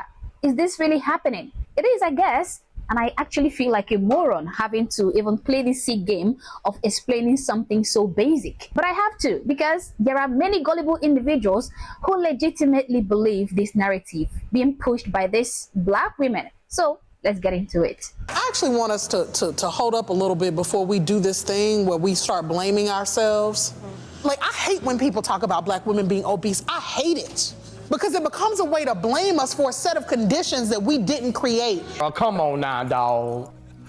Come on, man. Now, this is so ridiculous to the point that I feel like laughing this woman off my screen, okay? But I won't, because I still want to try and salvage the situation, at least for some reasonable black people out there. Now, she said she hates it when people talk about black women being obese. And I totally understand that, because if you look at her, she is black and obese. So I understand her discomfort with that particular statement. But the good news is she can actually do something about it. She can change that by doing very simple tasks like eating healthy, exercising. Since she has a platform, she can also sensitize and educate other black women on the need to eat healthy, exercise, and live a healthy lifestyle. But let's continue. Like, I hate when people talk about black women being obese. I hate it. Because it becomes a way to blame us for a set of conditions that we didn't create. A set of conditions you didn't create, like the number of times you consume food in a day, the amount of calories you digest, the number of times you refused to get up and exercise, the way you personally enlarged the size of your body, as well as the weight of your body. Is that a set of conditions you're talking about? Because if it is, then you personally created that for yourself. We are living in the Trump era. Look at all the fat chicks in the audience. And look, those policies kill our people. You can't get access to good health care, good insurance. The research says that black women, when we do the same diets as white women, we lose less weight and we lose it slower, even when we're following the diet than our white women counterparts. Hold up, okay? Now, I believe this video first came out like 5 years back when Trump first became the president of the United States. Now, this woman says she is living in a Trump era, and that Trump's policies are what made her extremely overweight. You guys. Oh my God. Anyway, you guys know I don't have a problem with anybody's physical appearance, but if you're gonna make unfounded accusations, blaming others for being responsible for what you did to yourself, then I would have a problem with you. Now, take a look at this woman. Do you think she had a healthy weight during Obama's regime? I mean, is that possible? Take a look at her. I mean, is it possible that she had a banging healthy weight during Obama's presidency and immediately Trump became the president, she just magically gained a lot of weight?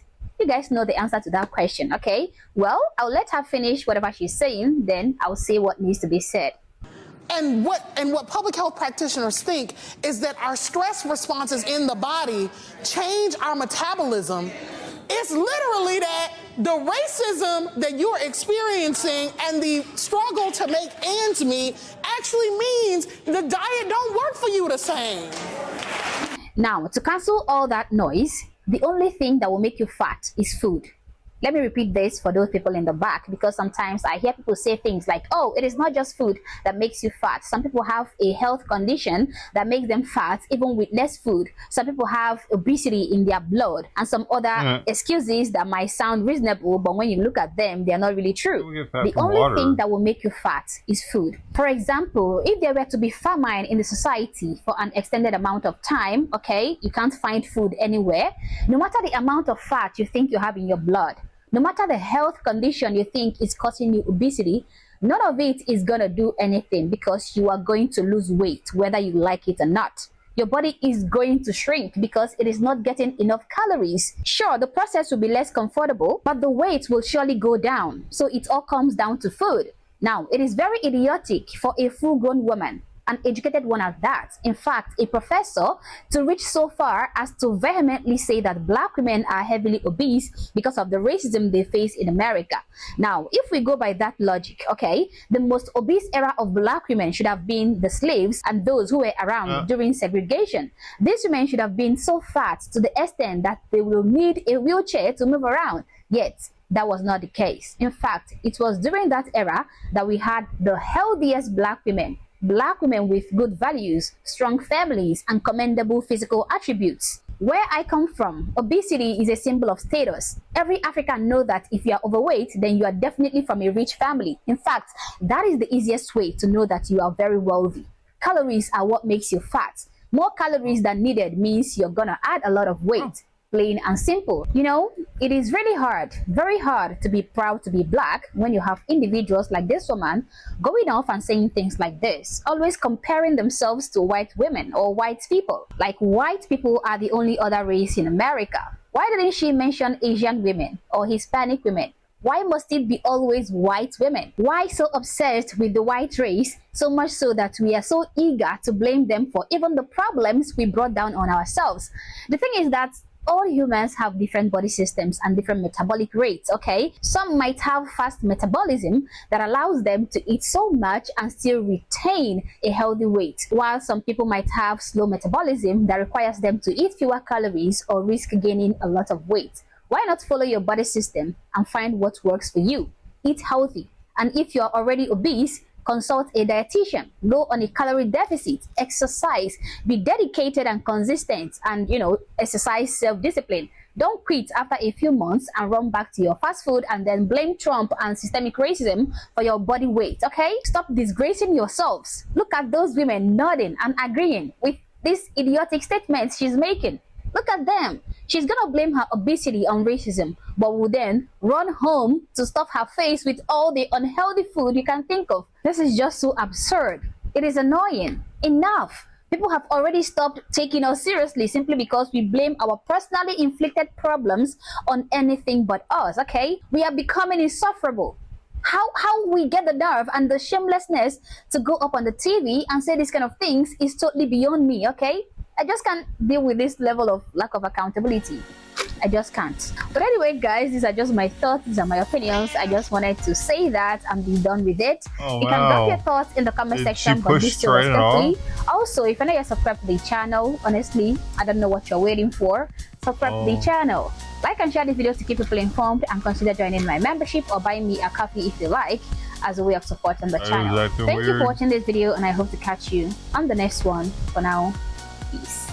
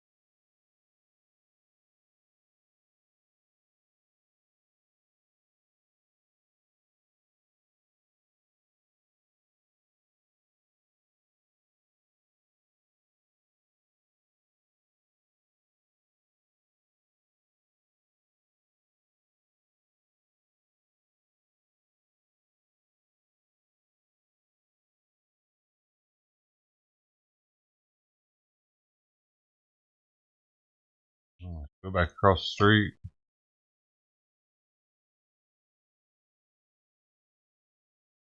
I guess that's the alpha female.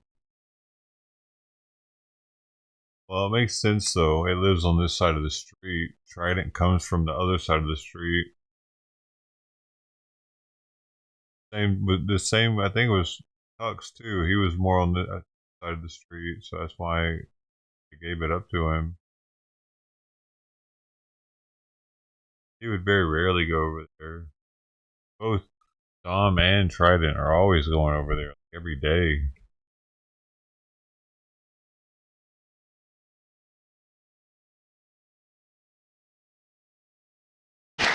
And others, we have a couple of senators here. I just don't particularly like them, so I won't introduce. Over the course of this amazing season, the members of this team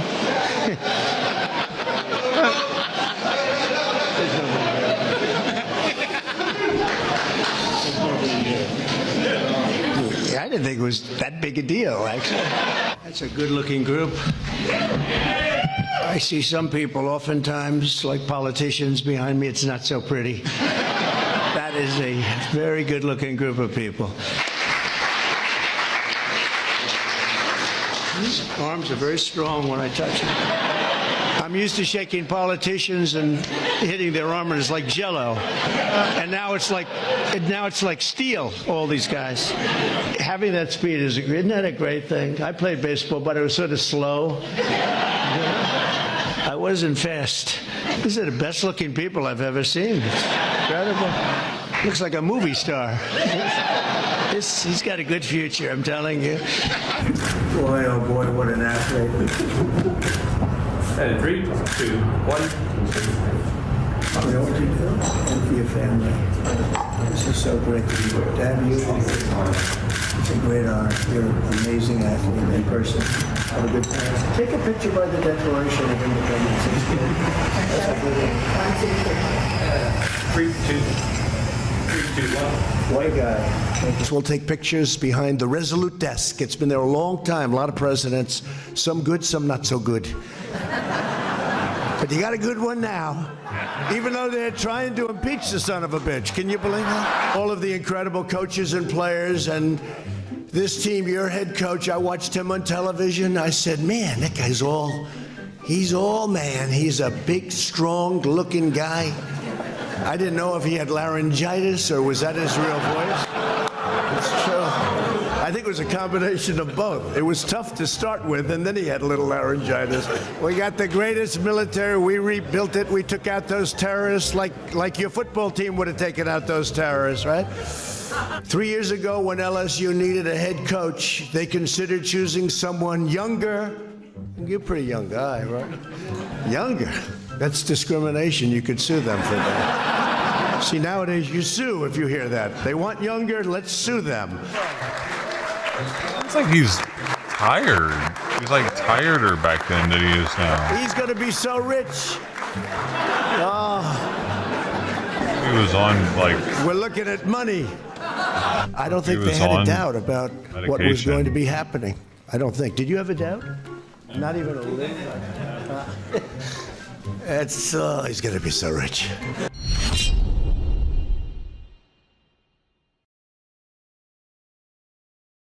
Oh, I gotta take more food out. He's trying to come back. I don't know.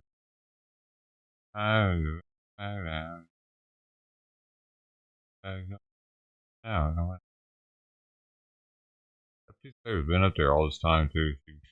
To knock it off now.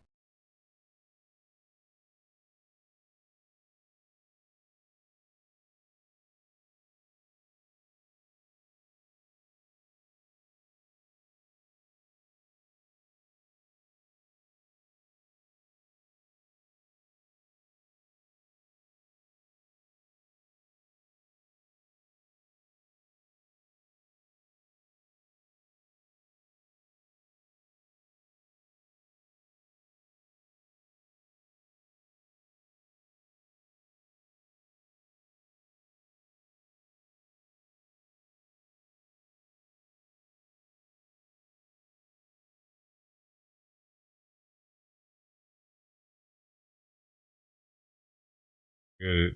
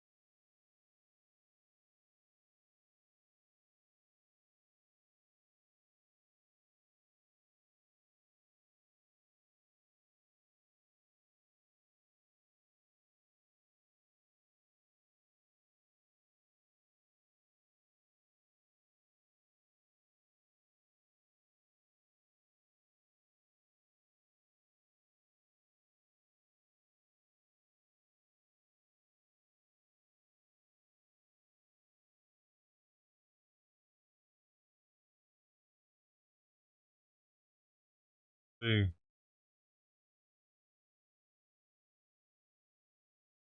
Sure, he's gonna use up on tariffs anyway because he's gonna make deals with some of these countries.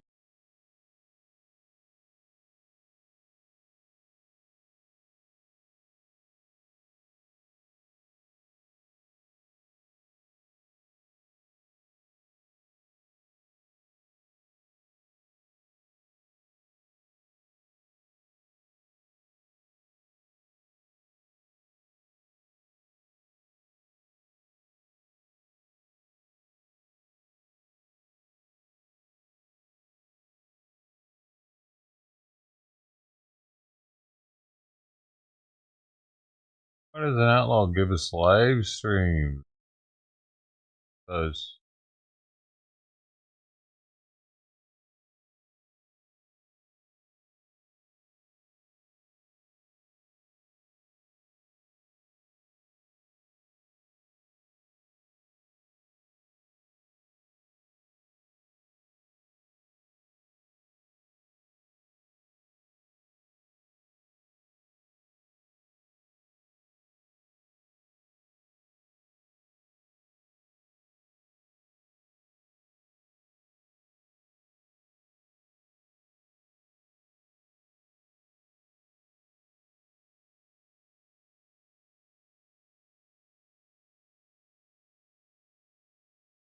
not same?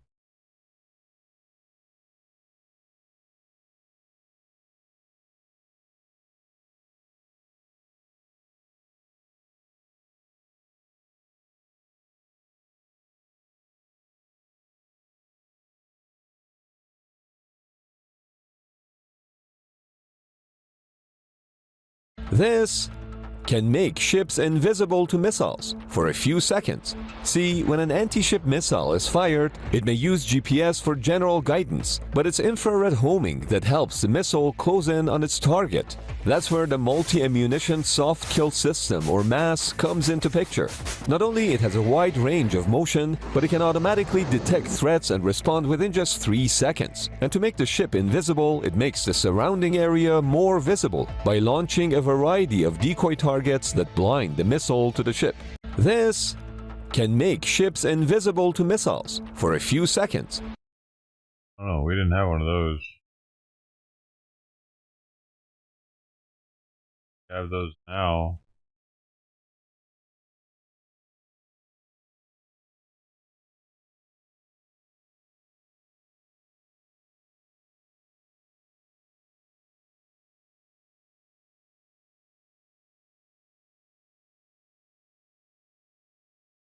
The Wauchula grandmother who left her 7-month-old granddaughter in a hot car to die was sentenced to 5 years in prison. This is a story so wild. Mexicans always sound like they're arguing.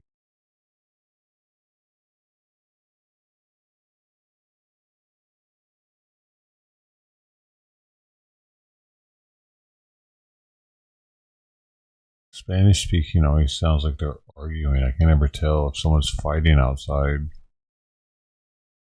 And so dark, I could not believe it was true.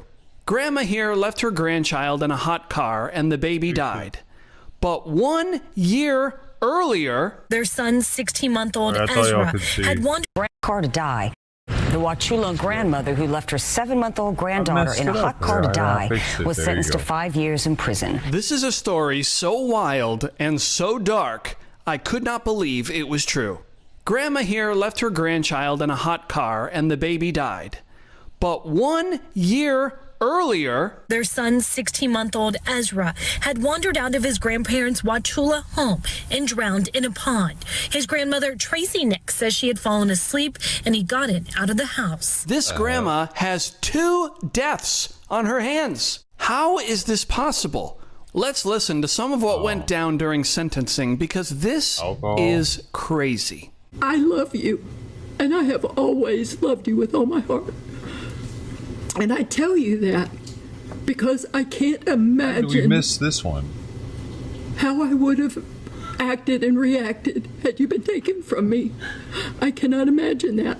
A psychologist testified, saying he believed medication, including Ambien and a muscle relaxer, caused Nix to have issues in remembering things. This is perhaps where the medication does come in.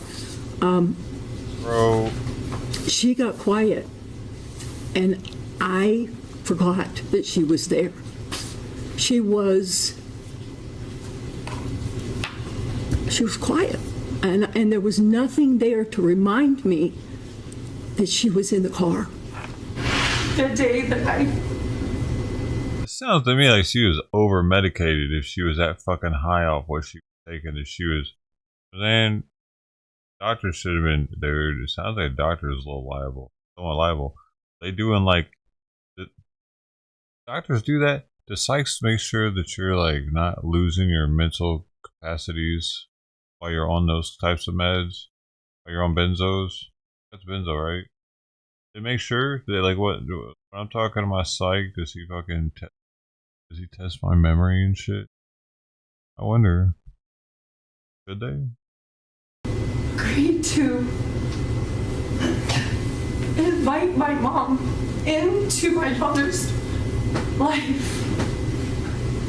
I was afraid. I was terrified. But I wanted restoration with you. I wanted that. I wanted our family. I wanted to save something, Mom. Like, I wonder if the doctor knew that she was being asked to be the sole caretaker for a child while she was on that medication. Also,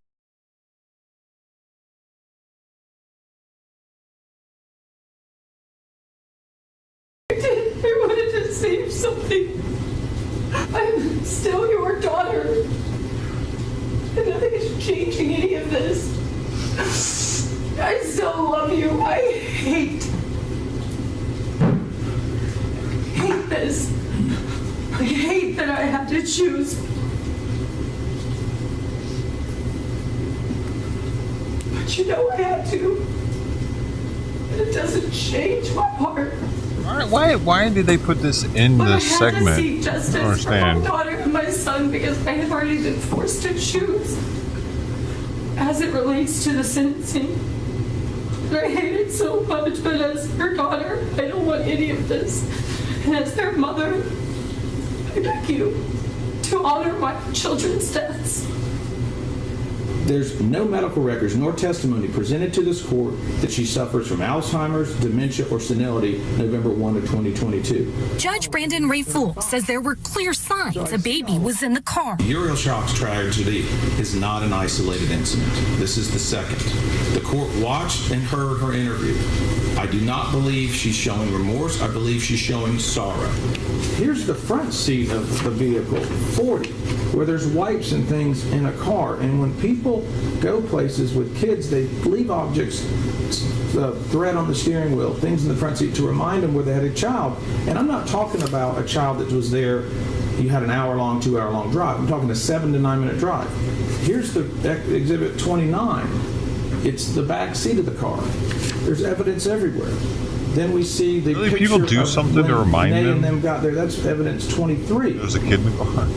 I then They don't have just a remember? half-empty thing, a bottle, evidence 35. I heard and saw the body cam footage along with the interrogation room video of Tracy Nix immediately discovering what happened after she has a grandchild passed away. She was distraught. I don't believe there's a lot of remorse in that about her grandchild suffering and death. Rather, I see her more concerned with her community image and the death of the child. I want to leave. I want to go away. I want to do this. I want to do this. I want to do this. Judge Ray Fool sentenced Nix to the maximum he could, 5 years. The court hereby sentences Tracy Nix to Florida State Prison for a term of 5 years of Florida or 60 months with credit for all time served. We're going to spend the rest of our lives. My son is going to grow up his whole life without his brother and without his sister.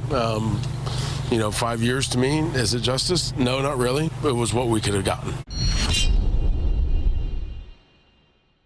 I mean, I'm sure she also at the same time doesn't want to see her mom die in prison. That's a weird spot for her to be in. Relative censored? Oh. Baby censored. Well, how do people do it without that?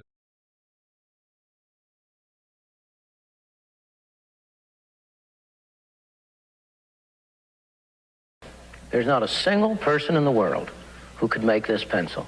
It's a simple video. The Nobel Prize-winning economist Milton Friedman is sitting in a chair holding a pencil, explaining how it's put together with pieces from all over the world. The operation of the free market is so essential, not only to promote productive efficiency, but even more, to foster harmony and peace among the peoples of the world. When Elon Musk posted this video for his 218 million followers on X, it was a statement against President Trump's tariffs. The head of the Department of Government Efficiency has aligned with the president closely in the first few months of the administration. He's breaking rank on the new tariffs. He has not only been critical of the president's policy, but of those who are in charge of implementing it. The president wants to charge those countries what they charge us. That's Peter Navarro, the senior counselor for trade and manufacturing, who has a PhD in economics from Harvard. Musk commented on this video, a PhD in econ from Harvard is a bad thing, not a good thing. Results in the ego brains more than one problem. Musk's net worth has decreased by tens of billions of dollars since President Trump imposed worldwide tariffs on April 2nd. Tesla stock has fallen more than 12% over the last 5 days. In a phone interview with Italy's deputy prime minister, Musk said he hopes for a free trade agreement between the United States and the European Union. EU Commission President Ursula von der Leyen stated she's prepared to negotiate a zero-for-zero tariff agreement on industrial goods with the U.S. At the same time, EU member countries are preparing their own retaliatory tariffs if they can't reach a deal. President Trump announced he'll immediately begin negotiations with countries that have requested meetings to reach a deal on trade or at least a reduction in tariffs. I'm Ray Bogan for Straight Arrow News. For more reporting, download the SAN app.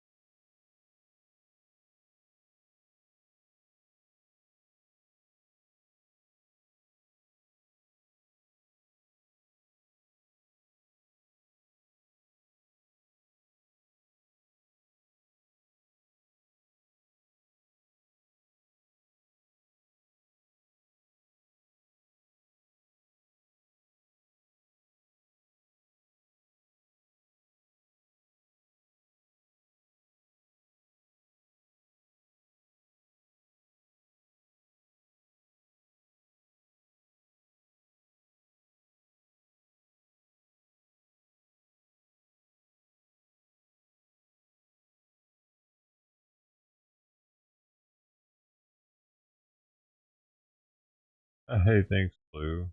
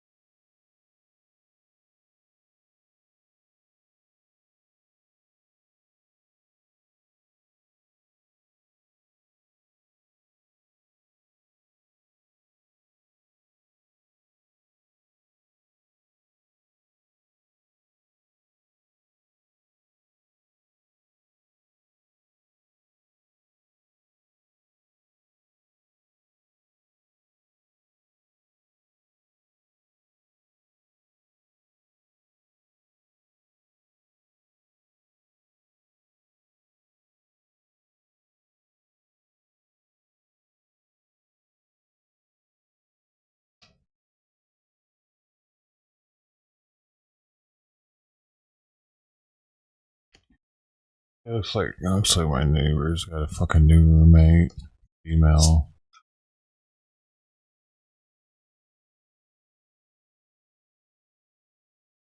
Great.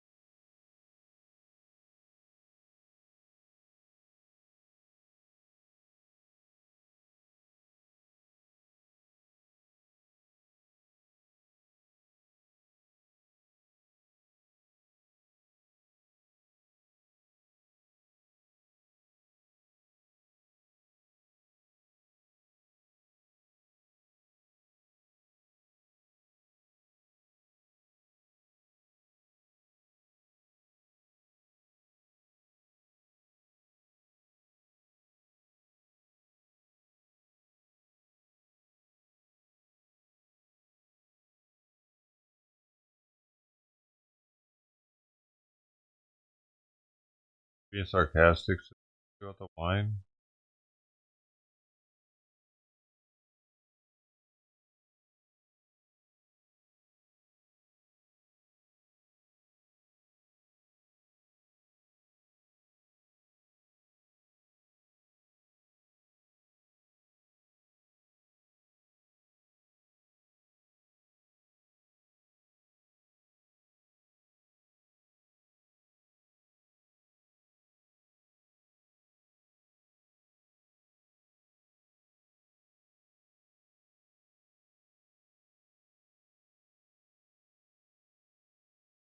On December 8, 2024, an officer responded to a disturbance call at Crunch Fitness. Okay, so just briefly, just tell me what happened. She came in to cancel. Karen came in to cancel. Yeah.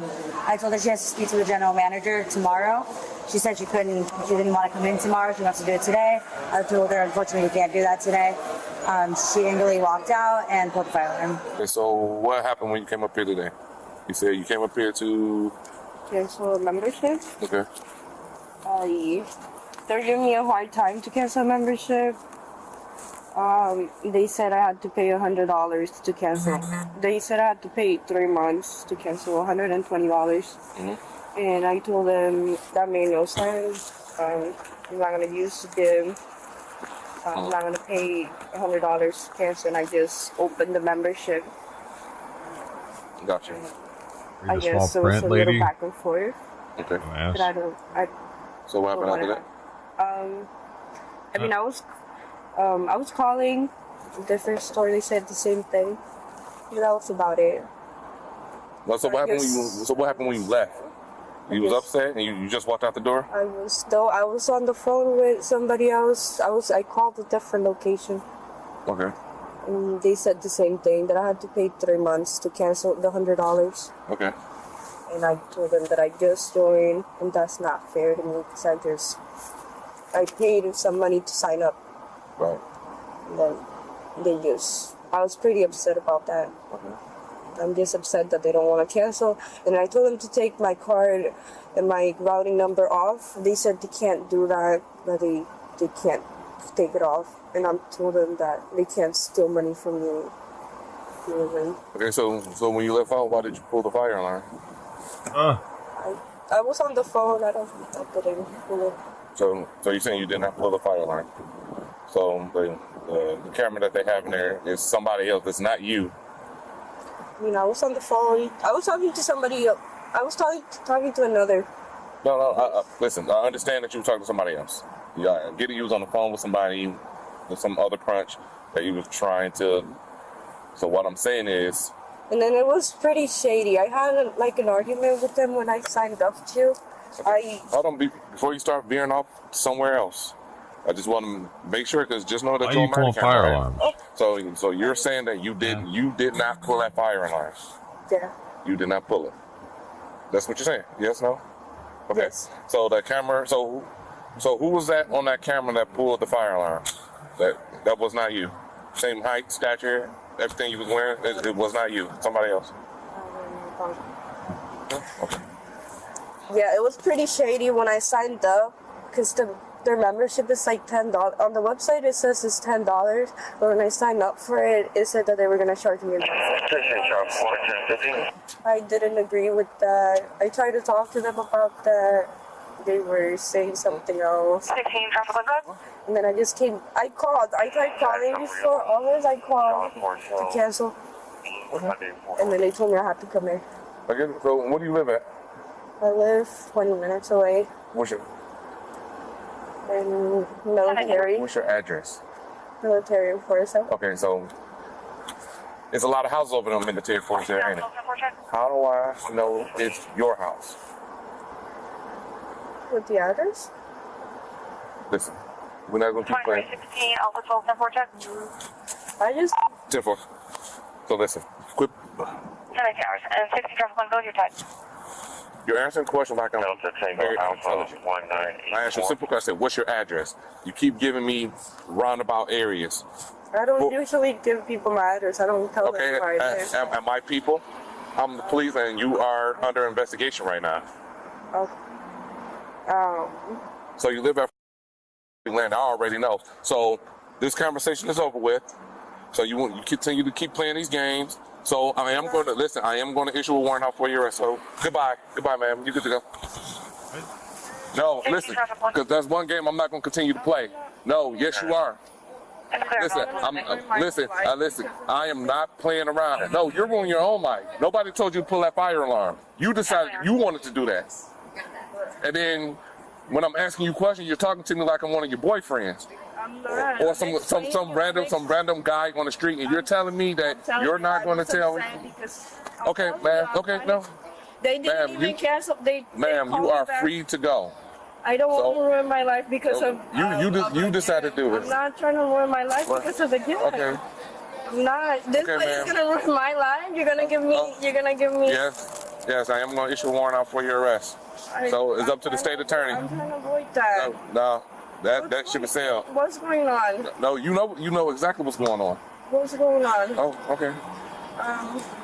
I'm issuing a warrant out for your arrest because you pulled the fire alarm. Please.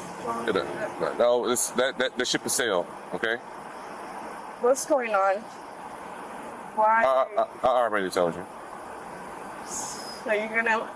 No, you're going to, not me.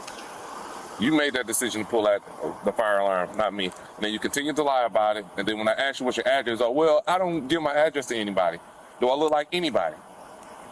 You are under an official investigation, a criminal investigation at that. Listen, you are free to go. You don't have to talk to me at all, But you're deciding. I am. Well, get yourself. Listen, go ahead and get yourself a lawyer. You're gonna need one for this case. Goodbye, man. This conversation is. Oh boy, you look happy. I'm always happy. And you guys didn't. So, because she came back up here, she's outside right now. Okay. So, I can't make an arrest. So she said that she was up here and everything, and she was everything that you said, but I ain't pull a fire alarm.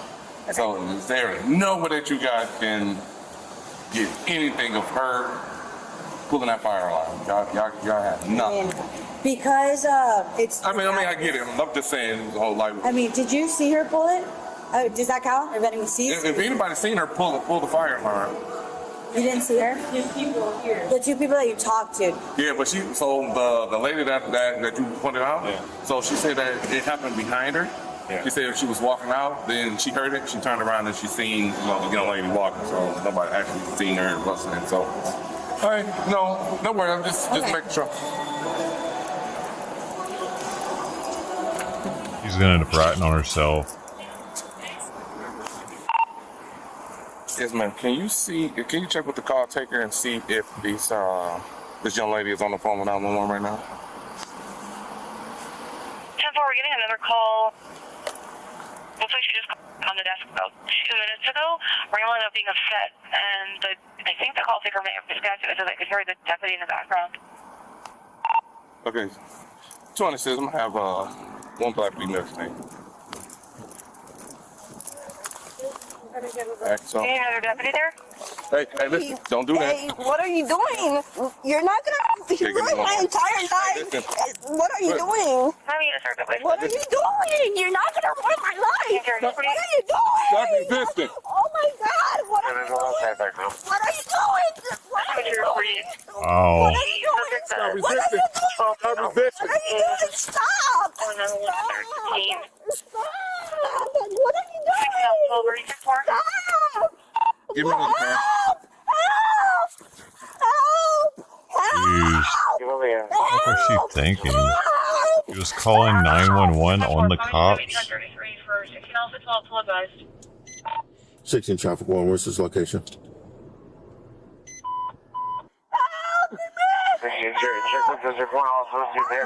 Are you trying to kick me?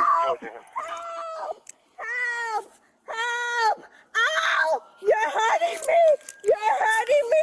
You're hurting me! Running from the crutch. You're hurting me! You're hurting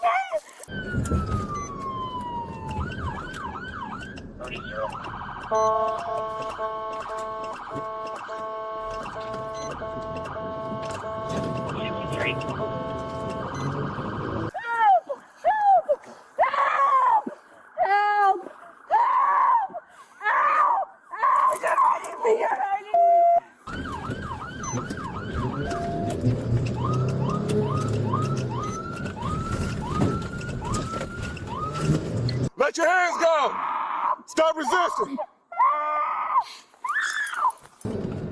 10-12.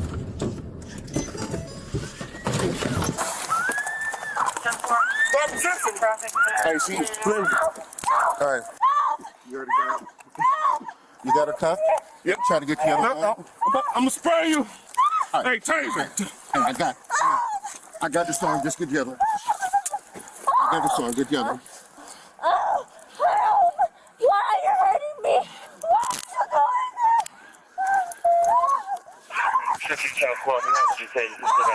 Turn around. Oh my God! Ow! You're hurting me! It's hurting me! Stop moving. It's hurting me! You're hurting me! Stop hurting me! Ow! Ow! What is going on? Did they blow her blood out right there? Why is this blurred right here? Stop hurting me! Is Ow! Ow! What he is going grinding on? up on her? Relax. Stop! Does she need support? Do you need EMS? Ow! Stop hurting me! So, she's a check her.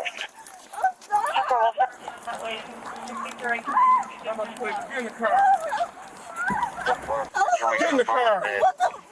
If you like, have the EMS check her. Yeah. 16 Alpha 34, we're on 97. Everyone's 10-4. Have rescue phone. You can 66, Well, she got to work out for the day.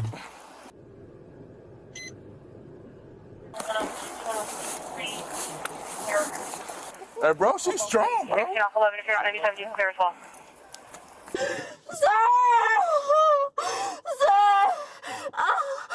You alright, man? I know she's beating your ass when I showed up. I'm sorry. I'm sorry. I'm sorry. I'm sorry. You hungry? Want some food? Sir, my daddy's in prison. I can't do this, sir. Please. Already. I'm sorry. Take a deep breath. Everybody's fine? Yeah. You're good? You're good? You're good? Take a deep breath. Stop talking. It's pretty much just him. Yeah, we got here and he was hurt. Stop talking to the person. I don't know what's going on. I didn't resist anything. How? Can you lose this up, please? Look. She was taking her leg, like trying to kick at me. Okay. I mean, she never struck me or anything like that. She's actively resisting. Oh, absolutely. You know, I ain't want. I mean, she 5'6", 100 pounds, so I didn't want to hit her or anything. So. All right, we're gonna fix your cuffs, okay, huh? Face that way.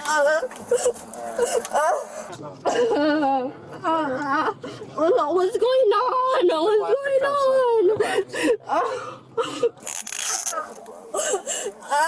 Relax for a minute, okay? If you keep moving, it's gonna keep on hurting you. Sit still and let us get them on. I can take it up there.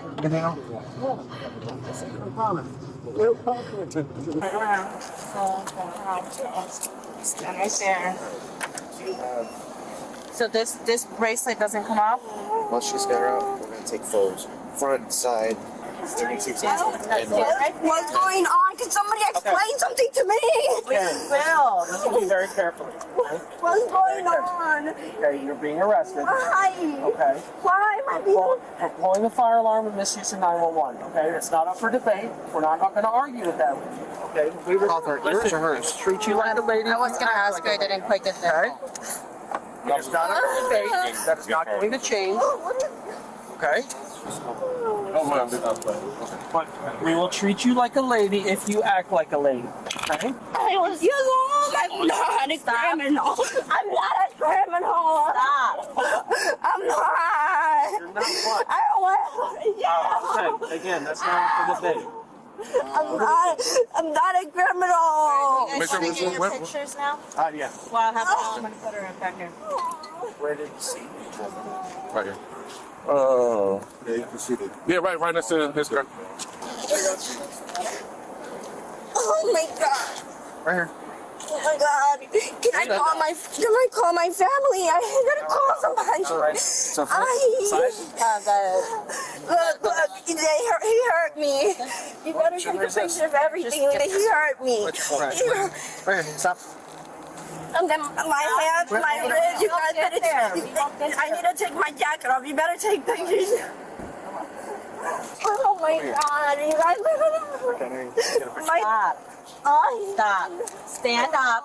Stand up. I don't have anybody. I just have my mom. Okay. Okay, you're 22 years old. Okay, you're a big girl. Have a seat. Have a seat. Have a seat. Put your foot in. Have a seat. Get back. Oh my Let's see. Stop.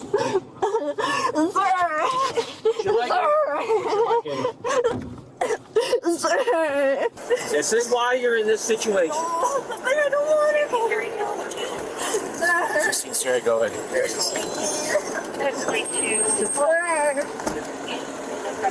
Wait. I'm not. Are these your glasses, ma'am? Yes. Sir. Called 911, and she was like, "Oh, he about to ruin my life." So one of the camera guys called me like, "Hey, she's on the phone now." I was like, right now." She was like, "Yeah." So I was like, "Ma'am, if you misuse 911 and it's not an emergency, you're going to jail." So I'll go back in there. "Hey, do you have any cameras?" Like, "No, still waiting for our boss." "Okay, come back out." I was like, "Hey, is she still on the phone with camera?" Because I still seen her talking down here on the phone. He was like, "Yeah." So that's when I go in the air. "Hey, can you get with the call take and see if she's the one calling?" And she's like, "Yeah, she just rambling about to ruin her life." "Okay, go there. Hey, ma'am, get detained." As soon as I grabbed her arm, she tensed up, like, stop resisting. Please, mommy.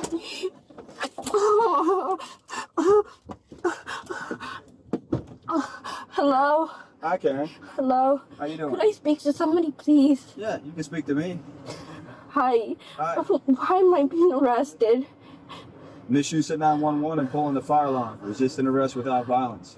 That's too many stuff. No, it's not too many stuff. I don't know what's going on. I just came here to cancel a membership and go home. I just got out of bed for this and I'm gonna end up in jail. I tried to talk to the cop and they just wanted to arrest me. I shouldn't be arrested for this. You shouldn't. And next time you shouldn't pull the fire alarm.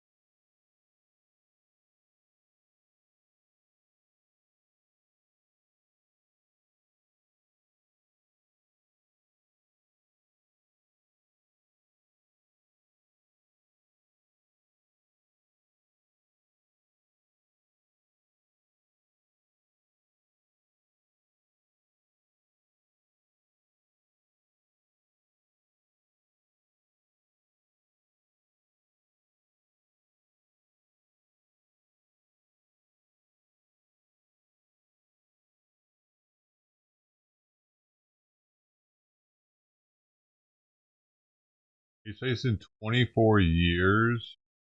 This scumbag IRL influencer can now be facing up to multiple decades in prison in the Philippines, all because he live streamed himself harassing strangers in the street, mall security guards, and stealing multiple items, including a mall security bike. Obviously, we're talking about the case surrounding Vitaly, who's an American-Russian YouTuber who was one of the largest prank channels back in the day, who unfortunately lost his mind and ended up serving some time due to horrifically attacking a jogger in Miami. But recently, he came back to the internet, and he's came back to the internet a few times, but in the most recent time, he decided to come back to the internet and essentially be a knockoff Johnny Somali for some reason. And in his comeback, he was definitely not wise when it comes to picking the country to be a nuisance in, the Philippines. I don't know why you would ever want to come to the Philippines and go live with the title Disturbing the Peace in the Philippines, as that is probably one of the last countries I would ever want to have that title in my stream, let alone go around and harass people and then steal multiple items while live streaming yourself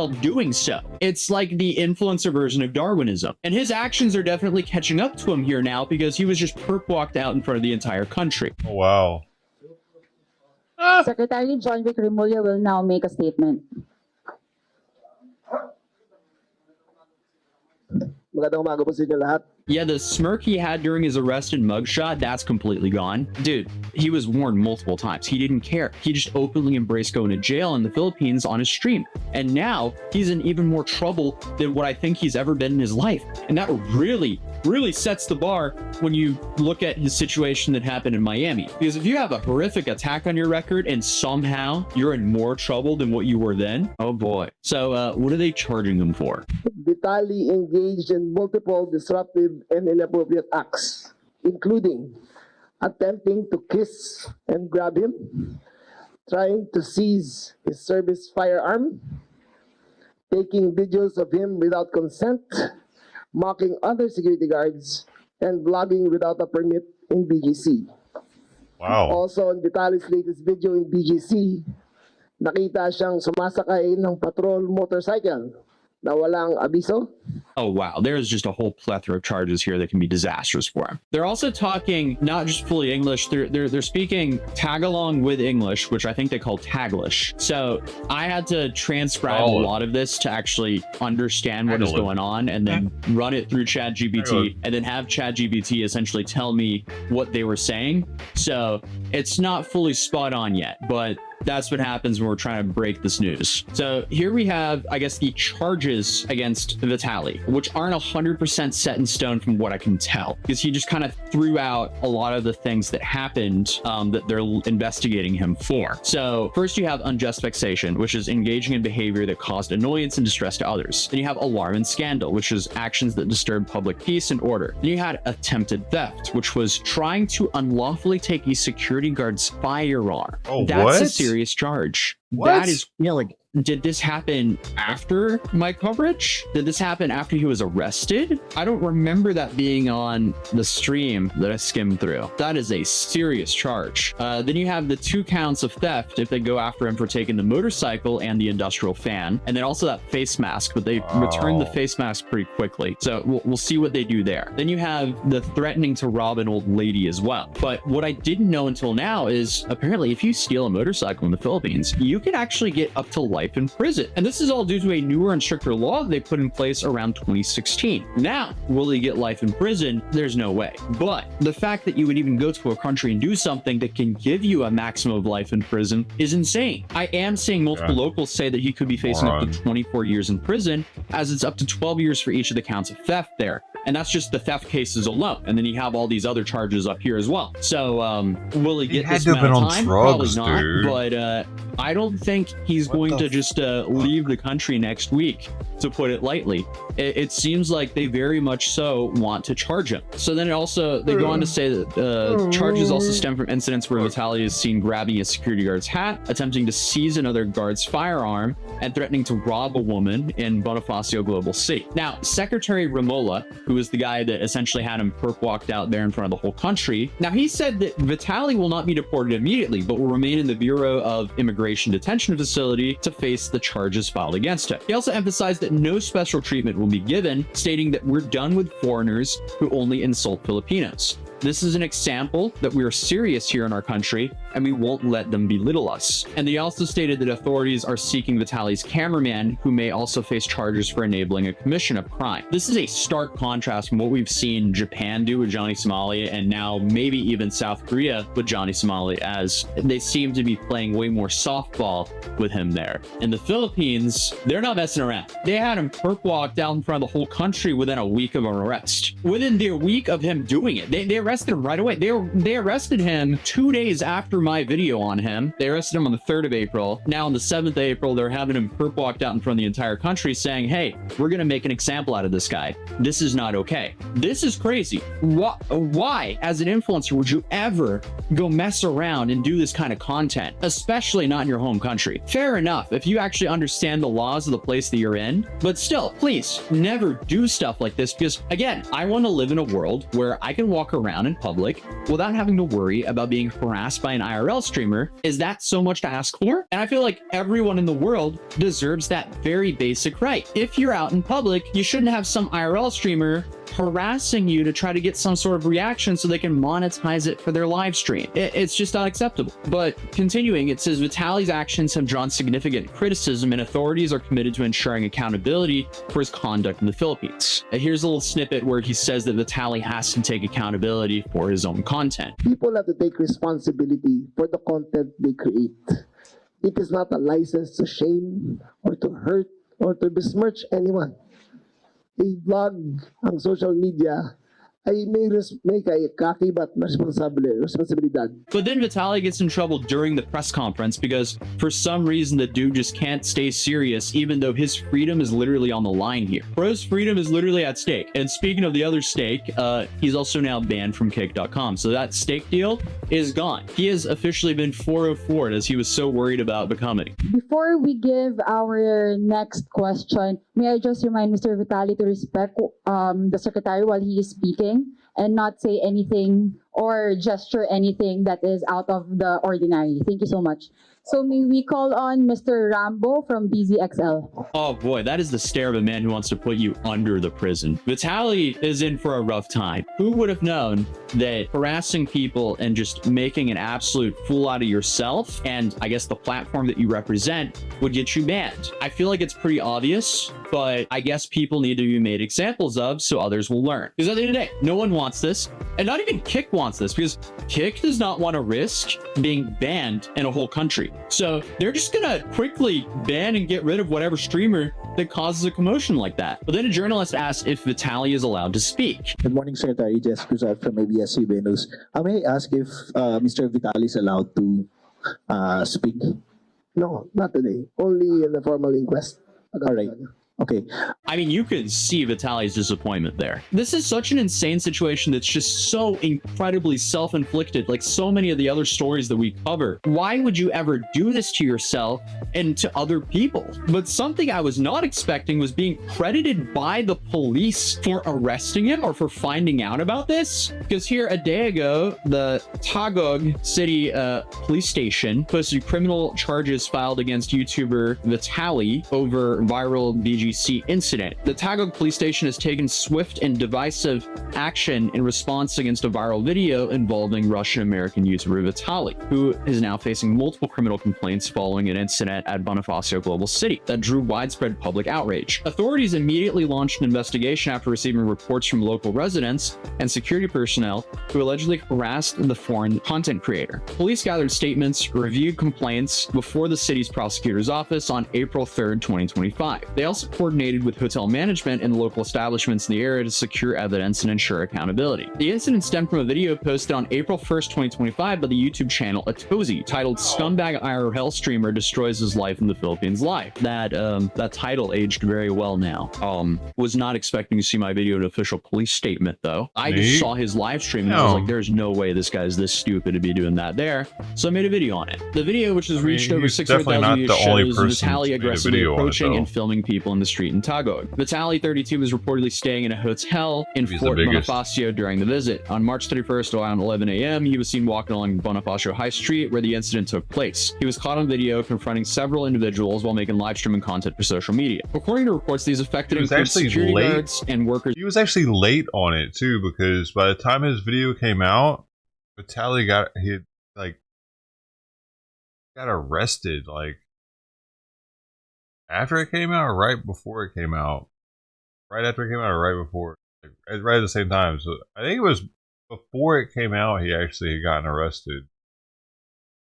In the area, one guard said that Vitaly forcefully pulled his ID from his neck. Another worker said that the YouTuber took his hat without permission, while a third, also a security guard personnel, claimed that the foreigner tried to grab his service firearm. Yeah, okay, so I mean, that is a serious charge. Recognizing the suspect's foreign nationality, the Tagalog police also coordinated with the Bureau of Immigration to determine possible violations of immigration laws. A formal request was sent to the BI for updates of the YouTuber's current status for guidance and further action. Tagalog authorities have issued a strong reminder to all visitors and online content creators to respect local laws, warning that actions meant to harass or humiliate people, whether it's on camera or not, can have serious consequences. The Tagalog City Police Station assured the public that they're continuing to monitor the case and are committed to protecting residents from similar incidents in the future. I mean, shout out the Philippines for handling this so quickly. And also, like, this should definitely not scare anyone from going to the Philippines, because they want tourism there. They just don't want people to be live streaming and harassing people. Ain't what it used to be, though, is it? It's very easy to go visit a country and not act like the town. That's crazy being in an official Filipino police statement. Shout out to all my Filipinos. I love you guys. I'm currently in a different setup, as you can see, because I'm currently traveling to go to yet another crazy influencer trial. I guess we just do that now. I've had a lot of fun doing it. So here we're going to another case tomorrow, and I have to get up at 5 in the morning. It's be there with you. Actually, I could put my big boy pants on. People.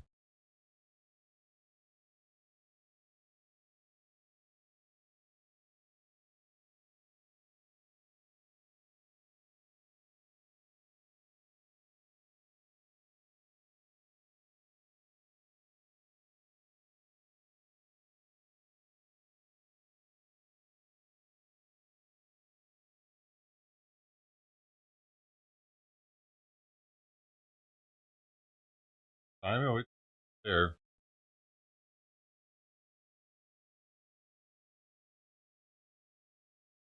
Hey.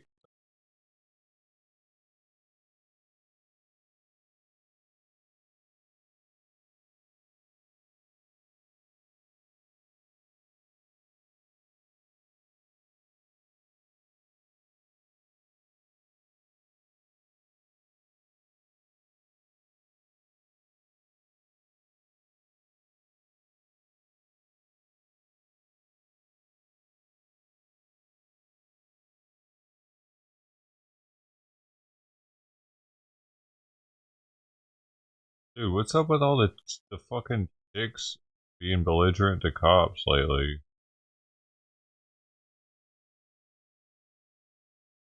Stop! Are you gonna do that? Listen, are you gonna do this thing? It's all a joke until the handcuffs come out. Okay, so I think concentration or the press. Okay, we're at the point. Okay. He's not feeling good. Okay. We're still over here. You can't leave your car. Come on, you can't leave your car. Okay, let's go back over here. She was doing over 65 down this street. Okay, we'll take care of it. Yes, you were. Okay, we'll take care of it. Okay, I was not. Stop. Okay, come over here and talk to me. Watch your dog. Wait, I know, your dog is about to run off again with this collar.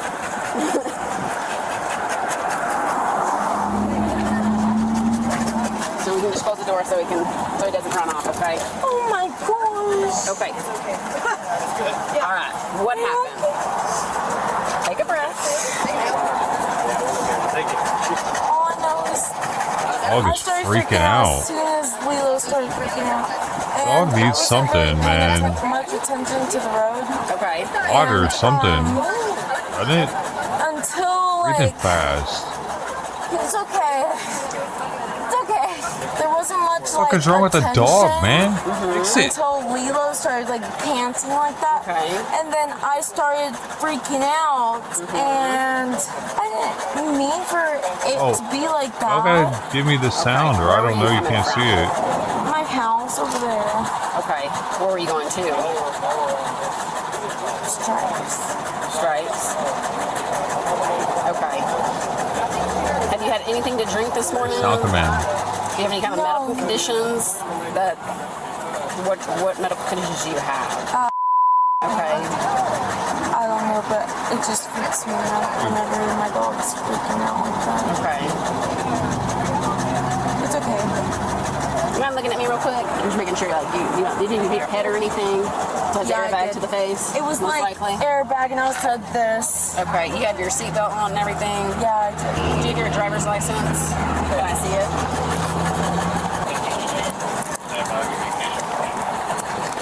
It's okay, please. Okay, so you were driving from your house to What the hell is wrong with your dog? Started freaking out, and then what happened? Can't that kill it? Breathing like that? We've been in a wreck Normal, before, dude. so Fuck, it's drooling everywhere. we both kind of freaked out, and like it just kind of all happened at once. Okay. It's okay. I'm sorry. And did he get out of the car? Is that where you were? I started freaking out, yeah, because it was like. Dude, I don't know how much more of this I can watch. When did you? Are they gonna get that dog so the fucking paramedics help the dog? She said she was complaining of neck pain. Okay. Okay. I'll let you start, okay? You're gonna raise the shoulder. Have someone like come for you. Okay, at least animal control will get the dog, and they'll help it. Is it on her tag? For the phone number? Do you know the right one anymore? Do you know a number that someone can call? Should be my ex-boyfriend. Your ex? What's his name? God. Chris? No, it's not going to animal control.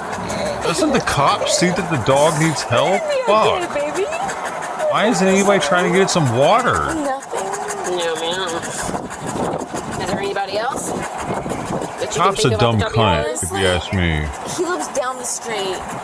Like, I live down the street. Is there any possible? We're gonna close the door. I'm gonna get you. Perfect. Thank you. It's gonna be Rising up. Brad. It's getting towed anyway. She said 10 minutes. But yeah, I guess.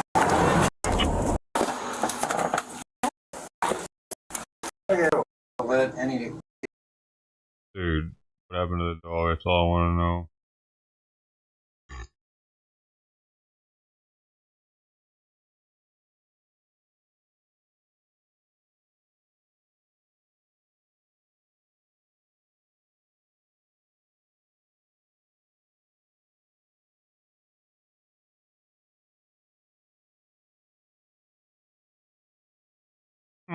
That poor dog probably only gets to lick peanut butter. Does that mean that he's always looking at her vagina?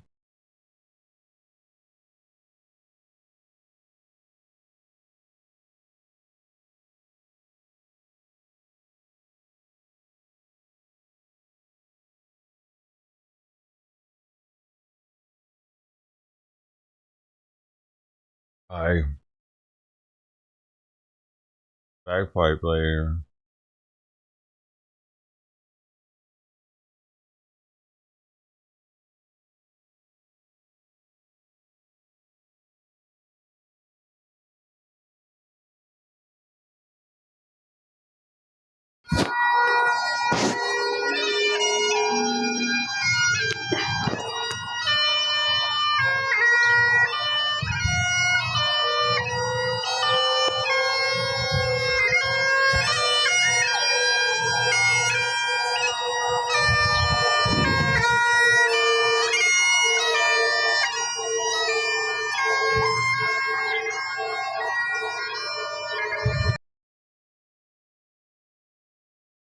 How does he do that?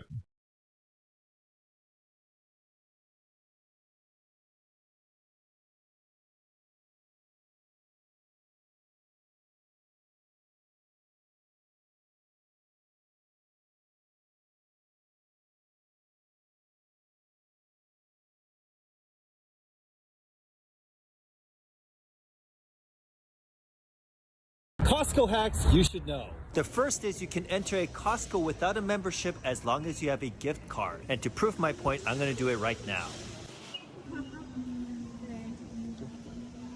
Now the catch is you need a membership to buy a gift card. So if you know someone who has a membership, you could ask them to buy you one. It's been about 30 minutes. I came back out. I'm trying to show you guys that non-members can use the Costco pharmacy. Hi, I'm here to use the pharmacy. Okay, thank you very much. Now let me be clear, non-members can only use the pharmacy for prescription meds. Whenever you see a green sign, it means that the product is I didn't know that. organic. Whenever you see a price ending in 99, it means this is original price. Price ending in 39, 49, or 79 means the manufacturer is giving a discount. Price ending in 97 means the item has been marked down. Prices ending in 00 indicate a clearance item and the prices will not be lowered again. And the asterisk, aka Death Star, means the item will not be stocked again. Costco hacks you should know. The first is I didn't know that the double zero meant it wouldn't be lowered again. You heard about that? Never double over a 00.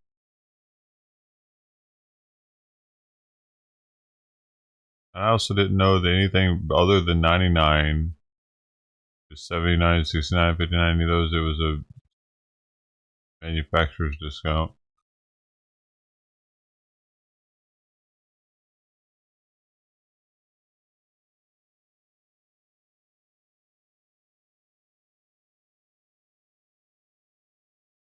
Wall Street continues to respond to President Trump's tariffs. Wall Street continues to respond to President Trump's tariffs. Today saw modest losses. The Dow closed down almost 350 points. Analysts estimate more than $5 trillion worth of value has been lost in stocks in the last week. Canada updates its travel advisory for the United States, telling Canadian citizens to expect scrutiny when crossing into the U.S. Fox's Caroline Elliott joins us live from Toronto, Canada You know tonight any of those? with the latest on the travel advisory there. Caroline. John, Christina, over the weekend, Canada's government updated its and travel alcohol. advisory online. And you can shop at Costco to get alcohol without a membership. Surprised you didn't add that one in there. Now saying U.S. border agents have significant discretion in who enters the United States. In fact, that travel advisory also warned Canadian citizens that border agents can search your cell phone at ports of entry. Oh. That advisory reads, quote, expect scrutiny at ports of entry, including of electronic devices. Comply and be forthcoming in all interactions with border America's doing authorities. that. If you are denied entry, you could be detained while awaiting deportation. Wait. They're doing this to us?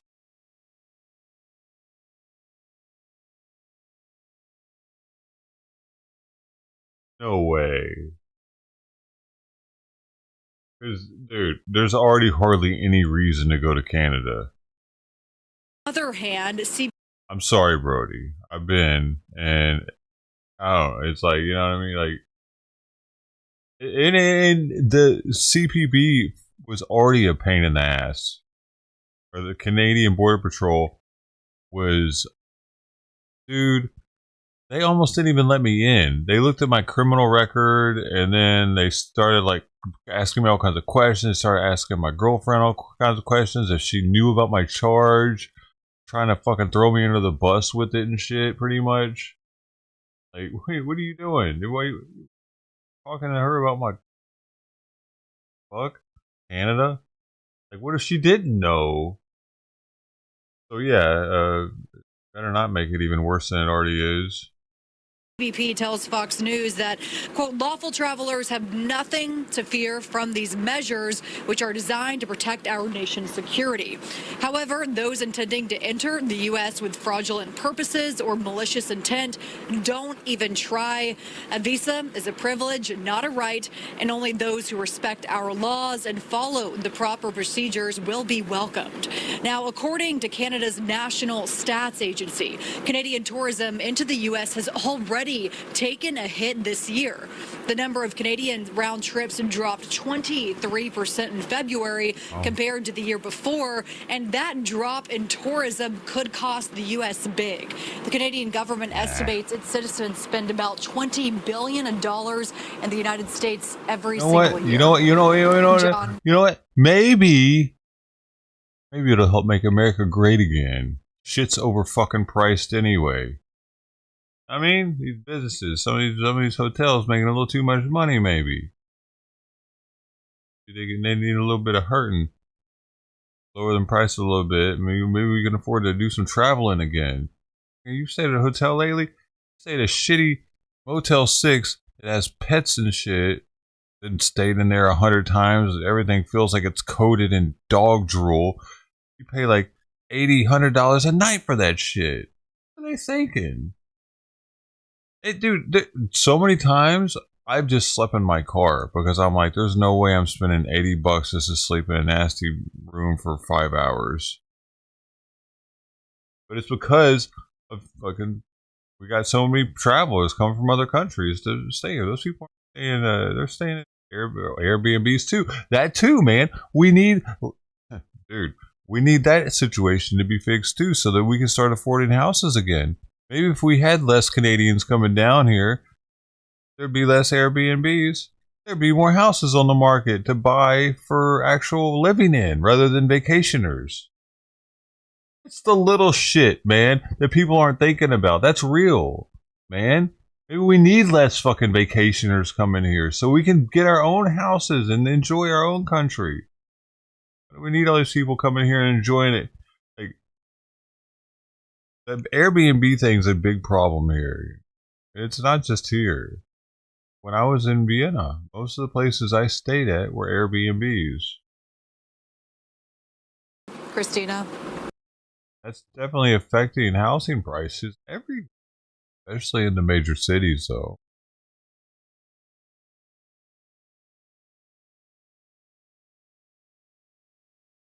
Those vestiges of illegals.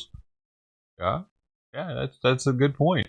Because here's the thing: these illegals, when they're letting them stay there, it's with no strings attached. When a veteran goes into a program, there are multiple strings attached. Drug testing. There's making sure they're going to meetings and stuff if they need to do that. They're making sure they're going to work or at least looking for work. Like they have to do things to stay at the place.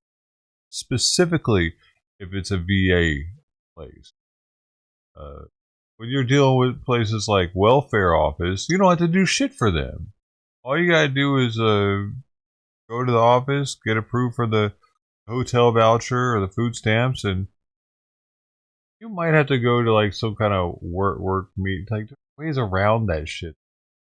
What I remember, it might have changed now, but it's not. Even if they do have some sort of requirements, that's not nearly as involved as if you're a veteran trying to get some help.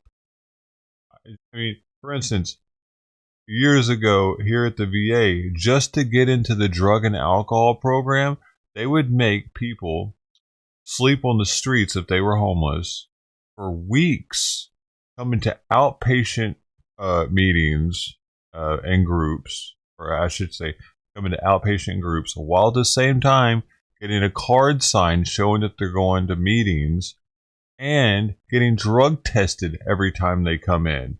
And once they show that they're able to do all that, then they'll let them have a place to stay and be in a program for drug addiction. It's not, you gotta prove yourself first. They're letting these migrants just pop right up into a fucking luxury hotel with nothing. No skin in the game even. At least the veterans done fought for the country, been willing to die for the country. So yeah, I agree. They should put veterans in those buildings because not only do they deserve it more, but they will be made to do certain requirements to stay there. It won't just be, here's a free room, good luck.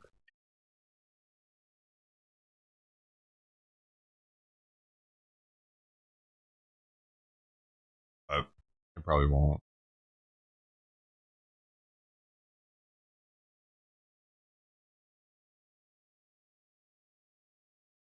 Most people probably don't know about that type of that situation that I just told you about with that program is rare. That's hard to find. That's a Long Beach thing. That's like that's a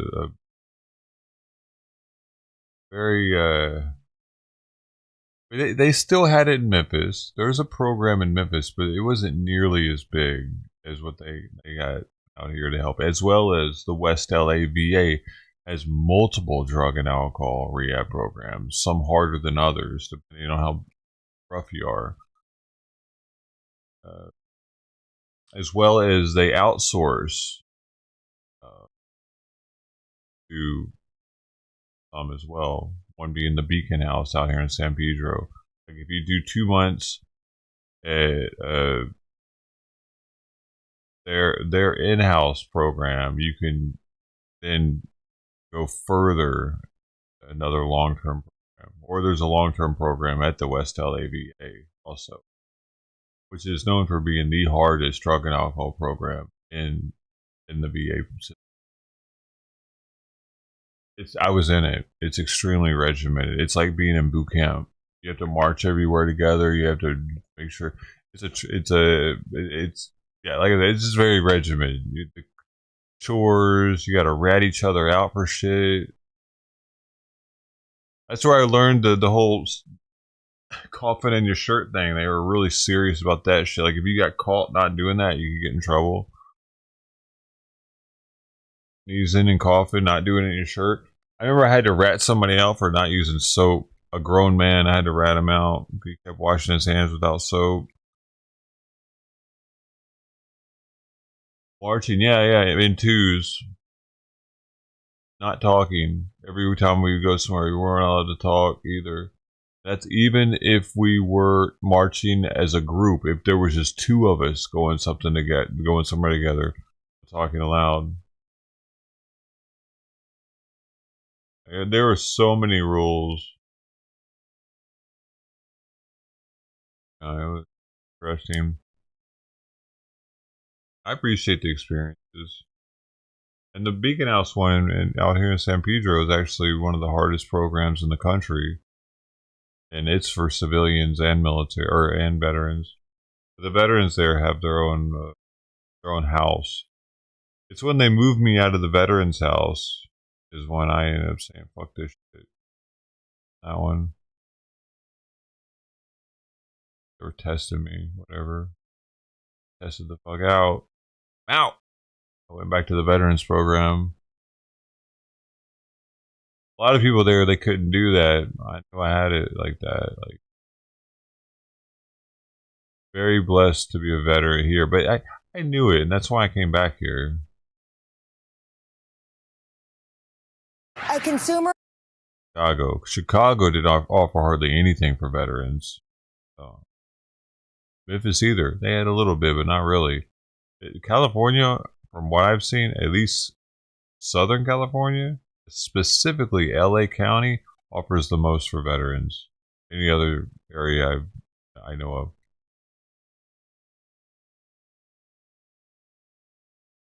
Yeah.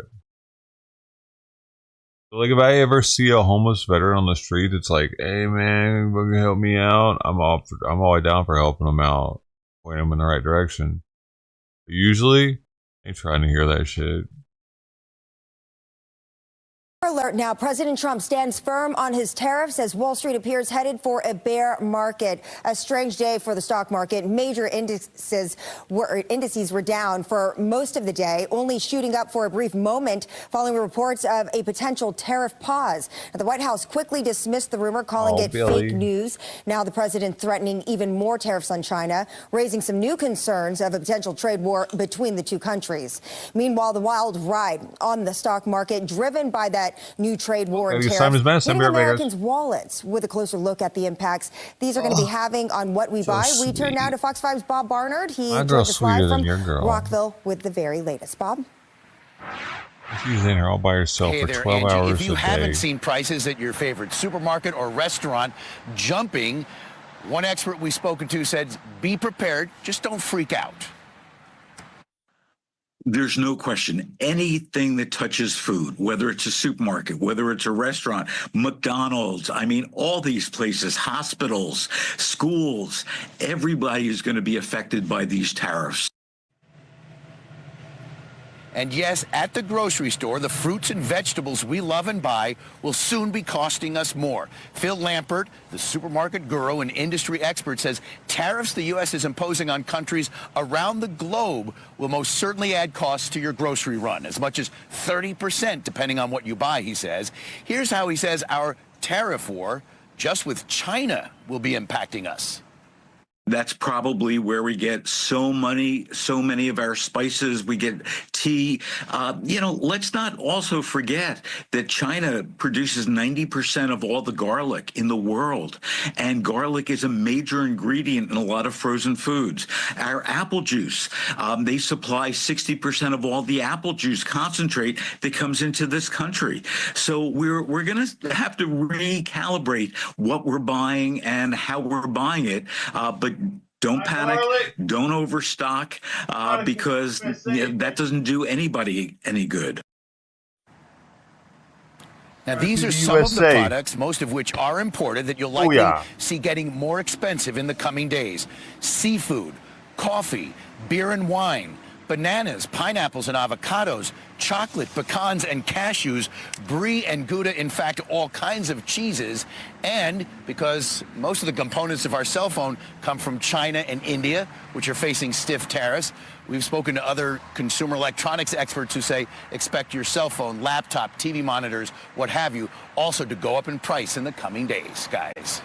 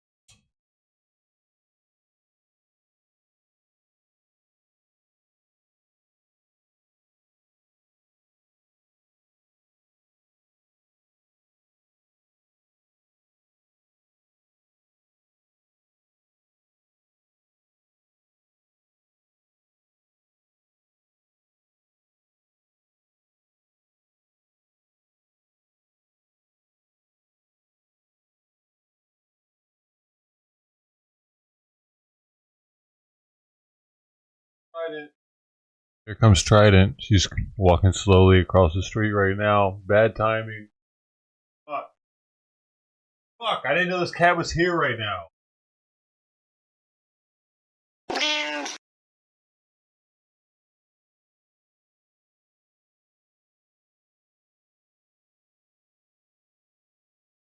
Trident's here right now. Fuck.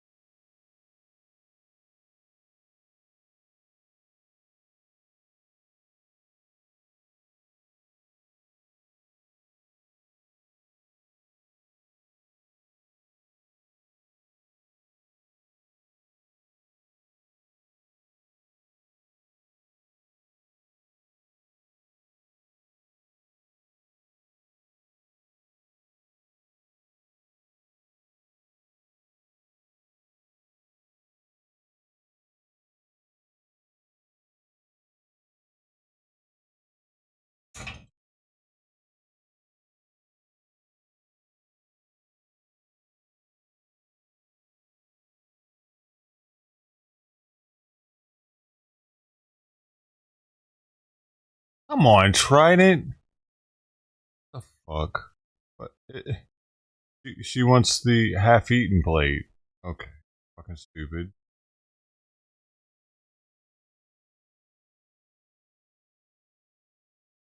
Like, what the I put a fresh plate out there for her so she doesn't have to eat after the other cat and possibly get contaminated with some sort of parasite. Oh, wow.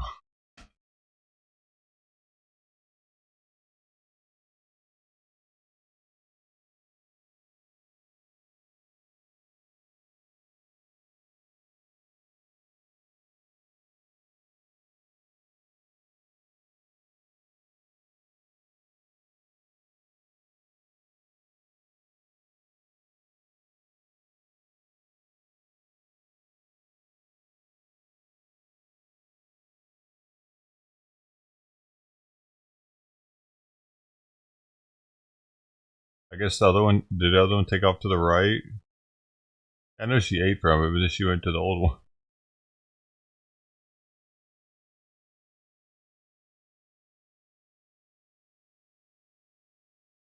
Just get enough, just to get the parasites.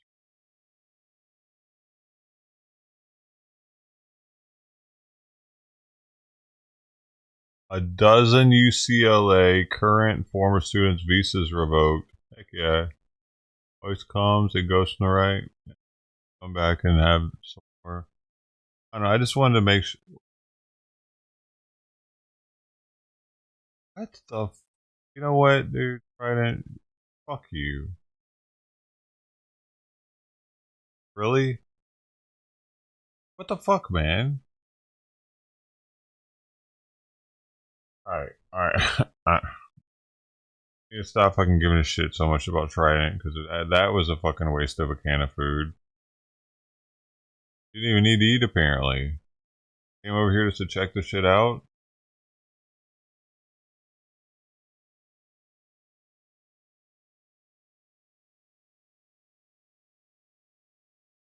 Well, I'm not gonna do that again.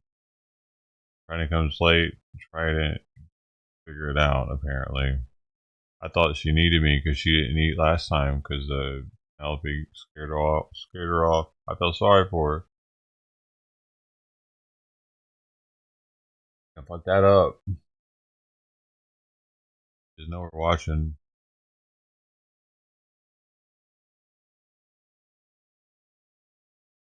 Tensions between the U.S. and Iran are growing as the Islamic Revolution. Oh, that's from 7 hours ago. We'd know if we were going to war already.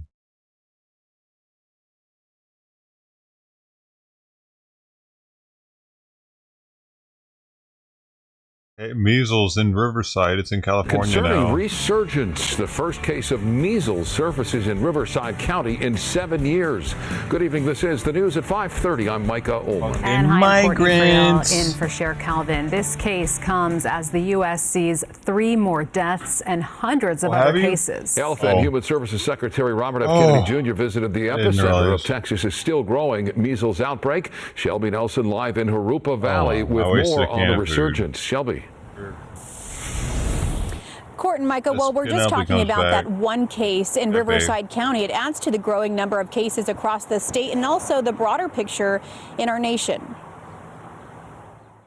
This is our first measles case in Riverside County since 2018. And 7 years later, an adult has tested positive for measles after having traveled internationally. Public health officials say the person is from the Coachella Valley and is now recovering at home. See? It's coming from other people. Other nations are bringing it here. Or people are going to other nations and bringing it back here. But it originally started, my feelings is it originally started from a migrant. Because the first time we heard anything about it was they were having an outbreak of it, I believe, in a Chicago shelter. Look up measles, Chicago migrant outbreak. It comes up. This was an adult individual. That was the first one. I believe that they had There are childhood vaccinations, but we don't have documentation at this time. That makes it the 9th reported case so far this year in California. As of March 31st, the state documented 8 confirmed measles cases in Fresno. 57 measles cases were associated with residents in or contact with persons at a migrant shelter in Chicago, Illinois. Most cases occurred in an unvaccinated person. Prompt and coordinated response with high coverage mass vaccine can be reduced the size and duration. May 16th, 2024. LA, Orange, Placer, San Mateo, and Tuolumne counties. Numbers are updated every Tuesday, which is why Riverside was not yet added to that list. In 2024, the CDC reports that there were 285 cases nationwide. So far this year, that number more than doubled. Health Secretary Robert Kennedy Jr. says that there are 642 cases nationwide, with a majority of them reported in Texas. That's where Kennedy visited with families after Texas reported 2 confirmed deaths of school-aged children who were not vaccinated. He appeared to soften his stance on vaccines, which he has previously criticized, saying the most effective way to prevent the spread of measles is the MMR vaccine. Measles is a contagious viral disease that is highly infectious and airborne. While some parents have lost faith in the healthcare system, there is growing scrutiny over vaccines across the country. Medical professionals are doubling down on the role of the MMR vaccine, saying the risk of contracting measles outweighs concerns of its side effects. 9 out of 10 people that are exposed that have not been vaccinated will get the measles virus. After a first dose, only 7 out of 100 people would not have developed immunity. And after a second dose, only 3 out of 100 people would not have developed immunity. So very, very high rates of developing immunity after the measles vaccine. Now, that doctor says 1 in 1,000 cases results in death, but having survived measles in some cases could lead to other long-standing effects. Reporting from Harupa Valley, I'm Shelby Nelson, KTLA 5 News. Shelby, thank you. It turns you gay.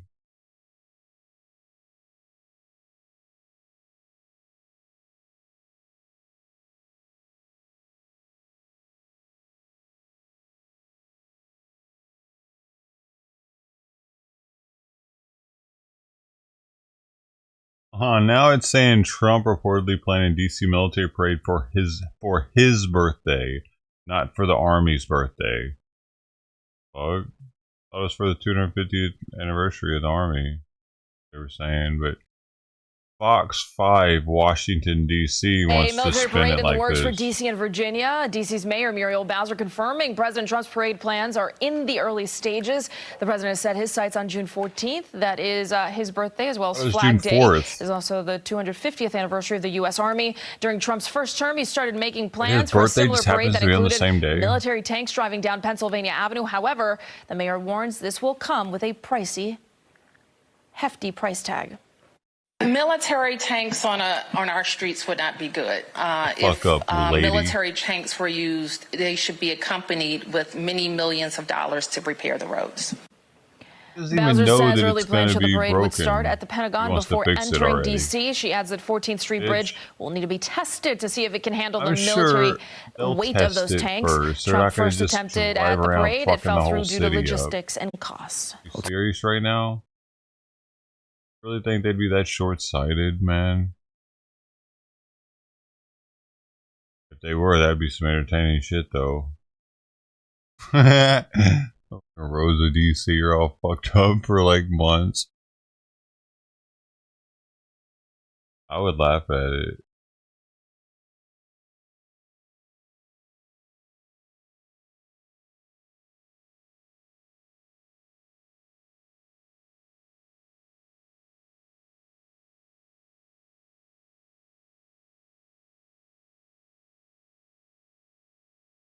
British defense officials have uncovered suspected Russian spy devices in the water surrounding the UK. The discovery comes amid intelligence suggesting oligarch-owned super yachts may have aided Russian efforts to monitor nuclear submarines and critical infrastructure, part of what officials describe as a growing campaign of underwater espionage.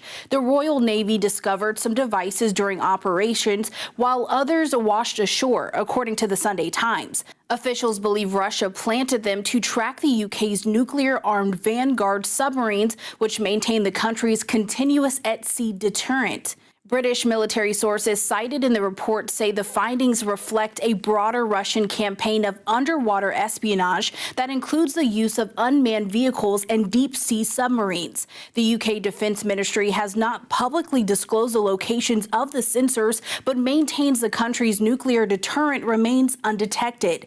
In addition, officials suspect Russian oligarch-owned super yachts have conducted reconnaissance near UK ports. The Times reports that some yachts carried moon pools or underwater access hatches, which crews could have used to deploy surveillance equipment. One former minister recalled a 2018 incident where a British warship left port in Cyprus after a nearby super yacht raised suspicion of intelligence gathering. The Royal Navy has increased surveillance, deploying the deep-sea vessel RFA Proteus to monitor threats. The ship has tracked the Russian spy vessel Yantar multiple times. Yantar is capable of interfering with undersea cables. To counter the threat, the Ministry of Defense is investing in unmanned submarines, surveillance drones, and partnerships with private industry to better protect infrastructure. Officials say these actions reflect Russia's broader gray zone strategy, covert operations designed to avoid direct conflict while destabilizing Western security. For more of our unbiased straight fact reporting, download the Straight Arrow News app today or log on to san.com. Oh, you can't see. You gotta make the noise, Sister T. You gotta always make the noise. I can't watch this and that at the same.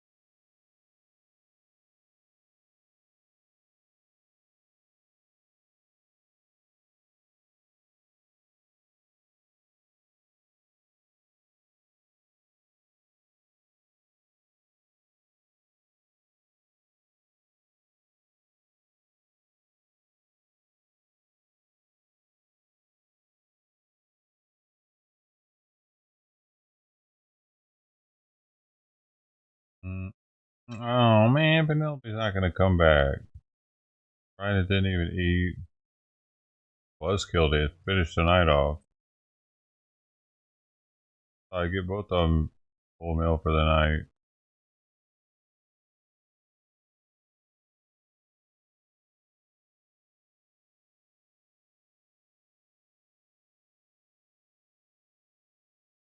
That means when they put the paw on you.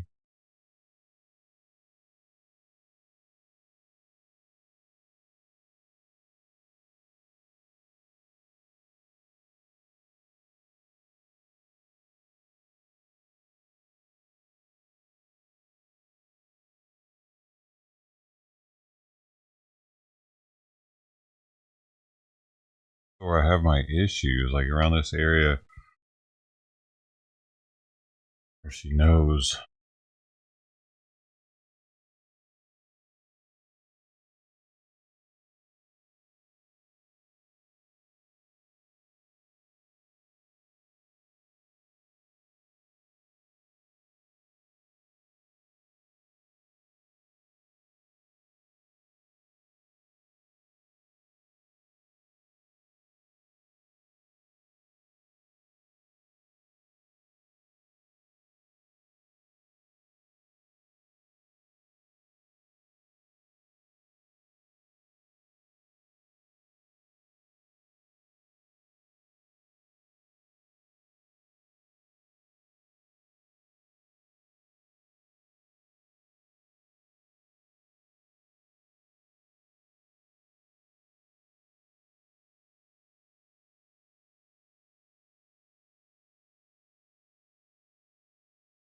Papa in the house.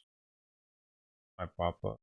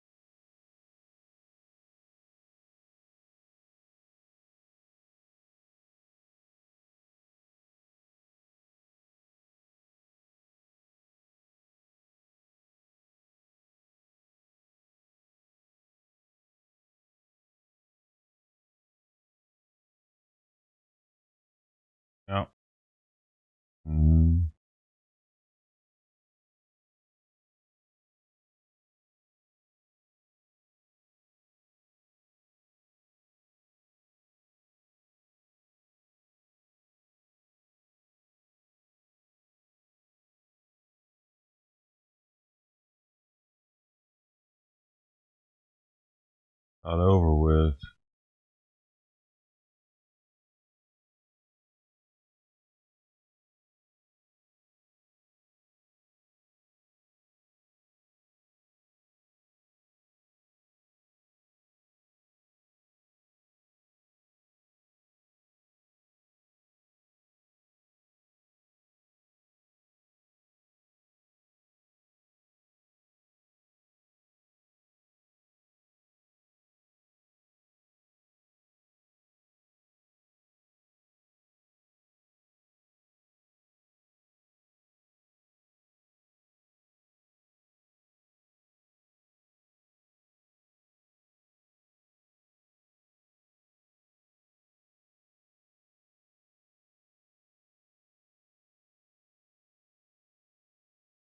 American Idol's still a thing. Wow.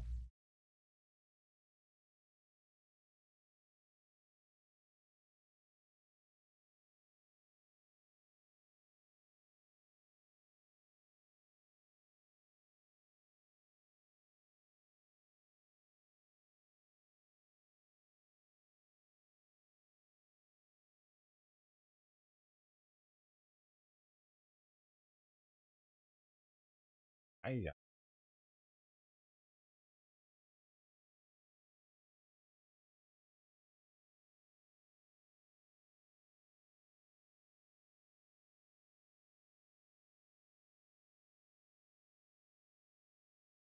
I don't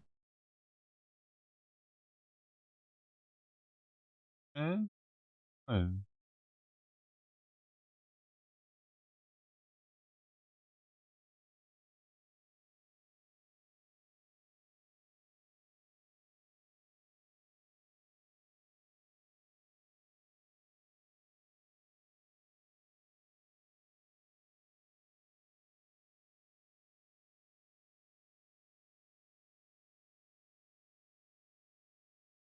True blue, baby.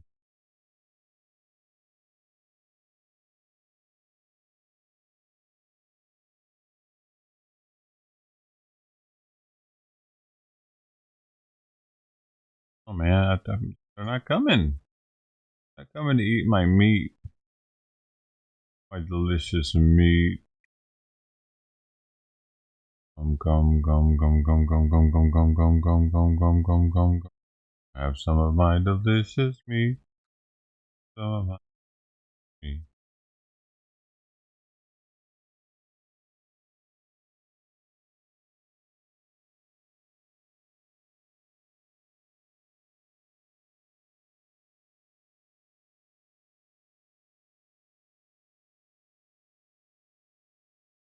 Fancy, so fancy. I could have gotten fancier. Maybe I shouldn't. Maybe that's the problem. Maybe I'm not fancy enough now.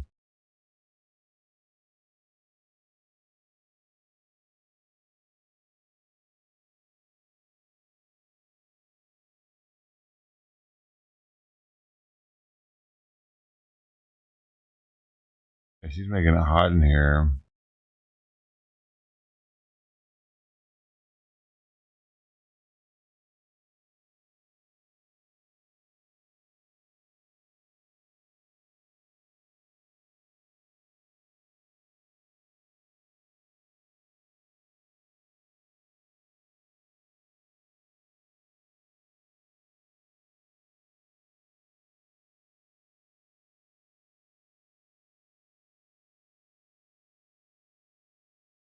This girl got arrested for stealing shit at 7-Eleven.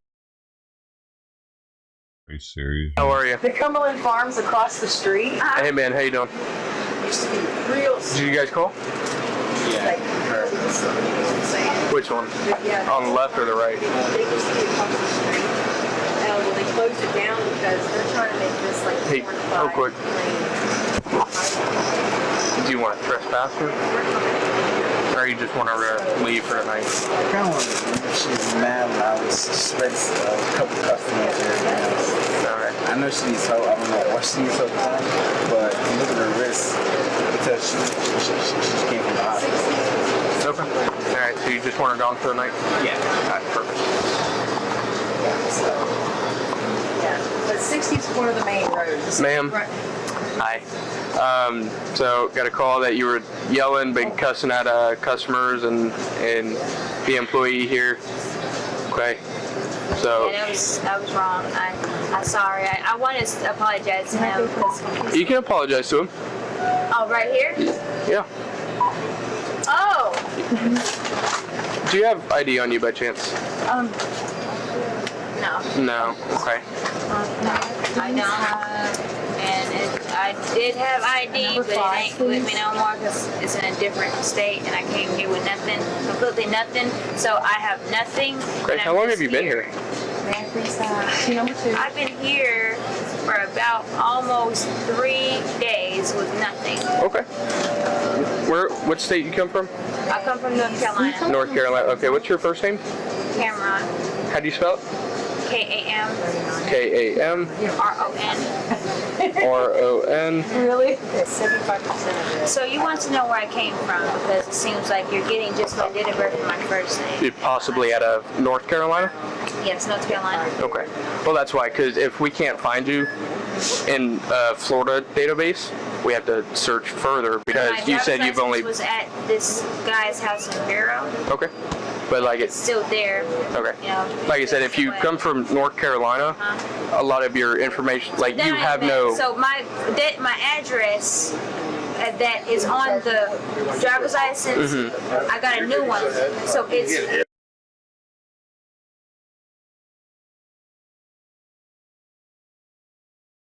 Right. Like I said, I was asking where you came from, North Carolina. I just told you. It's in North Carolina. Right. I was asking that because if you're not from Florida, then we're not going to find anything. Like, your name isn't going to come back, so that's why I told them North Carolina.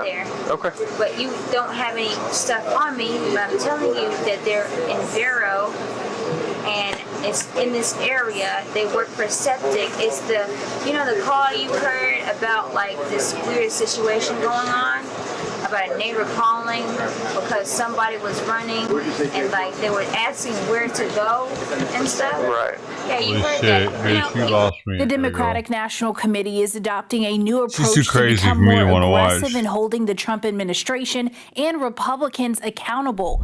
The DNC announced Monday the watching new crazy war people. room will function as an ecosystem for information, research, and media innovation, utilizing counter-programming to stay ahead of what they allege are lies from the right. DNC Chair Ken Martin says, while Donald Trump continues to push an agenda that raises costs, destroys jobs, and ruins lives, he also continues to lie, spin, and cheat his way out of accountability. And the DNC is doubling down on its efforts to provide the American people with real facts and accurate information about the impact of his policies.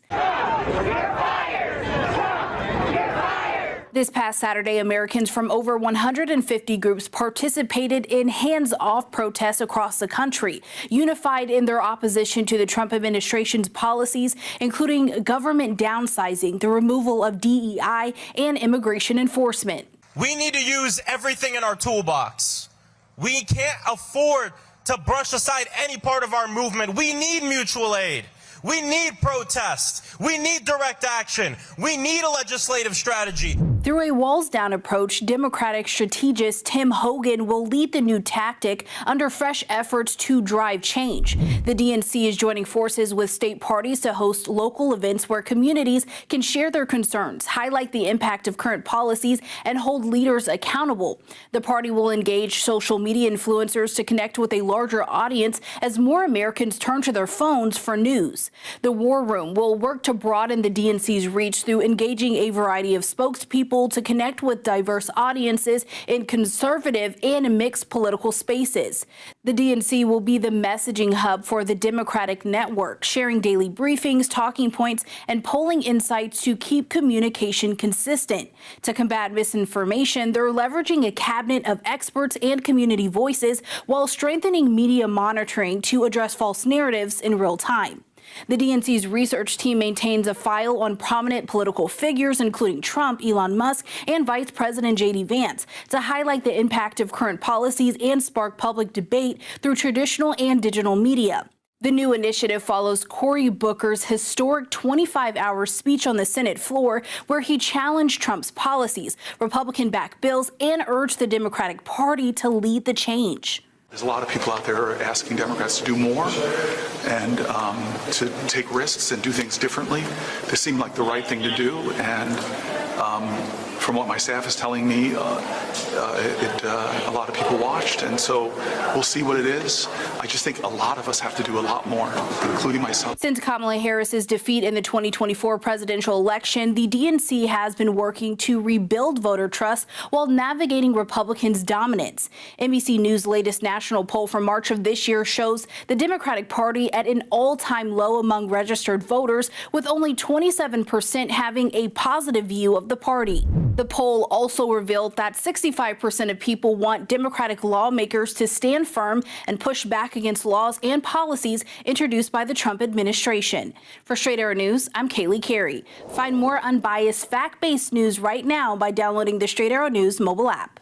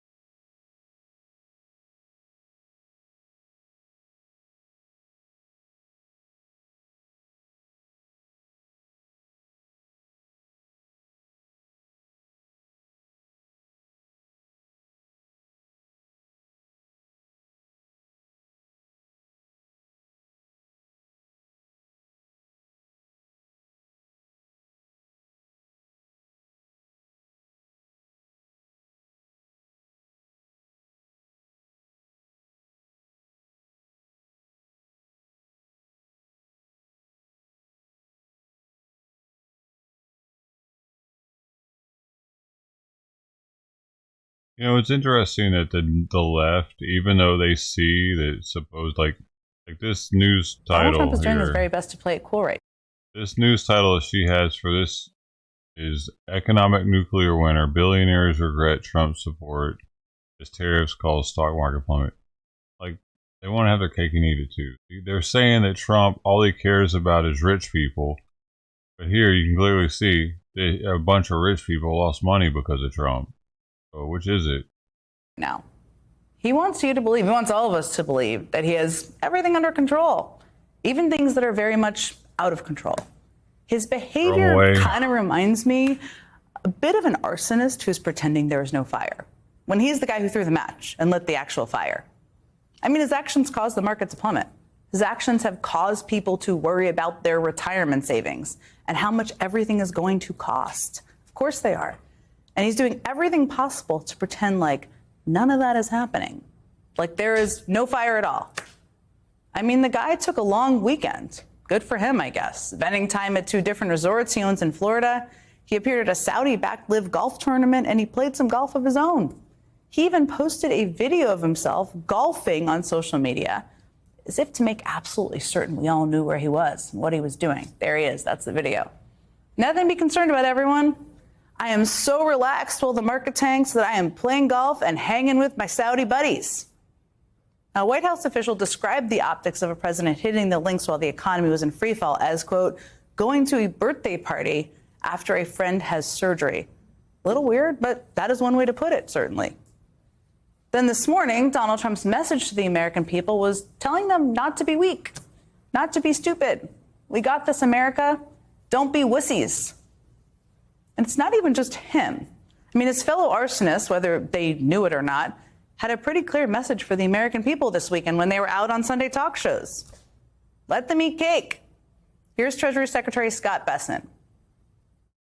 What is your message to Americans who want to retire right now and who've just seen their lifetime savings drop significantly? Well, Kristen, I think that's a false narrative. Americans who want to retire right now, the Americans who have put away for years in their savings accounts, I think they don't look at the day-to-day fluctuations of what's happening. No one is looking at the day-to-day fluctuations of their savings account, says uber-rich Treasury Secretary Scott Bessent. And honestly, he sounds a little bit like he was prepped by the same communications staffer, maybe he was, who's been advising his colleague, Commerce Secretary Howard Lutnick. Let's say Social Security didn't send out their checks this month. My mother-in-law, who's 94, she wouldn't call and complain. She just wouldn't. She'd think something got messed up, and she'll get it next month. A fraudster always makes the loudest noise, screaming, yelling, and complaining. There really is nothing like a couple of billionaires who are pretty out of touch really speaking to the fears of the American public, is there? But as Donald Trump plays golf and tweets through it and sends out guys like Scott Bessent and Howard Lutnick to pretend like they relate to working people living paycheck to paycheck, it's important for you to know that these guys are kind of on a bit of an island right now. I mean, for one thing, even their fellow billionaires are freaked, for good reason. Bill Ackman, who was a big Trump backer in 2024, lashed out at the Trump administration on Twitter last night. He accused Howard Lutnick of having a conflict of interest and wanting to profit off a tanking economy. He also said that these tariffs are sending us toward a self-induced economic nuclear winter. That from a guy who just a few months ago was saying the business community was giddy with excitement about the Donald Trump administration and that growth was about to explode. That one didn't really age so well, did it, Bill Ackman? Now, as for Larry Fink, who's the CEO of the world's largest money manager, BlackRock, he said today that his fellow CEOs believe we're already in a recession. And Mark Cuban, not exactly a Trump supporter, I know, but he's a legit billionaire and someone who calls it like he sees it. And he said that if the new tariffs stay in place for multiple years and are enforced and inflationary and Doge continues to cut and fire, we will be in a far worse situation than 2008. Worse than 2008 is very, very bad, to state perhaps the very obvious. And even the cable news channel that Donald Trump watches all day long is starting to come to terms with the reality of the situation, it seems. It is going to have an effect on Main Street. Some things will become higher priced. We will see some products actually be raised in price because companies will pass on the cost of tariffs to consumers. I would expect that. That's why you have some people saying that we could see a recession, we'll see a growth slowdown. I mean, guys, when you've lost Maria Bartiromo, maybe you've got a bit of a problem. So pressure is building. Of course it is. Now, I'll concede that most Americans don't necessarily relate to everything Bill Ackman says or what Larry Fink says or what Maria Bartiromo thinks. But they might care about what they hear on their local news broadcasts. And what they all are talking about right now on local news broadcasts is the potential impact of these tariffs on small businesses. The tariff roller coaster is especially challenging for small businesses. Clothing retailers and local businesses expect to be impacted. They know that tariffs will eventually impact their bottom line. They're already feeling the financial pain from these tariffs. For a specialty store, it's going to be harder for us to get these unique and interesting products because our suppliers just aren't carrying them anymore. With the amount of product that we import, it would probably cost us $50,000 to $100,000 additional per year. That's not just something that a small business can necessarily just absorb. This tin, my distributor already did a preemptive price raise of 7%. So I'm concerned about what a 25% tariff will do. Now a t-shirt that, it used to be maybe $10 to make is now $15, $20 to make. I've already seen a rise in some of those products in preparation of the tariffs hitting sooner than later. Adding these tariffs on top of things and making it a little bit more expensive to buy, that's definitely not what we want. See, each and every day this continues, it gets a little more real for everyone. We just heard from a lot of people that it's feeling very real for. Sure, they see the headlines about the stock market falling off a cliff. Those are very concerning. When things start to cost more, when people do check their 401ks, which I think a lot of people do, an already scary situation starts to get much scarier. And when things start to get more real for the American people, things start to get more real for the people they sent to Washington. And that's really actually how it's supposed to work. Now, do Republicans in Congress all care about rising costs and retirement accounts of their constituents getting wiped out? It's my sincere hope that many of them do. But what they definitely care about is keeping their jobs. That I know for sure. And that is one of the reasons why a bill in the Senate to curb Donald Trump's power on tariffs now has 7, count them 7, you can see them all on the screen, Republican co-sponsors. Now, this bill would require that new tariffs sunset after 60 days unless Congress passes a joint resolution approving them, which they probably wouldn't do. And 7 Republicans are saying very loudly and clearly that that is a good idea. I should point out that 2 of the Republicans on that list, Tom Tillis and Susan Collins, are the 2 most vulnerable Republicans, or 2 of them, up for re-election in 2026. Again, hopefully they care about what's happening to the people they represent. That's why people send them to Congress. But they definitely care about keeping their jobs. And for Mike Johnson, a little note for you, Republicans in the House also care about keeping their jobs too. It's not just the Senate. And yet, Mike Johnson was so afraid of pushing back on Trump over tariffs that he literally gave up the power to rein him in. Last month, at the height of the government shutdown fight, Johnson snuck in a vote where House Republicans basically gave away their ability to cancel the Trump tariffs. But now, there are some Republicans in the House who want that power back. Of course they do. And some who at least want a little bit more clarity from the White House on what their actual plan is. During a House Republican conference call yesterday, Republican Congressman Darrell Issa asked if lawmakers could receive a detailed briefing from the White House about Trump's tariffs. As if to say, hey, if you guys are going to tank the economy, can you at least tell us why? What's the plan here? Congressman French Hill, who is also the chairman of the House Financial Relations Committee, said that the Trump administration has been great to work with on a whole host of issues, okay, but he's been frustrated when it comes to how the White House has operated on tariffs. You think? And one Republican in the House, Don Bacon, has said he will introduce a bill in the House that would limit Trump's ability to impose tariffs without the backing of Congress, just like the one in the Senate. So, could this move forward? Could Republicans show a spine and vote with Democrats to stop the tariffs? Some of them are showing a bit of a spine. But I'm not holding my breath because they need many more votes than that. But the point is the pressure is building. And Trump is worried enough that he actually issued a formal veto threat today about a bill, by the way, that is not yet scheduled to be voted on and does not yet have the votes to pass. But he was scared enough about what's happening in Congress right now, about the pushback he's seeing and feeling out there, that he said he'll veto a bill if it ever gets to him.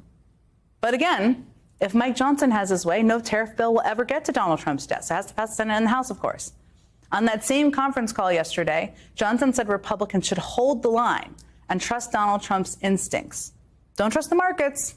Don't trust the smartest economic minds in the country who aren't all partisan. Don't trust pissed off constituents, of which there are many. Just trust Donald Trump's instincts. And then today, Mike Johnson basically repeated as much when he was being chased by reporters through the halls of the Capitol today.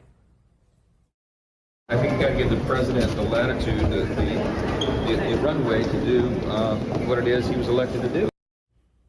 Now, what he was elected to do, if I remember correctly here, and forgive me because maybe my memory is a little foggy, I thought Donald Trump was elected to lower the cost of living for everyone, not raise the price of everything, and tank the American economy.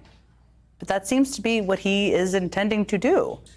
And while he's on his little island over there with Howard Lutnick and Scott Bessent and Mike Johnson, the cracks are showing and the pressure is building. It's building from the billionaire class even, and from conservative media and Republicans in both chambers of Congress. And it's definitely building among the American people. If those massive protests across the country on Saturday taught us anything, and we're going to talk about those in the show too, is that Americans are paying attention to what is happening in Washington right now and how it is impacting them. They're paying attention to what these guys are doing to our system of government and to our economy and to our way of life. Those are sore losers. And trust me, The American people are taking a note of who's blindly trusting Donald Trump's instincts right now and who is based in reality.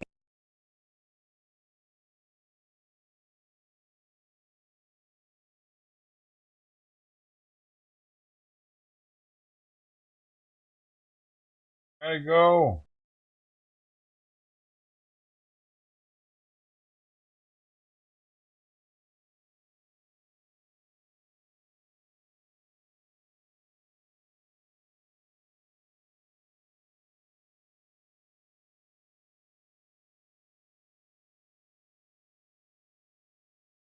Gotta go. Alright, y'all. I gotta go. My time is up. 11 hours and 55 minutes is my limit.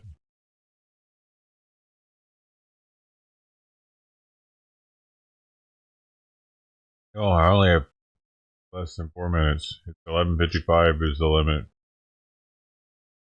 Not 12 hours. It's, I don't know why. I picked 11:55.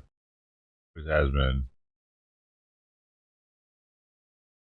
But thank you all for coming through and hanging out with us.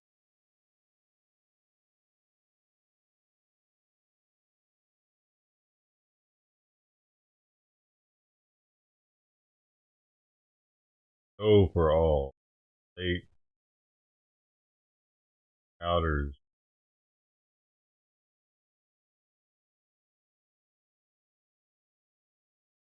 See you again on the next one. Another one.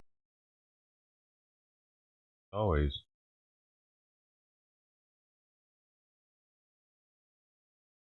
Good night and sweet dreams and all that. All going Sister T. Dynamite. The Dynamite Duo.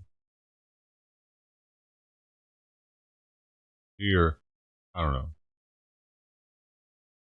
I don't really feel like it though. But thanks, y'all. Going. Thanks for asking.